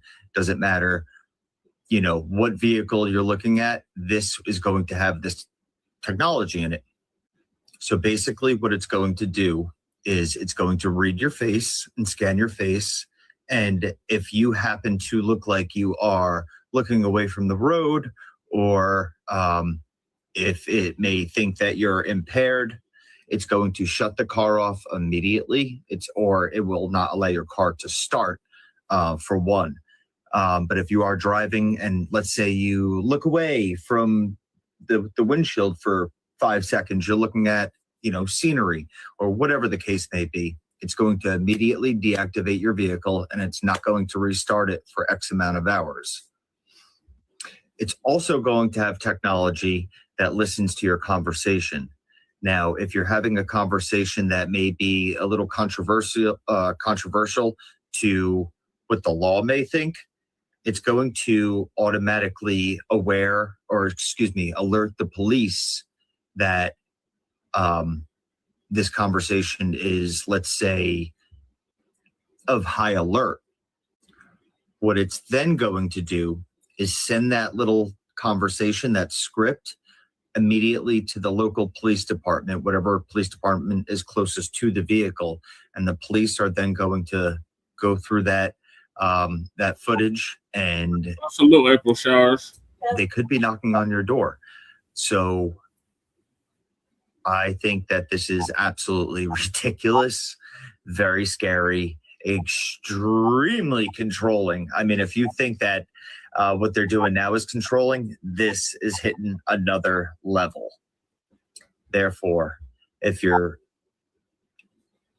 looking to buy a new vehicle in the next 6 to 10 months, I highly recommend you look at vehicles 26 and below, because I mean, you're riding a really thin line if you purchase a vehicle in 2027. It's going to make the market, I believe, the car market tank.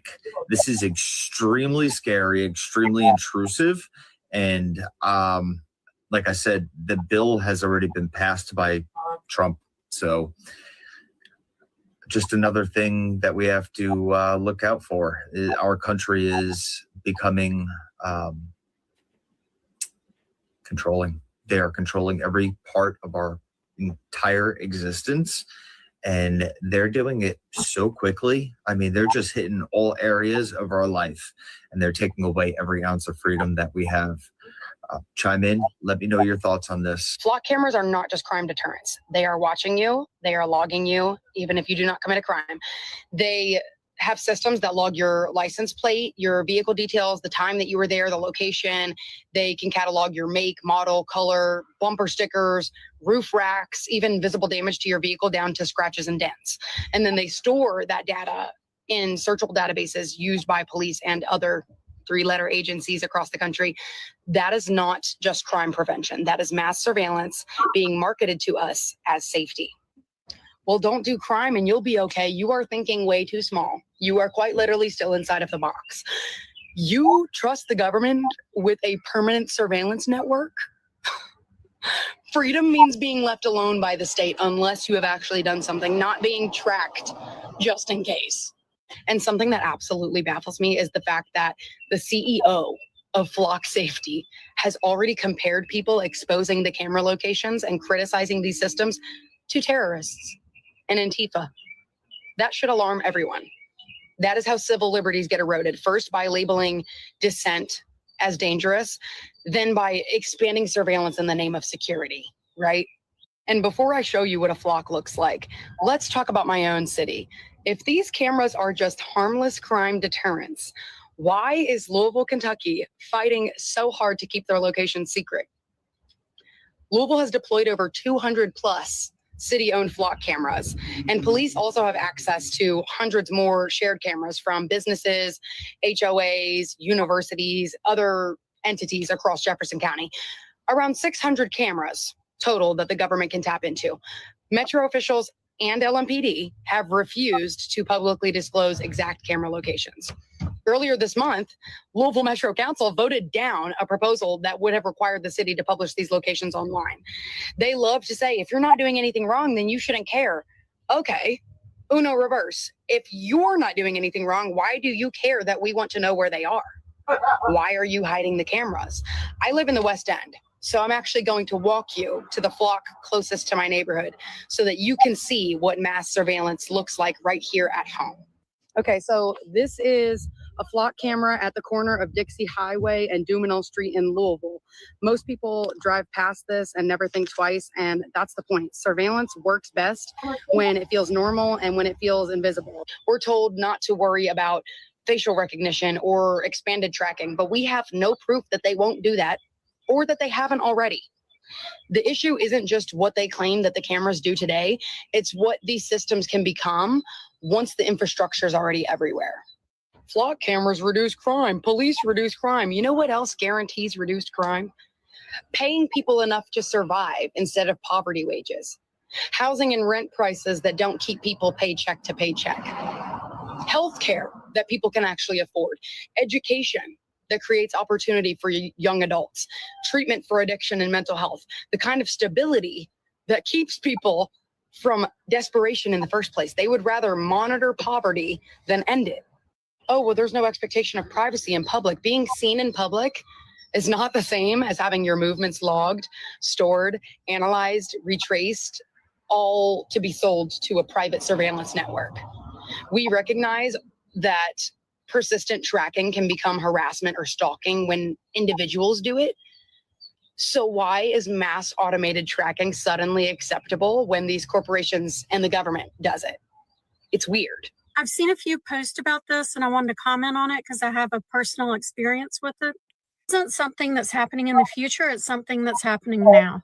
I rented a car in Europe, and as the woman handed me the car keys, she said, this is a brand new car. And she was like super excited about it. She was like, it's 2026.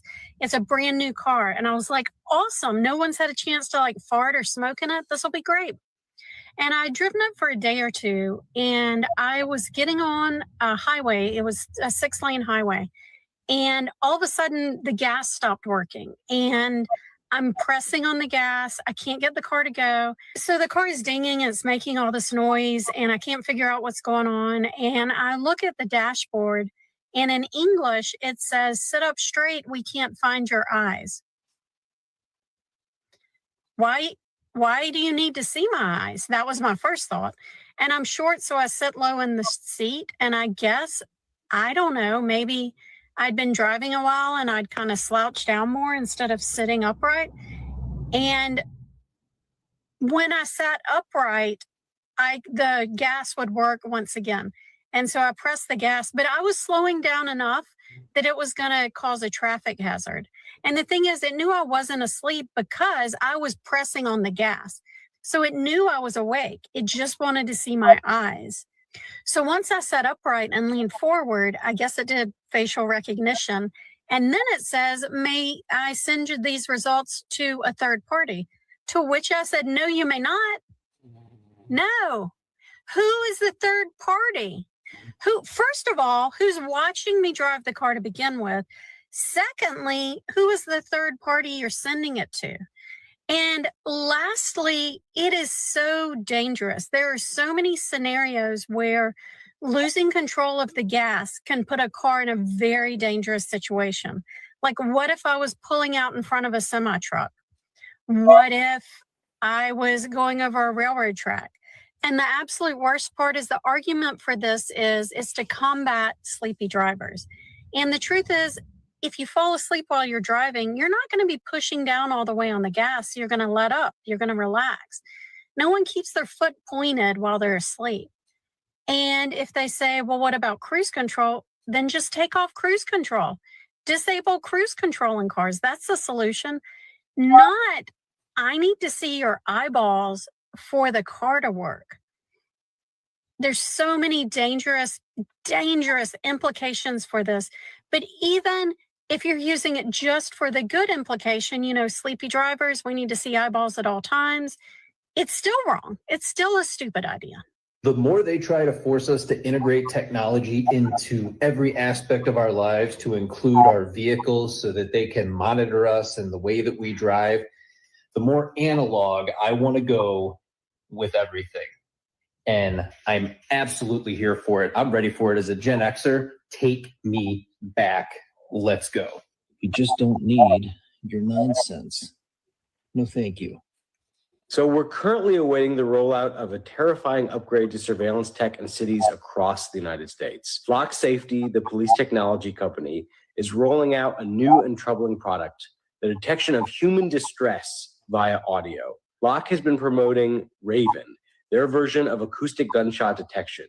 These devices capture sounds in public places and use machine learning to try to identify gunshots and then alert police. We say try because these mics often misinterpret car backfires and fireworks as gunshots. Now these microphones apparently will be alerting police whenever they detect what the machine believes to be human voice in distress. It's unclear how this tech even works. It's also unclear how these devices will be interacting with state.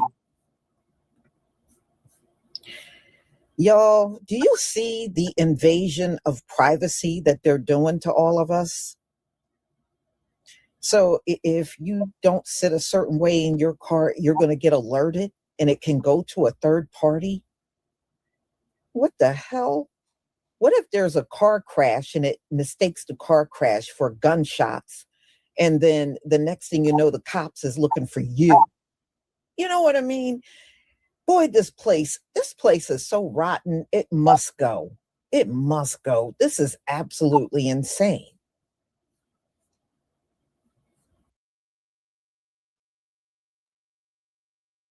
Eavesdropping laws that limit listening to or recording the private conversations that often occur in public places. Gunshot detection technology is dangerous enough as it is. Police showing up to alerts they think are gunfire only to find children playing with fireworks is a recipe for innocent people to get hurt. And this is not a hypothetical.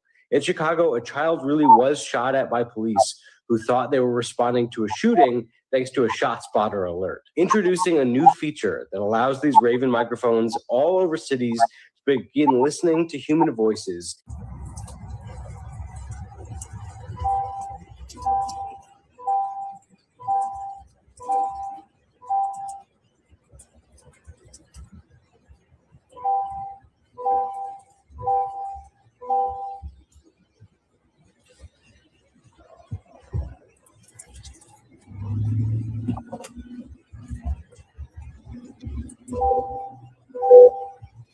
Starting to show the payments are out of control. Banks are having to raise their lending restrictions with certain buyers. Repo rates are out of control right now, especially with those subprime. But even payments on the good credit are starting to be delayed. 90-day to 60-day, there's reports of those things rising. So it's not good, but there's just an auto debt problem. America is car poor. But if you go down to your average Ford, Dodge, Jeep and Ram dealer, or even Chevy, almost every brand will have $100,000 vehicles. So when you look around, it really starts to make sense because these manufacturers are able to sell the vehicles because of long loan-term financing. 84 months is becoming more common. This is how they can even think about buying it and getting a payment range that's hopefully lower than their mortgage. I mean, I can show you $100,000 Jeeps, $100,000 trucks. It really makes no sense. So with every brand getting much more expensive, obviously it's limiting their buyers without extending that loan, which is exactly where they're going. But now they have repos rising, they have late payments payments rising with no other option but to just start declining new loans, especially the people with questionable credit. But think about how common it is. The average credit card debt's over $7,000. I mean, most people are in debt and they don't have the best credit. So for a lot of people, they go to buy these new cars. They normally are used to getting the approval, or they might not this time, especially right now over the next few months. Cars in the United States used to be something that most Americans could afford without destroying their finances. Today, for many, car to crack due to people just being so indebted they can't keep going more and more. But I have a feeling they're just going to go longer and longer. Eventually, we're going to have 10, 15-year loans on these vehicles. Just give it enough time. But let me know what you think about this. I know for a lot of people, it's very common to have auto debts. People that didn't buy a car in the last 10 years, especially new, they're probably like, what's going on? 84-month financing? But yes, that is what's going on right now. It's super popular and it's what's skyrocketing in the business, which means increase in negative equity, increase equity in the vehicle at all, especially if you have good credit. It's going to be zero down and you can just walk away, no payments for 90 days. This is what's going on in the car market, and America has a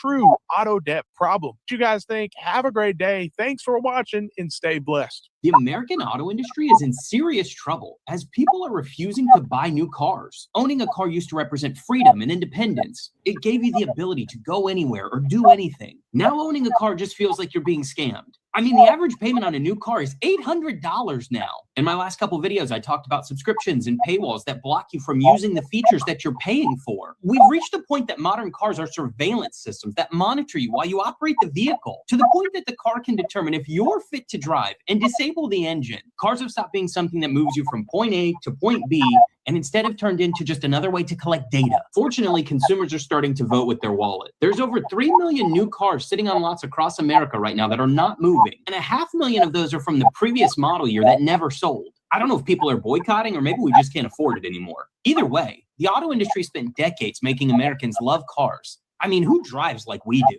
But now it just feels like cars are the latest example of how corporate America tries to extract value from us.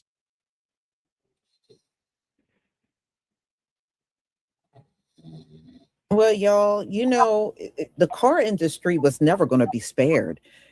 If you remember back when Donald Trump came in office, he had proposed 50-year mortgages.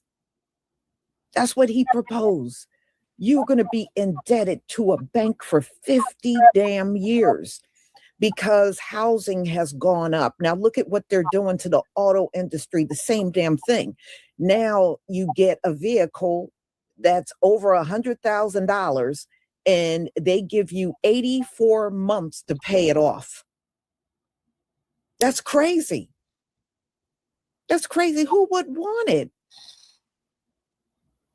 That is insane. And plus, I don't want AI in my car, y'all. I don't want AI in my car. I don't want AI determining whether I should drive or should not drive. What if I'm sick and I'm just trying to get to a doctor? So I may behave a little differently because I'm sick. I don't want no car shutting off in the middle of the road talking about they're detecting something wrong. And what if I need that help and it's life-threatening and the car is shutting off? They saying that you're not sitting right. You're not doing this right. It's determining you're not driving the same. No, I don't need that. You know how many lives can be lost from that happening? Hell no, I don't want that. Hell no. Since they're putting that in 2027, you won't see me with a 2027. They can all sit there as far as I'm concerned. Yeah, this is crazy what's going on out here. You know, this is nothing but the federal government spying on all of us. That's all this is. So now they're putting AI in cars to spy on drivers. That is taking it a step way too far. If I'm paying $800 a month, AI ain't telling me what to do behind the wheel of my own car. I'm sorry. I am not paying that amount of money and then being controlled by AI. And then the AI is now submitting my info to who knows, God knows who. Okay, no. That ain't happening. Ain't happening. Yeah, they're weaponizing AI against us. Why would you punish a person that bought a brand new vehicle and now you surveilling that person? Nah. Y'all always take things a step too far. It's not surprising, but all I can do is wake up and pray the Most High will take these damn people out of power, because I think we all had enough now. They're not going to bring anything good to this world. All they're going to do is, just like with this AI technology in your car, all they're going to do is keep bringing misery to everybody. For real. So y'all, I'm going to go ahead and conclude. Thank you so much for your support and for being here. My last live is at 5:45. And that's going to be on Rick Chow getting off in court. And we're going to talk about that. So I will see you then. Don't forget to pick up your hair products and have a wonderful afternoon. Shalom, family.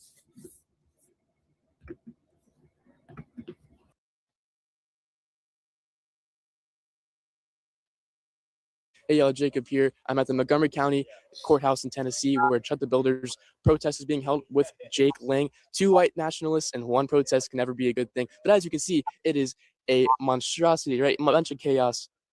Yeah, just kidding. There's no one here. So CHUD the Builder is all the way down bad. He has W folks clowning him all over the country, right? Now, they were supposed to have a rally outside of the courthouse while he was at court the other day, and you got W's all out there going live, making fun of him. They said, hey, I'm live here from the CHUD the Builders rally, and it's really wild out here. You turn around, there's nobody, right?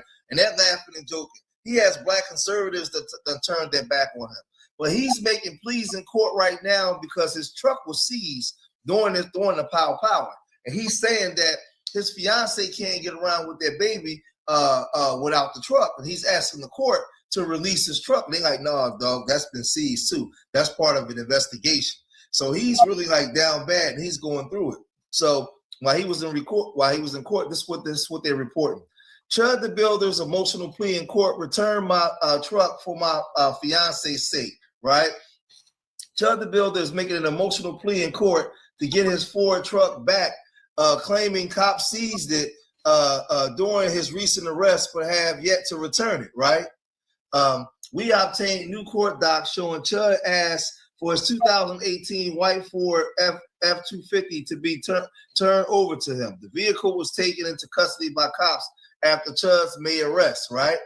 CHUD says the seized car was not contraband or evidence at in the arrest. He says the Montgomery County Sheriff's Office continued to hold onto his car without legal justification. It's causing undue hardship to him and his fiance, who needs to pick up to get around. Right. So the whole thing is he brought this on himself. You know, he out there, he down bad now, but he was out there acting crazy. He wasn't thinking about that prior to, you know, this incident that he's in. Now she needs the truck to get around, but you wasn't thinking about her when you was out there trying to clown black people and doing all kinds of foolishness. TMZ first reported CHUD was involved in a pow outside the Tennessee courthouse. He was arrested after the incident and charged with criminal attempt, unaliving, employing a firearm, doing dangerous felony assault, reckless endangerment with a deadly weapon. CHUD's bond was recently lowered to $1 million after he claimed bond companies were afraid to get involved. After he claimed bond companies was afraid to get involved in this case. Now, this is the whole thing. So this dude, remember, he was just saying that the fiance was going to change the name of their son because this dude is running around doing all kinds of wild stuff and he's dangerous. But he was even online doing this with minors. Following me. What's your name? Cameron. Cameron? I was just talking about I need to find a cute little blonde somewhere. Oh. You got a boyfriend? Yeah, and I'm 16. Oh, okay, great. We're cooked, chat.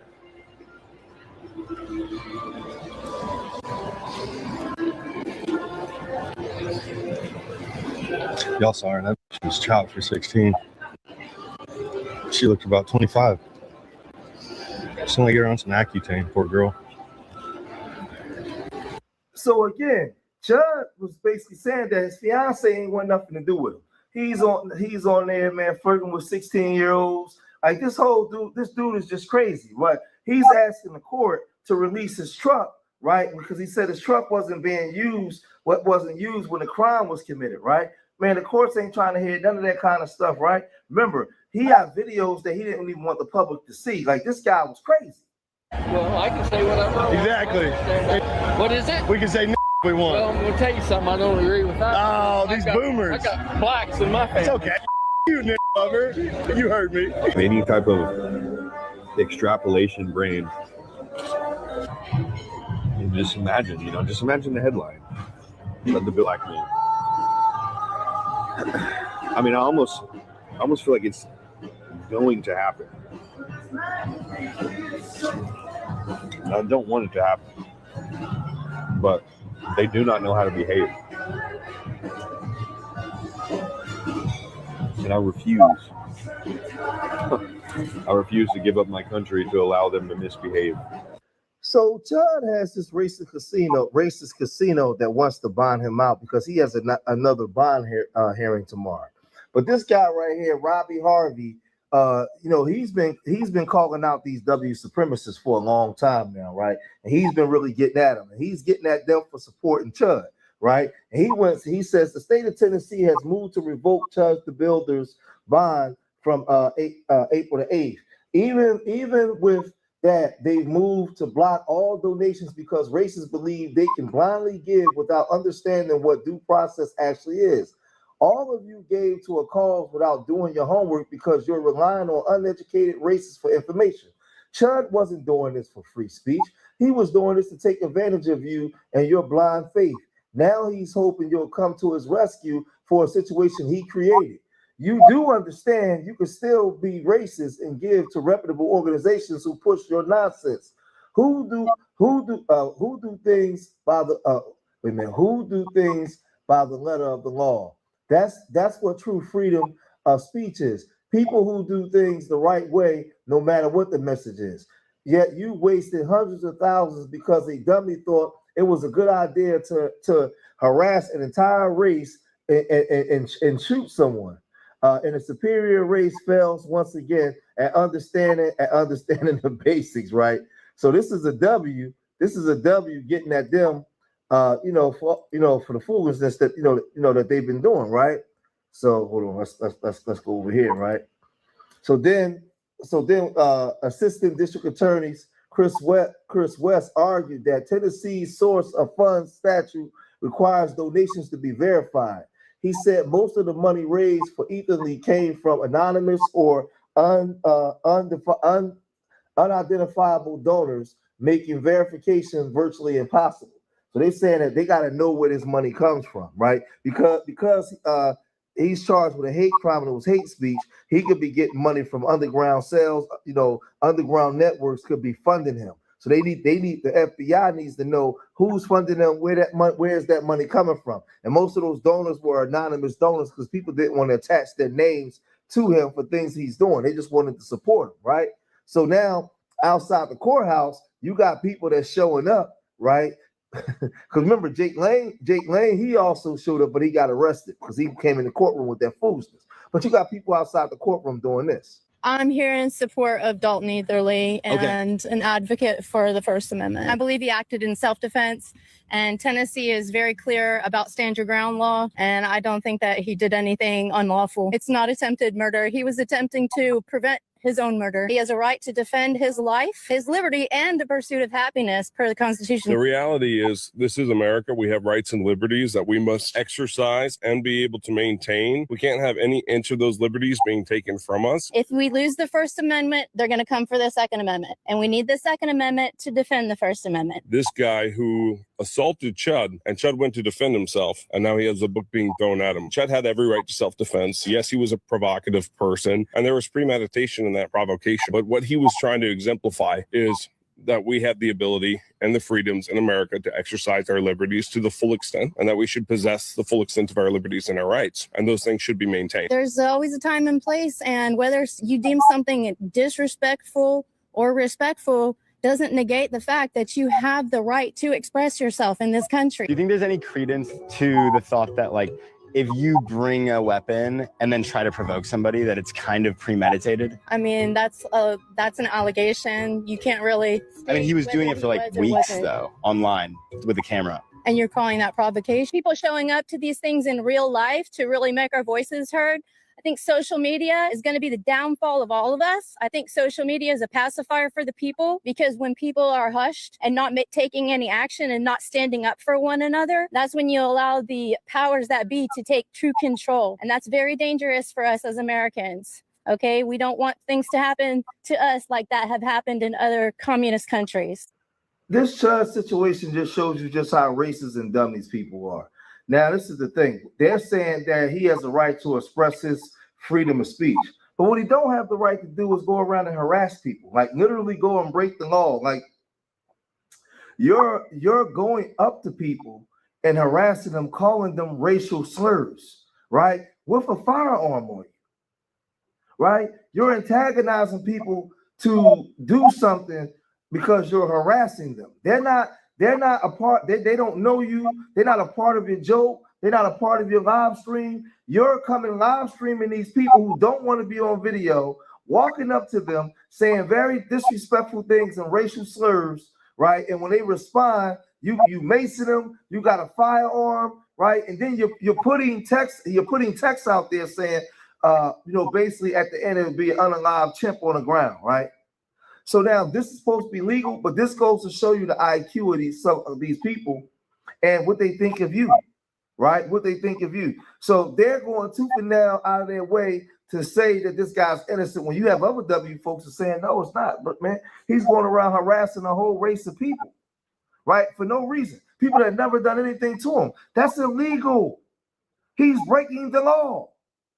And because he was breaking the law, something bad ended up happening where somebody almost ended up losing their lives. But these people, they're still making an excuse. But I guarantee you, if it was the other way around, it was a black man going harassing W folks doing this on video, oh man, he'd be in jail or probably he have a permanent pose 6 feet deep. But y'all let me know what y'all think, man. If you made it this far in the video, hit that like button, subscribe to Street Media TV, leave your comments in the comment section. Remember, I love y'all. Till the next time. Peace. Found out that I reckon me and my mother alike, we both wake up around 4:30 in the morning. But when these mercenaries surrounded me, tried to push me in the gang, when they said one of them said smoke them. I was only looking at the faces. Other forces actually see when they grab their waistband. You know what I'm saying? And I could see certain, my peripheral vision seeing certain things. But I was wondering why. I said, why was I so focused on the faces? And I recall a 19-year-old Deborah Johnson talking about being taken at that same exact location. She, don't know how this gonna turn out. Remember their faces. And subconsciously, I clicked right into that. Right in the same exact location to be a tender push in that gangway. And over here in the interview say smoke them. You know what I'm saying? So these are, like I say. So real quick, again, I know you got to go, but yeah. I'm seizing the time right now. You're saying that you show up to this space. This is on December 3rd, which is something that you all didn't organize, but this is where you commemorate on December 4th. Now from what I read, this took place at 4 p.m. December 3rd, and the assassination was 4 a.m. December 4th. Is that correct? Around 4:30 p.m. and the assassination around 4:35 a.m. But this is 4:30 p.m. And you know what I'm saying? And you saying they said smoke you. So that you saying, because I saw a video and I'm confused about why smoke you for what? Smoke means take you out. Smoke you, why? Because you showed up to where your father was assassinated? Is that what you saying, brother? I'm confused, and I'm sure the audience is. What? You think you? How does that? You should hear some in the background. People who now you, as you stated, you know me quite some time. Yes, sir. People of the lay. There was one lady, a neighbor was in the video. She said, wait a minute. She said, that's his son. So this is a forced classroom for a lot of people to do some deeper thought. Because a lot of times people have this romanticism, like, oh, that's nice, everybody together, coming to. No, the contradictions are being heightened, you know. And I attempted all, you know, saying like even this prior to this, some contradictions were exposed. Some individuals literally said, well, that there was an attempt to do an unauthorized, a bogus play on Chairman Fred. And then a mercenary, you know what I'm saying? Another mercenary, one of the same state mercenaries, had ran up on me. This is on my social media too, and said, "Get your hand out your pocket." And at the time, I couldn't. The way he kept saying this, and you know, but it's in my memory. It's in my memory banks. You know what I'm saying? That term. You know what I'm saying? That being a code word to get out. You know what I'm saying? That the infamous words. You know what I'm saying? Pre-assassination of Malcolm X. You know, minutes. And I'm talking to individuals who were approached me in the party. I said, you see the coincidence? And they had no, they said, they didn't understand the significance of that term. I said, wow. So it's really forcing like a forced classroom to go back. How can you not? How can you? I mean, anybody know that's like you talking about yelling fire in a crowded room.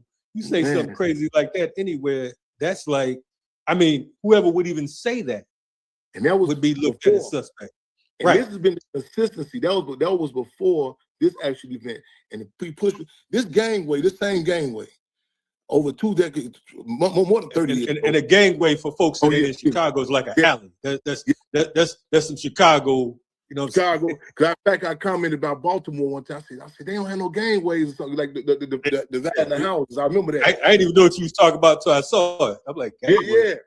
And this same area here, over 30 years ago, individuals were hustling, plantation poison, drugs, narcotics. They were getting down right there. Right. And I talked to them, I said, hey man, y'all know the significance of this? And they said, the police don't mess with us right here. And I talked to them, this is what Chairman Fred if it's Mark Clark was assassinated. They literally told their people, say, hey man, pack up. This ground here, we don't get out right here. They respected it.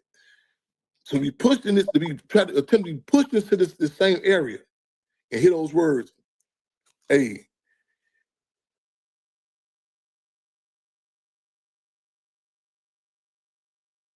All right, so first off, just give us your background, where you're from. My name is Giovanni, 66 years old, was born and raised in Guayaquil, Ecuador, came to New York City by the age of 29, living in New York City, 37 years. And I love New York City. Thank you so much. Okay, so what exactly do you like about New York? Okay, say that again. What do you like about New York?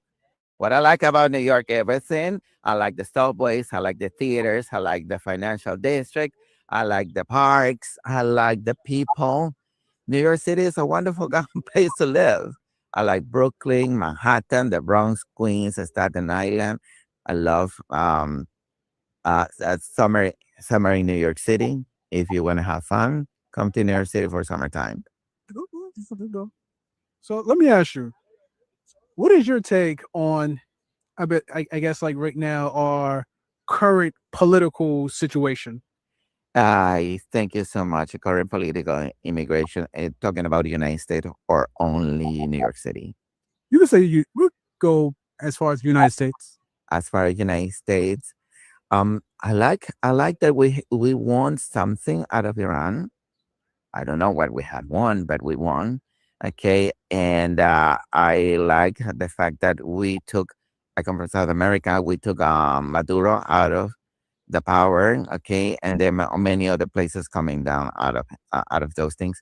I like the fact that there's less use of drugs in all New York City, and I like the fact that I feel progress.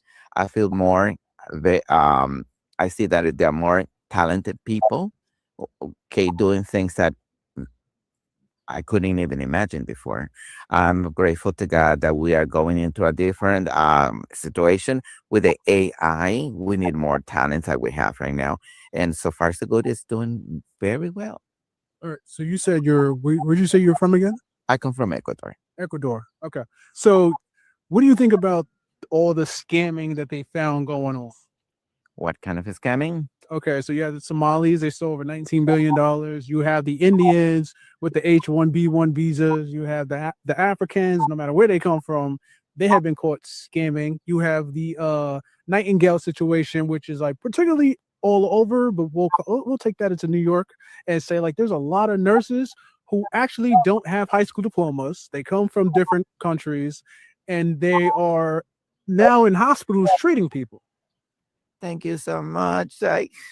My name is Giovanni, 66 years old, studied medicine for 3 years. I understand the importance of having vaccinations.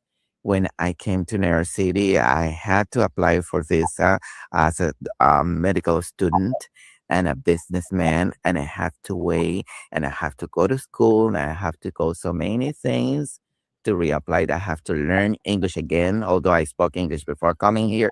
I have to go back into the system and apply. And there was the time when we needed nurses for people to treat people with HIV, and I applied and I won. Thank you so much. So when exactly was that? That will be last century, my dear. Okay. So you've been here for quite some time. Thank you. Yes, correct. Okay. So what year did you exactly arrive? I arrived 1989. 1989? Damn, well, I was born in 1985. And I know I don't look my age at all. But Neither do I. Yeah. So okay, so you was born around you arrived around that time, correct? Okay.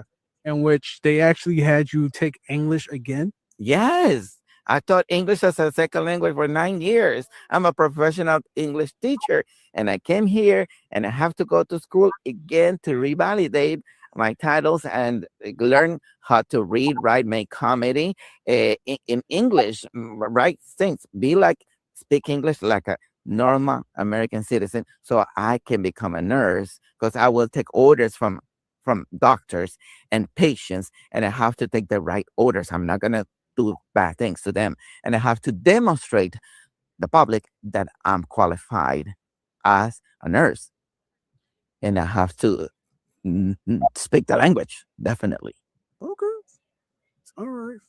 So, like I told you before, as you know, this is a huge push to the reason why Trump was voted for, right? And basically, it's for his immigration policies, right? He's basically saying like, hey, there's a lot of people who don't deserve to be here, who've taken advantage of the United States. The Somalis, like I said, they stole over $19 billion within the past over 20 years. And we are seeing scam after scam after scam. And a lot of things have come into the light. H-1B1 visas, you know, Trump was in talks with India to get students here so that they can help out. But then we're finding out that I would say like majority of all of them, I say about 1% of them are actually good for us. The rest is not good for us at all. You have people who have like these businesses where ghost businesses where nobody is there working at all, but yet you have people running around with different type of vehicles like BMWs, like some of them have mansions, different houses, and you have like a lot of like I said, the Somalis again, they're taking over Minnesota where they're being rude to the people who are actually from Minnesota, right? And there is also in Texas right now where we have the Indians going on. They've been caught pooping everywhere, right? So they have signs up in India where they're saying, hey, stop pooping, you know, because in India, they actually drop their pants down and they go wherever they need to go. Yes, it's a cesspool there, but that's that. What do you think about that? It's completely disgusting. As you've noticed, I work in Central Park, just behind you and I, right there. That is the bathroom. And people getting married here in Central Park, and there are other people it's doing exactly what you're saying, peas and doing the poop over here in Central Park, while people are getting married in the park, while people are celebrating graduations in Central Park. And if you ask them politely in good English, will you stop doing that? They answer you in a very entitled and angry way. I'm here. I'm better than you, and I can do whatever I want to do here in Central Park. I was invited to do here. Are you shitting me? Okay. Over there is, and there are many, there are 22 gazebos here in Central Park where people get married. Okay? There are gazebos right there. And during the pandemic, there was a place where people tasted on the gazebos while somebody was getting married. And these are immigrants. So you actually seen this firsthand. I mean, could you drive around here? Yeah, they don't know it. They feel that they are entitled just because they complain, the government this, the government that, and after they complain, they are aggressive and they entitled and they think they can do whatever. That's crazy. That's And it happens. Now, I asked you about if I could say something about New York City. Since January 1st, New York City have changed for the worse. Unbelievable. I come from Ecuador. Okay, I heard the story from Castro. I heard the story from um Maduro. I heard the story from my own people. I met him in person. Korea, they always come with the same song. I saw the song that Mandani is singing. I'm gonna expropriate this. I'm gonna give you free this. I'm gonna give you free that. I'm gonna give you upside free money so you can vote for me and I control your life. Mandami is going right there. Mandami is Muslim. Mandami tax everybody. I feel like I'm being taxed as in the Muslim country, the jizya money, which is a tax that New York taxers should pay to the Muslim because this is right now a Muslim land and the mayor of the city is Muslim. right. You seen the huge prayer they had going on 42nd Street. Exactly. Oh, thank God you mentioned the heart prayer. Okay, they're human beings and they need to wash their hands, before praying, take off their shoes before praying, wash their feet before praying, use the bathroom before praying. And Times Square is not a place for doing something like that. It's for theaters and for entertainment, not for prayer. Definitely. They can go in front of their own mosques, 116, 75, anywhere. They can pray in front of their mosque right there. Nobody's You talking about their you talking about their mosque? Exactly. So let me ask you. So let me ask you this: do you know that a lot of the mosques that have been built around New York and any place else, you know, there's a lot of pedophilia going around there? Yeah, I know that. I know that. I work in transportation. I've seen it. I've been when they celebrate and they come with the folklorical clothing, and they, as soon as they wear their folklorical clothing, they think they're entitled to look at everybody like we are strange animals, and they are the owners of this place. So basically, they look at the women as a piece of meat. 100% yes, and they think that they are entitled according to their own scriptures because the women are not dressing in a modest way. That's the only thing that Quran says. They are entitled to abuse them because they are offending Allah with their clothing. Okay, and they can do that. Okay, this is what's going on right now here in New York City. Because of Mandami, there are less police presence in the city. Okay, so and the media is not helping. It's getting useful. People are getting used to that. The Muslim thought right here, they're getting better. They think they have political power because women don't have the education. Men don't get education. Our education system is completely going down and under. Well, let me tell you this. Did you know that Mandani is, yes, he's the mayor, but did you know that there were other Muslims who ran for candidacy in other places and won? Yeah, I know that. Sure, they won, and everybody, and okay, the song, the plans is the same. Tax, tax, tax. All the Muslims all around the world, they want to tax everything. They want to confiscate. They want to complain, entitle, dominate. Do you know that Congress is actually working on a law saying that there's no Sharia law, right? Because, you know, man down there, I think he was thinking about doing Sharia law or something like that. Don't hold me to that. But they're basically saying, like, there's no Sharia law coming to the United States, right? As of right now, but let me tell you something. Okay, they want to impose. The Quran says that there will be a moment when Islam will conquer the whole world. It did, like about 800 years ago. Was the time when there were slaves around the world. The biggest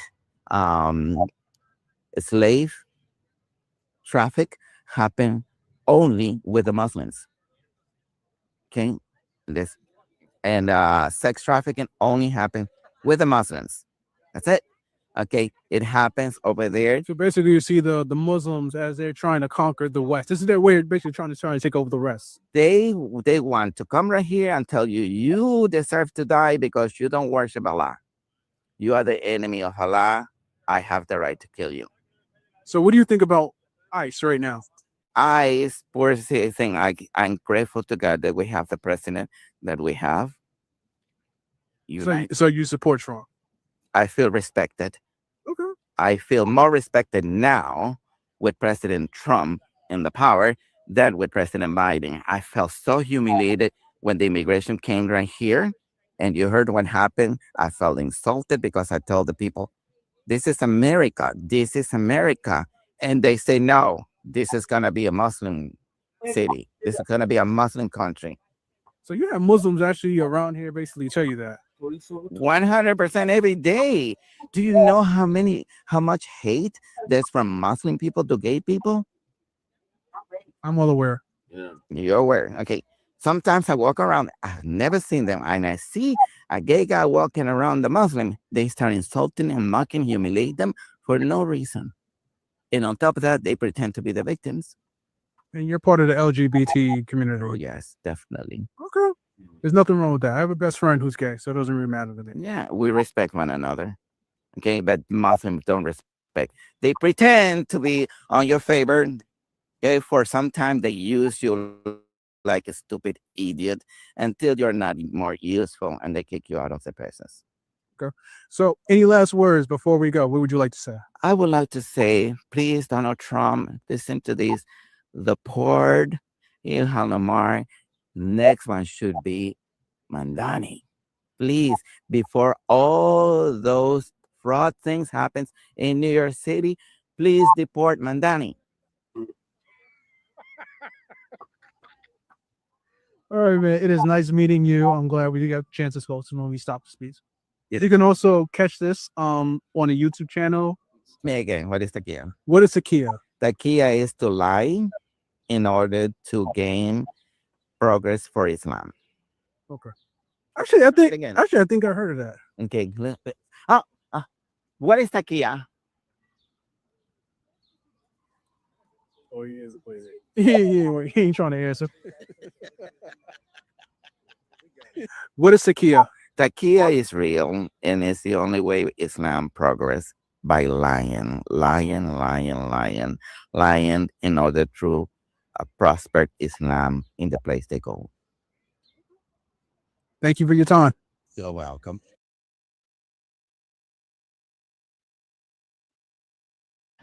Okay, what's going on, everybody? We're here, we're live. Thank you all for joining me today. If you haven't already, please make sure you hit the like button, subscribe to the channel if you're new to the channel, share this video on your social media platforms, and please, most importantly, do not forget to follow me where?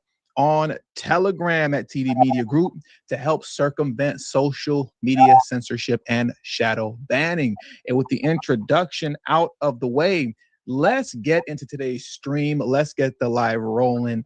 We got to talk about it, man. Yesterday was a good day. All right. So far, so good. Shout out to my man, Papa Onayo Shelly, for finally catching a live for the first time in a while. Shout out to you, bro. And shout out to my man, that dude, Saul. The Telegram gang is in here. Let's get into this, though, man. Like I said, yesterday was a good day.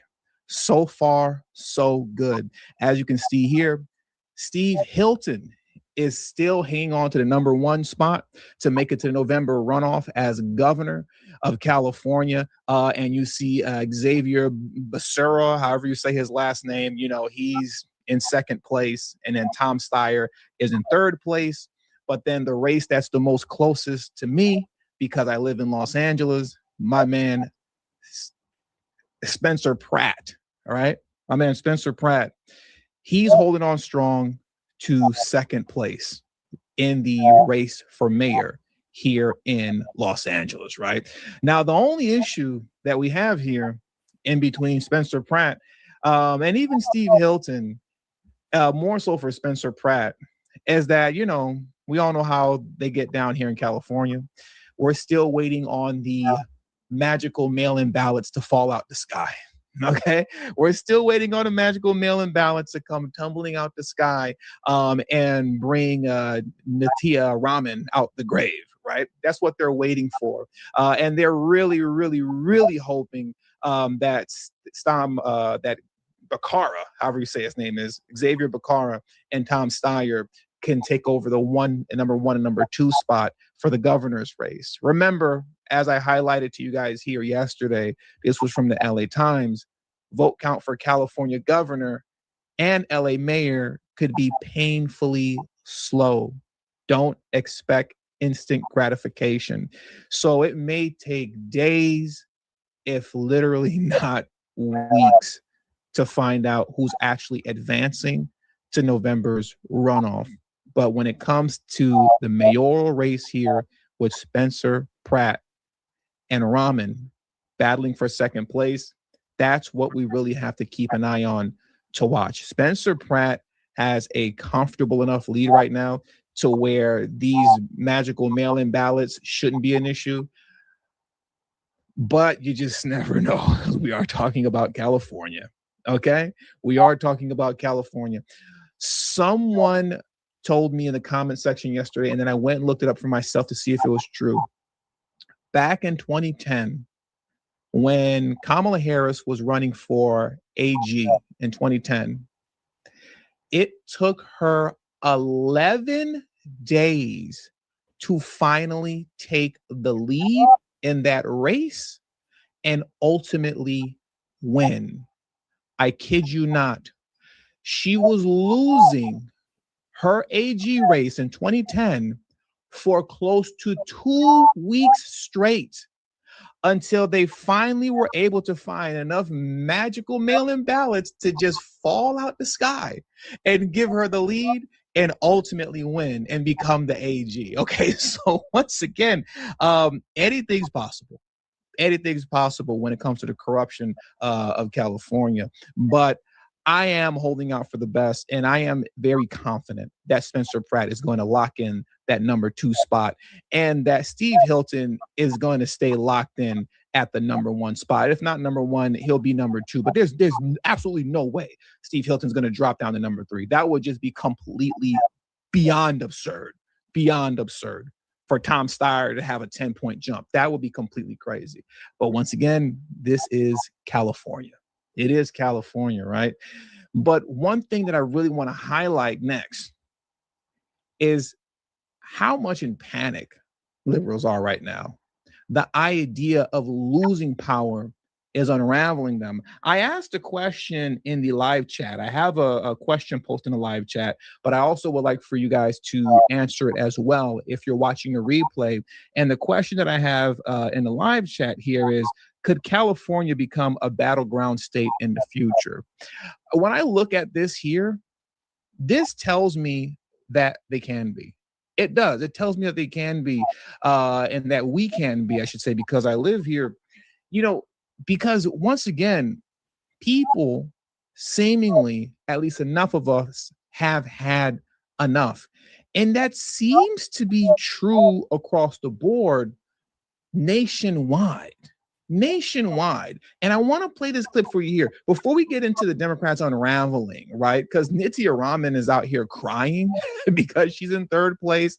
You have an MSNBC reporter that's cutting the news feed because they don't want to hear the truth coming from the people on the ground here in Los Angeles.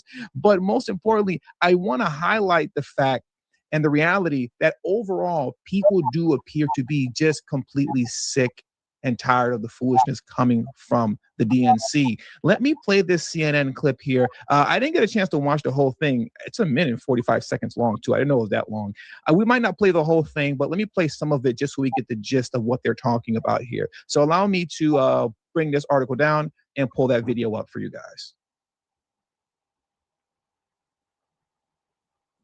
How upset are they in Congress, right? So you see this 46% who are satisfied with the party, the majority who are dissatisfied with the party. Again, this 46% lower than they were satisfied with Biden as the nominee after the worst debate performance of all time. And you can just see it right here. I mean, Democrats' net approval of congressional Democrats. Look at this. In October of 2025, right, during that shutdown, that first shutdown, plus 22 points on the net approval rating. So Democrats, okay, fairly satisfied with Democrats in Congress. Today, though, look at that. That is an over 30-point drop, a decline right into the ocean right there, minus 9 points. And I will note, it had never been negative. Democrats had always had a positive net approval rating of their own party in Congress, in every Congress before this one. But now what we're seeing is consistent numbers across the board where Democrats are underwater. Congressional Democrats are underwater with their own party. And that's why I think these primaries are going to be so interesting, because they're going to tell us, okay, which way do Democrats want their party to go? But How that's the upset are question. they? Is there... We don't have to watch any more of that. I don't want to belabor this point too much. They went from plus 22 in October of 2025 to now negative 9%. That is a crazy plummet, a crazy fall from grace, a crazy fall from grace. But once again, this just highlights, coming back to California, right, and Los Angeles, how people are sick and tired. They're tired. Enough of us are getting tired and are willing to cross that line, right? Me, I vote common sense. So you guys know I'm Spencer Pratt and Steve Hilton all the way. But when you talk about Spencer Pratt grabbing, obviously, common sense voters like myself, and then grabbing also those voters who normally would not vote, as Spencer Pratt has done a masterful job with his campaign, being in the field, on the ground with the people, the key thing, the key thing, right, is that Spencer Pratt, as well as Stephen Hilton, but specifically Spencer Pratt at this moment, is flipping candidates, flipping constituents from Democrat to Republican. I want you to look at this clip here. Check this out. But before I play that, shout out to my man Papa Onaya Shelley, who said, I know we don't tarry on this venue, but these fools cheating. F out of here with these mail-in votes, bro. I know the mail-in votes are just, it's ridiculous. It's ridiculous. And if I just may take a moment, I want to show you how ridiculous this is concerning the mail-in votes, right? Concerning the mail-in votes. Let me pull this video down. Let me show you guys something. I'm glad you said that, because it reminded me of something that I wanted to talk about. Look at this here. Let's pull this back up. Okay, and then let me pull this down so you guys can see. Look at this. I'm going to full screen this, and then let me remove my banner for a moment so you can get a clearer shot of this. This is ridiculous. And yes, Fat Boo, she said, TD, I know you're tired. The first 2 minutes of this stream, I just couldn't. My brain was in a fog. I was just I just couldn't get anything out. The first 2 minutes of this stream, Fat Boo, she knows, she can see it. Like, TD is tired. It's late in the day. I normally don't go live this late in the afternoon. But anyways, let me get to the point, okay? The point is this. Let me pull this banner down, okay, and full screen this with the mail-in ballot foolishness. Look at what you have here. 62% of expected votes in an estimated 322,000 mail-in ballots are just out there in the wind, waiting to blow in, right, to a voter polling station, you know, near me. Well, they'll start counting more votes going to Nitya Raman, right? Because that's what they're looking for and that's what they're hoping for. It's very annoying. And then it's even worse when you get to the governor's race, right? Because look at this here, right? So you thought this was bad. Estimated remaining votes, 322,000. Look at how many estimated remaining votes there are for the governor's race. Estimated remaining votes, 4.1 million mail-in ballots just out there. Like, are you kidding me?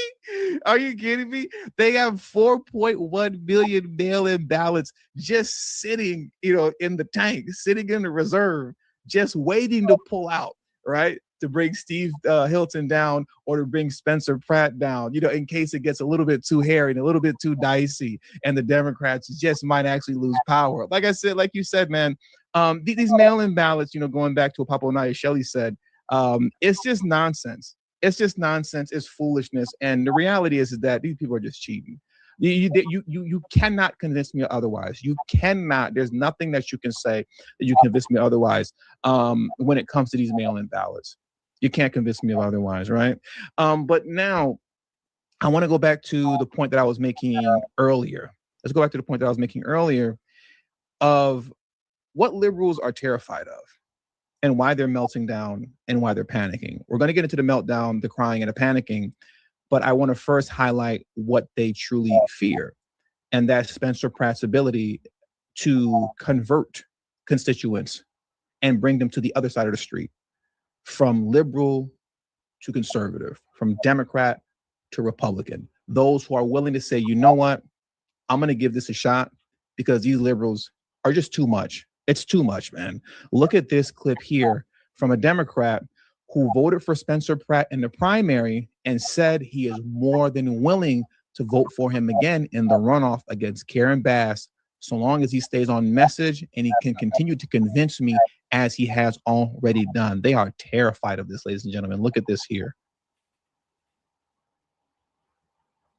Spencer Pratt. Let me rewind it back just a little bit. Take it from the top and action.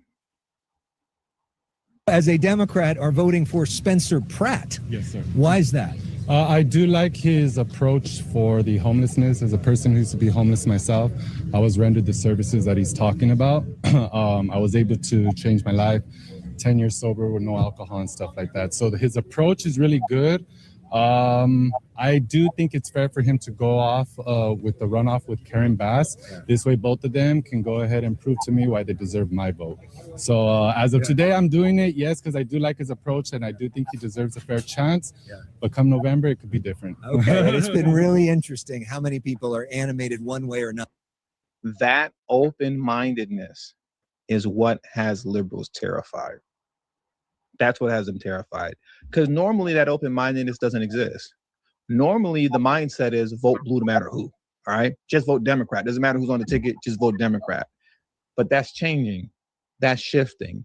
We're watching it happen in real time. Like my man Papa Onaya Shelley said again, and shout out for 27 months of service as a channel member. Papa Onaya Shelley said, pure foolishness, TD. We are tired of all of it.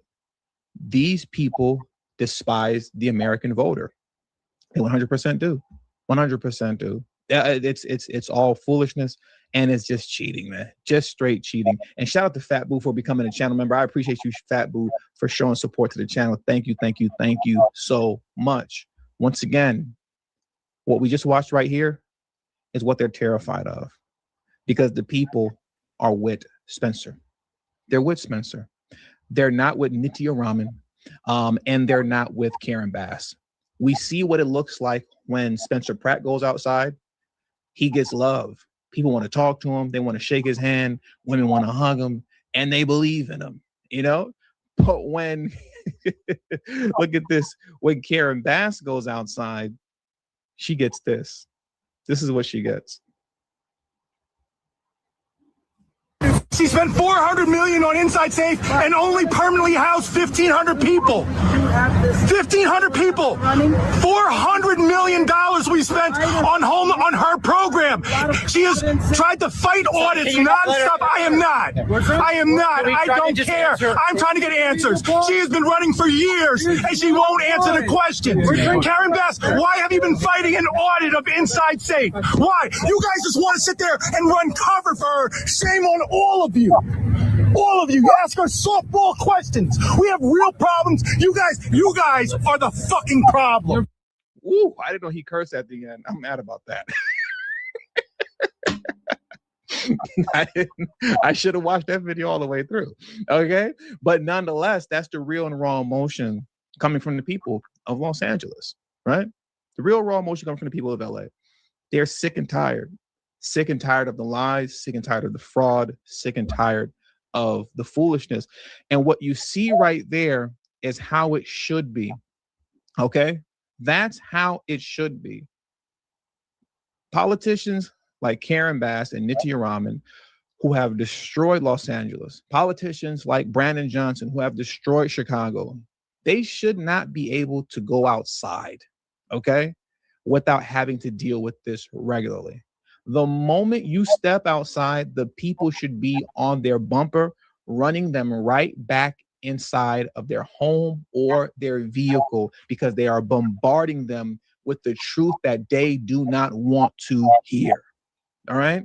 Once again, this, what we're seeing here, what almost looks like a revolt here in California, this is what they are scared of. This is why you have people like Nitya Raman, who was quite literally crying, okay, crying yesterday because she got third place. Look at this here. She starts crying on stage, right? Like that's her last minute pitch, even though like the votes were done and tallied, and it's over with already for the most part. Nobody can vote anymore. But like, she's in such disbelief at the idea of liberals losing power. She's sitting on stage crying. Listen to this here.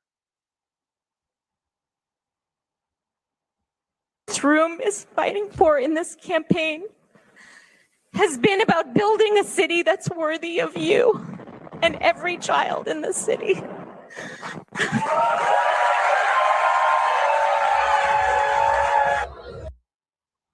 Let's hear that one more time, because that was very satisfying. Very, very, very satisfying. Person in this room is fighting for in this campaign has been about building a city that's worthy of you and every child in the city.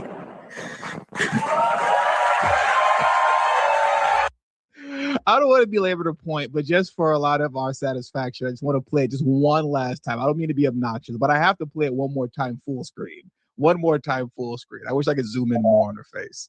Person in this room is fighting for in this campaign has been about building a city that's worthy of you and every child in the city.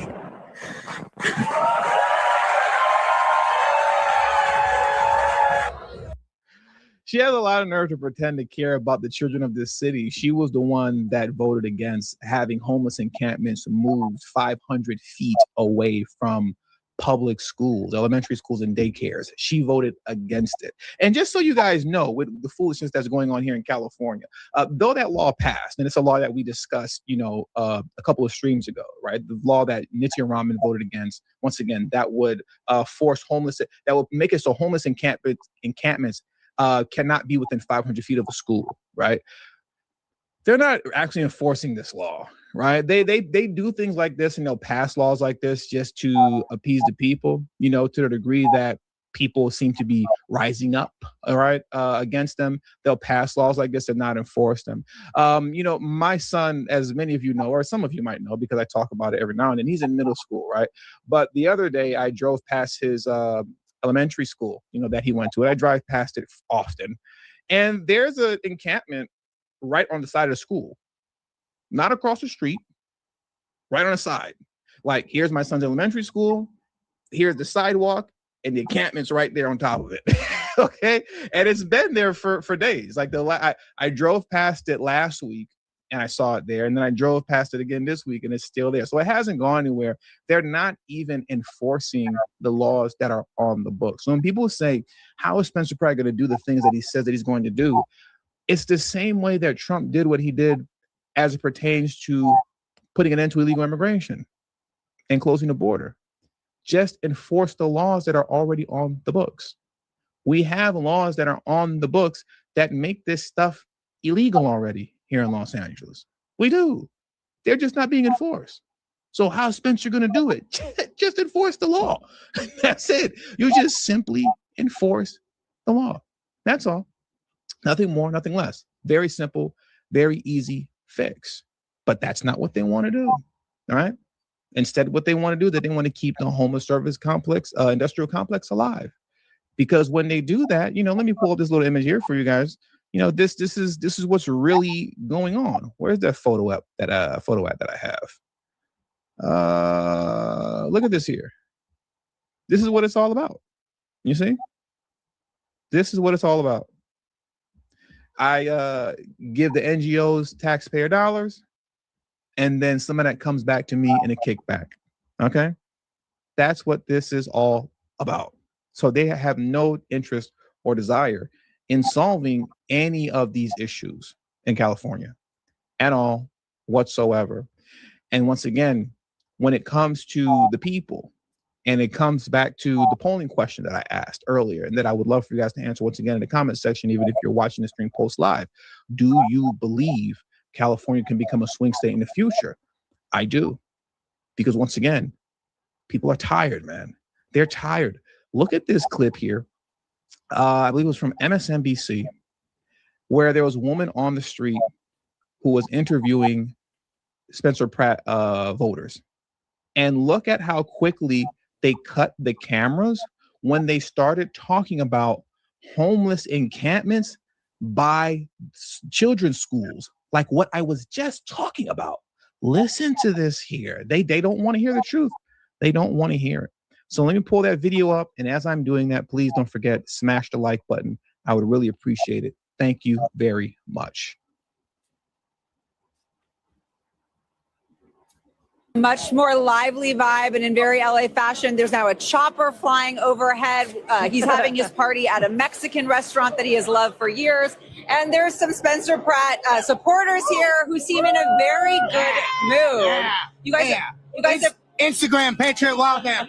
You guys have probably seen the latest batch of polling that just came out. Shows him doing pretty well in second place, just 10 points behind Karen Bass. How are you feeling about that? Do you feel really confident that he's going to make it to the runoff? Definitely, he's going to make it to the runoff. There's a lot of people who already voted for him. Their votes haven't been counted yet. They voted day of the election, old school style. So I think his numbers are going to get better. What is it about Spencer Pratt that you just is resonating with you? Because he's speaking out against communism and socialism, and it is a real big problem in our cities, especially in LA where it's turned to crap. It's not an accident. They're doing it by design. Karen Bass wants to destroy our city, and it's nice to see someone like Spencer Pratt. I can simplify it because those buzzwords are like they melt the brains of like left, leaning people. So let's just say it this way: he doesn't want a human feces to be a part of your life. Yeah. He doesn't want homeless children outside. Totally. Thank you. Outside. Oh, you didn't like that. She ran away. He doesn't want homeless people outside of the elementary schools having sex. We appreciate you. We appreciate you. We've talked a lot about the homelessness. Thank you. All right. Listen, don't Liz, appreciate you, ma'am. I got it. Thank you for navigating that so well. No, we can.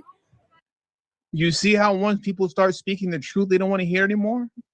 He was talking about exactly what I was saying just now concerning a homeless encampment in front of my son's elementary school on the side of it. He was bringing up that same point, but it's points like that that win people over. When you hear things like this, and most importantly, when you see things like this, when you see it and you continuously hear it confirmed, even if that might not be your reality, because maybe you're in a better situation where you're able to escape these kind of things financially here in Los Angeles. Maybe you live, I don't know, just somewhere in a nicer area, right? But for regular common folk like me, you know what I mean? No, our children have to go to school next to homeless encampments that are right in front of their schools, right? And when you're continuously seeing this validated by the people, they don't want that validated on air. It's one thing for Spencer Pratt to say it. You can just shoot him off and dismiss him as like, a MAGA conspiracy theorist, right? He's just spewing MAGA lies, misinformation, disinformation, right? But when it's coming from the people on the ground, that's a different story. It's a different story.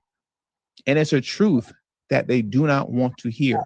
Clearly that they do not want to hear. All right. That's why they shut it down. And with that being said, that's going to do it for today's stream. But before we get out of here, I want to see if this works very quickly. Someone put a comment about Karen Bass being a clown. And I want to see if I can put this on the screen and if it comes up the way I want it to, right? All right, let's see this. Hopefully this works, and I'm not going to embarrass myself. A little countdown. 5, 4, 3, 2, 1. Boom.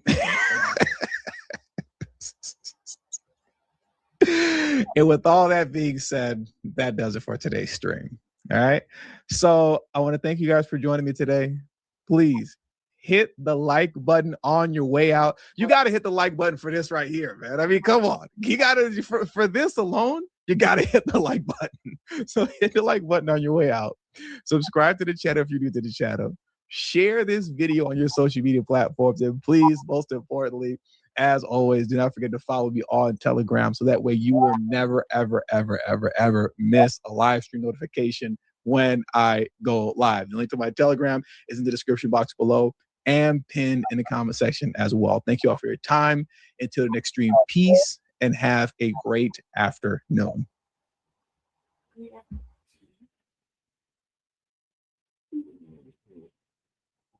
The Border Patrol agents in the Yuma sector arrested 52 people, undocumented immigrants, in a sting called Operation Checkmate. 36 of them booked last month were driving semi-trucks. Our Karina Bazarte spoke with agents who tell us they will all be processed and then deported, Karina. Border Patrol tells me 29 of those drivers who were arrested during the operation had commercial driver's license issued in states like California, New York, Washington, and Virginia. 3 of those did not have driver's license at all. Border Patrol tells me they frequently arrest commercial unlicensed drivers across Arizona, specifically along freeways, in roads entering Maricopa County. We were enforcing immigration law, which is what we do in specific areas, you know, leading in and out of Arizona. Some of the drivers arrested, according to CBP, had employment authorization documents obtained during the Biden administration and were no longer valid. Arizona Senator Frank Carroll has been pushing a bill that would bar anyone in the state illegally from operating commercial vehicles in Arizona. That is in the House right now. We're waiting for it to complete its process there. We're not done with our session, so there's still time. The proposal will allow law enforcement to require proof of lawful presence during a stop and to impound a truck if a driver can show legal status. Carroll tells me some of his main concerns with who is behind the wheel of those large vehicles is road safety, liability, and language barrier. He says he's trying to stop a pattern of deadly accidents involving undocumented immigrants driving commercial vehicles. We reached out to the president and CEO of the Arizona Trucking Association for comment. He provided us a statement that says, in part, the safety of Arizona's highways depends on every commercial driver being fully qualified, properly licensed, and able to communicate in English with law enforcement and the traveling public. They're weighing. And Senator Carroll's bill is moving forward. At the same time, President Trump is cracking down on undocumented truck drivers, leading to 200,000 immigrants losing their driver's license earlier this year. Reporting in Yuma, Karina Bazarte for Arizona's Family. Immigrants are killing people.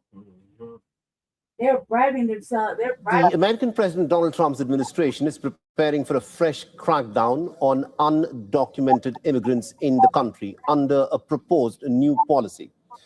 The thousands of migrants could in fact soon face fines of up to $18,000 to cover the cost of their detention and deportation.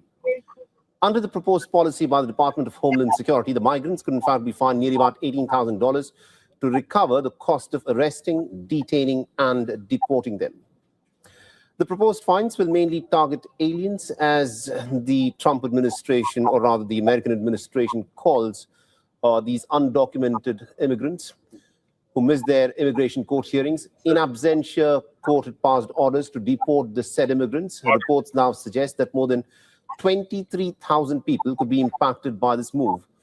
The Congress had ordered the DHS last year to charge fines aimed at encouraging undocumented immigrants to voluntarily leave the country. But the DHS is now proposing to raise the amount from $5,130 to $18,000. The proposed increase comes after the U.S. government had raised concerns over growing deportation and detention expenses. However, according to a recent report by USA Today, immigrant advocacy groups have slammed this move, accusing the Trump administration of targeting vulnerable communities and creating fear amongst the immigrants. The reports also state that critics' reservation that many immigrants miss court hearings due to language barriers and lack of legal support or failure to receive notices on time. The proposal has now been published in the Federal Register, with public comments invited until the 22nd of June. If implemented, the new fines will mark one of the toughest immigration enforcement measures under the Trump administration's renewed crackdown on illegal immigration.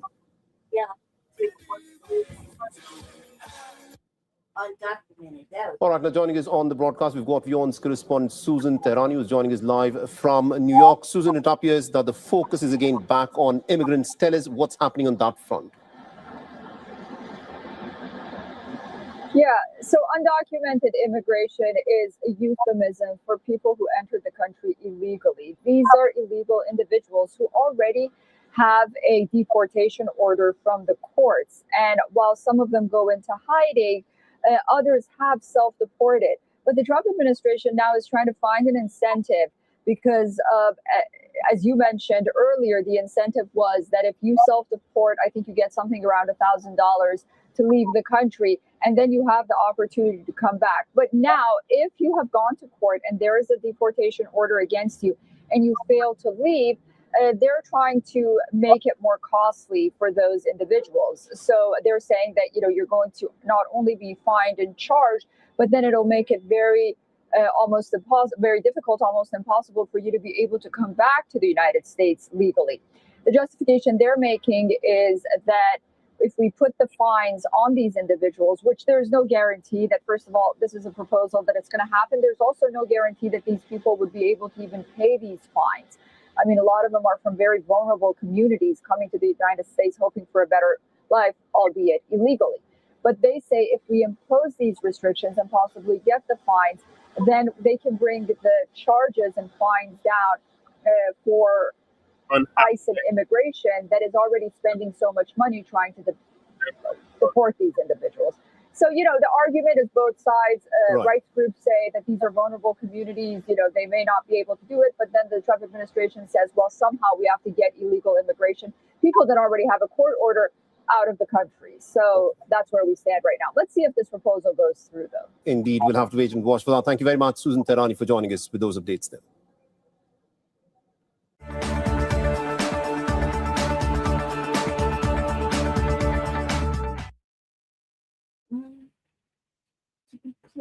जुड़ने के लिए now around 30 Indian nationals are found to be living illegally in the United States while working as commercial truck drivers who have been arrested in a federal immigration enforcement operation and are expected to be deported soon. According to the U.S. Customs and Border Protection, Border Patrol agents from the Yuma sector in Arizona conducted Operation Checkmate between May 11 and May 15, leading to the arrest of 52 individuals who were unlawfully present in the country. Among them, 36 were identified as drivers of commercial semi-trucks. Of the 36 truck drivers arrested, 30 were Indian citizens. The remaining individuals were from Mexico, El Salvador, and Russia. Authorities said the drivers held commercial driver's licenses issued by states including California, New York, Washington, and Virginia, while some did not possess any driver's license at all. Atul Ranjan is joining me with the latest on this. Atul, what can you tell us?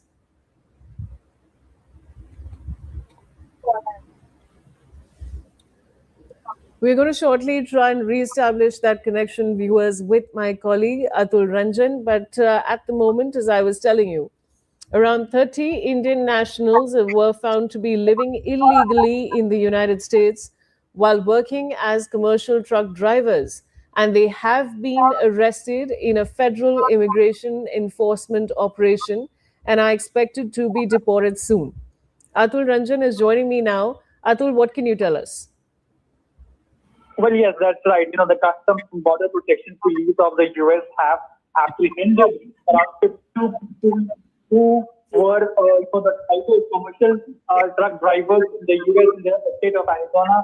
where they have been apprehended around 2 weeks ago, and the process for deportation has been underway right now. What we're given to understand is that, out of the 52 immigrants who were arrested, at least 30 Indians were, at least 30 of them were Indians, and of which, at least 3 or 4 of them did not even have a driving license, is what we're given to understand.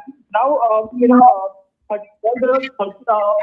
52 arrests that were made, 36 drove semi-trucks, and that is what we are learning. And of course, some of the immigrants were from different countries of, Mexico, El Salvador, and Russia.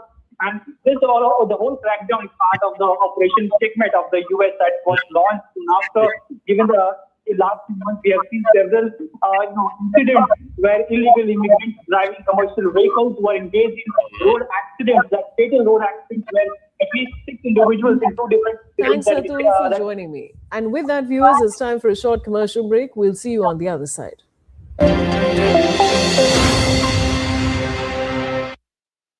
यशस्वी प्रधानमंत्री Right, so them Indians. Okay, what's going on, everybody? We are here, we're alive. Thank you all for joining me today. If you haven't already, please make sure you hit the like button, subscribe to the channel if you're new to the channel, share this video on your social media platforms, and please do not forget, most importantly, to follow me where on Telegram at TD Media Group to help circumvent social media censorship and shadow banning. And with the introduction out of the way, let's get into today's stream. Let's get the show started. This topic right here, this story that we're going to cover today, was not originally the focal point of today's stream. I had an entirely different story that I was going to cover. This was supposed to be the teaser story, as we tend to do as content creators, before we get into the main story. But the more I went through this article, the more apparent it came to me that this is the main story. And as we go through this story, 2 things are going to be established and understood. By the end of this story, we're going to have an even clearer reason for why we need the SAVE Act passed and voter ID laws.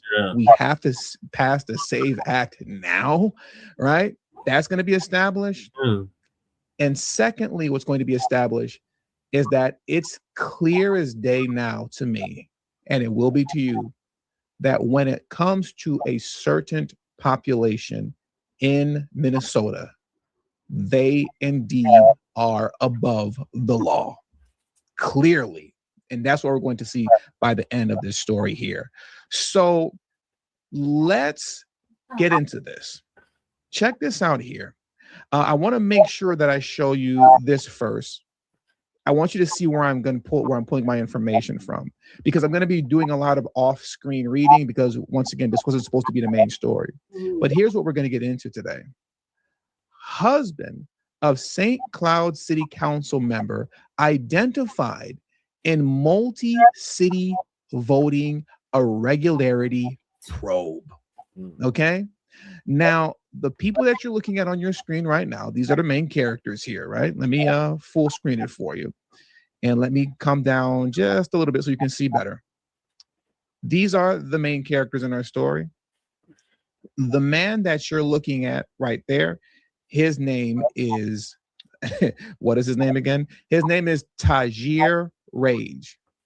And he's married to the woman to his right, who is Huda Ibrahim, who at the time that this story originally broke and that in the investigation came underway in 2024, she was a candidate for St. Cloud City Council. Now she's in the city council as a member. Just keep that in mind. Remember that as we go through this story. So now what I'm going to do next, like I said, I'm going to do some off-screen reading. I want to pull on the screen right now this amazing graphic that I'm not going to let go to waste. All right. So let me read off of this great graphic that I had here, because once again, this was not supposed to be the main story. And I'm going to read a little bit off this graphic, and then we're going to get back into the article for some more details. But let's take a moment to unpack this here. Let's get into the story. Please hit the like button if you haven't already. Thank you very much. So as you can see, Yep. on October 4th of 2024, election officials discovered 2 absentee ballots submitted under the name of Hani Farah Guru. Surveillance footage captures a woman casting 2 ballots. Yeah. Investigators observe a man assisting with both ballot submissions. Sherburne County Sheriff's Office assigned Sergeant Austin Turner to investigate. Turner begins reviewing absentee ballot records and surveillance footage. Turner encounters the man on the surveillance video. The man identified himself as Abdi Mahad. Investigators later determined his identity as Tajir Rage. Rage allegedly admits he provided a false name because he was nervous. Well, why would he be nervous? I would say that he's nervous because he's guilty of something. And as we continue to read on, it's going to be more and more apparent that Mr. Tajir Rage is indeed, in my opinion, I assume guilty. Okay? But let's carry on and let's get back into the graphic that I have here. Now check this out.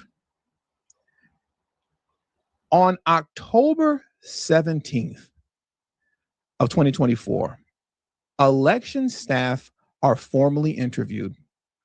Staff identify Rage as a frequent translator and voter assistant for the Somali community. Concerns are raised regarding voter assistance procedures and large groups of voters brought to election offices.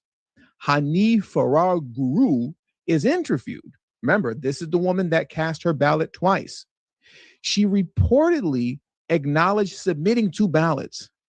She states she believed she could vote a second time after forgetting to vote for the president on her first ballot.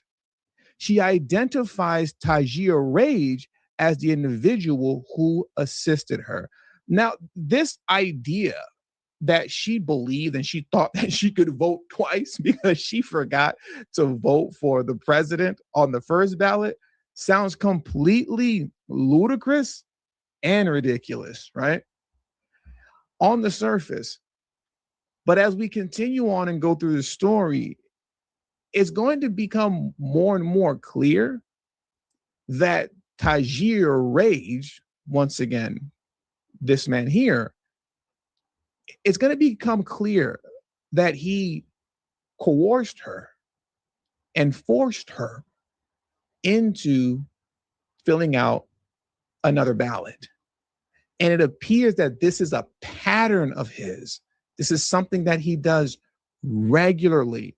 And that's what I want to unpack now, okay? And once again, this is where a lot of the off-screen reading is going to occur. So please let me establish one more time that where I'm getting my information from is not solely, as you can see, the article here, husband of St. Cloud City Council member identified in multi-county voting irregularity probe, but also from here, State of Minnesota, County of Sherburne, State of Minnesota versus Tajir Rage, okay? Now, let's get into some of the information that I originally did not have on the graphic that I just read off to you. So let me do that right now and jump into this on the side. Now, check this out. After the first ballot was cast, the woman sat down on her phone. Mind you, this is what they saw on the surveillance footage, okay? The same man reappeared, spoke with her again, and she picked up a second absentee ballot application that had been left nearby and began filling it out. The man assisted her again, and she submitted the second ballot. All right. Now, going back to this graphic here, I want to read one more thing off to you guys.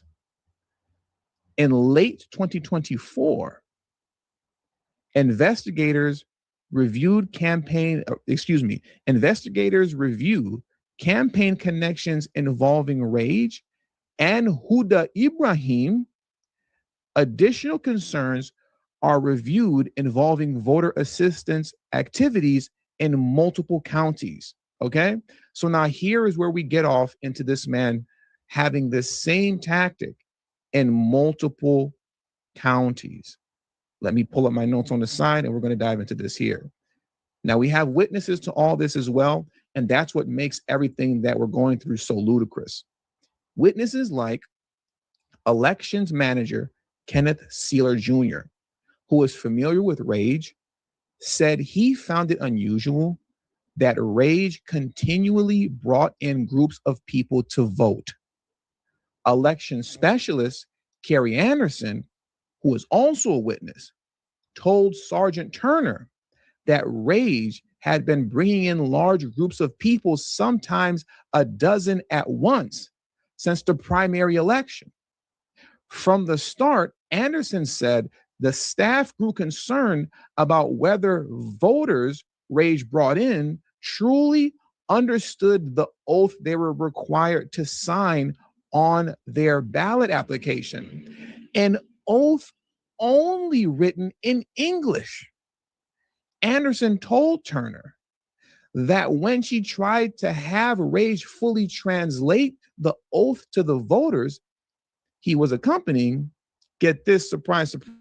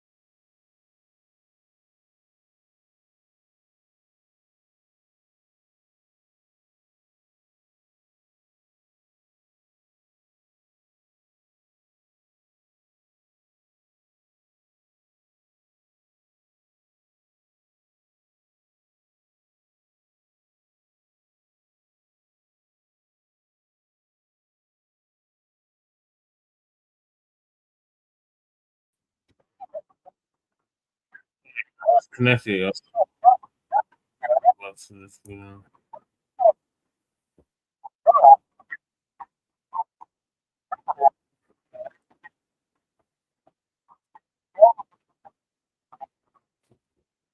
tactic in multiple counties. Let me pull up my notes on the side and we're going to dive into this here. Now, we have witnesses to all this as well, and that's what makes everything that we're going through so ludicrous. With you are, that's voter suppression. This man is coming in, assisting those in the Somali community, you know, with filling out their absentee ballot application so that they can vote. And when he's asked, hey, we just want to make sure that you're actually translating the oath properly from from English to Somali language. Can you please just translate it for us? Like, what are you actually saying to them, like in English? What are you telling them? He immediately played victim and said, oh, whoa, I don't have to tell you anything. I don't have to show or prove to you anything. That's voter fraud.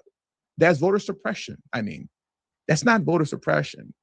It's just you telling on yourself that you're guilty. That's what that is. You're telling on yourself. Now let's carry on.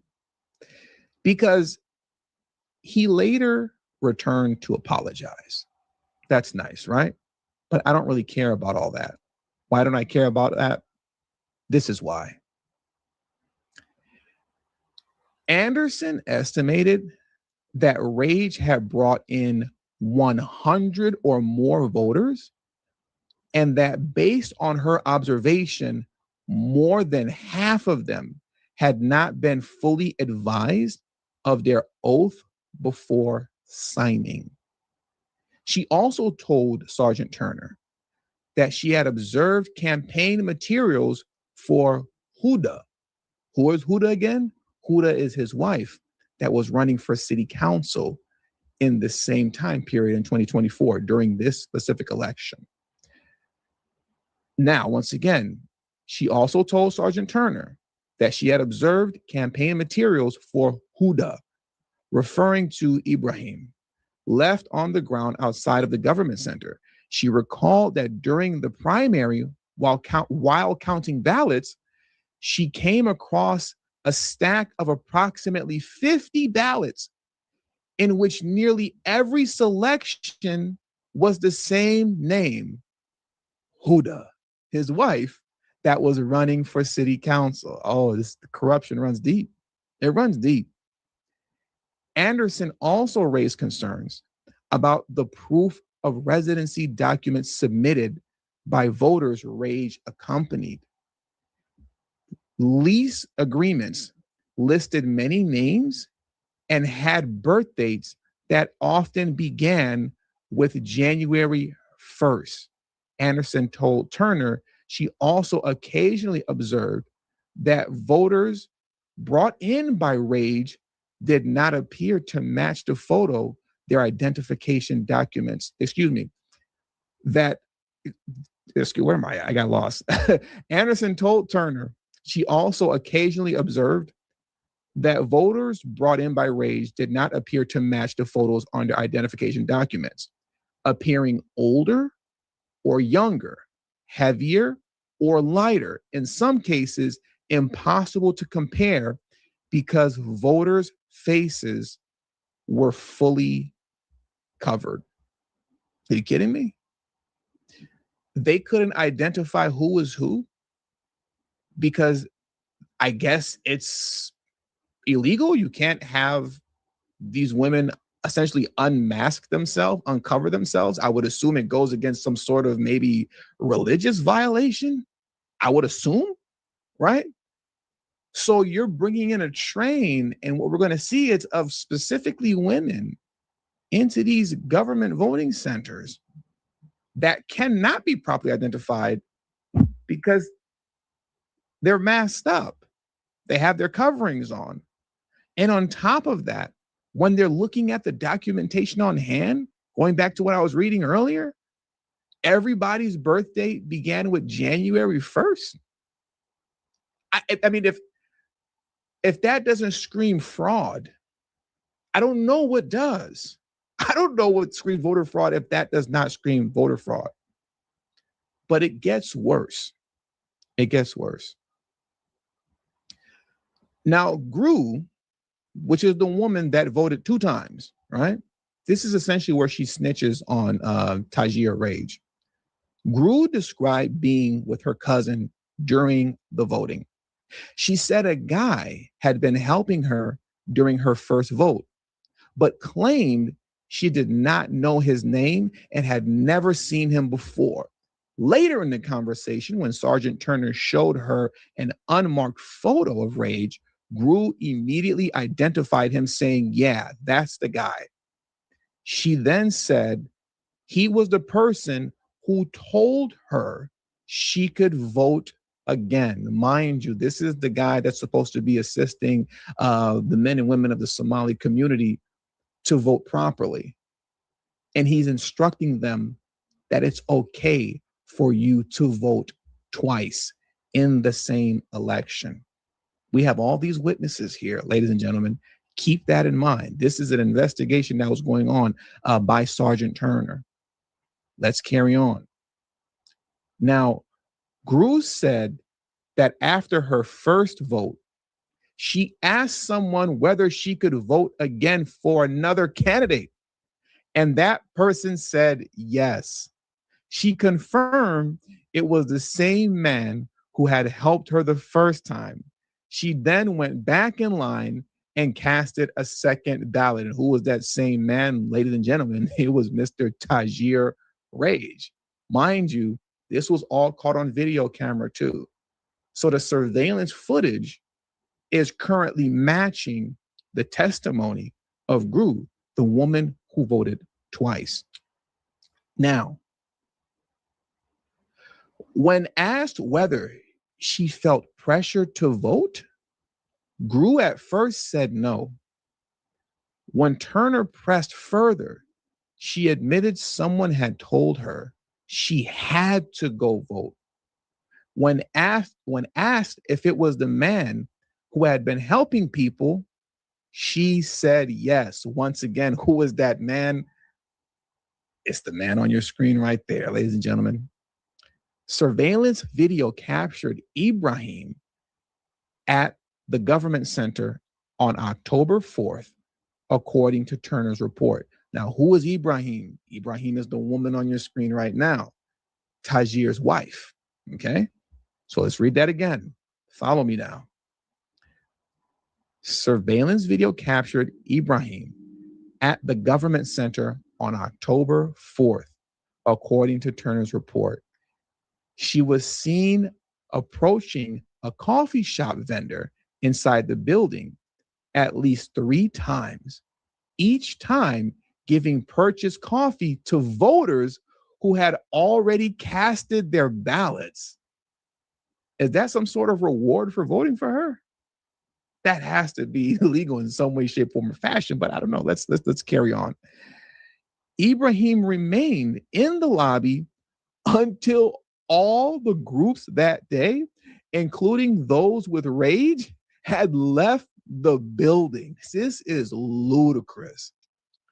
Turner confirmed with the coffee shop owner that 3 purchases totaling more than $40 were made between noon and 1:30 p.m. that day, all charged to the same credit card. Video surveillance footage also confirmed Ibrahim was at the register for 2 of those purchases. Rage, her husband, made the 3rd using the same card. Sergeant Turner learned from Sherborne County staff that Rage may have been involved in similar activities at absentee voting locations in Belton and Stearns County. Turner contacted Stearns County Auditor Treasurer's office and learned staff there had been dealing with issues related to voter assistance and translation since July of 2024. Now get this. Staff knew the individual only as Abdi, one of the names Rage used. And remember, Abdi is not his name. Abdi was the fake name that Rage gave the police officer, Sergeant Turner, but then got caught up lying, okay? So this man has just been completely busted, just red-handed. It's ridiculous. But ladies and gentlemen, it gets even more ridiculous and absurd. Before I carry on, please, if you haven't already, make sure you hit that like button. It's extremely important that you do that. Smash the like button. And don't forget to follow me on Telegram at TD Media Group. Let's carry on. Once again, staff knew the individual only as Abdi, one of the name Rage had used. Stearns County staff provided Turner with notes from an initial complaint and a video. So more video surveillance of this guy. Turner reviewed the video and identified Rage seen writing on documents that appeared to be ballot booths with multiple women in what? In head and body coverings standing nearby. So you're seeing that this is a pattern here. This is something that he's doing consistently with women because they cannot be identified, even with their identification. They're showing up with false identification, allegedly. They're showing, hey, I've got an ID as I'm filling out this application, but because it goes against their religious freedom for you to ask them to uncover themselves, they can't actually identify that they are who they say they are. This is the game that this man was using. That's why he kept showing up to these polling places and government offices where they're filling out these absentee applications. He kept doing it with women only because it's only with women that he can get away with this. He couldn't get away with this with men. So he's only doing it with women. But I digress. We're almost bringing this thing to a close. Turner learned from Sherborne County staff that Rage may have been involved in similar activity. Oh, I read all that already. Sorry about that. I got a little lost. Where are we at? While I'm catching up with where I'm at, hit the like button once again if you haven't already. Where am I?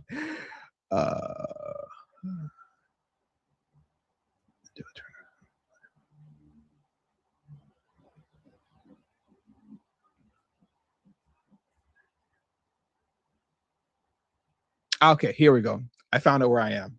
All right, I'm ready. And take two. To understand, all right, the significance of what Turner found, Sergeant Turner, some political context is necessary. St. Cloud's City Council has 7 members, made up of 4 ward representatives and 3 at-large seats. All 3 at-large seats were on the ballot in 2024. 16 candidates competed in the August 13th primary, which narrowed the field to the top 6 vote getters. Ibrahim, Tajir's wife, advanced from the primary to the November general election, but lost the at-large race. She was appointed to Ward 3 seat in December after Jake Anderson vacated it following his election as mayor. In the final pages of his report, Sergeant Turner wrote that he believed violations of Minnesota election statutes had occurred and that they were, at least in part, the result of an ongoing pattern of activity by individuals connected to Ibrahim's campaign. He specifically identified concerns about double voting, violations of voter assistance rules, and conduct within the polling place. Turner noted that further investigation was needed to determine whether the violations were made knowingly or unintentionally or deliberately intended to affect the election outcome. Turner asked that his report be forwarded to the Sherborne County Attorney's Office for a charging review of Grew for 2 felony violations of Minnesota election law. Remember, Grew is the woman who voted twice. 1 for casting 2 ballots in the same election under Minnesota statute 2004 C.14.b, and 1 for providing 2 ballots of the same type to an election official under Minnesota statute 204C.14.d. He noted additional charges for other individuals were pending further investigation. But surprise, surprise, ladies and gentlemen, no charges were filed. And right now, we're just talking about the woman who voted twice. That's not up for debate or anything of that nature. She voted twice. That is a fact. And the state of Minnesota filed no charges against her. Sergeant Turner did the right thing and said, hey, man, these people have to be held accountable. State of Minnesota said, no, they don't. No, they don't. They don't need to be held accountable at all. Not at all whatsoever. The Sherburne County Attorney's Office did not file charges against Grew or anyone else in connection with the investigation, despite Turner's report formally recommending a review of charges for felony election law violations. So now, with all the information that we just went through, with everything that we just read, all of the video surveillance, the testimony from witnesses, where does that leave our man here, Tajir Rage, let alone his wife, but essentially Tajir Rage? Where does that leave us with him? Did he get charged with anything? Is he serving time now? This did happen in 2024, right? And you did see when I pulled this document up that I was referencing, state of Minnesota, county of Sherburne, state of Minnesota versus Tajir Rage. Well, what is this? What is this about, right? He clearly must have been charged with, voter fraud and everything of that nature, right? No. District Court, 10th Judicial District. This is what he was charged with. Count 1, charge, give peace officer false name, date of birth, and ID card. In count 2, charge, driver's license, driving without a valid license for vehicle class type. That's all he was charged with, ladies and gentlemen. All that information, all the witnesses, all of the surveillance video across multiple counties, a consistent pattern of showing up with groups of women that are fully covered. That way you can never actually identify them. All of this and 0 charges. 0. If this doesn't scream that a certain population in Minnesota is above the law, I don't know what does. Because clearly, unless the feds get involved, as we see with the Feeding Our Future and stuff like that, unless the feds actually get involved, if it's left to the state, even with all of that evidence, they're just not going to file charges. They're just going to, hear no evil, see no evil, speak no evil. We don't know what you're talking about. And Sergeant Turner, you wasted your time before going through all that. You should have known better. You should have just let them go to begin with. We don't even know why you did all that, because we're not charging anyone. Unbelievable, ladies and gentlemen, unbelievable. And with all that being said, that does it for today's stream. So I want to thank you guys for joining me today. Please hit the like button on your way out. Subscribe. And hit the like button on your way in for Frontline Black News. So yeah, you see clearly voted for what's going on. Playing this day in states like Minnesota. So moving along, we got invasion convoy floods Texas highway. Marines block exits and deport them all. Yeah.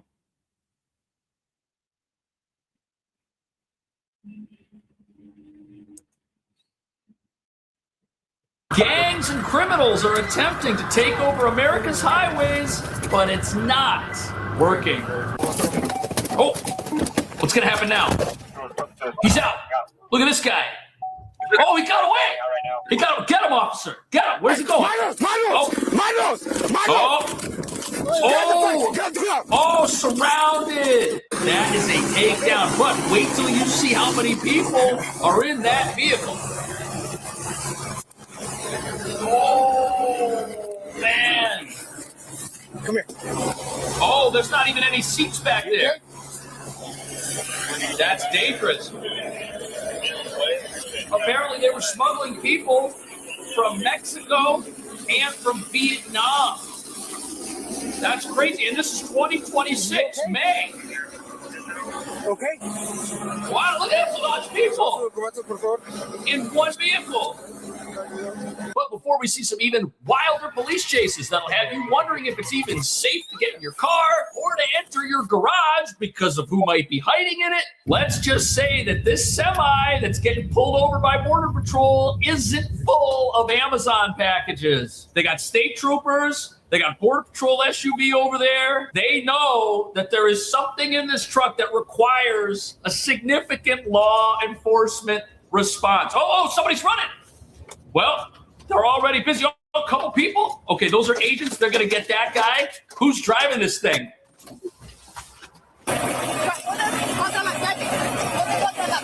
Is that the driver? I mean, whoever is going back to wherever they snuck in from. But wait till you see what they find in here.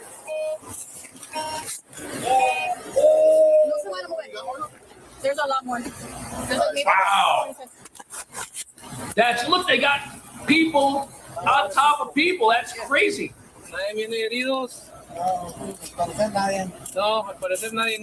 That's crazy. Look at this.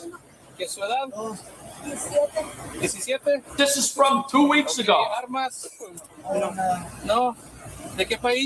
There's 20 people allegedly in here. This is crazy. Look at this. You know how many trucks are on the road of this country? This could be in any truck. Look at it. Oh, man. Listen, the border is going to be a forever battle in this country. This guy's probably going away for a long time. It's 10 years per smuggling count. That's 20 people, 200 years. But as you're about to see, this driver right here was gambling with a little more than that. I'm going back to Houston. And you're coming from the casino right now? Yeah, it's been like 2 hours. It's coming from the casino. So you were at the casino? Yeah. The casino's over there. Oh, that's your first lie. So where are you coming from right now?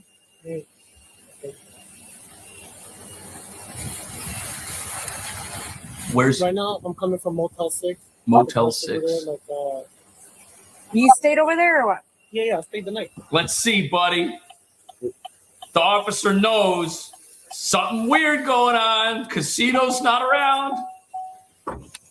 Oh, what's in the trunk? Oiga, ¿y usted? Oh! I'm laying here. ¿Dónde está? Can you put him under arrest? You're under arrest for human smuggling. Wow. For human smuggling. ¿Trae identificación? Wow.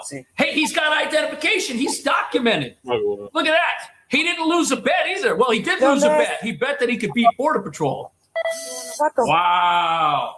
Se baja, por favor. Bueno, no se baje todavía. No se mueve. This is crazy, man. So driving around with somebody in the trunk, this is like... No one benefits from illegal immigration. You man. have. He asked for a ride. In your trunk? I swear to God, I don't even speak Spanish. It doesn't matter if you speak Spanish. He speaks Spanish. He's got a ride in the trunk. What kind of nonsense lie is that?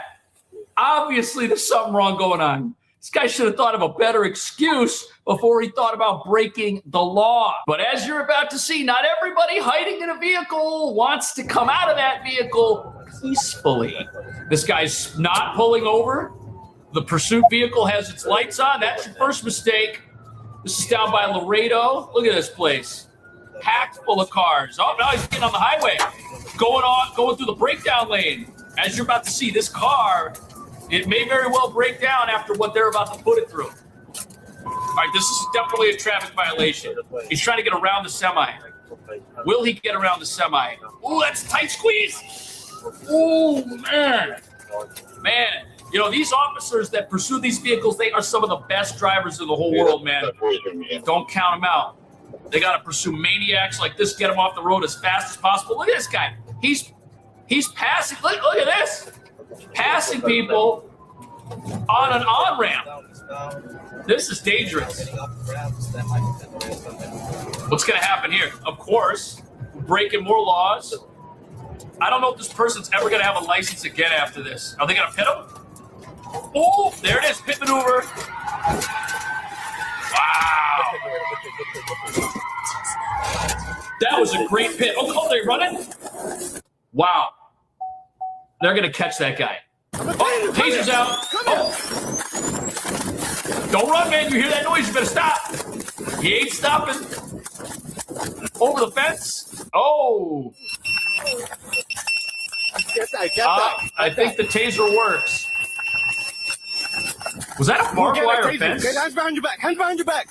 Hands behind Was your that back. that might have been a barbed wire fence? Puffs out. Got him.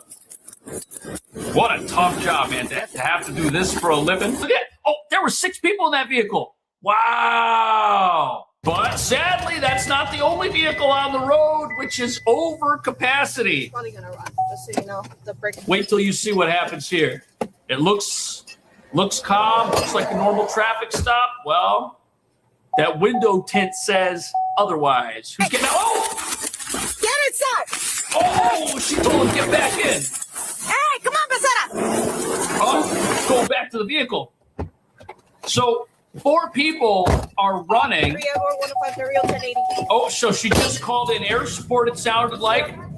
So air support's going to get them. Like it's gonna well again. And now they got to get the driver, but they think the driver might jump out again. What's going to happen here? Oh, the door's open. Oh, all that dust just went in the car, man. 1050. Okay, they spun out in some sand. Oh, everyone's running. Bail out. Whoa, where's he going? Oh. All right, anyone in the car? No. And they already got him. He wasn't getting away. Got contact? Yeah. I'm good. Sorry, my bad. I'm good. Well, Shiloh Rodriguez going away for a long time. But look at this. Here we have another tiny vehicle with too much in it. Oh, look at that. Look at that. I don't know where they learned to drive, but they're not even on the road, and they're on the wrong side. They're at a construction site. What's going to happen here? Are they going? They're not getting away. Look at the windows open. Another pit maneuver. It's a very solid pit maneuver right there. Oh, they're out. They're out after the pit maneuver, running. Oh, what's happening here? Go get him, officer. Go get him. Go get him. Where's? Oh. Oh, these guys are running. Oh. Ooh. So they got some people at the vehicle. Look at this person. They got their Sunday best on. Oh, now they're arrested. At least she didn't run, put people in danger. Handcuffs. Ooh. But as you're about to see, some of these criminals, they think they can get away if it's nighttime. Which, we're going to be primary Laredo going eastbound now on Highway 50. Because there's no cars on the road. They think they can outrun the police, but not going to happen, man. In Texas, you got cops everywhere. This ain't no sanctuary city or state. It's going to be turning westbound on Sinatra. Oh. It's making the U-turn. Whoa, that car's already immobilized. Vehicle being pitted. Right? Did he get away? They already got him boxed in and off the road. There'd be 4-way vehicle pit maneuver. Oh, pit maneuver? Did they get him? He's SUV. Oh, he's right there. Okay, they got him boxed. Boom. They got the whole force out here. I think they can actually catch you faster if it's in the evening, if there's no cars. And if you're driving a white car and you're breaking all the laws on the road, that looks like a Toyota Camry, by the way. Look at all that smoke. Did they blow a tire? Tires might be out. They're going to pit again? No, didn't do it. There's vehicles ahead. It's a good call right there. This guy thinks he can get away. Meanwhile, the car is like putting up smoke. Okay, the tires are running on the broken rear fender walls. Westbound turn on 350. It's not going to be long before those wheels explode and this thing is just dead in its tracks. And now they're going to pit. Pit. Oh, got him. That's it. Oh, maybe it's a Nissan. That's the end of that Nissan. Look at this. This is crazy. Oh, someone just got taken down. Oh, how many people are in there? Whoa, this is a big bust. Hey, get your hands up. Get your hands up. Oh, he's running. He's running.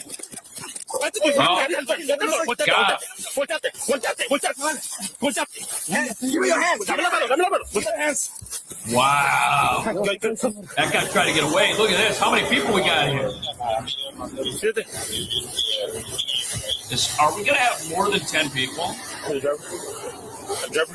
Yeah, that's a driver.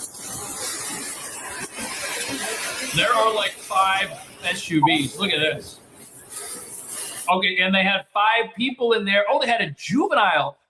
So that's one of the tactics that the cartels use. They have people who are minors who are involved in this because the charges are less. These are people who are likely to get let out of the system sooner and can go back to work for the criminals. All right, speaking of criminals, look at this. They are still doing things the old-fashioned way, trying to sneak across the border, tunnel under it, climb over it, make a hole in the wall. But you can see here we got ourselves a thermal camera.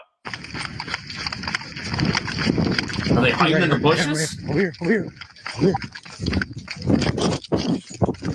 This is weird. It's at night. I guess that these are the folks who would make their way to where the smugglers can pick them up. Oh, it's one mother job. Found them. Okay, está bien. ¿Y cuántos estaban en tu grupo? They're asking how many were in the group. There were many people. Wow. ¿Cuántos años tiene? Sí. 17. This is crazy. Only 3 people. So other people got away. That's wild, man. So other people got away. Oh, man.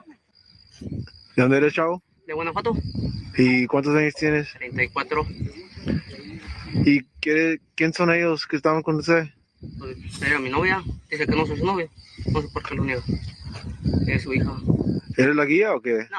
¿No? ¿Cuántos estaban en tu grupo? Nadie, nomás yo venimos y ella. ¿Y cuánto pagaron para cruzar? So he's the smuggler. Hasta el momento llevo pagados 60,000 pesos. I don't know what that is in U.S. ¿No pagaste? They got the cartel wristbands. Yeah, it's still happening out there, man. This is disturbing. Multiple wristbands. ¿Y la niña también tiene? No, yo traigo las de ella. Look at that, 3 wristbands. So, estos son tuyos y esos son de ella. So, ¿Y por qué 3? No sé. ¿No te dijeron? That marks people to let other criminals know who's paid, who hasn't, what territories they've come through. It's a criminal operation. There are the wrong people benefiting from this. And these individuals have been rescued from whatever was waiting for them inside America. They would have had to work that off or something terrible. All right, it's getting lit up. It's getting lit up. What do we got here? Oh, this guy's already breaking the law. Does he think he can get away? He's not going to get away. You're not going to get away, dude. You're not getting away. It's not going to happen, man. He thinks using his turn signals is going to help him get off easy, maybe. As you're about to see, that does not happen. That is not how they say, oh! Ooh! Oh, he scared away that bird. Thank God the bird's okay.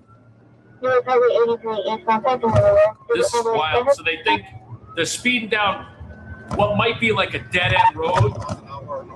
Okay, it's not a dead-end road, but this is not going to end for them in victory. Let's put it that way. Look, they're all over the environment here. This is crazy. Where are they going? They think they could swerve left, swerve right, throw off. It's not working, man. This is desperation. These smugglers, okay, now they're going to run. Whenever they stop, they run. Oh, no! Oh, they faked me out. They faked me out, but they didn't fake out Border Patrol. Not happening. We're gonna try it again. Oh, did a 180. This guy's probably done this before. Look at that, right past Border Patrol. He's turning on.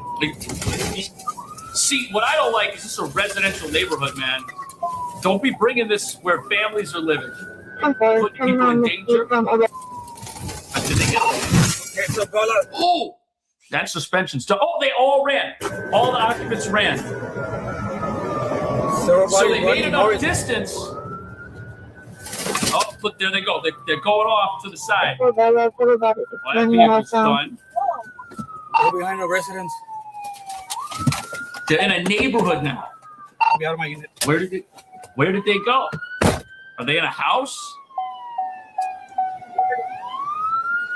Where are they? Oh, they went in someone's house. They invaded a house. After coming into the country without permission, they went into this house without permission. And reckless driving, okay? Reckless driving, smuggling, yeah. Confirmed Gulf cartel member. Don't tell me organized crime isn't behind this. But you know, the thing that gets me with all of this footage is that this is still happening. Even if you elect a president who comes along and wants to shut down the border and reinforce it, you still have criminals out there who are trying to get people into the country because of how much money they make. And more work obviously has to be done. What do you think about all this? I'll see you in the next video. Don't mess with Texas.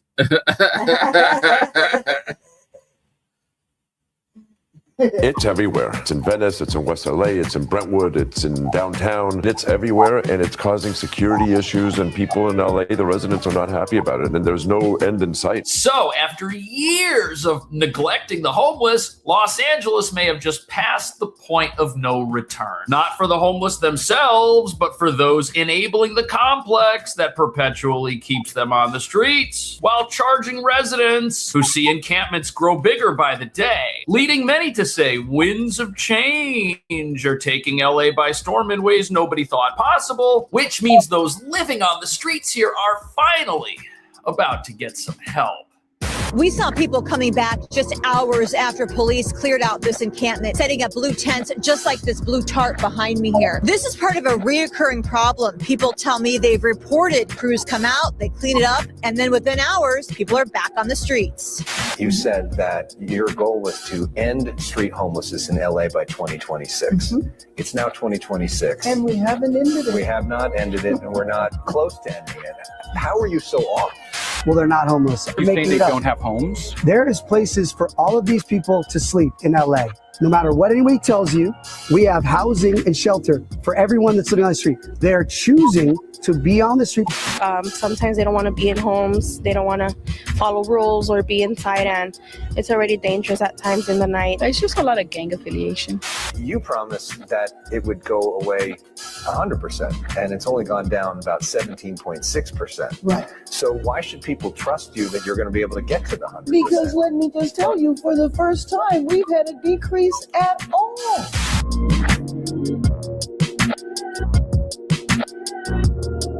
Look at this, a whopping 40% of some people in these expensive programs sadly get nothing out of them. But while some people say this is because of a lack of leadership and others say these programs just can't work, the reality is they're doing what they're supposed to do if the goal of all of this spending is to create perpetual poverty. Because you see, every person living on the streets in a city like LA isn't viewed as someone in need, but is rather seen as a dollar sign to the homeless industrial complex, pulling the strings of elected officials who are all too thrilled to announce ever increasing amounts being spent on this crisis, but then do absolutely zero follow-up to make sure there was a successful outcome at the end of these millions sent off to who knows where. And how exactly is a program supposed to succeed if no one's checking to make sure it's not failing? Well, that's the question residents in Los Angeles are now starting to ask, and they're doing it by daring to throw their regime leader, Karen Bass, under the bus for broken promises, which haven't helped the homeless one bit, while people start waking up to the fact that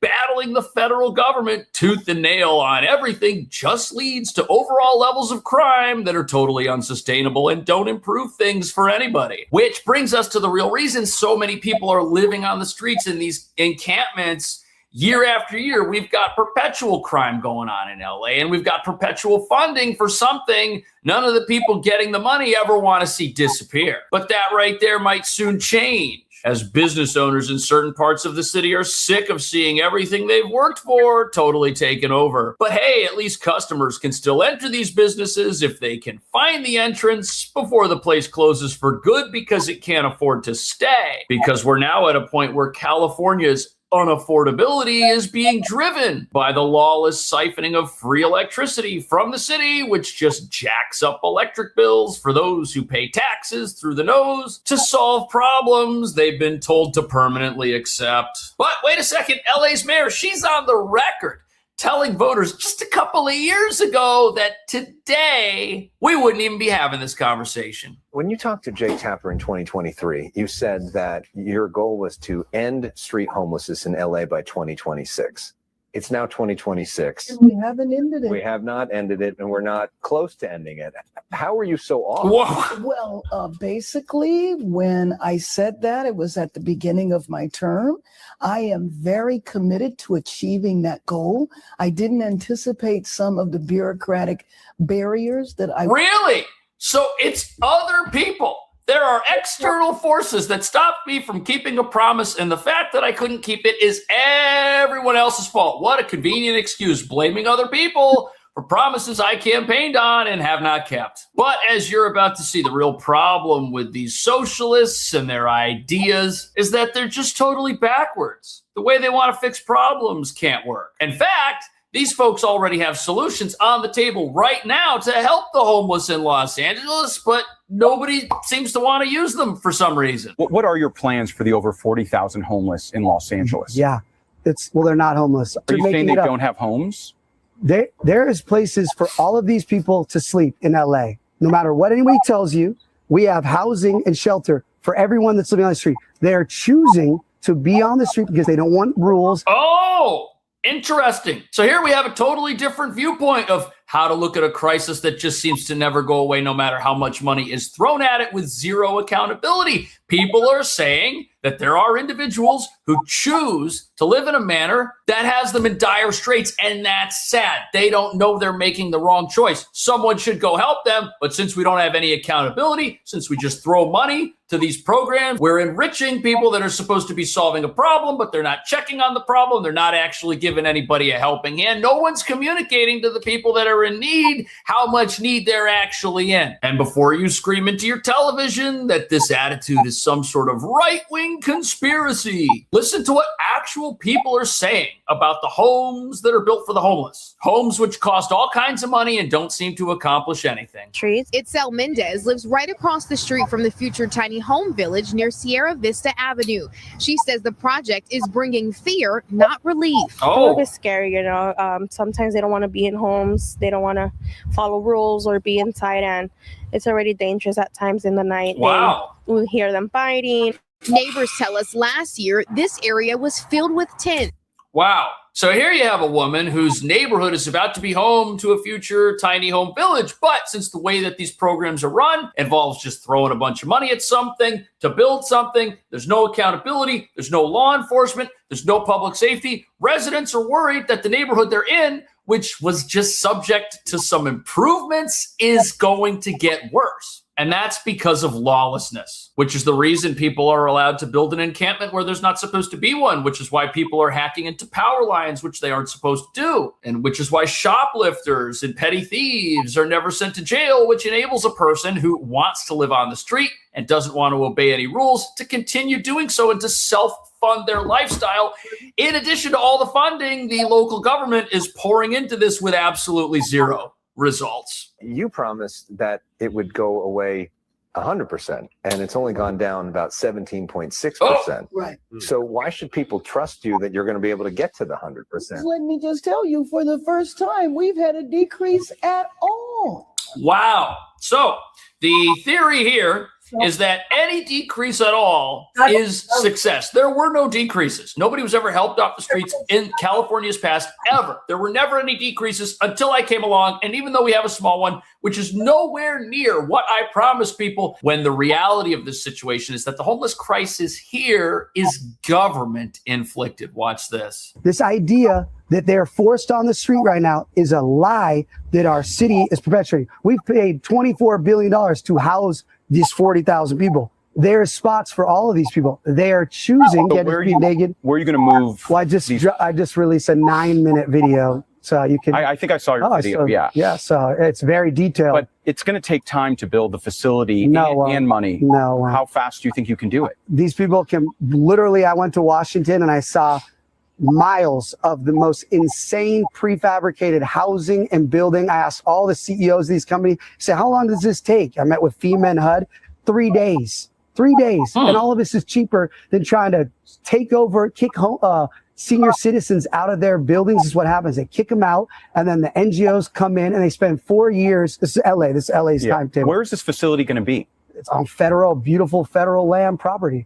So instead of building a residential facility with zero rules and zero accountability and zero law enforcement in the middle of a sanctuary city where you have residential neighborhoods, the plan here is to build a very similar facility just in a place where people do not have the ability to go back to the lifestyle that they don't know is actually not the best for them. If you have one of these tiny home villages set up in the middle of an inner city and you got crime all over the place, well, there's going to be some people who just can't seem to get away from the criminal activity, can't seem to get away from the stores that they're stealing from, can't seem to get away from the gangs and other people they might be running with on the streets. I mean, you have to take somebody out of that environment if you want them to understand how bad it is for them. And you know something? This is what you or I would do if we had a friend or relative who was living on the streets or living in a tent somewhere. We would go find that person. We would locate them. We would haul them out of there gently, of course, because they're our friend, they're a relative. We would bring them away from that environment. We would get them cleaned up. We would feed them. We would care for them.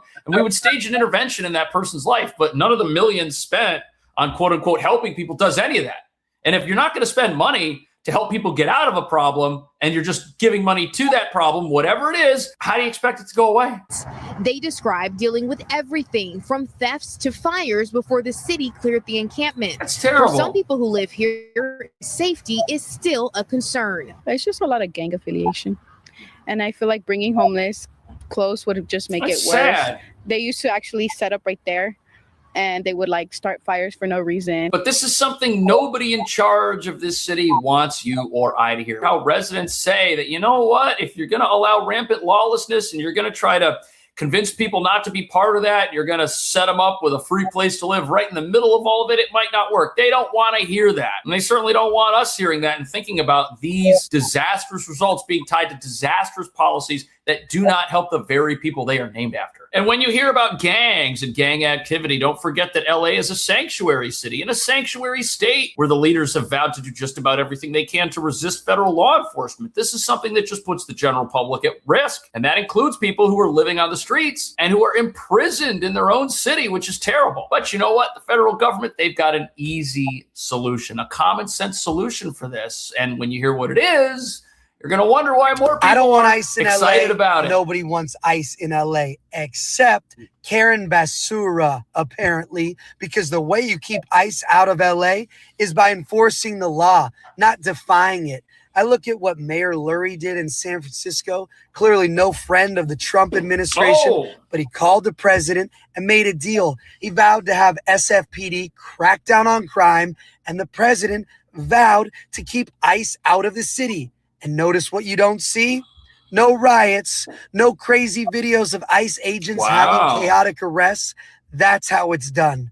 Why is it that only certain cities are having all this chaos with ICE? They are in a lot of cities, but there are only problems in places like LA and Minneapolis. It's not a Democrat-Republican thing. Memphis doesn't have chaos. Liberal San Francisco doesn't have the chaos, unlike LA. So what's the common denominator? It's activist mayors using their city, their residents, their businesses as fodder for their political grandstanding. Wow. It's part of an anti-American movement when you have these sanctuary cities and all this rioting going on here. And the contrast that he brings up is huge because San Francisco is starting to turn around. It's going to take time. People said 2024 was rock bottom for San Francisco, but the mayor is out there getting rid of unproductive, homeless industrial complex facilities. He's out there telling residents that we're not going to tolerate crime on our streets, not as parents, not as taxpayers. It's over. And what are they doing? They're helping people get out of the streets. They're helping people get out of those environments. This is better for the homeless. This is better for the residents. And at the exact same time, since crime is now being cracked down on and lawlessness is something the police are now allowed to deal with, the president doesn't have to send ICE in there. But this whole movement, this whole anti-ICE thing, this whole open borders thing, what is it? It's got a lot in common with the homeless industrial complex, doesn't it? We saw a whole complex of asylum-related caretakers doing the exact same thing, getting all kinds of government money to care for unlimited amounts of people in a crisis they hoped would go on forever. And you have two of these things going on at the exact same time in Los Angeles. You've got funding from the local government. Do you think those in charge of all of that money want to see it go away? No. So they love the fact that California is a sanctuary state. They love the fact that LA is a sanctuary city. And it's the same thing with the homeless industrial complex here. You've got an entire industry that is dedicated to solving something it directly benefits from. I mean, the conflict of interest here couldn't be greater. That doesn't mean we shouldn't spend money to help people, but it does mean there needs to be accountability and there needs to be actual outcomes. And this is what they're talking about in San Francisco. They're saying, you know what? We spend all this money, but the outcomes aren't there. So why are we spending the money if people aren't actually getting help? This is the way we need to start thinking about this. The Olympics coming and everybody in the government wants LA to be the #1 most beautiful city. They will work with me to give me the land I need. So you're going to move these 40,000 people somewhere and you're going to have this facility up in, you said how long? Here's what you got to realize. 90 days? Let me explain something. These 40,000 people, 60% of them, City Watch just announced this week, are not from Los Angeles. They're not from California. These people have been bussed in by scam rehabs, scam NGOs, scam homeless nonprofits. Yeah. These people, when I... So what you have here is you have an industry that relies on people. You have people who have a social security number. And once that person winds up in your care center, you can start billing for them. That's what you have here. You have people who are looked at not as somebody who's in need, but as somebody who is a potential paycheck for whoever's running the care center. That cannot be allowed to stand. You can't bring people to a place where there's money available for them. You just have to have a like, what kind of a scam is that? That is a scam. That's a scam upon the people that are trapped in these poverty-inducing conditions and will never be able to get out of them. That's a scam on the people who are paying for it. And it's all being done to enrich people. This is what we've seen with fraud in America all year long. This fraud industrial complex that revolves around treating people or unknown people just to get the money this country needs during a time of unaffordability. And where's it all going? It's going to these blue cities that have the worst unaffordability of all. So you're going to build your own campus to do this? 100%. And where is it? Where can it be? Probably I'll get a beautiful federal land. It's going to have trees, but in the city of Los Angeles? It's probably going to be outside of the city of Los Angeles because we need a very large piece of dirt. I'm not going to need our tax money. There's a lot of people that want to help people that know they can't help these people because the NGOs are just scamming their money. But if there's a real solution, my friend Matt Hess, he does this right now in Bentonville with veterans. He has a beautiful UHP. He has a facility and it's incredible. And there he lets veterans have opportunities. They train you into businesses and things that when you graduate. That's a program that's actually going to help people. Think about the outcome here. You've got a person who's living on the streets in a city like Los Angeles. Why are they living on the streets? Well, at face value, the minimum reasons for this are going to be that it's very expensive to be out here and that they might have chosen to live here, even though there's a house available for them. They might have made choices that just say, you know what? I don't want to deal with anybody's rules. I want to be on my own. I want my independence. So I'm going to live on the streets. Who cares? There are people like that who have just decided that they're going to make that choice. Well, there's something wrong because you're not actually of sound mind if you want to live on the streets. It's dangerous to do that. And here we're hearing about a facility that doesn't just get people out of an environment where they are allowed to behave in a lawless manner. It gets them out of that environment and it re-equips them with the skills to enter society and provide for themselves and have a purpose and to get back on their feet and to start doing things in a way that benefits them and all of the people around them. Those are good outcomes. Somebody who was living on the streets and comes out of a program with the ability to earn a living and pay for their own apartment. I mean, that's what we all want, right? Why don't we have any programs that are aimed at that? Well, because we've been told for decades that, you know what? We should just leave people alone. We should just let them decide how they're going to help themselves. And the sad reality is you have people who don't know how much help they need. What do you think about that? I'll see you in the next video. They're going out of business. They have glass all over the place. You want toothpaste. You have to open up, you have to get a clerk to open up the thing, and they open and they hand them a toothpaste. And in the meantime, other people are waiting to steal it. So it is no secret that New York has a shoplifting problem that is cleaning out stores and skyrocketing unaffordability. But things are about to get even worse as Mayor Mamdani goes full speed ahead with his plan to annihilate private stores with his communist-run alternatives, which won't have to worry about theft or making money because their money comes from everyone else until, like all communist experiments, it runs out.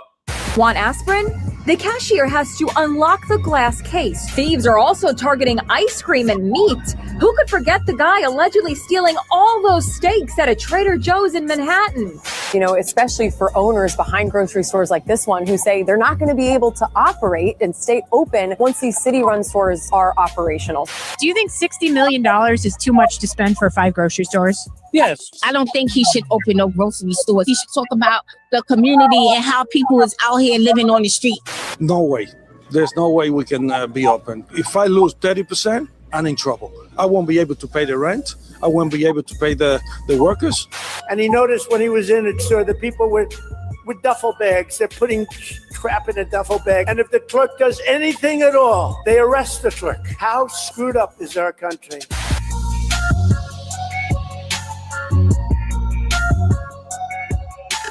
So it's important to understand our new mayor wants to spend more money on everything that New York City spends money on, no matter what it is, except for the 2 things New Yorkers really need if they want to have an affordable city, and those would be jails and jumpsuits. And President Trump's right. When you go to a store in this city, you're going to see that all the products are in jail because all of the criminals aren't. Instead, they're wandering the streets doing their thing, and no one can stop them, creating a rampant lawlessness tax on business owners because their inventory is now leaving the shelves at a pace so fast these stores just can't keep up. And the problem with this tax is that in order to pay it, what do businesses do? Well, if half the stuff on the shelf gets stolen, you got to charge twice as much for the other half. And who pays for that? The law-abiding. The people that don't steal are paying for the cost of lawlessness every single day here. But don't worry, the mayor's got a plan. If the stuff in the store is too expensive, he's going to tax everyone to open a cheaper store that everyone pays more for, if they've got a job, that is. And this plan is supposed to help people buy zero-cost groceries that don't turn a profit, which means your orange might cost a couple of cents less, which is the mayor's solution to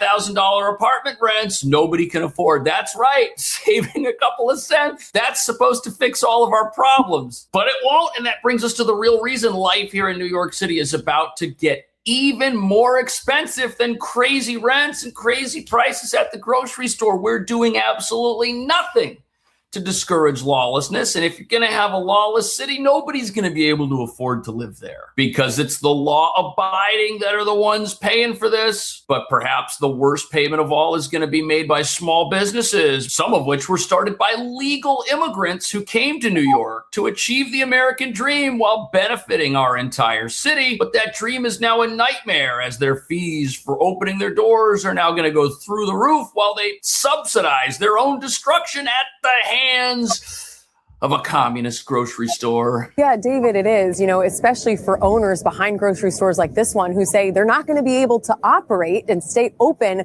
once these city-run stores are operational. Oh, yeah? So Ruben Luna, who is the owner of this location, moved to the U.S. when he was 14. His first job that he got that year was in a grocery store. Now he owns 18 supermarkets, the American dream. 3 of them are here in Harlem, all very close to La Marqueta. Oh. That is the first location that Mayor Mamdani announced. Luna says that once it opens, he anticipates losing 30 to 40% of his customers because wow. So once the city runs stores open near this guy's businesses that he came to America and ended up starting after bagging groceries in a supermarket himself, these places are going to get wiped out. And what's wild is New York is supposed to be a city that loves and protects immigrants. Well, here we have someone who's a hardworking legal immigrant who's achieved the American dream, and it's about to be stolen from him, and he's the one that's going to have to pay for it. Why? Because he owns the grocery store. Because millionaires are the bad guy.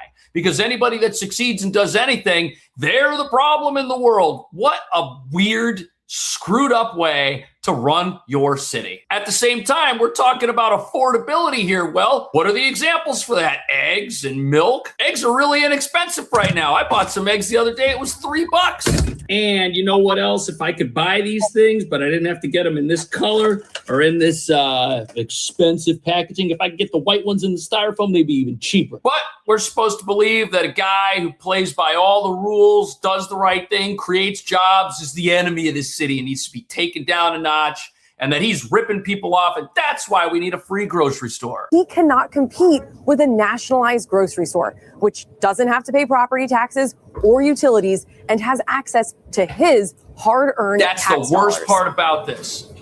No way. There's no way we can be open. If I lose 30%, I'm in trouble. I won't be able to pay the rent. I won't be able to pay the workers.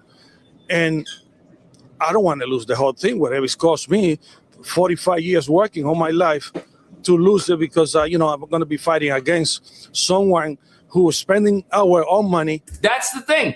He's got to pay more money. The fees on his business is going to go up. His personal taxes are going to go up, and that money is going to get funneled right into his competitor. That would be a totally illegal arrangement if we were talking about private businesses here. But since you got the government coming into the market, coming in with their zero-cost grocery store that it's not going to turn a profit and is therefore going to be cheaper, it's going to have to steal from everyone else, which is going to jack up the prices at the legitimate grocery stores. It's going to make them more expensive while the crime keeps going up, while the taxes on homes that people like this own are going to go up. It's crazy. But the good news is that the hard-working grocery store owner, he'll still be able to afford to live here, which is the mayor's goal. He just won't be able to afford to run his business, and he'll have to get all of his groceries from the free food mart down the street after it shuts him down. Talk about an unfair advantage. And the mayor is asking for a lot of money. He's proposing $70 million for 5 grocery stores. The one here in Harlem has a price tag of $30 million. That's one of them. It Luna costs and a group half of the minority-owned grocery store owners have been trying to meet with the mayor, but have had no luck. Oh, really? That will change next week during a hearing in front of the city council. Wow. So the business owners that run the legitimate supermarkets that want to meet with the mayor, they can't get a meeting with him for some reason. That's weird. They have to schedule a hearing with the city council to meet with the guy who's going to put them out of business. Now, why do you think that is? Well, obviously, they're the boogeyman, because when you go to the grocery store, which is run by hardworking people that make our country great, make our city great, they're the enemy. You need an enemy if you're going to have communism, because the communism has to defeat something. And if it doesn't have a boogeyman, if the guy over here creating the jobs, if he's actually a hero, if he's who we should all aspire to be like because he worked his way up in an age where we're told nobody can get ahead, if he's the symbol of the American dream, oh man, you got to get rid of him. There needs to be nobody like that in New York if you're going to have the communist city-run stores. And that's the goal of these stores, is to get rid of people who are perceived as the problem, the beneficiaries of capitalism. Can't have that if you're going to have socialism, because socialism is the opposite of capitalism. Gang, great to see you. Thank you so much. Troy, it infuriates me because this guy, it's a rags to riches story, and Marxists like Mamdani hate rags to riches story because under his Marxist ideology, it's not supposed to happen. You're not supposed to be able to make money in a private market system unless you're oppressing people. Instead, he's been employing people, he's been serving the community, and of course, he's been growing an American business in a very positive way. This could kill that business. It could, and you're right about Mamdani Mamdani not liking this sort of thing. This violates the narrative. You know, this is an oppressive guy, and he's robbing from people, and he's ripping people off. Here's a guy, as we saw earlier in the package introducing this story, came in, got his first job in a grocery store, now owns 18 of them. This is magnificent. This guy should be getting the keys to the city. But here's the thing you got to understand about socialism and our new mayor who firmly believes in it. He's articulate, but he is as articulate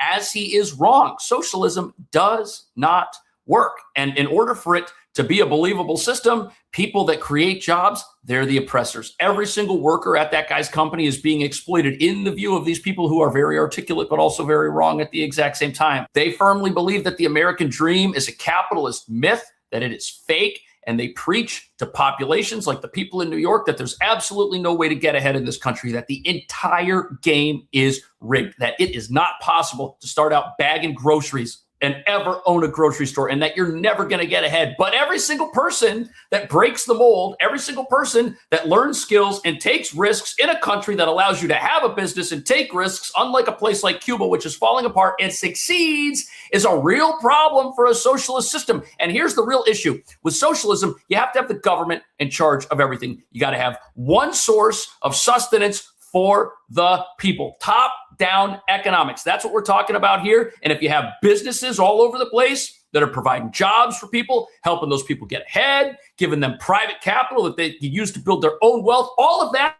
conflicts with this. This has to be the only thing. You got to get rid of the private industry, because to the socialists and the communists, it is inherently evil. It is the cause of all the problems in the world. That's why they want to have their system, even though it's never worked. But why has it never worked when they have so many unfair advantages? Petition pop up. You know, I think Mamdani could be helpful if he said, listen, if you want to start a grocery store, take over a piece of property that's empty, and we don't have to pay any property tax for the first 3-4 years, something like that. You'd see private entrepreneurs step up. Yeah. These grocery stores would open, there'd be more options, and people who are in places that don't have a lot of fresh food would have more access. They don't want that. That would be productive versus what he's trying to do, which I think will be very destructive. And Caroline, we know that these experiments in a free market economy, like, first of all, of course, they don't succeed in socialist economies and communist economies, but they don't have a choice. They have to do it. They're serfs of a slave nation. That's why those things, even there you have these long lines, but here it hasn't worked at all as well. So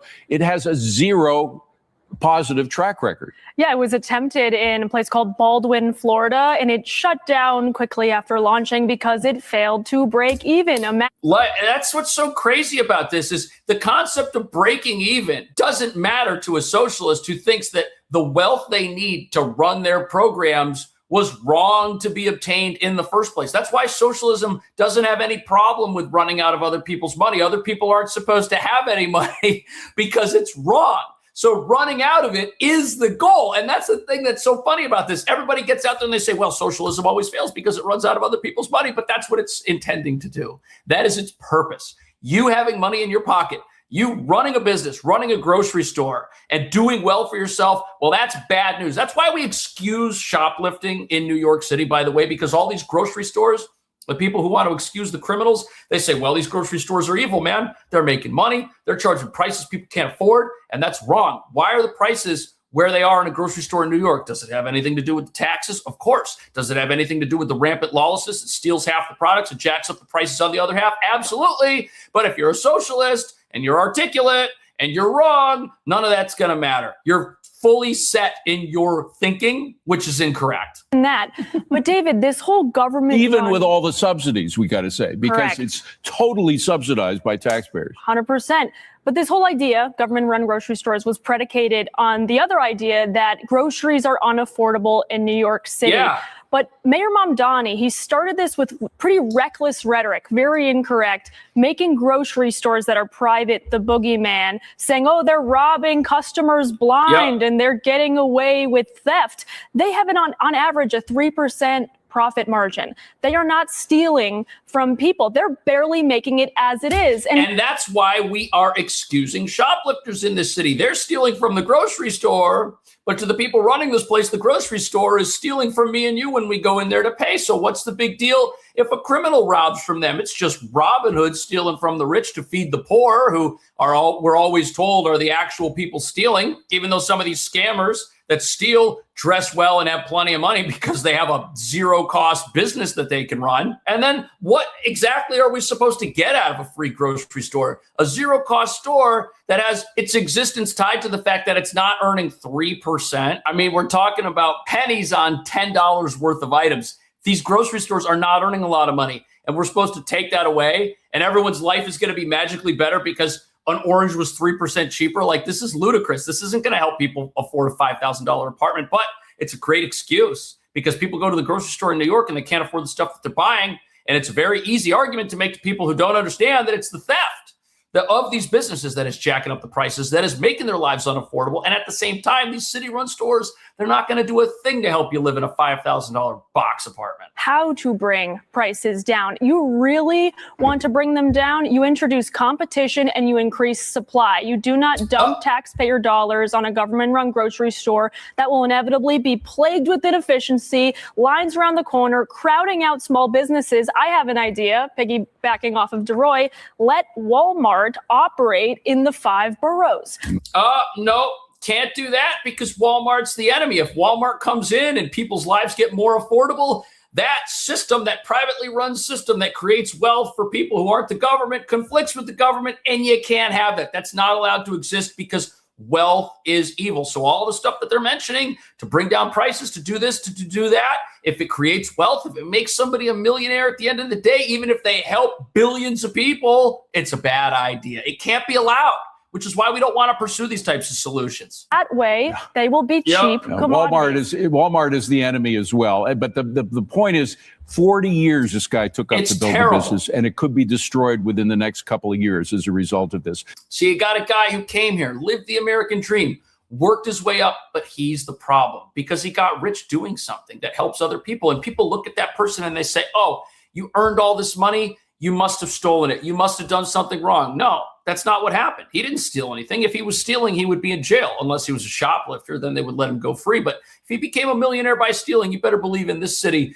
he's going to have to pay for it. But speaking of paying for things, all of these programs, like the zero-cost grocery store, at most, it's going to bring prices down 3% while costs at other stores continue to go up because they got to pay for these stores. So at most, it does nothing. That's the best case scenario for the free store while it puts everybody else out of business, which admittedly is a huge problem. But it's not the only thing that the city wants to rob its citizens to pay for, which isn't actually going to work. And this next one might even be a bigger disaster than the free stores. Everybody, welcome to Picks on Politics. I am Dan Manarino. So let's get into it. Governor Kathy Hochul and Mayor Zoran Mamdani announcing a big one for this week, more 3K seats, hoping to bring more seats closer to families who need them, cutting down on travel distance, for example. But even though the city has committed to greatly expanding childhood education access, the numbers don't appear to be there for applicants to fill those very seats. Meanwhile, the state is... Wow. So we're spending billions in childcare, but nobody wants the childcare. That's weird. The mayor just went on a whole campaign for free daycares all over the place, and we don't have anybody who even wants them, and we're going to spend billions on it. We have programs that are just a drain on the resources of every single New Yorker. Nobody's asking for an orange to be 3% cheaper. Nobody's asking for all this pre-K. Nobody wants any of this stuff, yet we're all going to get taxed through the nose to pay for it. This is ridiculous, and this is a huge problem. And wait till you hear why it is the experts think we don't have enough kids. Last year, and that number the year before that was 103,000. So what do you attribute the decline in the numbers to? I think there's a couple different factors we have to look at. So first are just the overall demographics. You know, we've seen shifts in New York City over the last couple of years. The birth rate has gone down. So there are fewer kids who were born in 2023 than the years prior, which is the cohort eligible for 3K this year. We also see immigration down, and among immigrant families who are here, just increased fear about engaging with government services. Oh, well, she can't possibly be talking about legal immigrants that would come here and get an ID and get all the paperwork needed to start their own grocery store after bagging groceries and receiving pay for doing that. She must be talking about something else. So New York has less people coming here. New York has less people who are here having children. all of that means we don't have the children to fill all of the slots everybody was just told they needed to pay for so that everyone can live here. Do you see what a problem this is? And you know something, the way that socialist governments work is they never roll back taxes. They never say, okay, well, we tried a program and it didn't work. No, what they say instead is that, well, we have to keep doing it. Well, we have to keep these programs going. If the free grocery stores fail, if they fall apart, here's what the reasons will be. It won't be that they were poorly run. No, it'll be that, well, people walked in and it wasn't exactly like Whole Foods. They didn't have all the same stuff we have at Whole Foods. So what we really need to do for the free grocery stores is we need to pour even more money into them to pump up their product offerings. You need to be able to buy your vegetables. You need to be able to buy your Head and Shoulders shampoo. You need to be able to buy your Crest toothpaste. You got to be able to buy all the stuff you find at a CVS or at a Walgreens. So now those stores, they're not just going to be competing with produce. They're going to be competing with Target. They're going to be shutting down every single business out there because the reason they didn't work is because people walked in and they didn't see the same things that they're used to seeing. And that's why nobody came, or that's why we didn't have enough sales, or that's why they didn't break even. And then it's the same thing with these childcare programs. They're going to keep these things going because they're going to say, well, you know what? We had a whole bunch of people leave the city, and now we got to convince them all to come back. And how are we going to do that if we shut down all the childcare? Families need time to know and realize how great New York is and to decide to come back. And it's going to take decades of providing empty childcare programs to lure everyone back so that we can tax them and hit them again. What do you think about all that? I will see you in the next video. Wow. Utah has a plan to deal with homelessness, lining up behind President Trump's belief that people should not be allowed to sleep on the streets. State officials say they're preparing to pull more than 1,000 homeless people out of Salt Lake City and into a sprawling campus on the outskirts of town. Supporters call it a place where people can get the services they need. Critics call it a detention camp. Yeah. Joining us now, New York Times reporter Ellen Berry, who filed that piece from Salt Lake City. So what exactly is this campus, this camp? So for now, this is still in its planning stages. It hasn't been built, but it is definitely an effort to kind of operationalize the president's executive order from the summer, which said that overwhelmingly homeless people are suffering from mental illness or addiction, and overwhelmingly they should be put into long-term institutional care. That is a reversal of our longstanding approach to homelessness, which has prioritized housing. So this plan is a very large facility that would be devoted in large part to treatment of psychiatric and substance abuse disorders. So it's kind of, you could argue, bringing back mental health institutions, which had fallen out of favor. There are arguments on both sides of this, as you well know, as you've reported. There are people who say it is not a good idea to let people suffer on the streets, that some people really do need help and they're not capable of getting themselves that help. And there are others that say if you force them into an institution or a camp or a campus, whatever you want to call it, and you don't allow them to leave, you violate their civil rights, you violate their free will. Do we have a sense of what this campus, if it's actually going to be staffed, if it's actually going to have the resources they need, and how it's going to be funded? There are lots of questions, and those are some of the most important ones. The proposal, as I understood it, is actually a hybrid with about 1/3 of the beds, a kind of low barrier shelter. So that would be presumably voluntary. And the other 2/3, 800 beds, would be involuntary. Either through civil commitment procedures or a diversion program through the courts. So you're sort of looking at a large facility that is in part involuntary and in part voluntary. Do we know who's paying for this? Well, it would have to be the Utah legislature, and that is a big question mark, whether there is going to be willingness to fund it. And I think the fear is that if this ball gets rolling and the services are not funded, then it becomes much more of a warehousing type facility and less of a treatment facility. So this is what is not yet clear. it's expensive to create psychiatric beds, and across the country we have a shortage of psychiatric beds for that reason. So expanding psychiatric treatment in this way would be extraordinarily expensive. Yeah. Ellen Berry. Ellen, thank you so much for joining us. Thank you. Joining us now, Utah State Senator. She was featured in that piece, Jen Plum, a Democrat who represents Salt Lake City. She's also an ER physician. Thank you very much for joining us. Thank you for having me here. What are your concerns? You know, this is a space that I have been passionate about and touched by for decades, starting with my own brother facing heroin dependence and addiction and ultimately losing him to that. And then coming into the space as a clinician and an advocate, and now as an elected person, I think that I share the hopes that many of those thinking in this space are, and then that is what we can get people better lives, and that we can do things with policy that will get people into spaces where they aren't living in such desperation. But seeing this proposal and seeing it come from a homeless services board that doesn't have a single medical person on it to represent what it would take, I'm worried that these good intentions have the potential to lead to wasted time, wasted money, and violations of people's civil liberties. So for me, that's kind of the, in a nutshell, concerns that I have. That is a good point. And again, I think it's important to remember that there are people that do really need help and are struggling, and there are family members who want their loved ones to get the help that they need. And sometimes, in some cases, voluntary is not necessarily an option.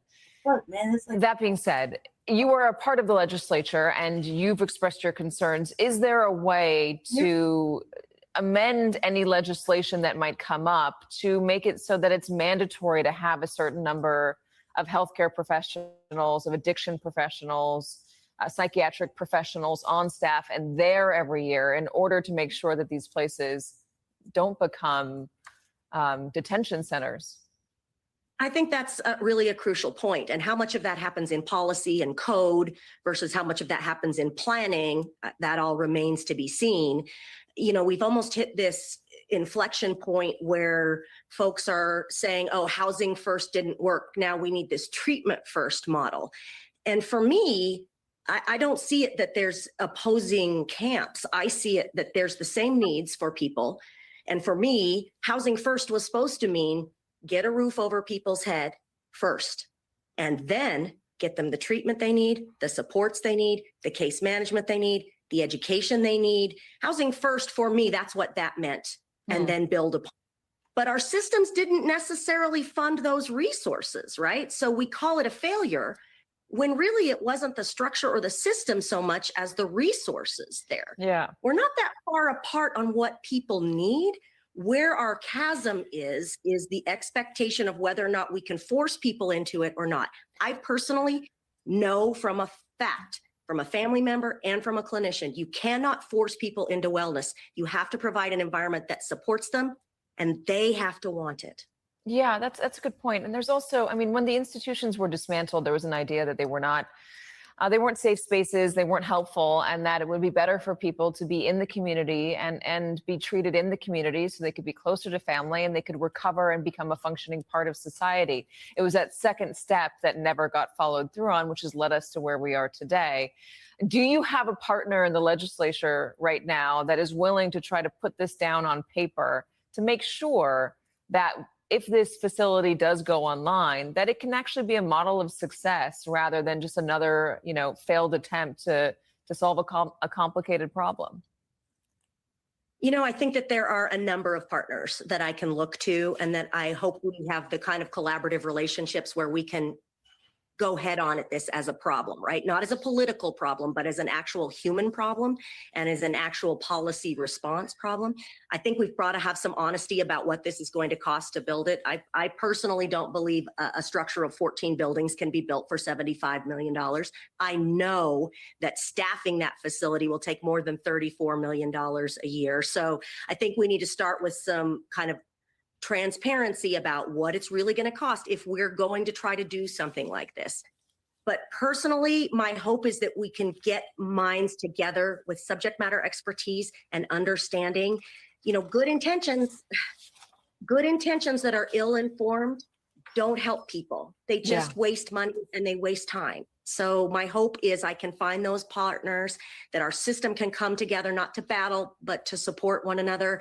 And let's actually do what's right by people, not just make a splash. Yeah, I think that's a good point. State Senator Jen Plum, really good to have you. Thank you so much for coming on. I think it's an important story. Okay, so that's that.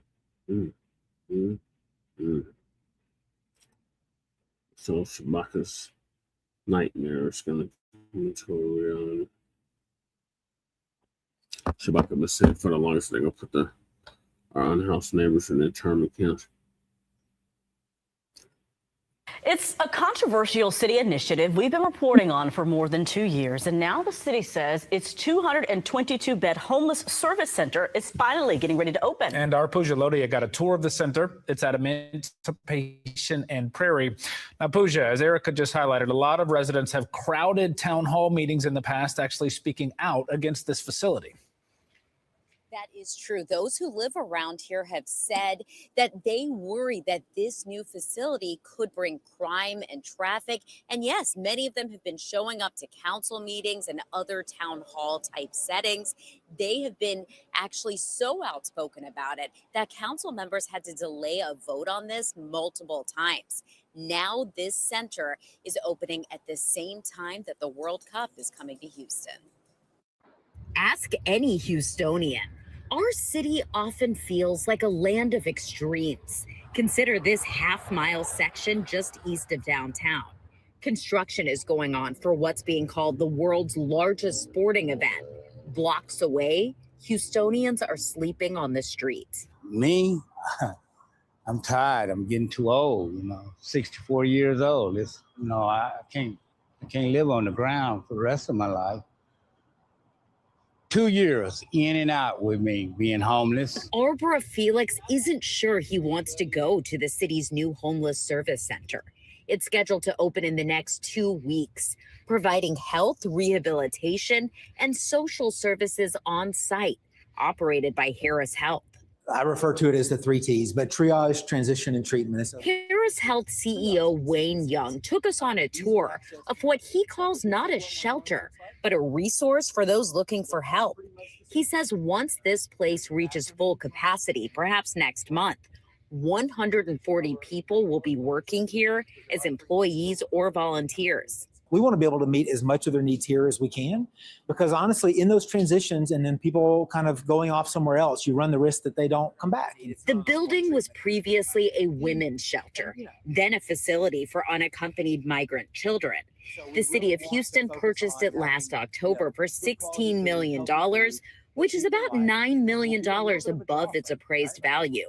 Officials say it will cost between $10 and $14 million a year to operate. According to Houston police, HPD officers, Metro Police, Harris County deputies, and private guards have been assigned to provide security here day and night. HPD says homeless outreach teams have already been assigned to bring people here. One of the challenges we had was, Chief, we just don't have a place to take them. We can move them 3 blocks because we say you can't be here, but then they go down 3 blocks. All we were doing was moving a problem and having more of the surrounding communities being impacted by that too. The biggest hurdle now, officials acknowledge, will be convincing homeless Houstonians to come. The latest report from the nonprofit Coalition for the Homeless shows in a recent housing surge, about 40% of those approached refused services. I'm not trying to make nothing complicated, no. So the plan right now, officials tell us, is to open up this facility in phases. So the idea is that right now, everybody who is brought here will be brought here by law enforcement officials. But later on, the plan is to have this place available for people to just walk in and receive services. Reporting live, Pooja Lodia, ABC 13, Eyewitness News.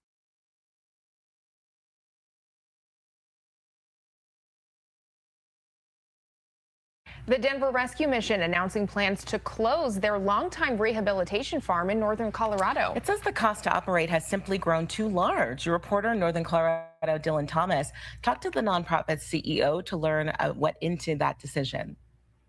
It was probably one of the hardest decisions we've ever made. Tears were shed recently by staff at the Denver Rescue Mission. We had to make a really tough decision to close Harvest Farm. CEO Dennis Van Kampen says finances played a role in their choice to shut down the residential New Life recovery program at Harvest Farm, just north of Fort Collins, a program that helped men battling addictions regain sobriety, community, and purpose for more than 40 years now.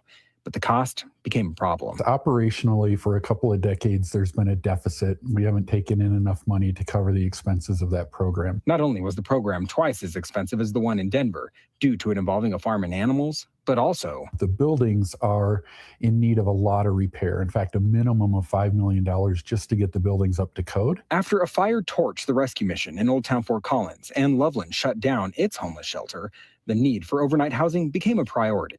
On June 30th, the property will switch to being an overnight shelter for men until the brand new multi-million-dollar facility in Fort Collins completes construction later this year. We actually believe we can help more people in northern Colorado, and we can have a greater impact. Men currently in the recovery program are being offered the opportunity to transfer to Denver's program or receive assistance to find a program from another provider in northern Colorado. In Wellington, Dylan Thomas, covering Colorado First.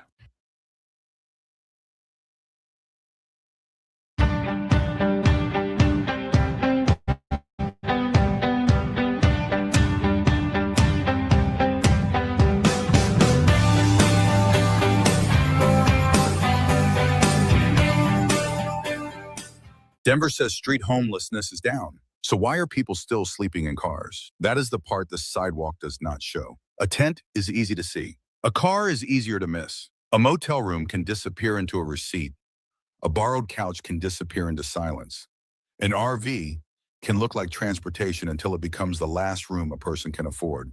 In 2026, Metro Denver reported fewer people experiencing homelessness overall and fewer people sleeping outside. That progress matters. But hidden homelessness asks a harder question. What happens when the tent disappears but the person does not have a home? They may be behind a fogged windshield before sunrise. They may be moving an RV before a warning becomes a tow. They may be sleeping on someone's floor, counting the days until the favor runs out. Denver did not just have a homelessness problem. It had a visibility problem. And that is where the hidden story begins. On the surface, Denver looks like a city that found an answer. Downtown blocks with fewer tents.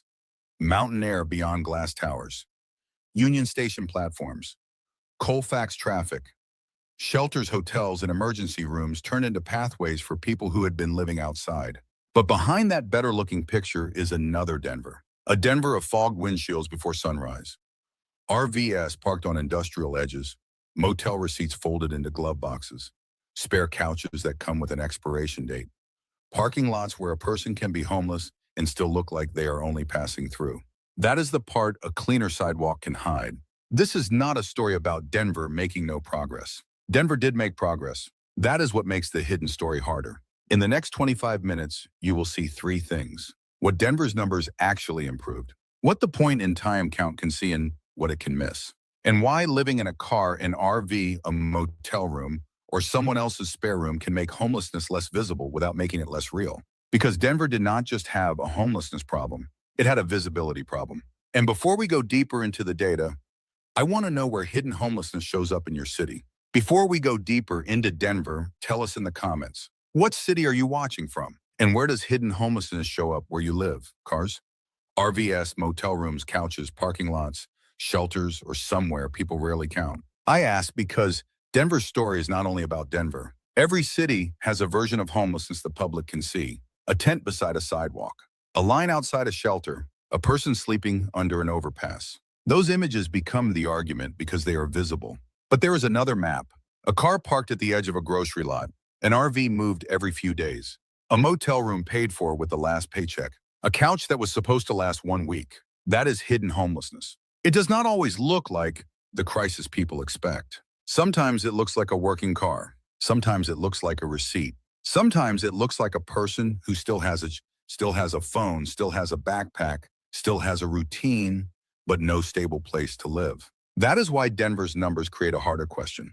The region reported fewer people experiencing homelessness in 2026 and fewer people sleeping outside.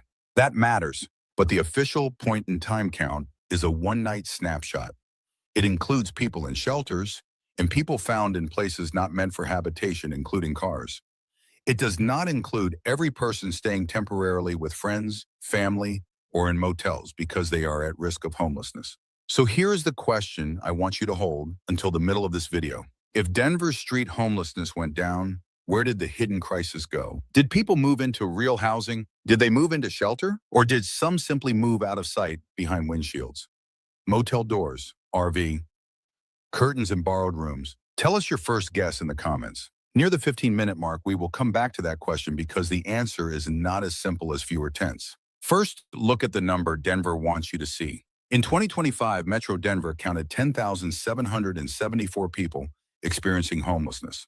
That was not the end of the story. 1 year later, the 2026 count fell to 9,950, an 8% reduction. The unsheltered count also fell.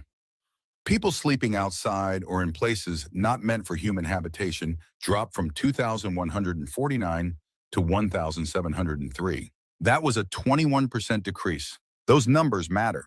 They mean fewer people were counted outside on that January night. They mean some crises became less exposed to weather danger and public view. A serious documentary has to say that. But a serious documentary also has to ask what the number does not answer. Because a point-in-time count is not a census of every unstable life in Denver. It is one night. It depends on weather shelter, capacity, outreach coverage, survey, access, volunteer reach, and where people can be found. It can include someone sleeping in a car if that person is identified in a place not meant for living. But it does not automatically capture the worker who slept on a friend's floor for 3 weeks. It does not count every motel stay paid one night at a time. It does not see every family staying quiet because they are ashamed, scared, or trying not to lose a child's school routine. So the number can be true and incomplete at the same time. Denver can report fewer people outside. Denver can report fewer people overall. And still hidden homelessness can keep moving through the city in forms that do not look like a tent. That is why the question cannot be only how many tents disappeared. The question has to be, where did people go? Did they get keys? Did they enter shelter? Did they move into a car? Did they trade a sidewalk for a motel receipt? Did they become less visible but not less homeless? A lower street count can be good news and still leave a person without a home. The first proof of that problem is not under a tent. It is behind a fogged car window. To understand what the count can miss, meet Renee. Renee is a composite character built from documented patterns in vehicle homelessness, housing instability, and working poverty, not one real person. Her details are combined to protect privacy and keep the focus on the system. She is 52. Before sunrise, she is awake in the driver's seat of a car that looks ordinary from the outside. That is the point. No tent, no cardboard sign, no pile of belongings on a sidewalk.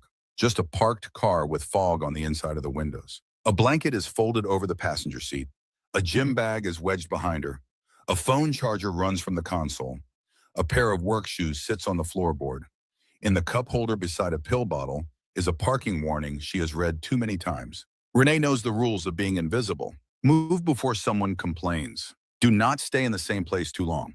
Keep the car clean enough that people assume you are waiting for someone. Find a restroom before work. Charge the phone anywhere that will not ask questions. Look normal. That last rule may be the hardest because hidden homelessness asks a person to survive while pretending not to be in crisis. From the outside, Renee may look like someone between errands. Inside the car, she is calculating everything.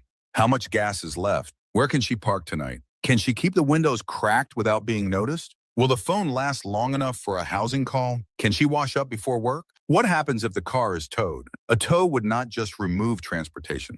It would remove the bedroom, the storage unit, the charging station, the last private space. That is what many housed people do not understand about vehicle homelessness. The car is not comfort. It is the last layer before the street. Renee is not proof Denver's progress is fake. She is proof that a person can disappear from the sidewalk and still not have a home. Denver can count fewer tents. Denver can point to fewer people sleeping outside. Denver can say the visible crisis improved. And that may be true. But if Renee is still waking up behind glass, moving before sunrise, and measuring stability by whether the car starts, then the crisis has not ended. It has changed shape. A windshield, a warning, a blanket folded before anyone sees it. And cars are only the first hidden room. To understand why, you have to understand what the count is designed to see. The point-in-time count is a snapshot. It tries to count people experiencing homelessness on one night in January. It includes people in emergency shelters and transitional housing. It includes people sleeping outside. It can include people in cars, tents, abandoned buildings, or other places not meant for human habitation. That makes it useful. Without the count, cities would have less information, fewer comparisons, and weaker claims for federal funding. But useful is not the same as complete. The count is not built to measure every person living in housing insecurity. It does not include everyone at risk of homelessness. It does not include people temporarily staying with friends or family. It does not include every person paying for a motel because no lease is available. It does not see every worker who has a place to sleep this week, but no place guaranteed next week. That is where hidden homelessness begins to slip through the frame. The sidewalk gives the public a clear image. The car gives the count a chance if someone finds it. The motel may become invisible. The couch may vanish completely. And the person inside those arrangements may still be one parking ticket, one argument, one rent increase, one car repair, or one missed paycheck away from the street. That is why hidden homelessness is so hard to discuss. It does not always match the public image of homelessness. It can include people with jobs, people with children in school, people with a vehicle, people who are trying very hard not to be seen. So when Denver says fewer people were outside, the next question has to be precise. Fewer outside where, for how long, moved into what? Shelter, housing, a car, an RV, a couch, a motel. The count can see the car if it is found. It may not see the couch, the motel, or the borrowed floor. That is why an RV can look like shelter and still be homelessness. Caleb is a composite character built from documented patterns in vehicle living, housing instability, and repair cost spirals, not one real person. He is 39. His RV is parked on the edge of an industrial road, far enough from downtown to be ignored for a while, close enough to services that moving farther out would make life harder. From a distance, the RV looks like transportation. Up close, it looks more like a life held together by temporary fixes. An expired registration, a water jug, an extension cord, a toolbox, a repair receipt folded in half, a notice tucked under the windshield wiper. Caleb did not plan for the RV to become home. At first, it was supposed to be temporary. A few weeks after losing the apartment, then a month, then another month. Then the repair bill came. Then the insurance lapsed. Then the parking options narrowed. Then the RV stopped being a vehicle and became the last room he could afford. That is the line many people do not see. A vehicle can protect someone from weather. It can hold belongings. It can provide a door, a lock, and a small amount of privacy. But if it cannot move, cannot be registered, cannot be legally parked, cannot access water, cannot handle winter, and cannot lead to stable housing, it is not a solution. It is homelessness with an engine problem. For Caleb, every notice carries the same threat. Move, fix it, pay, register, comply. But compliance costs money, and money is the reason the RV became home in the first place. That is the trap. If the city ignores the RV, the block absorbs the crisis. If the city removes it without a real pathway, Caleb loses the last structure he has. This is why vehicle homelessness is not just a parking issue. It is a housing issue wearing the shape of transportation. The RV did not solve Caleb's homelessness. It gave homelessness wheels. That is the open secret behind Denver's progress story. Fewer tents can mean real progress and still not mean enough homes. That sentence matters because it keeps the story honest. Denver's unsheltered decrease matters. Moving people indoors matters. Getting someone out of freezing weather matters. A shelter bed can save a life. A hotel room can reduce harm. A city that reduces street homelessness has done something important. But the hidden story begins where visibility stops. If a person leaves a tent for shelter, that may be progress. If a person leaves a tent for permanent housing, that is closer to the goal. If a person leaves a tent for a car, an RV, a motel, or someone's floor, the public may see less homelessness without the person having a home. That distinction is everything. Renee's car shows one side of it. She is not on a sidewalk, but she is not housed. Caleb's RV shows another side. He has walls, but he also has a notice on the windshield and no stable legal place to live. And beyond both of them are people who may not appear in the same story at all. The worker on a couch, the family in a motel, the parent who says they are staying with relatives because saying they are homeless feels too dangerous. This is not a reason to dismiss Denver's progress. It is a reason to measure the next question. When the tent count drops, what replaces it? Housing, shelter, a safer temporary room, or a quieter crisis. That is why visibility is not the same thing as housing. Visibility tells you what the public can see. Housing tells you whether the person has a stable place to live. Those are related, but they are not identical. A city can reduce visible homelessness and still leave too many people outside the definition of home. That is not failure alone. It is incompletion. Now the hidden crisis reaches the middle of the story. Now the hidden crisis reaches the middle of the story. At the beginning, I asked you to hold one question. If Denver's street homelessness went down, where did the hidden crisis go? The easy answer is that Denver solved more than critics admit. The other easy answer is that nothing changed at all. But hidden homelessness does not let either answer stand alone. Some people did move indoors. Some people did enter shelter. Some people did leave the street for safer temporary spaces. Some may have moved toward housing. But other people were never easy to see in the first place. A worker sleeping in a car does not always become a public encampment. A family in a motel does not always become a sidewalk image. A couch stay can become homelessness without ever becoming a headline. And an RV can sit at the edge of the city, visible enough to annoy a neighborhood, but not visible enough to fit the simple story. The city can improve the street picture and still not answer the hidden question.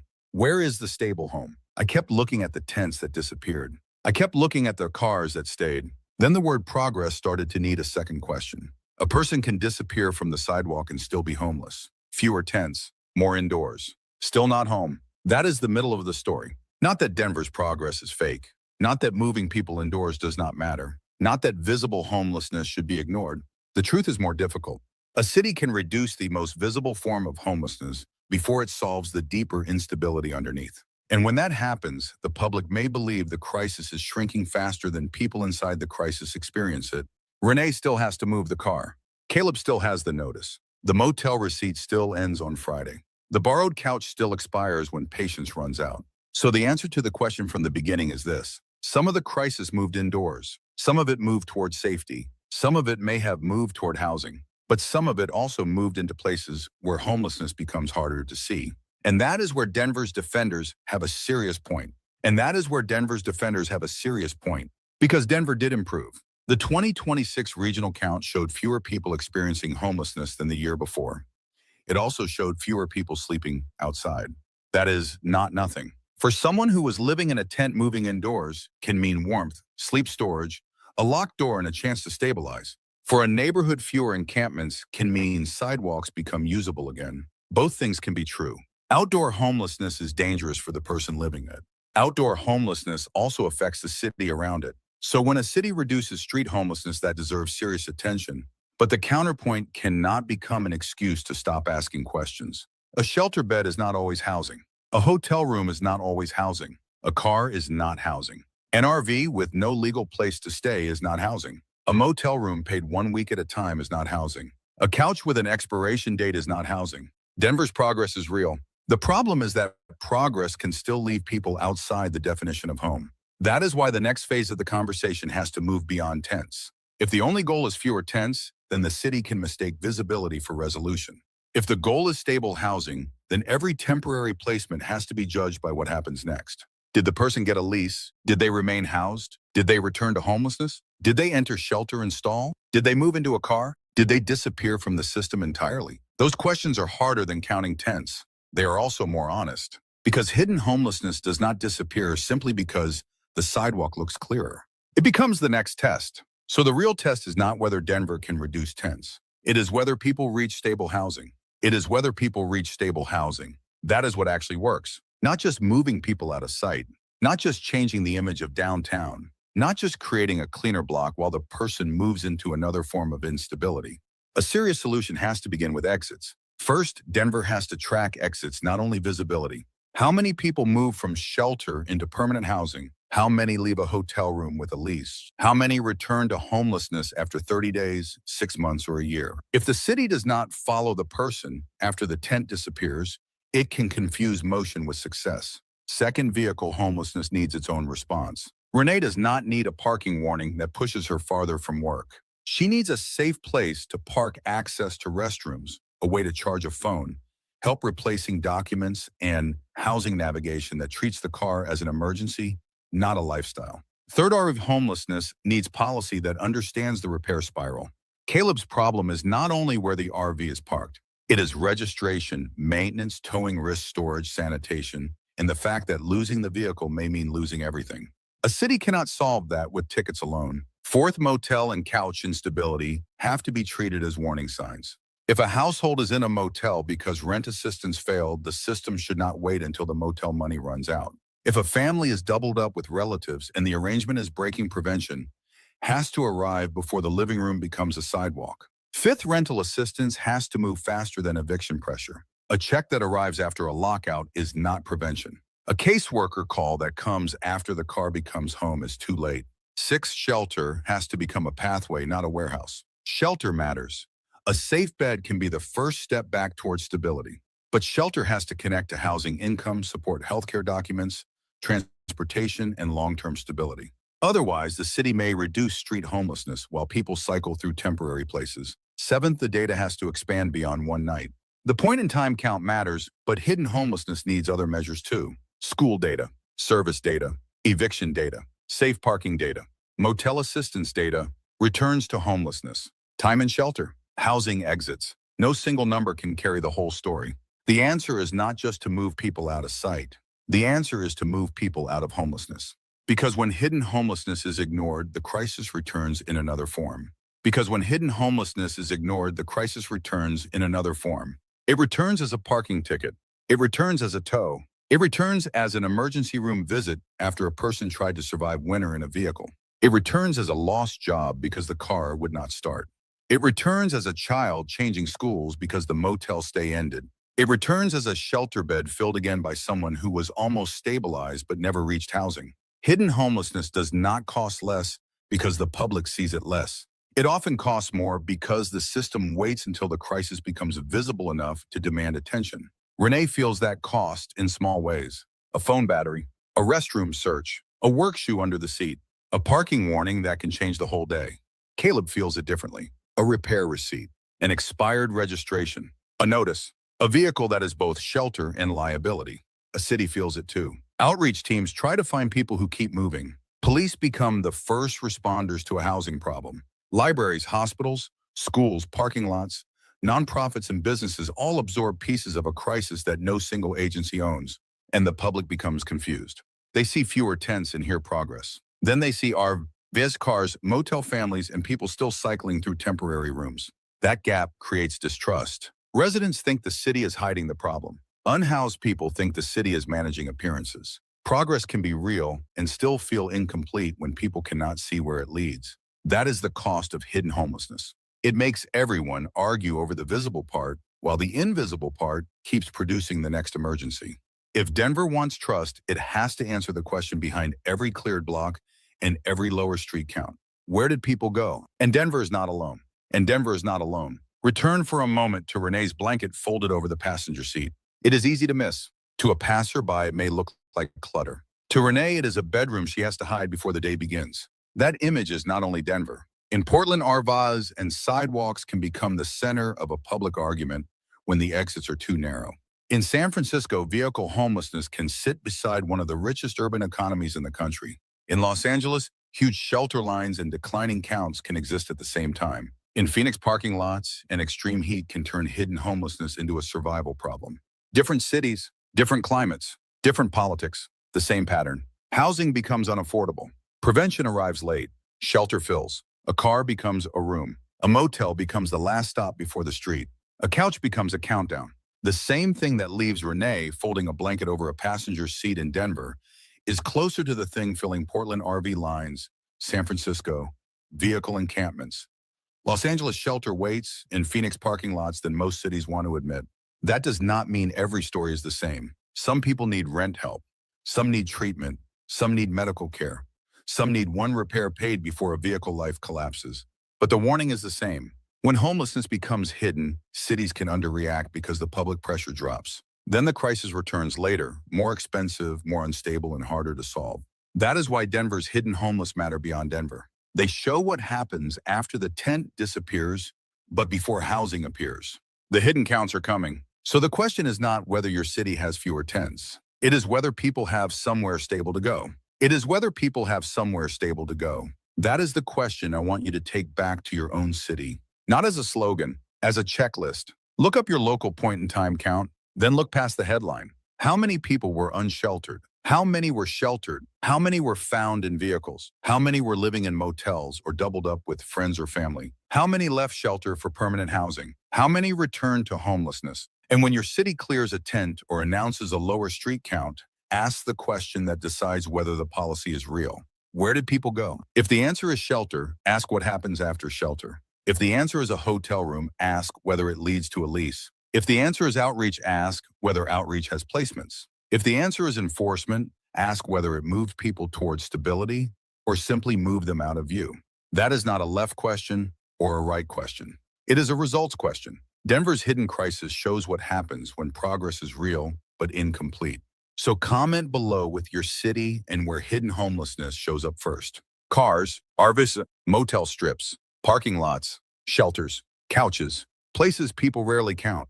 By 2029, Denver will either be the city that turned fewer tents into real housing or the city that learned how to make homelessness harder to see without ending it.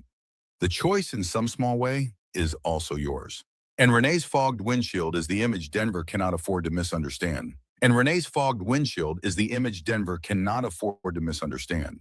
Because by morning, Denver can still look like progress. Downtown blocks clearer than before. Mountain air beyond glass towers. Sidewalks that feel more open. Officials pointing to numbers that moved in the right direction. But in a parking lot before sunrise, the hidden story remains. A blanket folded over a passenger seat. A phone charger. A parking warning. A pair of work shoes. A person trying to look normal before the day begins. That is the truth Denver has to face. The tent disappeared. The homelessness did not always disappear with it.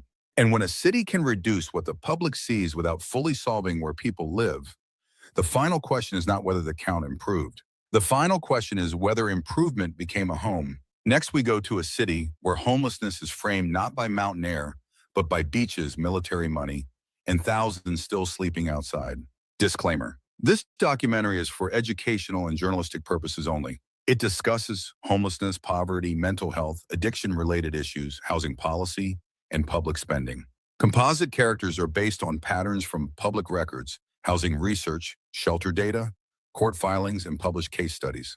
They are not intended to identify any specific private individual. This video does not promote illegal activity, drug use, harassment, or harmful behavior. Some footage has been edited or blurred for privacy, safety, and compliance with YouTube community guidelines.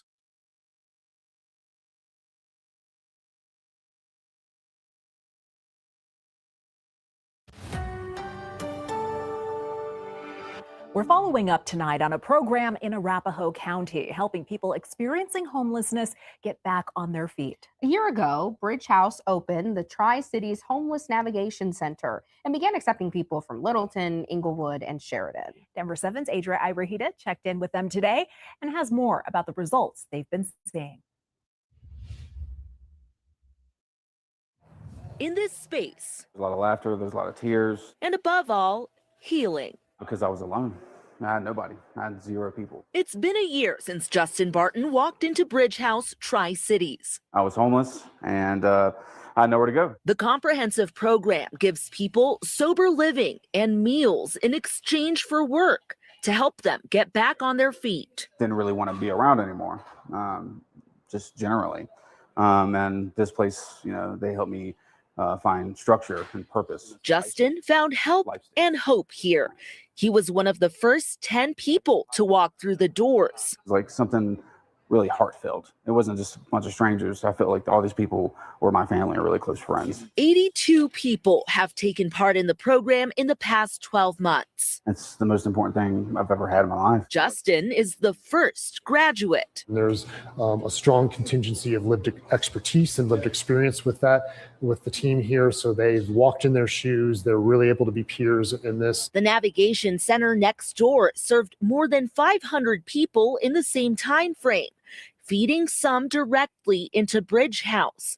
County leaders tell me both are moving the needle on homelessness in Arapahoe County. It's kind of a perfect recipe coming together for success. It's how Justin finds himself in a new apartment, starting a new career, and putting the finishing touches on his poetry book. For the last bag, the last drag was the last as I keep going back for more. Sharing his story to inspire others. Addict or self-saboteur. Just like others, did for him. I want more people to succeed like I did. Here at Bridge House, I want them to find this place and do what I did, because I was not supposed to be here. And I am so grateful for them. in Arapahoe County, Adria Arejita, Denver 7. You can scan that QR code on your screen to get in touch with Adria, our Arapahoe County and Aurora reporter here at Denver 7. You can also email her directly at adria.irahita@denver7.com.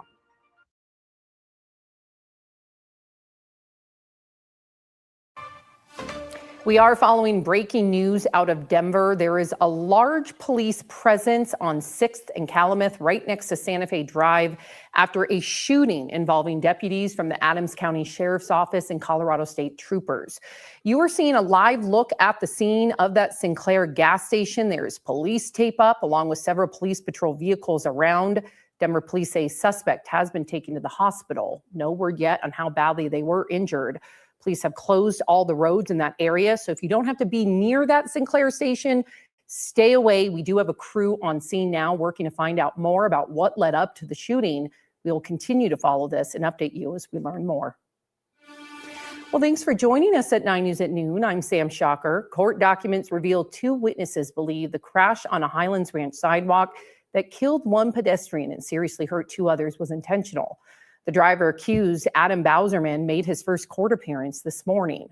And according to police documents, witnesses say Bowserman was speeding and tailing a car before suddenly taking a hard right, hitting the curb, and flying into the air several feet before hitting the 3 victims on the sidewalk.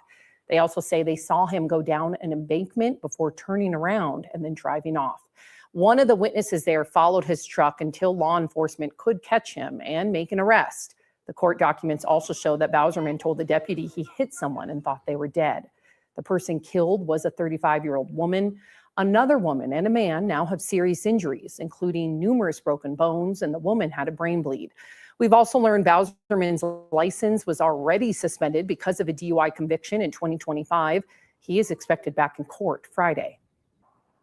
A man is headed to prison for a crash that killed a woman and a 15-year-old girl in Aurora last summer.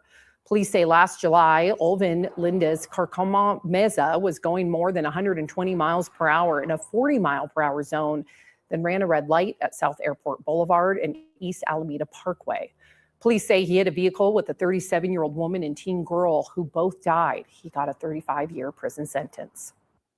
The Douglas County Sheriff's Office saw a video of a 15-year-old riding an e-motorcycle, then getting hit by a car.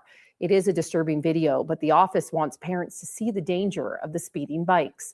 This is the video. The teen turned in front of a car and got hit. The child, thankfully, was able to get up and walk away, but the sheriff's office says the young riders often don't know about the traffic laws yet or the risks, so they ask that parents keep them out of kids' hands. A former town councilman from Mountain View is locked up today after he is being convicted late yesterday afternoon of assault and illegal use of a firearm in the 2024 shooting of a teenager. Brent Metz was charged with second-degree assault, but the jury convicted him of the lesser third-degree assault, which is a misdemeanor. He was also convicted of felony illegal discharge of a firearm, which is why the judge said he had no choice but to take Metz into custody before his sentencing later this month. Metz had claimed that his gun accidentally discharged back in 2024. That day, 2 teens were on his conifer property scouting out locations for homecoming photos. The pair tried to knock on the door, but no one answered, so they left, and Metz confronted them off the property. He says he was moving his gun from a truck holster to his hip, and then the gun accidentally went off. His attorneys say the conviction on the gun charge and the jury's decision not to convict on the more serious assault charge don't add up. We respect the jury's verdict, obviously, and understand that they spent a long time thinking about it, but he was found not guilty of recklessly discharging the firearm, but then found guilty of recklessly discharging the firearm in a separate count. So the elements are the same in terms of recklessness. So we're having a hard time finding that those are compatible. Metz's sentencing date is set for June 15th, and he could face up to 3 years in prison.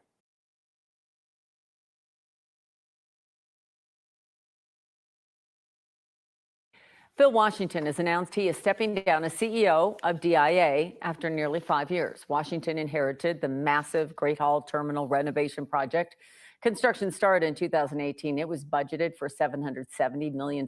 8 years later, construction is ongoing, and the budget has ballooned to $2.1 billion. He also oversaw the implementation of new train cars, which hasn't always worked out. There are more than 130 outages in the past year. Half were linked to the new cars. Just last week, Washington announced that the airport will turn its underground baggage tunnels into pedestrian walkways between concourses. He did face some questions over last month over security gaps at the airport, too, after a man walked onto a runway and was hit by a plane. He also oversaw expansion of the airport, including more gates and more travelers. Washington will retire August 1st.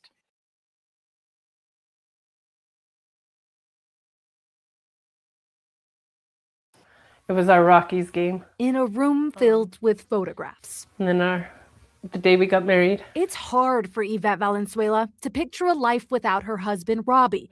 But today, to take his life, that's her reality. Not fair. In March 2024, Robbie Valenzuela was hit and killed near Zunai and Alcott Street in Westminster by a driver that left the scene. Days later, August Romero was arrested. He was charged with first-degree murder and leaving the scene of an accident resulting in death. Romero was convicted for that leaving the scene charge, but in April, a jury found him not guilty of first-degree murder. It's very unfair. The one charge that he was found guilty on, to know that he's fighting that one, it brings so much anger to me. According to the Adams County DA's office, Romero's attorney is attempting to get his leaving the scene conviction tossed under the Fifth Amendment, arguing that requiring him to report the accident was a violation of his right to remain silent. Meanwhile, the Colorado Supreme Court is also hearing a case that could impact Romero's conviction. In the Peabo versus Jason Brown, the defense is arguing that the prosecution has to prove that the person was aware that they hurt or killed someone when they left the scene, or else the conviction is unconstitutional. If the justices side with the petitioner in that case, the DA's office says Romero's leaving the scene conviction could be tossed and either dismissed or set for a new trial. So by and large, there are many reasons why that argument's probably not going to work. 9 News legal expert Scott Robinson says because of legal precedents, it would be an uphill battle for the conviction to be tossed for either of those reasons. Yvette doesn't even want to think about that possibility. Today, she focuses on the husband, father, and grandfather a family lost. You don't remember what you miss, you just miss him, huh? Yeah. We did reach out to the public defender's office this afternoon to connect with Romero's attorney, but have yet to hear back. We're told the judge is waiting for that state Supreme Court decision, so Romero's sentencing isn't scheduled until next month. Phil?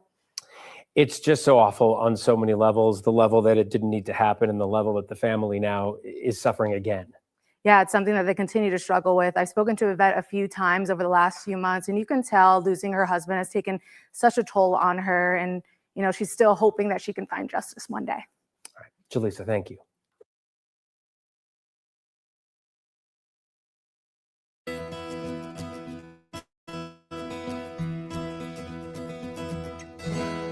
Well, we are just kicking off the summer and at the same time kicking off our 9 Cares Colorado Shares food drive. Summertime is such an important time to help feed our neighbors because a lot of local kids rely on the breakfast and lunches, this free lunch at school every day.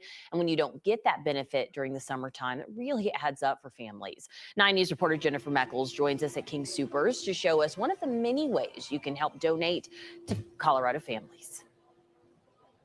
Hey guys, yep, so 9 Cares has just kicked off. We're running through June 15th, so there's lots of time and lots of opportunities that if you want to help Coloradans in need, you can absolutely do it. These donations are staying within the community. We are helping 5 local food banks across Colorado, and the goal here, it's a pretty lofty one. We're trying to raise $350,000. $1 equals 1 meal, excuse me, 3 meals. $1 equals 3 meals. So the goal here is to hit about 1 million meals. King Soopers is one of the places, one of the partners in this whole endeavor where you can help donate money. I want to bring in somebody here. We've got Jessica Trowbridge with King Soopers. You guys are part of this partnership every year. You guys make it so easy for people to donate just as they're checking out. But let's talk more about why summertime. Summertime is a really important time to try to help, especially families with kids. Yeah, I think a lot of people think about the holidays like it's natural that there's more need, but actually summertime, the food banks see a lot of need.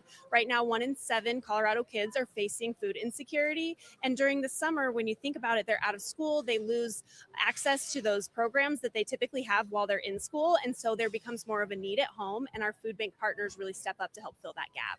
We also talk about there's a lot of different you know, money is such a helpful way because the food bank can stretch those dollars further. But that's not the only way that we try to help people. You guys have a cool program where you save food before it hasn't passed its expiration date, but there's ways you can get it to people when it's close. Tell me more about that. Yep. So we have a food rescue program, and we partner with our Feeding Colorado food banks on this program. And so basically the way it works is, I'll use our meat department as an example. They go through and they look at the products, and products that are getting close to date, they'll pull. They're still perfectly good to eat, but we don't want them to go to waste in case they don't sell or whatnot. So we take them and we freeze them.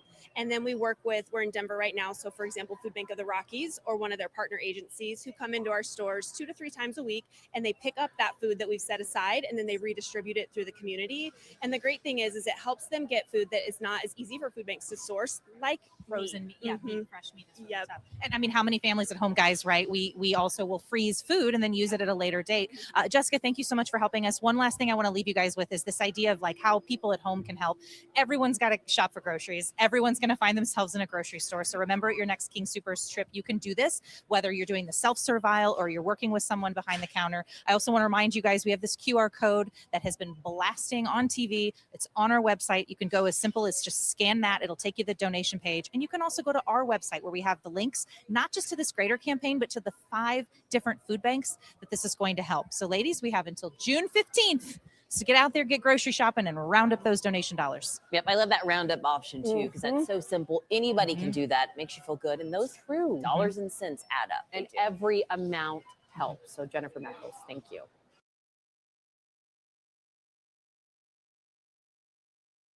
Right now, you can find Kratom for sale pretty much everywhere. It's often seen as an energy booster, but some medical professionals are warning it is much more than that. A study from the CDC earlier this year showed that in 2025, there were more than 3,400 reports of poisoning linked to Kratom. Symptoms can range from vomiting and high blood pressure to seizures and hallucinations. Some local treatment centers say they have seen a rise in the number of people coming in to get help with addictions to it. Jason Valderrama from Community Medical Services is joining me now to talk more about it. Thanks for coming in. Thank you, Corey. First of all, what is Kratom? What is it used for? Yes, so Kratom is a plant, and it is a compound that gets derived from the leaves. It can get turned into a powder, it can get turned into pills, it can get turned into a drink, and people are taking it orally. So what makes it so addictive? Yeah, the way that Kratom works is the compound binds to the same receptor that heroin does, or the same receptor that fentanyl does. Wow. So in lower doses, it can act kind of like a stimulant. People take it because they feel like it gives them a little bit of energy. But then as they take higher and higher doses, it starts to act like a opioid. And so you can see addiction develop. It's wild because you can find this pretty much anywhere. People think, oh, you know, it's just an energy booster. It's like a Red Bull, but it is not. It is very different. Talk about why it can be so different and dangerous. Yeah, it can be so dangerous because in a very short period of time, I've had patients who told me after just a couple of weeks of taking this or a couple of months of taking this, I can't stop. And so it gets to that point where you get in this cycle of, I'm taking something to try and get this effect, and now it's no longer giving me that effect, but I can't stop it because I get so sick. The withdrawal is just like a withdrawal from any other opioid, and it feels terrible. Yeah, it seems like we've seen quite an increase in Kratom use over the years. And even at your clinic, you're saying that you're seeing more people come in saying that they're addicted to it. We absolutely are. And Kratom is not new. It's been around since the 90s, but in the last 3 years, we're seeing the product be more synthesized and some derivatives of Kratom that are so much more potent. And just like anything, when you increase potency, you increase the risk of addiction, you increase those risk of side effects. And so in the last 3 years with products like 7-OH, this derivative, we're seeing a lot more people coming in. I wanted you to mention that because you might not see it as Kratom anymore. It's being branded or listed as 7-OH. It has many other things, and it's bought online. It's bought, like you said, at gas stations, at smoke shops is a really common place. And people think, well, this is over the counter. This is just a supplement. It's okay if I use this or try and use it to help me get off of something else, and then in fact find themselves in just as much trouble. Is it FDA regulated? It is a regulated. In Colorado, we have regulation around it. You have to be 21 years or older to buy. They are making limits on how much 7-OH they can put into the product, which is great.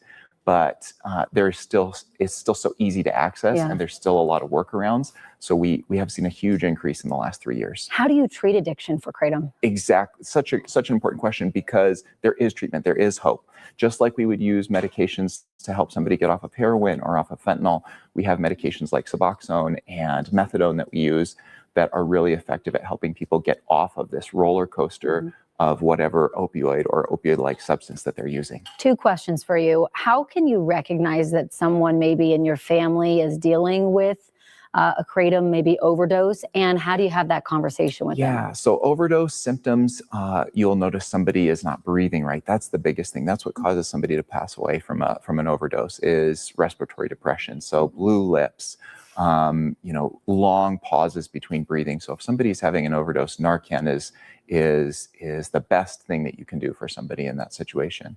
As far as recognizing somebody who is struggling, there's a lot of collateral damage. We see just impacts to relationships, impacts ability to work, impacts ability to function. And so being able to approach somebody and say, hey, there's hope, there's help, there's treatment available is something that we can do. Absolutely.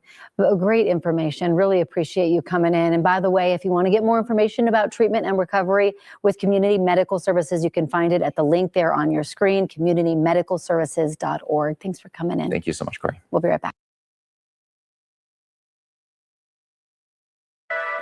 Thanks for starting your Wednesday morning with us here on 9 News at 6. I'm Corey Rose. And I'm Drew Carney. Before we go anywhere else with your news headlines, we do want to talk about today's weather impact forecast. We could see some more severe weather later today before things really dry out this weekend. With all that in mind, let's bring Katie into the mix here. Katie, how you doing? Hey, I'm good. How are you guys doing? Great. All right. Happy Wednesday. Kicking off things pretty quiet. But yes, we do have the risk of a few more scattered thunderstorms developing first in the high country, spreading across the plains, a lower risk of severe storm activity. But we will be watching out across eastern Colorado. From Ray to Sterling and Julesburg, the northeastern corner of the state has a marginal risk of a few strong to even severe warned thunderstorms. A lower risk here across the Denver metro area. This morning, it's a mix of sun and clouds and really pleasant outside.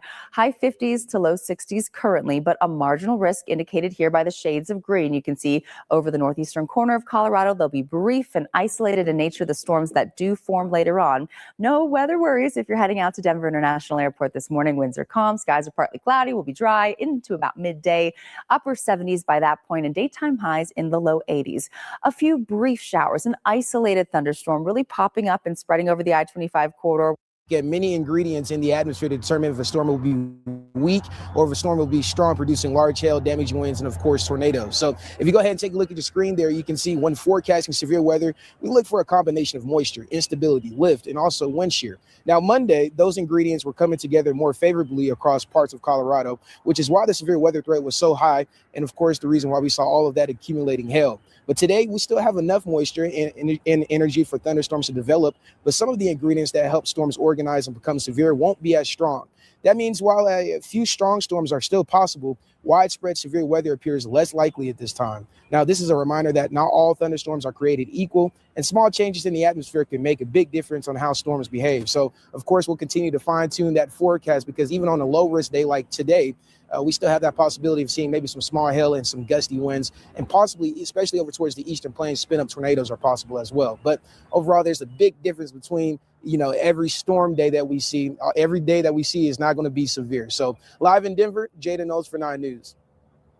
Thank you so much for your reporting. A live look right now for anyone taking 270 at Vasquez for your Wednesday morning. Traffic volume has definitely picked up in this area, trying to head into I-25 or I-70. But good news, no crashes to report across the metro, especially in the eastern plains or the high country. So I do want to switch things over to our main maps, kind of show you what we're seeing across the metro. So along 270, where I just showed you that traffic volume start to pick up, that's kind of where we're seeing those slowdowns at the moment. And you could see we're changing right now with those drive times, especially if you're heading down York, Quebec, as well as Vasquez from I-25 heading into I-70, taking the 270 corridor.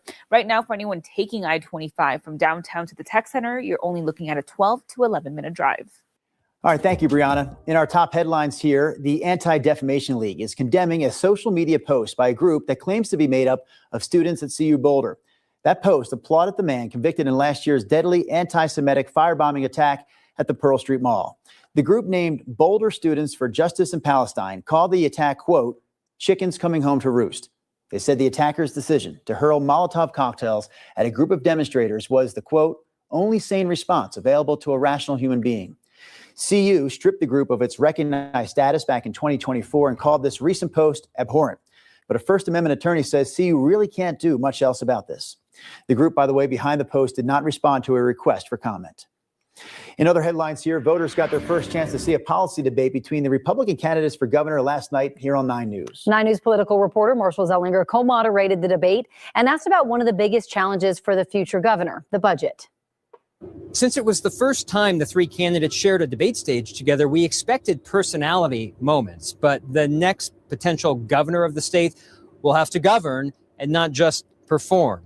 Victor Marks, on the topic of budget, said he wants to audit every state department, but the state auditor already does that every year. Marks told me he doesn't trust the state to audit the state.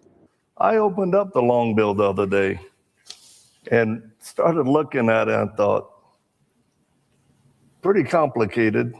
Not for me. Is that an apology? No, I said not for me. I think getting the right eyes on it, doing the right audits will help keep people accountable.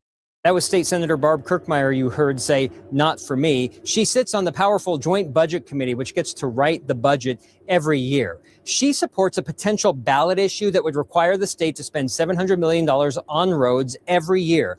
That could come at the expense of K-12 education or even Medicaid. But she tells me it wouldn't because she believes the state simply has a spending problem, not a revenue problem. What has happened over the course of the last 4 years that I've been on the Joint Budget Committee is the governor comes in with a budget request that is not balanced, and then I have to sit there and fight with Democrats for about 6 months to get it into line, and we have to determine where our priorities are. And they like to go off and spend money on things that we shouldn't be spending money on, basically, that are not core functions of government. In his 4 years in the legislature, State Representative Scott Bottoms has had one bill make it past the first step in the process, and that is a commemorative license plate that became law. He says he can save $20 billion by doing away with two major ways residents in this state fund the state. The ability to accomplish this across the state's not that big of a deal. We do have those, so property tax does go into county, and income tax goes into the state. I actually want to do away with both of them. To cover the money lost in no property taxes or income taxes, he said he would end funding for abortion, transgender surgeries, and illegal immigrant programs. That gets to about 0.5% of the $20 billion. We tried to extract what we could from the candidates from a policy standpoint and not just quips that look good on social media. Reporting from the University of Denver, I'm Marshall Zellinger, 9 News. If you'd like to see more on last night's debate, including the candidates' thoughts on affordability, immigration, and Tina Peters, you can watch the full hour-long debate anywhere you stream 9 News. And then coming up tomorrow night, you're going to hear from the Democratic candidates running for governor. Senator Michael Bennet and Attorney General Phil Weiser will debate at 6 p.m. on 9 News. Colorado has recorded its first case of West Nile virus this season. It happened to a person living in Jefferson County. West Nile spreads through bites from infected mosquitoes. Most people who get it won't feel sick. Mild symptoms include fever, headaches, body aches, and tiredness.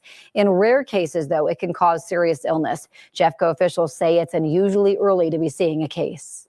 Water and warm temperatures play into the growth of positive pools of mosquitoes. With our warmer winter, our very wet May, really, or late May that we had, it could be that we are starting to see an earlier development. You can lessen the risk of West Nile with a few precautions. Get rid of standing water around your property, wear long sleeves when working outdoors, and use insect repellent with DEET. Colorado leaders say they're working to make state mental health services more accessible, and they're doing that by consolidating crisis support into one network. The Behavioral Health Administration says it's phasing out the Colorado Crisis Services line. Instead, they're migrating those services to the 988 mental health line. Starting Friday, the Colorado Crisis Services website and phone line will redirect people to 988 Colorado. 988, by the way, is a free 24/7 service that connects people with trained mental health specialists. New tonight, Boulder County will not allow any new data or detention centers for the next 6 months. Commissioners approved a moratorium for both today.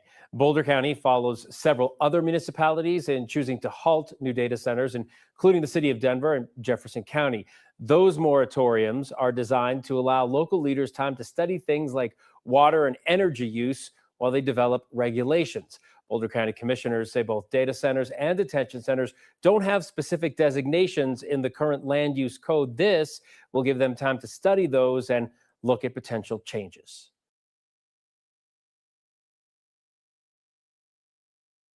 Our Kyle Clark moderated the debate at the University of Denver. And Kyle, strong words used to describe Victor Marx tonight.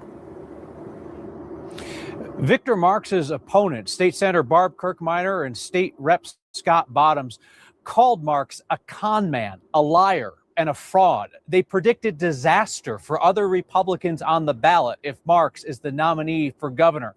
And they challenged the self-described high-risk missionary over his false claims that he had rescued more than 45,000 women and children overseas on more than 100 rescue missions. And they raised questions about his boasts of violence. Mr. Bottoms, you have described Mr. Marx as a con man. That's a pretty serious charge. Why don't you take 1 minute to explain why, and then Mr. Marx will have 1 minute to respond. Yeah, I stand by that. I also said he was corrupt, and I also said he lies, and he lied to me personally quite a few times. And so I stand by that. I can't put somebody like that any more than I can put a Democrat into the governor's seat. He conned my church. I'm not okay with that, and I'm going to stand against that 100%. How specifically did he con your church? He came and told me that he rescued, the term he used was rescued, not gave teddy bears to, but he rescued 45,000 people in over 100 situations, 30 countries. And that was a lie. Mr. Bottoms, thank you. Mr. Marx, your response. You're mean. You know, this is the same rhetoric of someone who's desperate, who's already lost.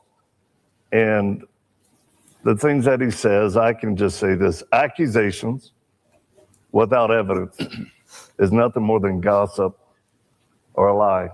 But the reason I have said that I will not support Mr. Marx is because, one, I mean, he is unqualified, but that's not really the reason. It's because he's unfit. By his own words, he has said he's unfit. He talks about homicidal and suicidal tendencies.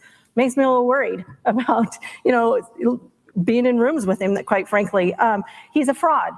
He makes up these tall tales, these tall stories, and I just don't believe them. And even when you have asked him these questions directly, he just doesn't answer them. Marx, who has described his two opponents as quote unquote inconsequential, said tonight that they're just sore losers. And he said that any voters with questions about his big claims should turn to his promotional materials from his decades of missionary work overseas. When it came to the policy issues and challenges facing Colorado, not a lot of distance between these three conservative Republicans. However, they do differ greatly in their approach to talking about policy, with State Senator Kirkmeyer delving into the details based on her decades of governing experience in Colorado, State Representative Bottoms peppering his policy with off-the-wall claims that he refuses to support with evidence, and Victor Marx repeatedly relying on his folksy charm rather than any kind of policy details. Kyle, you and Marshall asked some real pointed questions tonight. It was a substantive debate. I'm wondering if you think it moved the needle any for voters, Republican voters.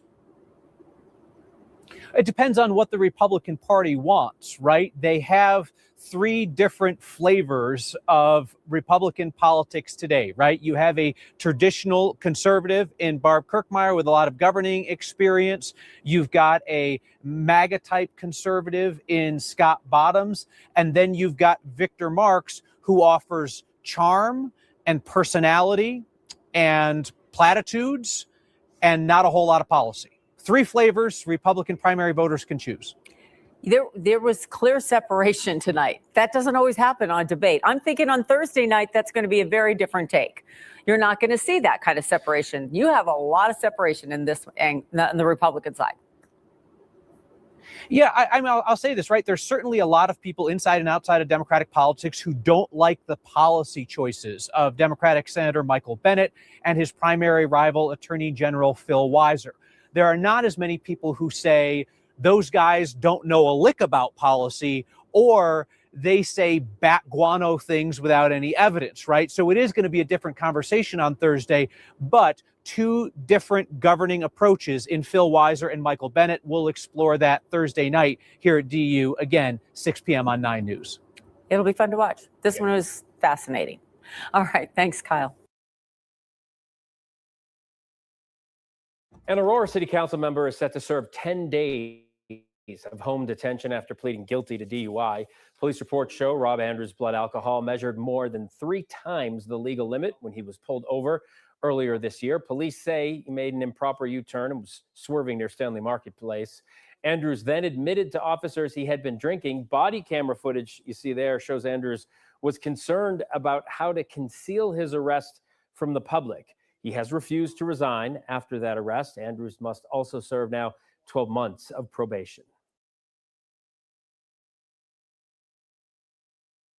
New legislation signed into law this week by Democratic Governor Jared Polis seeks to fix the way the state supervises its thousands of parolees. So the law comes as a direct result of a series of reports by 9 News investigative reporter Chris Vanderveen, who recently talked to a trio of mothers most impacted by what they call a broken parole system.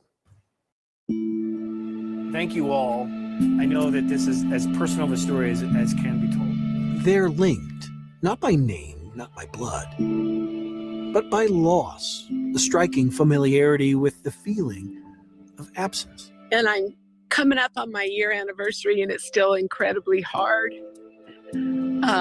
as it is for all of you, not just me. I understand it's hard for all of us. Michelle Schaefer's son last year. So I might be one of the only people in the world who actually enjoys public speaking. Sherry Hamrick's daughter the year before.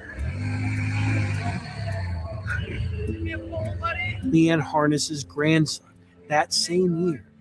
I'm not sure I can explain the loss. It still is devastating. 3 victims of crimes. 3 crimes linked to 3 people, each under supervision by the state of Colorado. My daughter was killed by somebody that was out on parole, and he had seen his parole officer the very day he killed her. I wanted them together because together their stories form the heart of an investigation now a year and a half in. Do you believe the state can fix this? Oh, it's possible to fix. Are they going to, is the question. 9 News Investigates found repeated and systemic errors with how the state determined the risk levels of its roughly 8,000 parolees. We identified errors that, at least in some instances, left parolees inadequately supervised in the days and weeks leading up to their new crimes. It's not that difficult, I don't think. And I don't understand how they could have messed up, if you will, so often.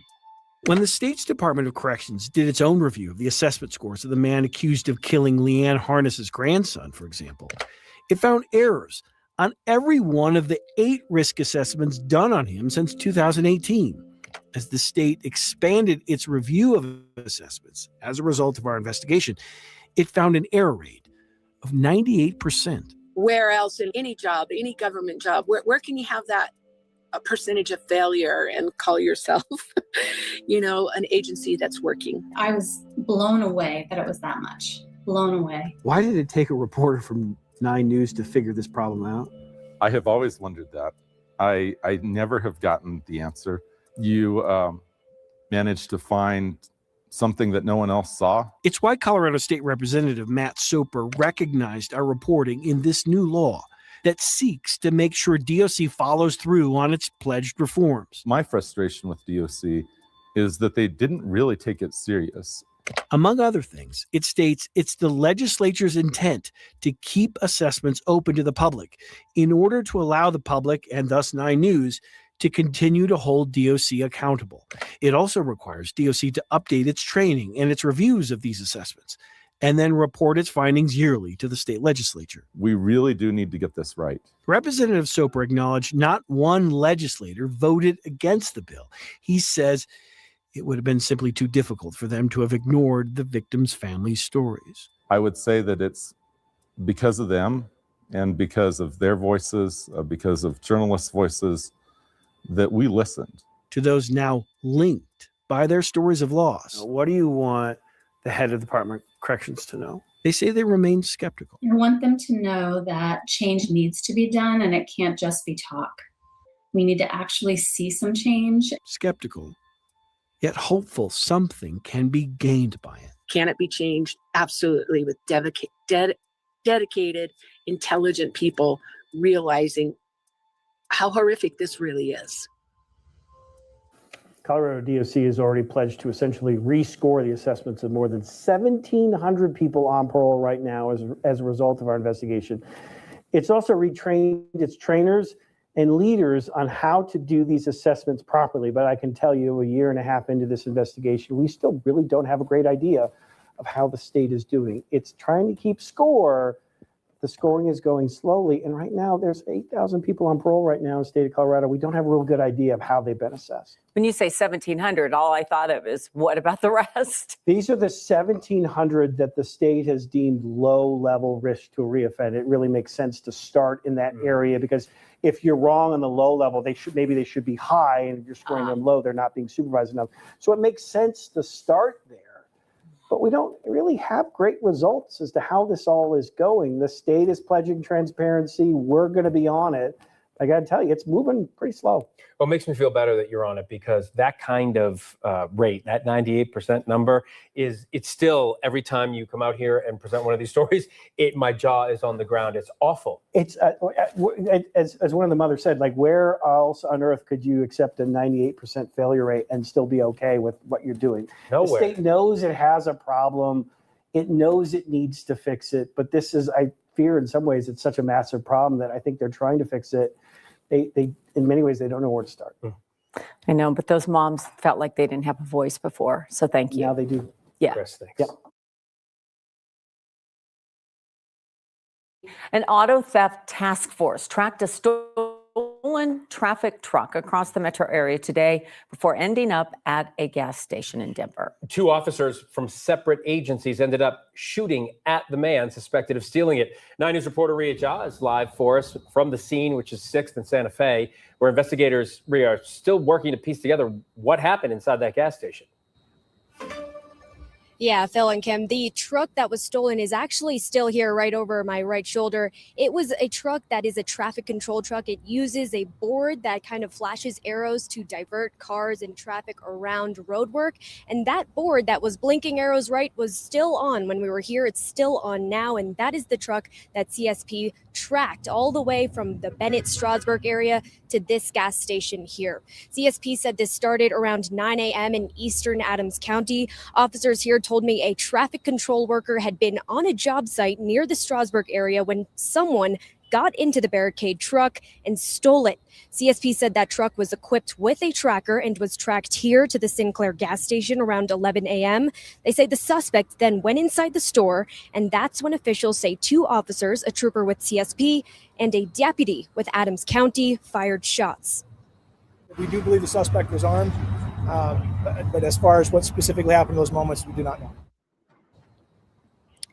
There are several bullet holes through the window of the front door to the gas station here, but officials did not say where the officers were when shots were fired, what prompted the officers to shoot, or whether anyone else was inside the store. The suspect, who CSP identified as a 35-year-old man, was hit. He was transferred to the hospital and is in stable condition. Both officers did not suffer any injuries, and they are both being interviewed as Denver Police Department is conducting this investigation. This gas station here, the Sinclair gas station, is still roped off with crime tape. It's unknown when it will reopen. Reporting live in Denver, Ria Jha, 9 News. That's a wild story. Yeah. That's a lot of moving parts, as they say. It will be good to hear what comes out of that investigation. Right. Ria, thank you.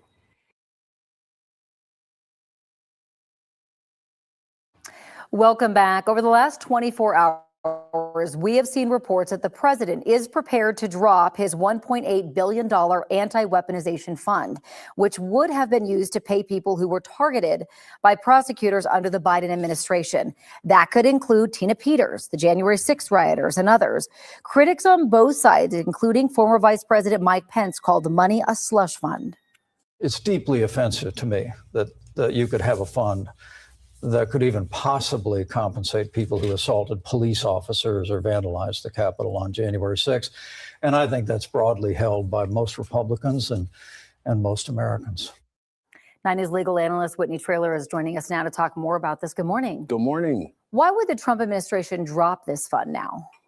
Well, it's a great question, and I think it's political and legal. So politically, we've seen, as we just saw, the former vice president, the Republican vice president, was against this. And there's been so many Republicans that have come out, and of course, a plethora of Democrats. So I think politically it's been so unpopular, but they also had, I think, a legal out because the judge entered this temporary restraining order. So the judge said, nothing's going to happen with this fund. The money can't go into it. It can't be dispersed until we know that it's actually lawful. And essentially they're saying, the judge was saying, look, if the money goes in now and it gets dispersed, it's going to be difficult to reverse that if it is deemed to be incorrect. So the Trump administration has come out and said, well, we may not appeal it. And so they've alluded to, we're going to comply with the court's order, which, as we know with this administration, isn't always the case. Right. So this all started when the president sued the Department of Justice and the IRS and reached a settlement. Even though Trump oversees the DOJ and the IRS, how does that work? That's the question, right? It's essentially, and a lot of people were criticizing this, and we had a segment on this a few weeks ago, and I had the same criticism. He's essentially playing both sides of the argument. He's suing the IRS, in which he oversees. The DOJ, which he also has control over, is pursuing it. So in order to do this, he actually had to have his private attorneys represent him and his sons, who were the plaintiffs, and then the DOJ representing the IRS. So a lot of people are saying, you just negotiated with yourself. And that's a real criticism because the IRS never even actually responded to the lawsuit, which was filed 4 months ago. So there were just these kind of legal wranglings. And then they came up with this bizarre settlement of $1.776 billion. What were the terms of the settlement? Well, the terms were even interesting. So the plaintiffs in the case were the two sons, Trump's two eldest sons, the Trump organization, and him individually. So part of the settlement was the U.S. has to apologize to those plaintiffs.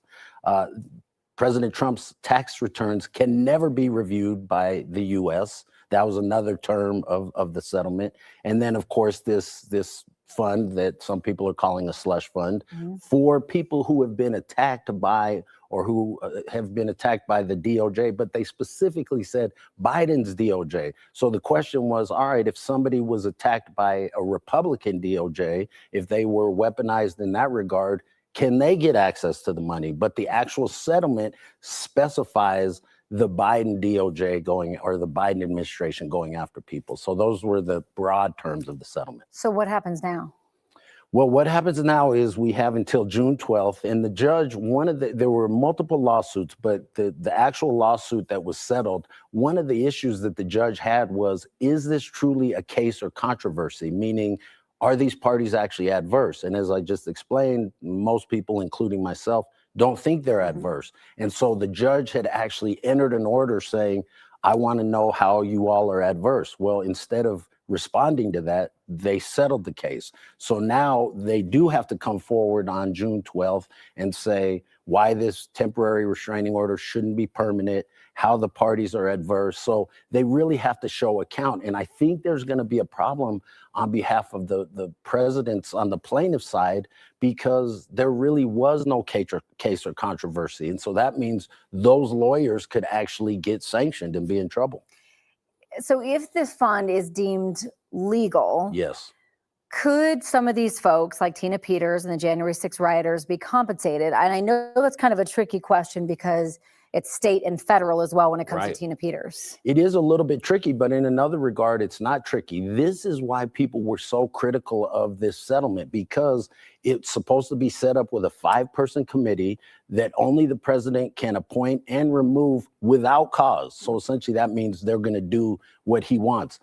What it takes for you to apply, how much you can get, how long it'll take before those funds are dispersed, those are all unknowns, and so that's a major issue, how this would actually work. And so that's the criticism that people have, is that there were no terms or conditions of this. So could Tina Peters and the January 6 folks receive money? The January 6 folks, I guess they could, because they were prosecuted by this federal agency.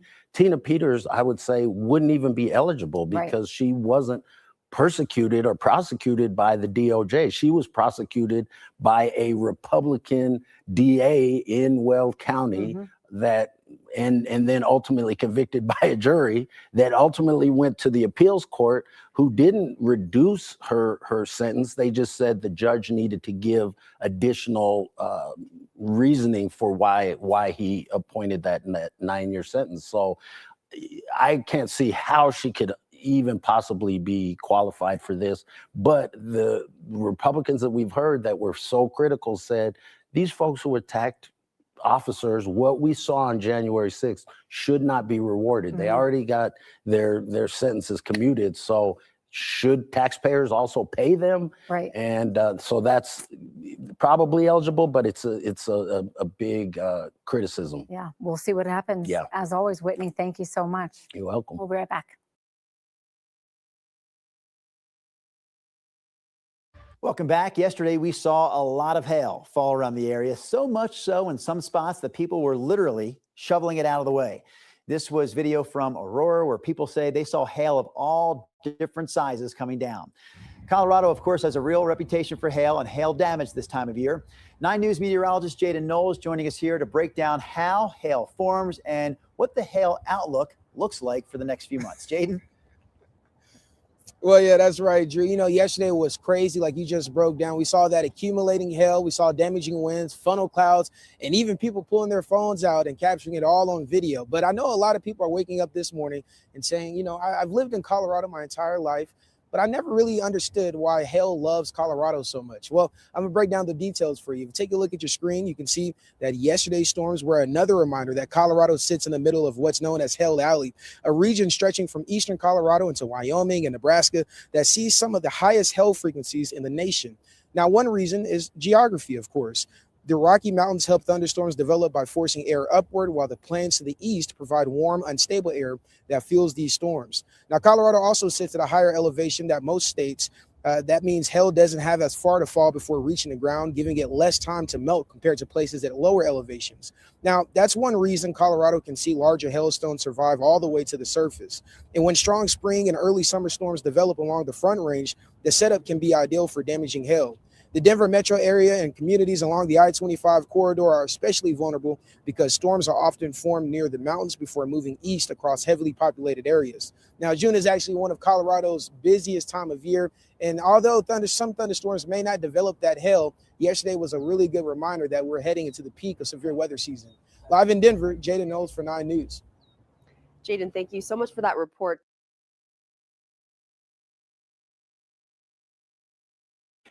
Denver City Council member Sarah Parody will step down this summer. The Progressive says persistent health problems have made it difficult now to do her job.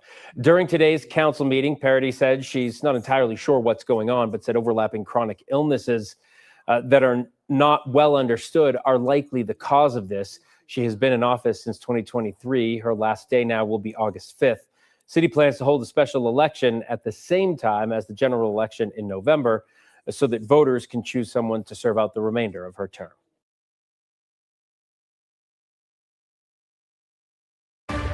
First day of June, and it's starting to look like it. Strong winds blew through the Denver metro area this afternoon, dropping a whole lot of hail. Here's a time lapse from the Aurora Municipal Center where it looked like the snow was falling, and that really wasn't half of it. Many of you sent in pictures of videos as well of a funnel cloud in the South metro area around Castle Rock. There's no confirmation of any tornadoes. We're glad you're with us. I'm Kim Christensen. It was certainly trying. And I'm Phil Lipoff. It was a wild day of weather, so we want to get right to it. 9 News meteorologist Corey Reppenhagen is with us. Corey, this day had almost everything.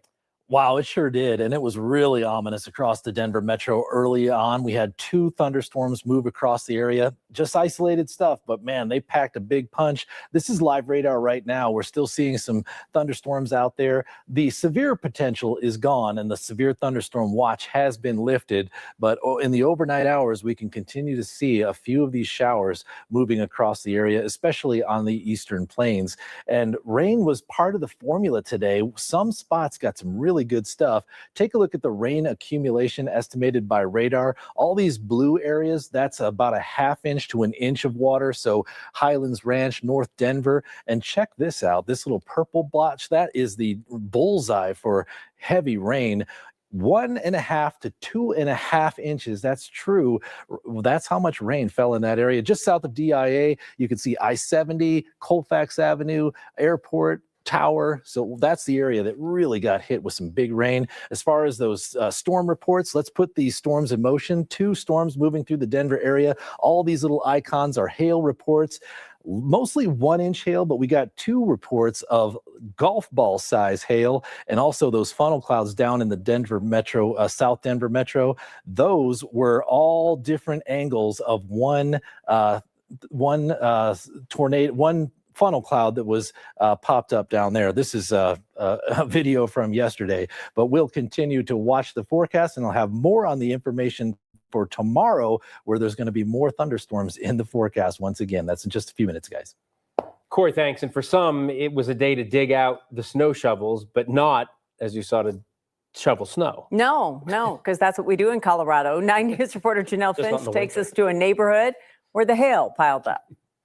We're near Chambers Road and 6th Avenue in Aurora, where things have calmed down and dried off, but it was definitely a different sight earlier today. Take a look at what we found in this neighborhood. People living here tell us they heard hail come down for at least an hour.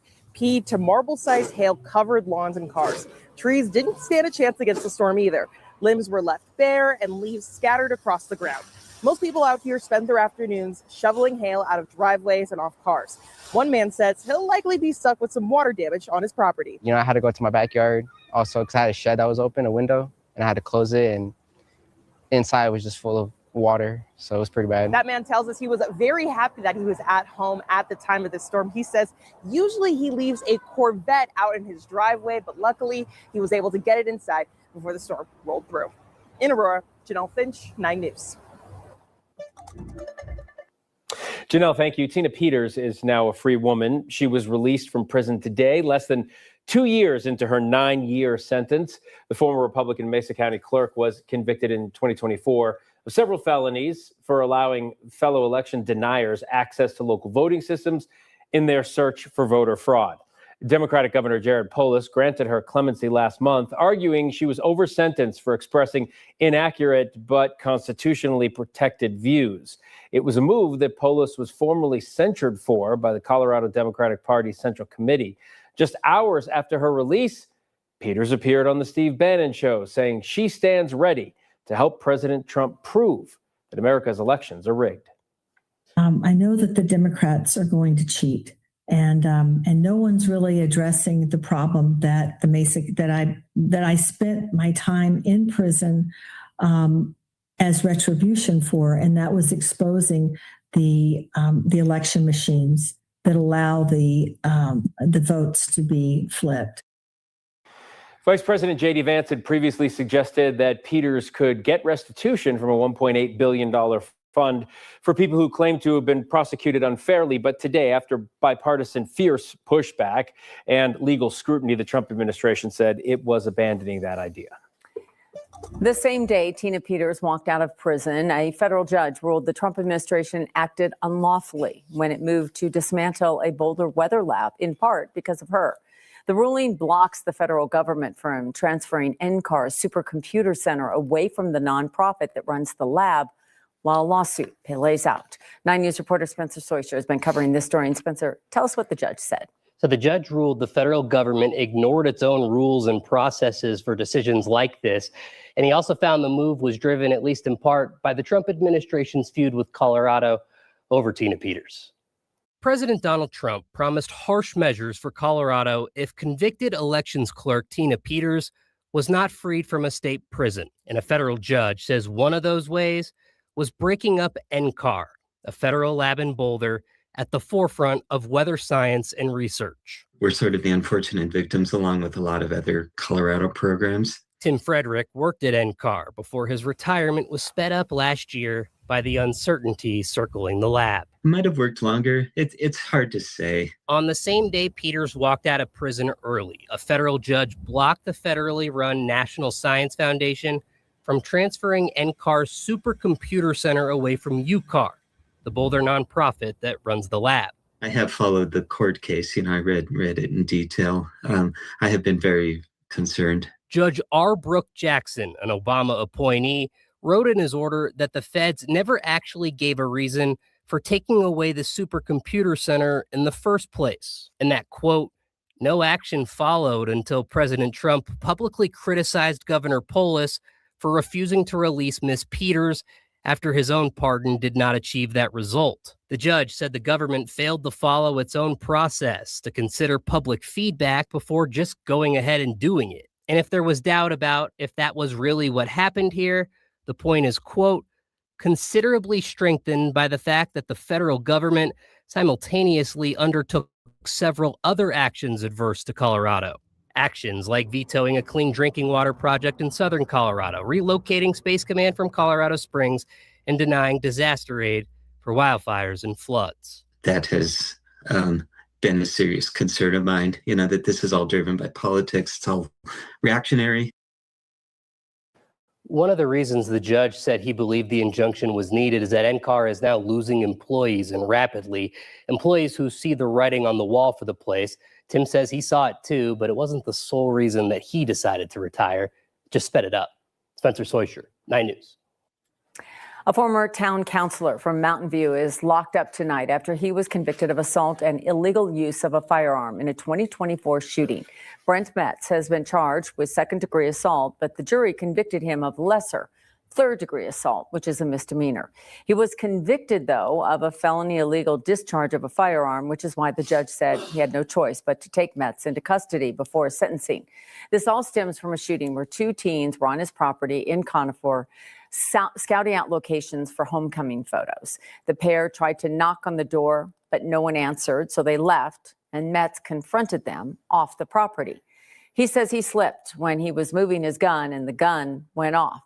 His attorneys say the conviction on the gun charge and the jury's decision not to convict on the more serious assault charge don't add up. Respect the jury's verdict, obviously, and understand that they spent a long time thinking about it, but he was found not guilty of recklessly discharging the firearm, but then found guilty of recklessly discharging the firearm in a separate count. So the elements are the same in terms of recklessness. So we're having a hard time finding that those are compatible. Metz is due back in court June 15th for sentencing. He could face up to 3 years in prison. A new stone marker in front of the Boulder County Historic Courthouse pays tribute to the people targeted in that anti-Semitic firebombing attack on Pearl Street at the mall 1 year ago today. On June 1st of last year, a man targeted a group walking to raise awareness of the Israeli hostages being held captive by Hamas. The attack killed Karen Diamond, a woman in her 80s. It injured about a dozen others. The new stone marker has the date of the attack etched in English and in Hebrew. The county plans to build a remembrance garden there as well. In the Jewish religion, one of the traditions that we have is to take a stone and to put it on a grave to remember and to say, I've been here and I remember. And so yesterday I took a stone and put it on that plaque, and so did other people, and it was really meaningful. The memorial will be more formally unveiled this weekend at the start of the Boulder Jewish Festival.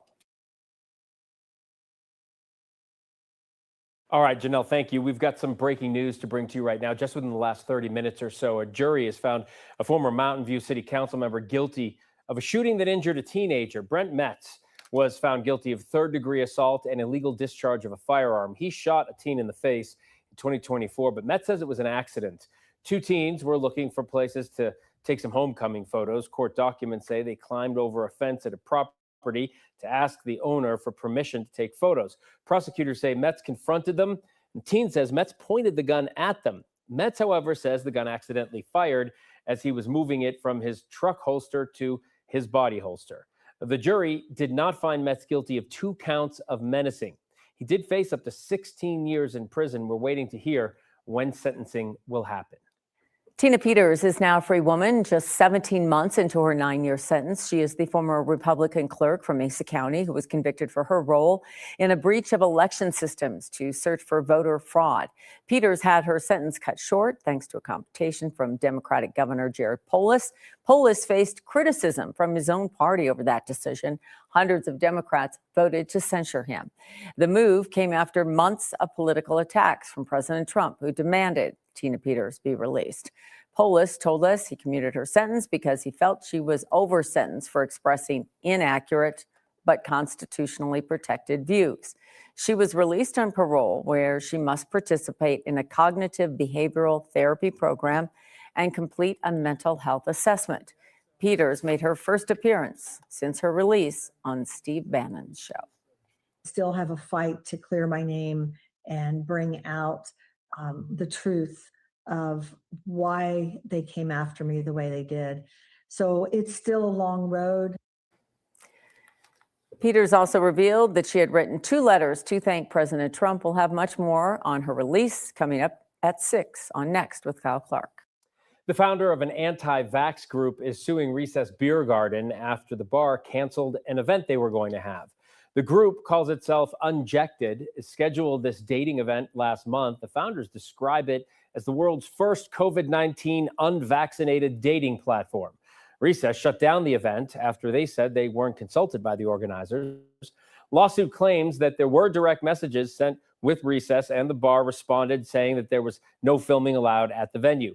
The plaintiffs allege the bar canceled the event after receiving criticism online. Suit also claims Recess released defamatory statement that caused harm to the group. 1 person was killed, 2 others hurt after a driver hit them while walking along a sidewalk in Highlands Ranch this morning. The Douglas County Sheriff's Office says the driver hit the pedestrians in a neighborhood on Wildcat Reserve Parkway near Willow Bridge Way. About a dozen people witnessed that crash, including one who followed the driver. That person helped deputies later arrest the driver. Today marks 1 year since a man targeted a peaceful gathering in Boulder in an anti-Semitic firebombing attack. The Jewish group was calling attention to Israeli hostages at that time being held in Gaza. The attack killed 1 woman and injured about a dozen others. 9 News reporter Aaron Adelson shows us how Boulder has remembered the victims. Pearl Street has its usual rhythm, just like any day of the week. That's how June 1st, 2025 began, when people had no idea what would be coming.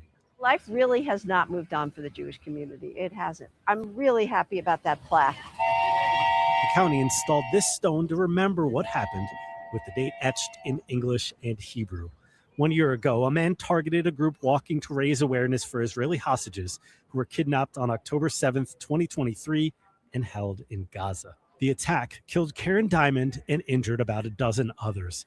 It's still hard to contemplate what happened here for Boulder City Council member Tara Weiner, who is Jewish. Not only were they affected in the most terrible way, but the whole Jewish community here was affected. The ripple effects were pretty big. She feels thankful for how people have supported Boulder's Jews, We really felt like this community had our backs. but says an unfortunate lesson is that Jewish events must consider safety. Security is always at the top of our minds. A Boulder County commissioner says they made sure the stone was in place before Monday, and plans for the county to build a remembrance garden on the very grass where people got attacked. In Boulder, Looking forward to that Aaron Adelson, so that I can sit and I can remember. 9 News. The annual Boulder Jewish Festival will take place this Sunday on Pearl Street. The celebration will begin with a memorial, more formally dedicating the stone. The suspect in that case pleaded guilty to more than 100 counts, was sentenced to life in prison. He is still facing charges at the federal level for hate crime acts. Some sad news out of the NBA to report to you right now. Former head coach Rick Adelman, the father of Nuggets head coach David Adelman, has died.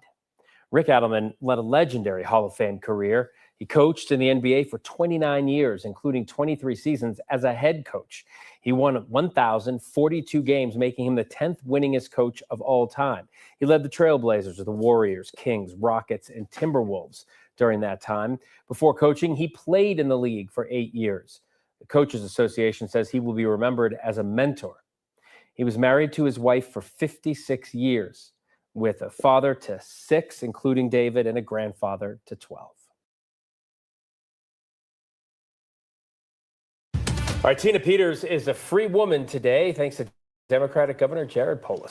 She got out of prison less than 2 years into her 9-year sentence after leading a breach of Colorado's voting systems. President Trump had punished Colorado in a variety of ways to force her freedom. Our Kyle Clark has covered Peters for more than 5 years. Kyle, she wasted no time getting talking today.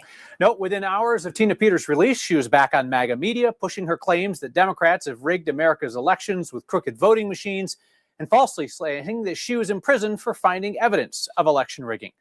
President Trump had falsely claimed that Tina Peters had cancer and her prison term was a death sentence. Today, following her release, she said she is suffering from acid reflux because prison food is terrible. And she said she now stands ready to help President Trump prove that America's elections are rigged. I know that the Democrats are going to cheat.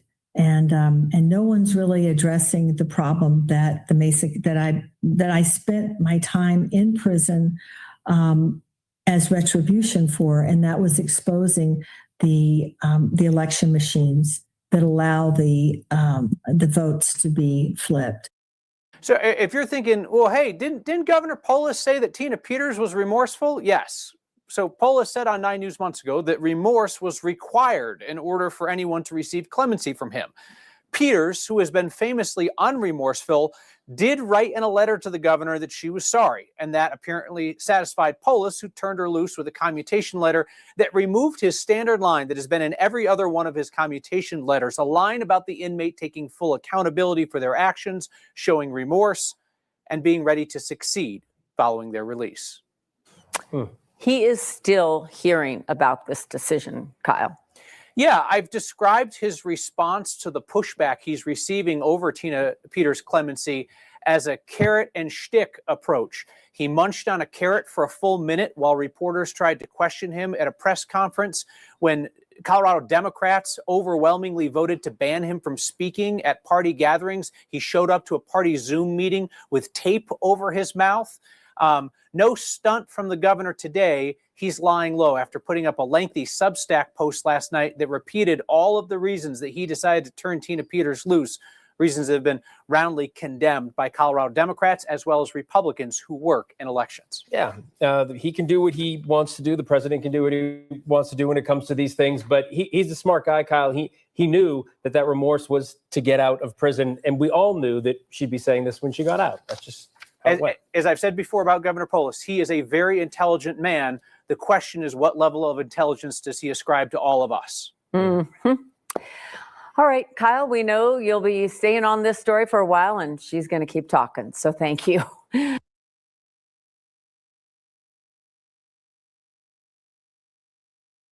Hello, everybody. I'm Heather Hayes. And I'm Steve Eager. Within the last hour, a jury has been chosen to decide the closely watched murder trial of Karmelo Anthony. More than 500 people were on the list of potential jurors, but the jury will not include anyone who is Black, despite this case being racially charged.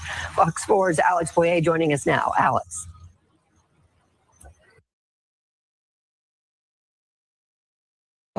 Welcome to On Go. You heard that correctly. There's not going to be one Black juror for Karmelo Anthony. Out of the sea of faces that were there, not one Black jury member. What does this mean for Karmelo Anthony? Is he going to get a fair shake? Is he going to get a fair trial? And that's my question to everybody that is watching this video or comes across this video, man. Let's listen to the coverage and see what happened on day 2 of court today. Hey guys, good evening. That's right. And I can tell you that a court spokesperson confirmed that there are indeed no Black jurors on this panel. And I can tell you that before this jury panel was seated, the defense objected to 3 Black women being struck by the prosecution. Now, the prosecution contended that it was due to the fact that the women were educators, noting that this incident happened at a school function with young students. The defense then pointed out that those were three of those were 100% of the available Black jurors in what's called the strike zone, adding that the state struck all 3. The judge went out and reviewed their questionnaires and came back and said that the defense's challenge to the 3 jurors being dismissed was denied. The judge said the court found that the state had non-racial means to strike the jurors.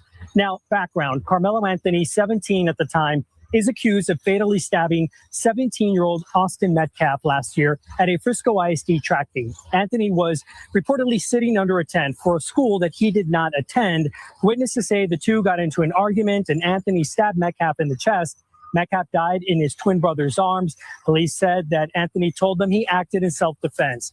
Now, this case has become racially charged, fueled in large part by online speculation, rumors, and misinformation. On Wednesday, attorneys for both sides got an hour and 45 minutes to question the reduced poll of these potential jurors. They were questioned on their views on a variety of topics, including race, how they felt about serving on this case, and if they would hold it against the defendant if he chose not to testify on his own behalf. The defense also tried to gauge if the potential jurors would be uncomfortable giving Anthony a lower sentence if there is a guilty verdict. I talked to a jury consultant about the process so far. It's an excellent team on both sides. I believe Bill Worski has, he's a veteran prosecutor. He's tried some very high profile cases. And then Toby Shook has been both a prosecutor and a criminal defense attorney. And then Mike Howard is an excellent criminal defense attorney as well. And they, along with the DA, it's going to be a very well tried case. And I did speak with Allison Richardson before the jury was sat, so I did not have a chance to ask her about these late-breaking developments. Now, this high-profile case continues to draw supporters and spectators to the Collin County Courthouse. We saw another group of folks demonstrating at the entrance of the courthouse this afternoon. We expect that to continue throughout the trial, which the judge hopes to have wrapped up by the end of next week. And I can tell you that 19-year-old Karmelo Anthony was in court today for the proceedings. He was wearing a suit with a tie and a purple shirt, which is also the color many of his supporters have been wearing. He did take some notes during the proceedings. I can also tell you that there does appear to be some minorities on this jury panel. Again, however, none of them are African American. Opening statements begin tomorrow at 9 a.m.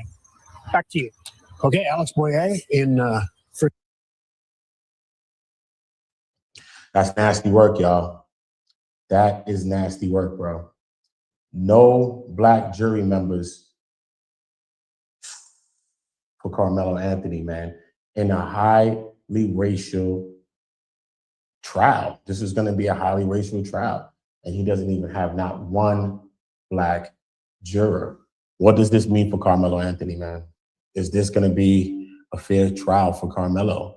And this is my question to anybody that's watching this live video on any of these channels. What do you think this is going to mean for Karmelo Anthony? I heard that his defense, Mike Howard, was pretty good too. I heard he was in there objecting to them striking jurors and different things like that. I heard he did pretty well, but I heard the prosecution is pretty sharp. The leading prosecutor, I heard he was pretty sharp. He was in there like putting his energy on the courtroom.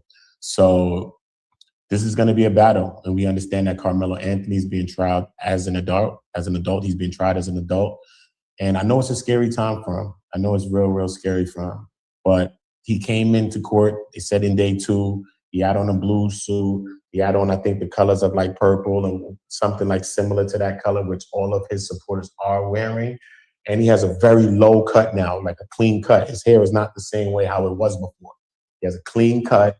He came in pretty sharp. I heard his energy was pretty good inside the courtroom, but during the proceedings, when certain things was being mentioned, he began to slouch, and the defense was kind of urging him to like keep up your posture and bring across that confidence and that positive type of energy, because it also spills into the jurors. But out of 500 jurors, they whittled it down to 250 from there.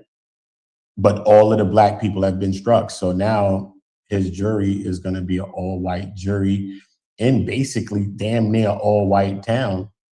And I don't know what that's going to mean. Not to say, because juror 142 stepped up today and said, listen, y'all, I can't see myself putting a brother doing that. I mean, sentencing a brother to that type of stuff. I just can't see it. Then also a white woman stood up and said something similar to what that person said. You know what I mean? So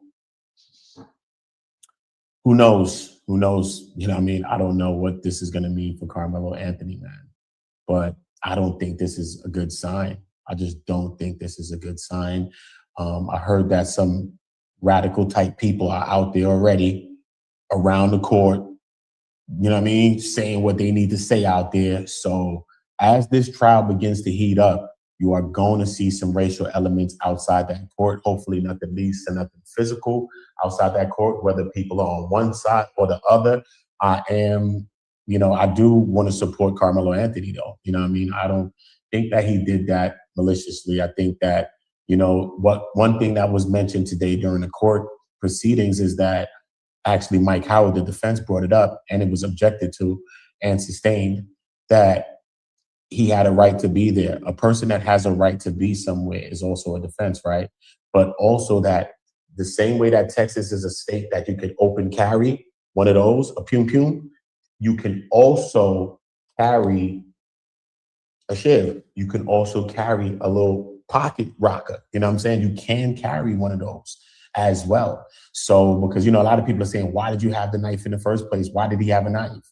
But in the state of Texas, the same way you're able to open carry and carry a Pum Pum, you're able to also possess a knife. Now, what he did with the actual weapon, that is a whole nother story. And hence we're here at his trial now. You know what I mean?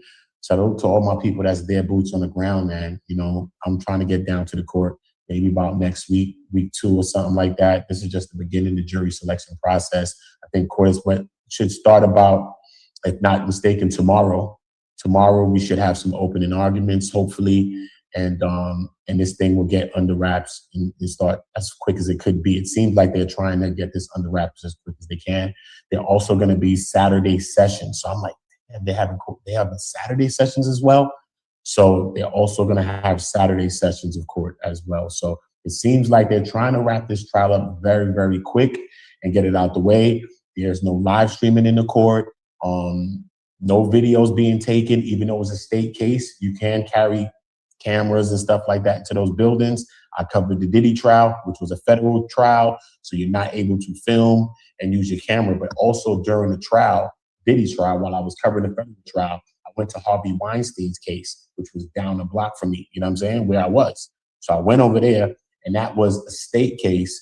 And even though I had my independent journalist pass, my press pass, and all of that, I was able to bring my cameras. Many other people had cameras in that court because it was a state case. So it just shows you the judge is putting gag orders, all types of things are going down.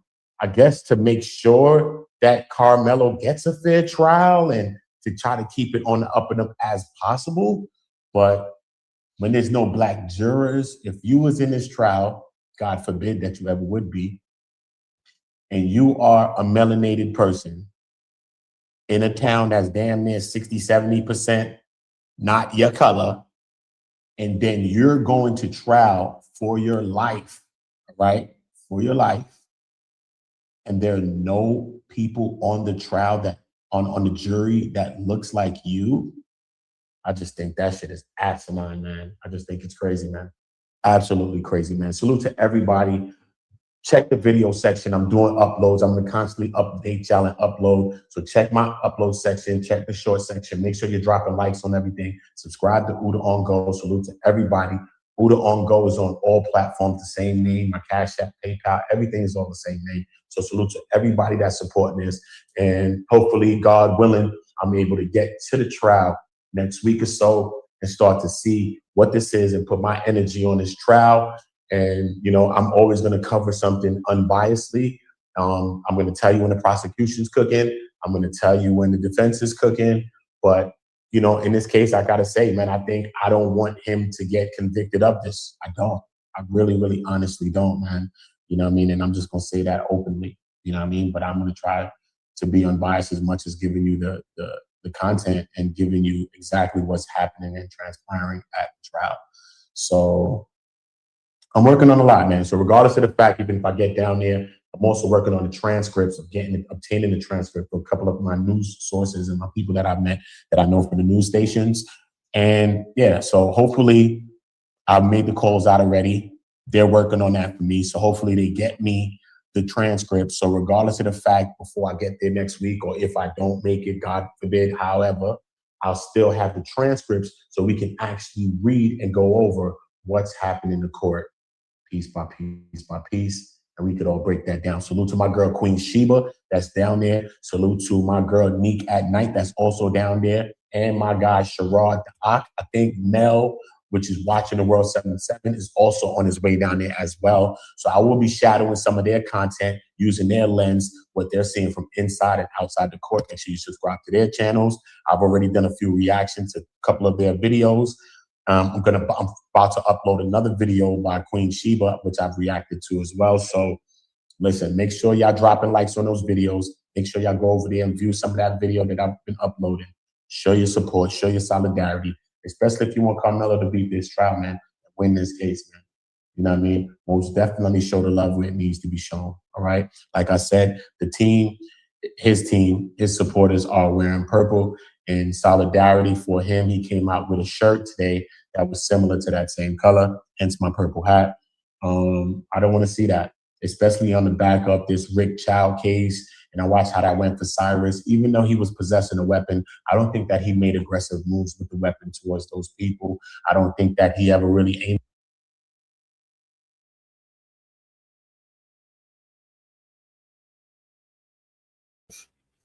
All right, thank y'all for tapping in. You join us Friday for Grand Rising with Shabaka and the Chase. We'll see y'all then. Peace.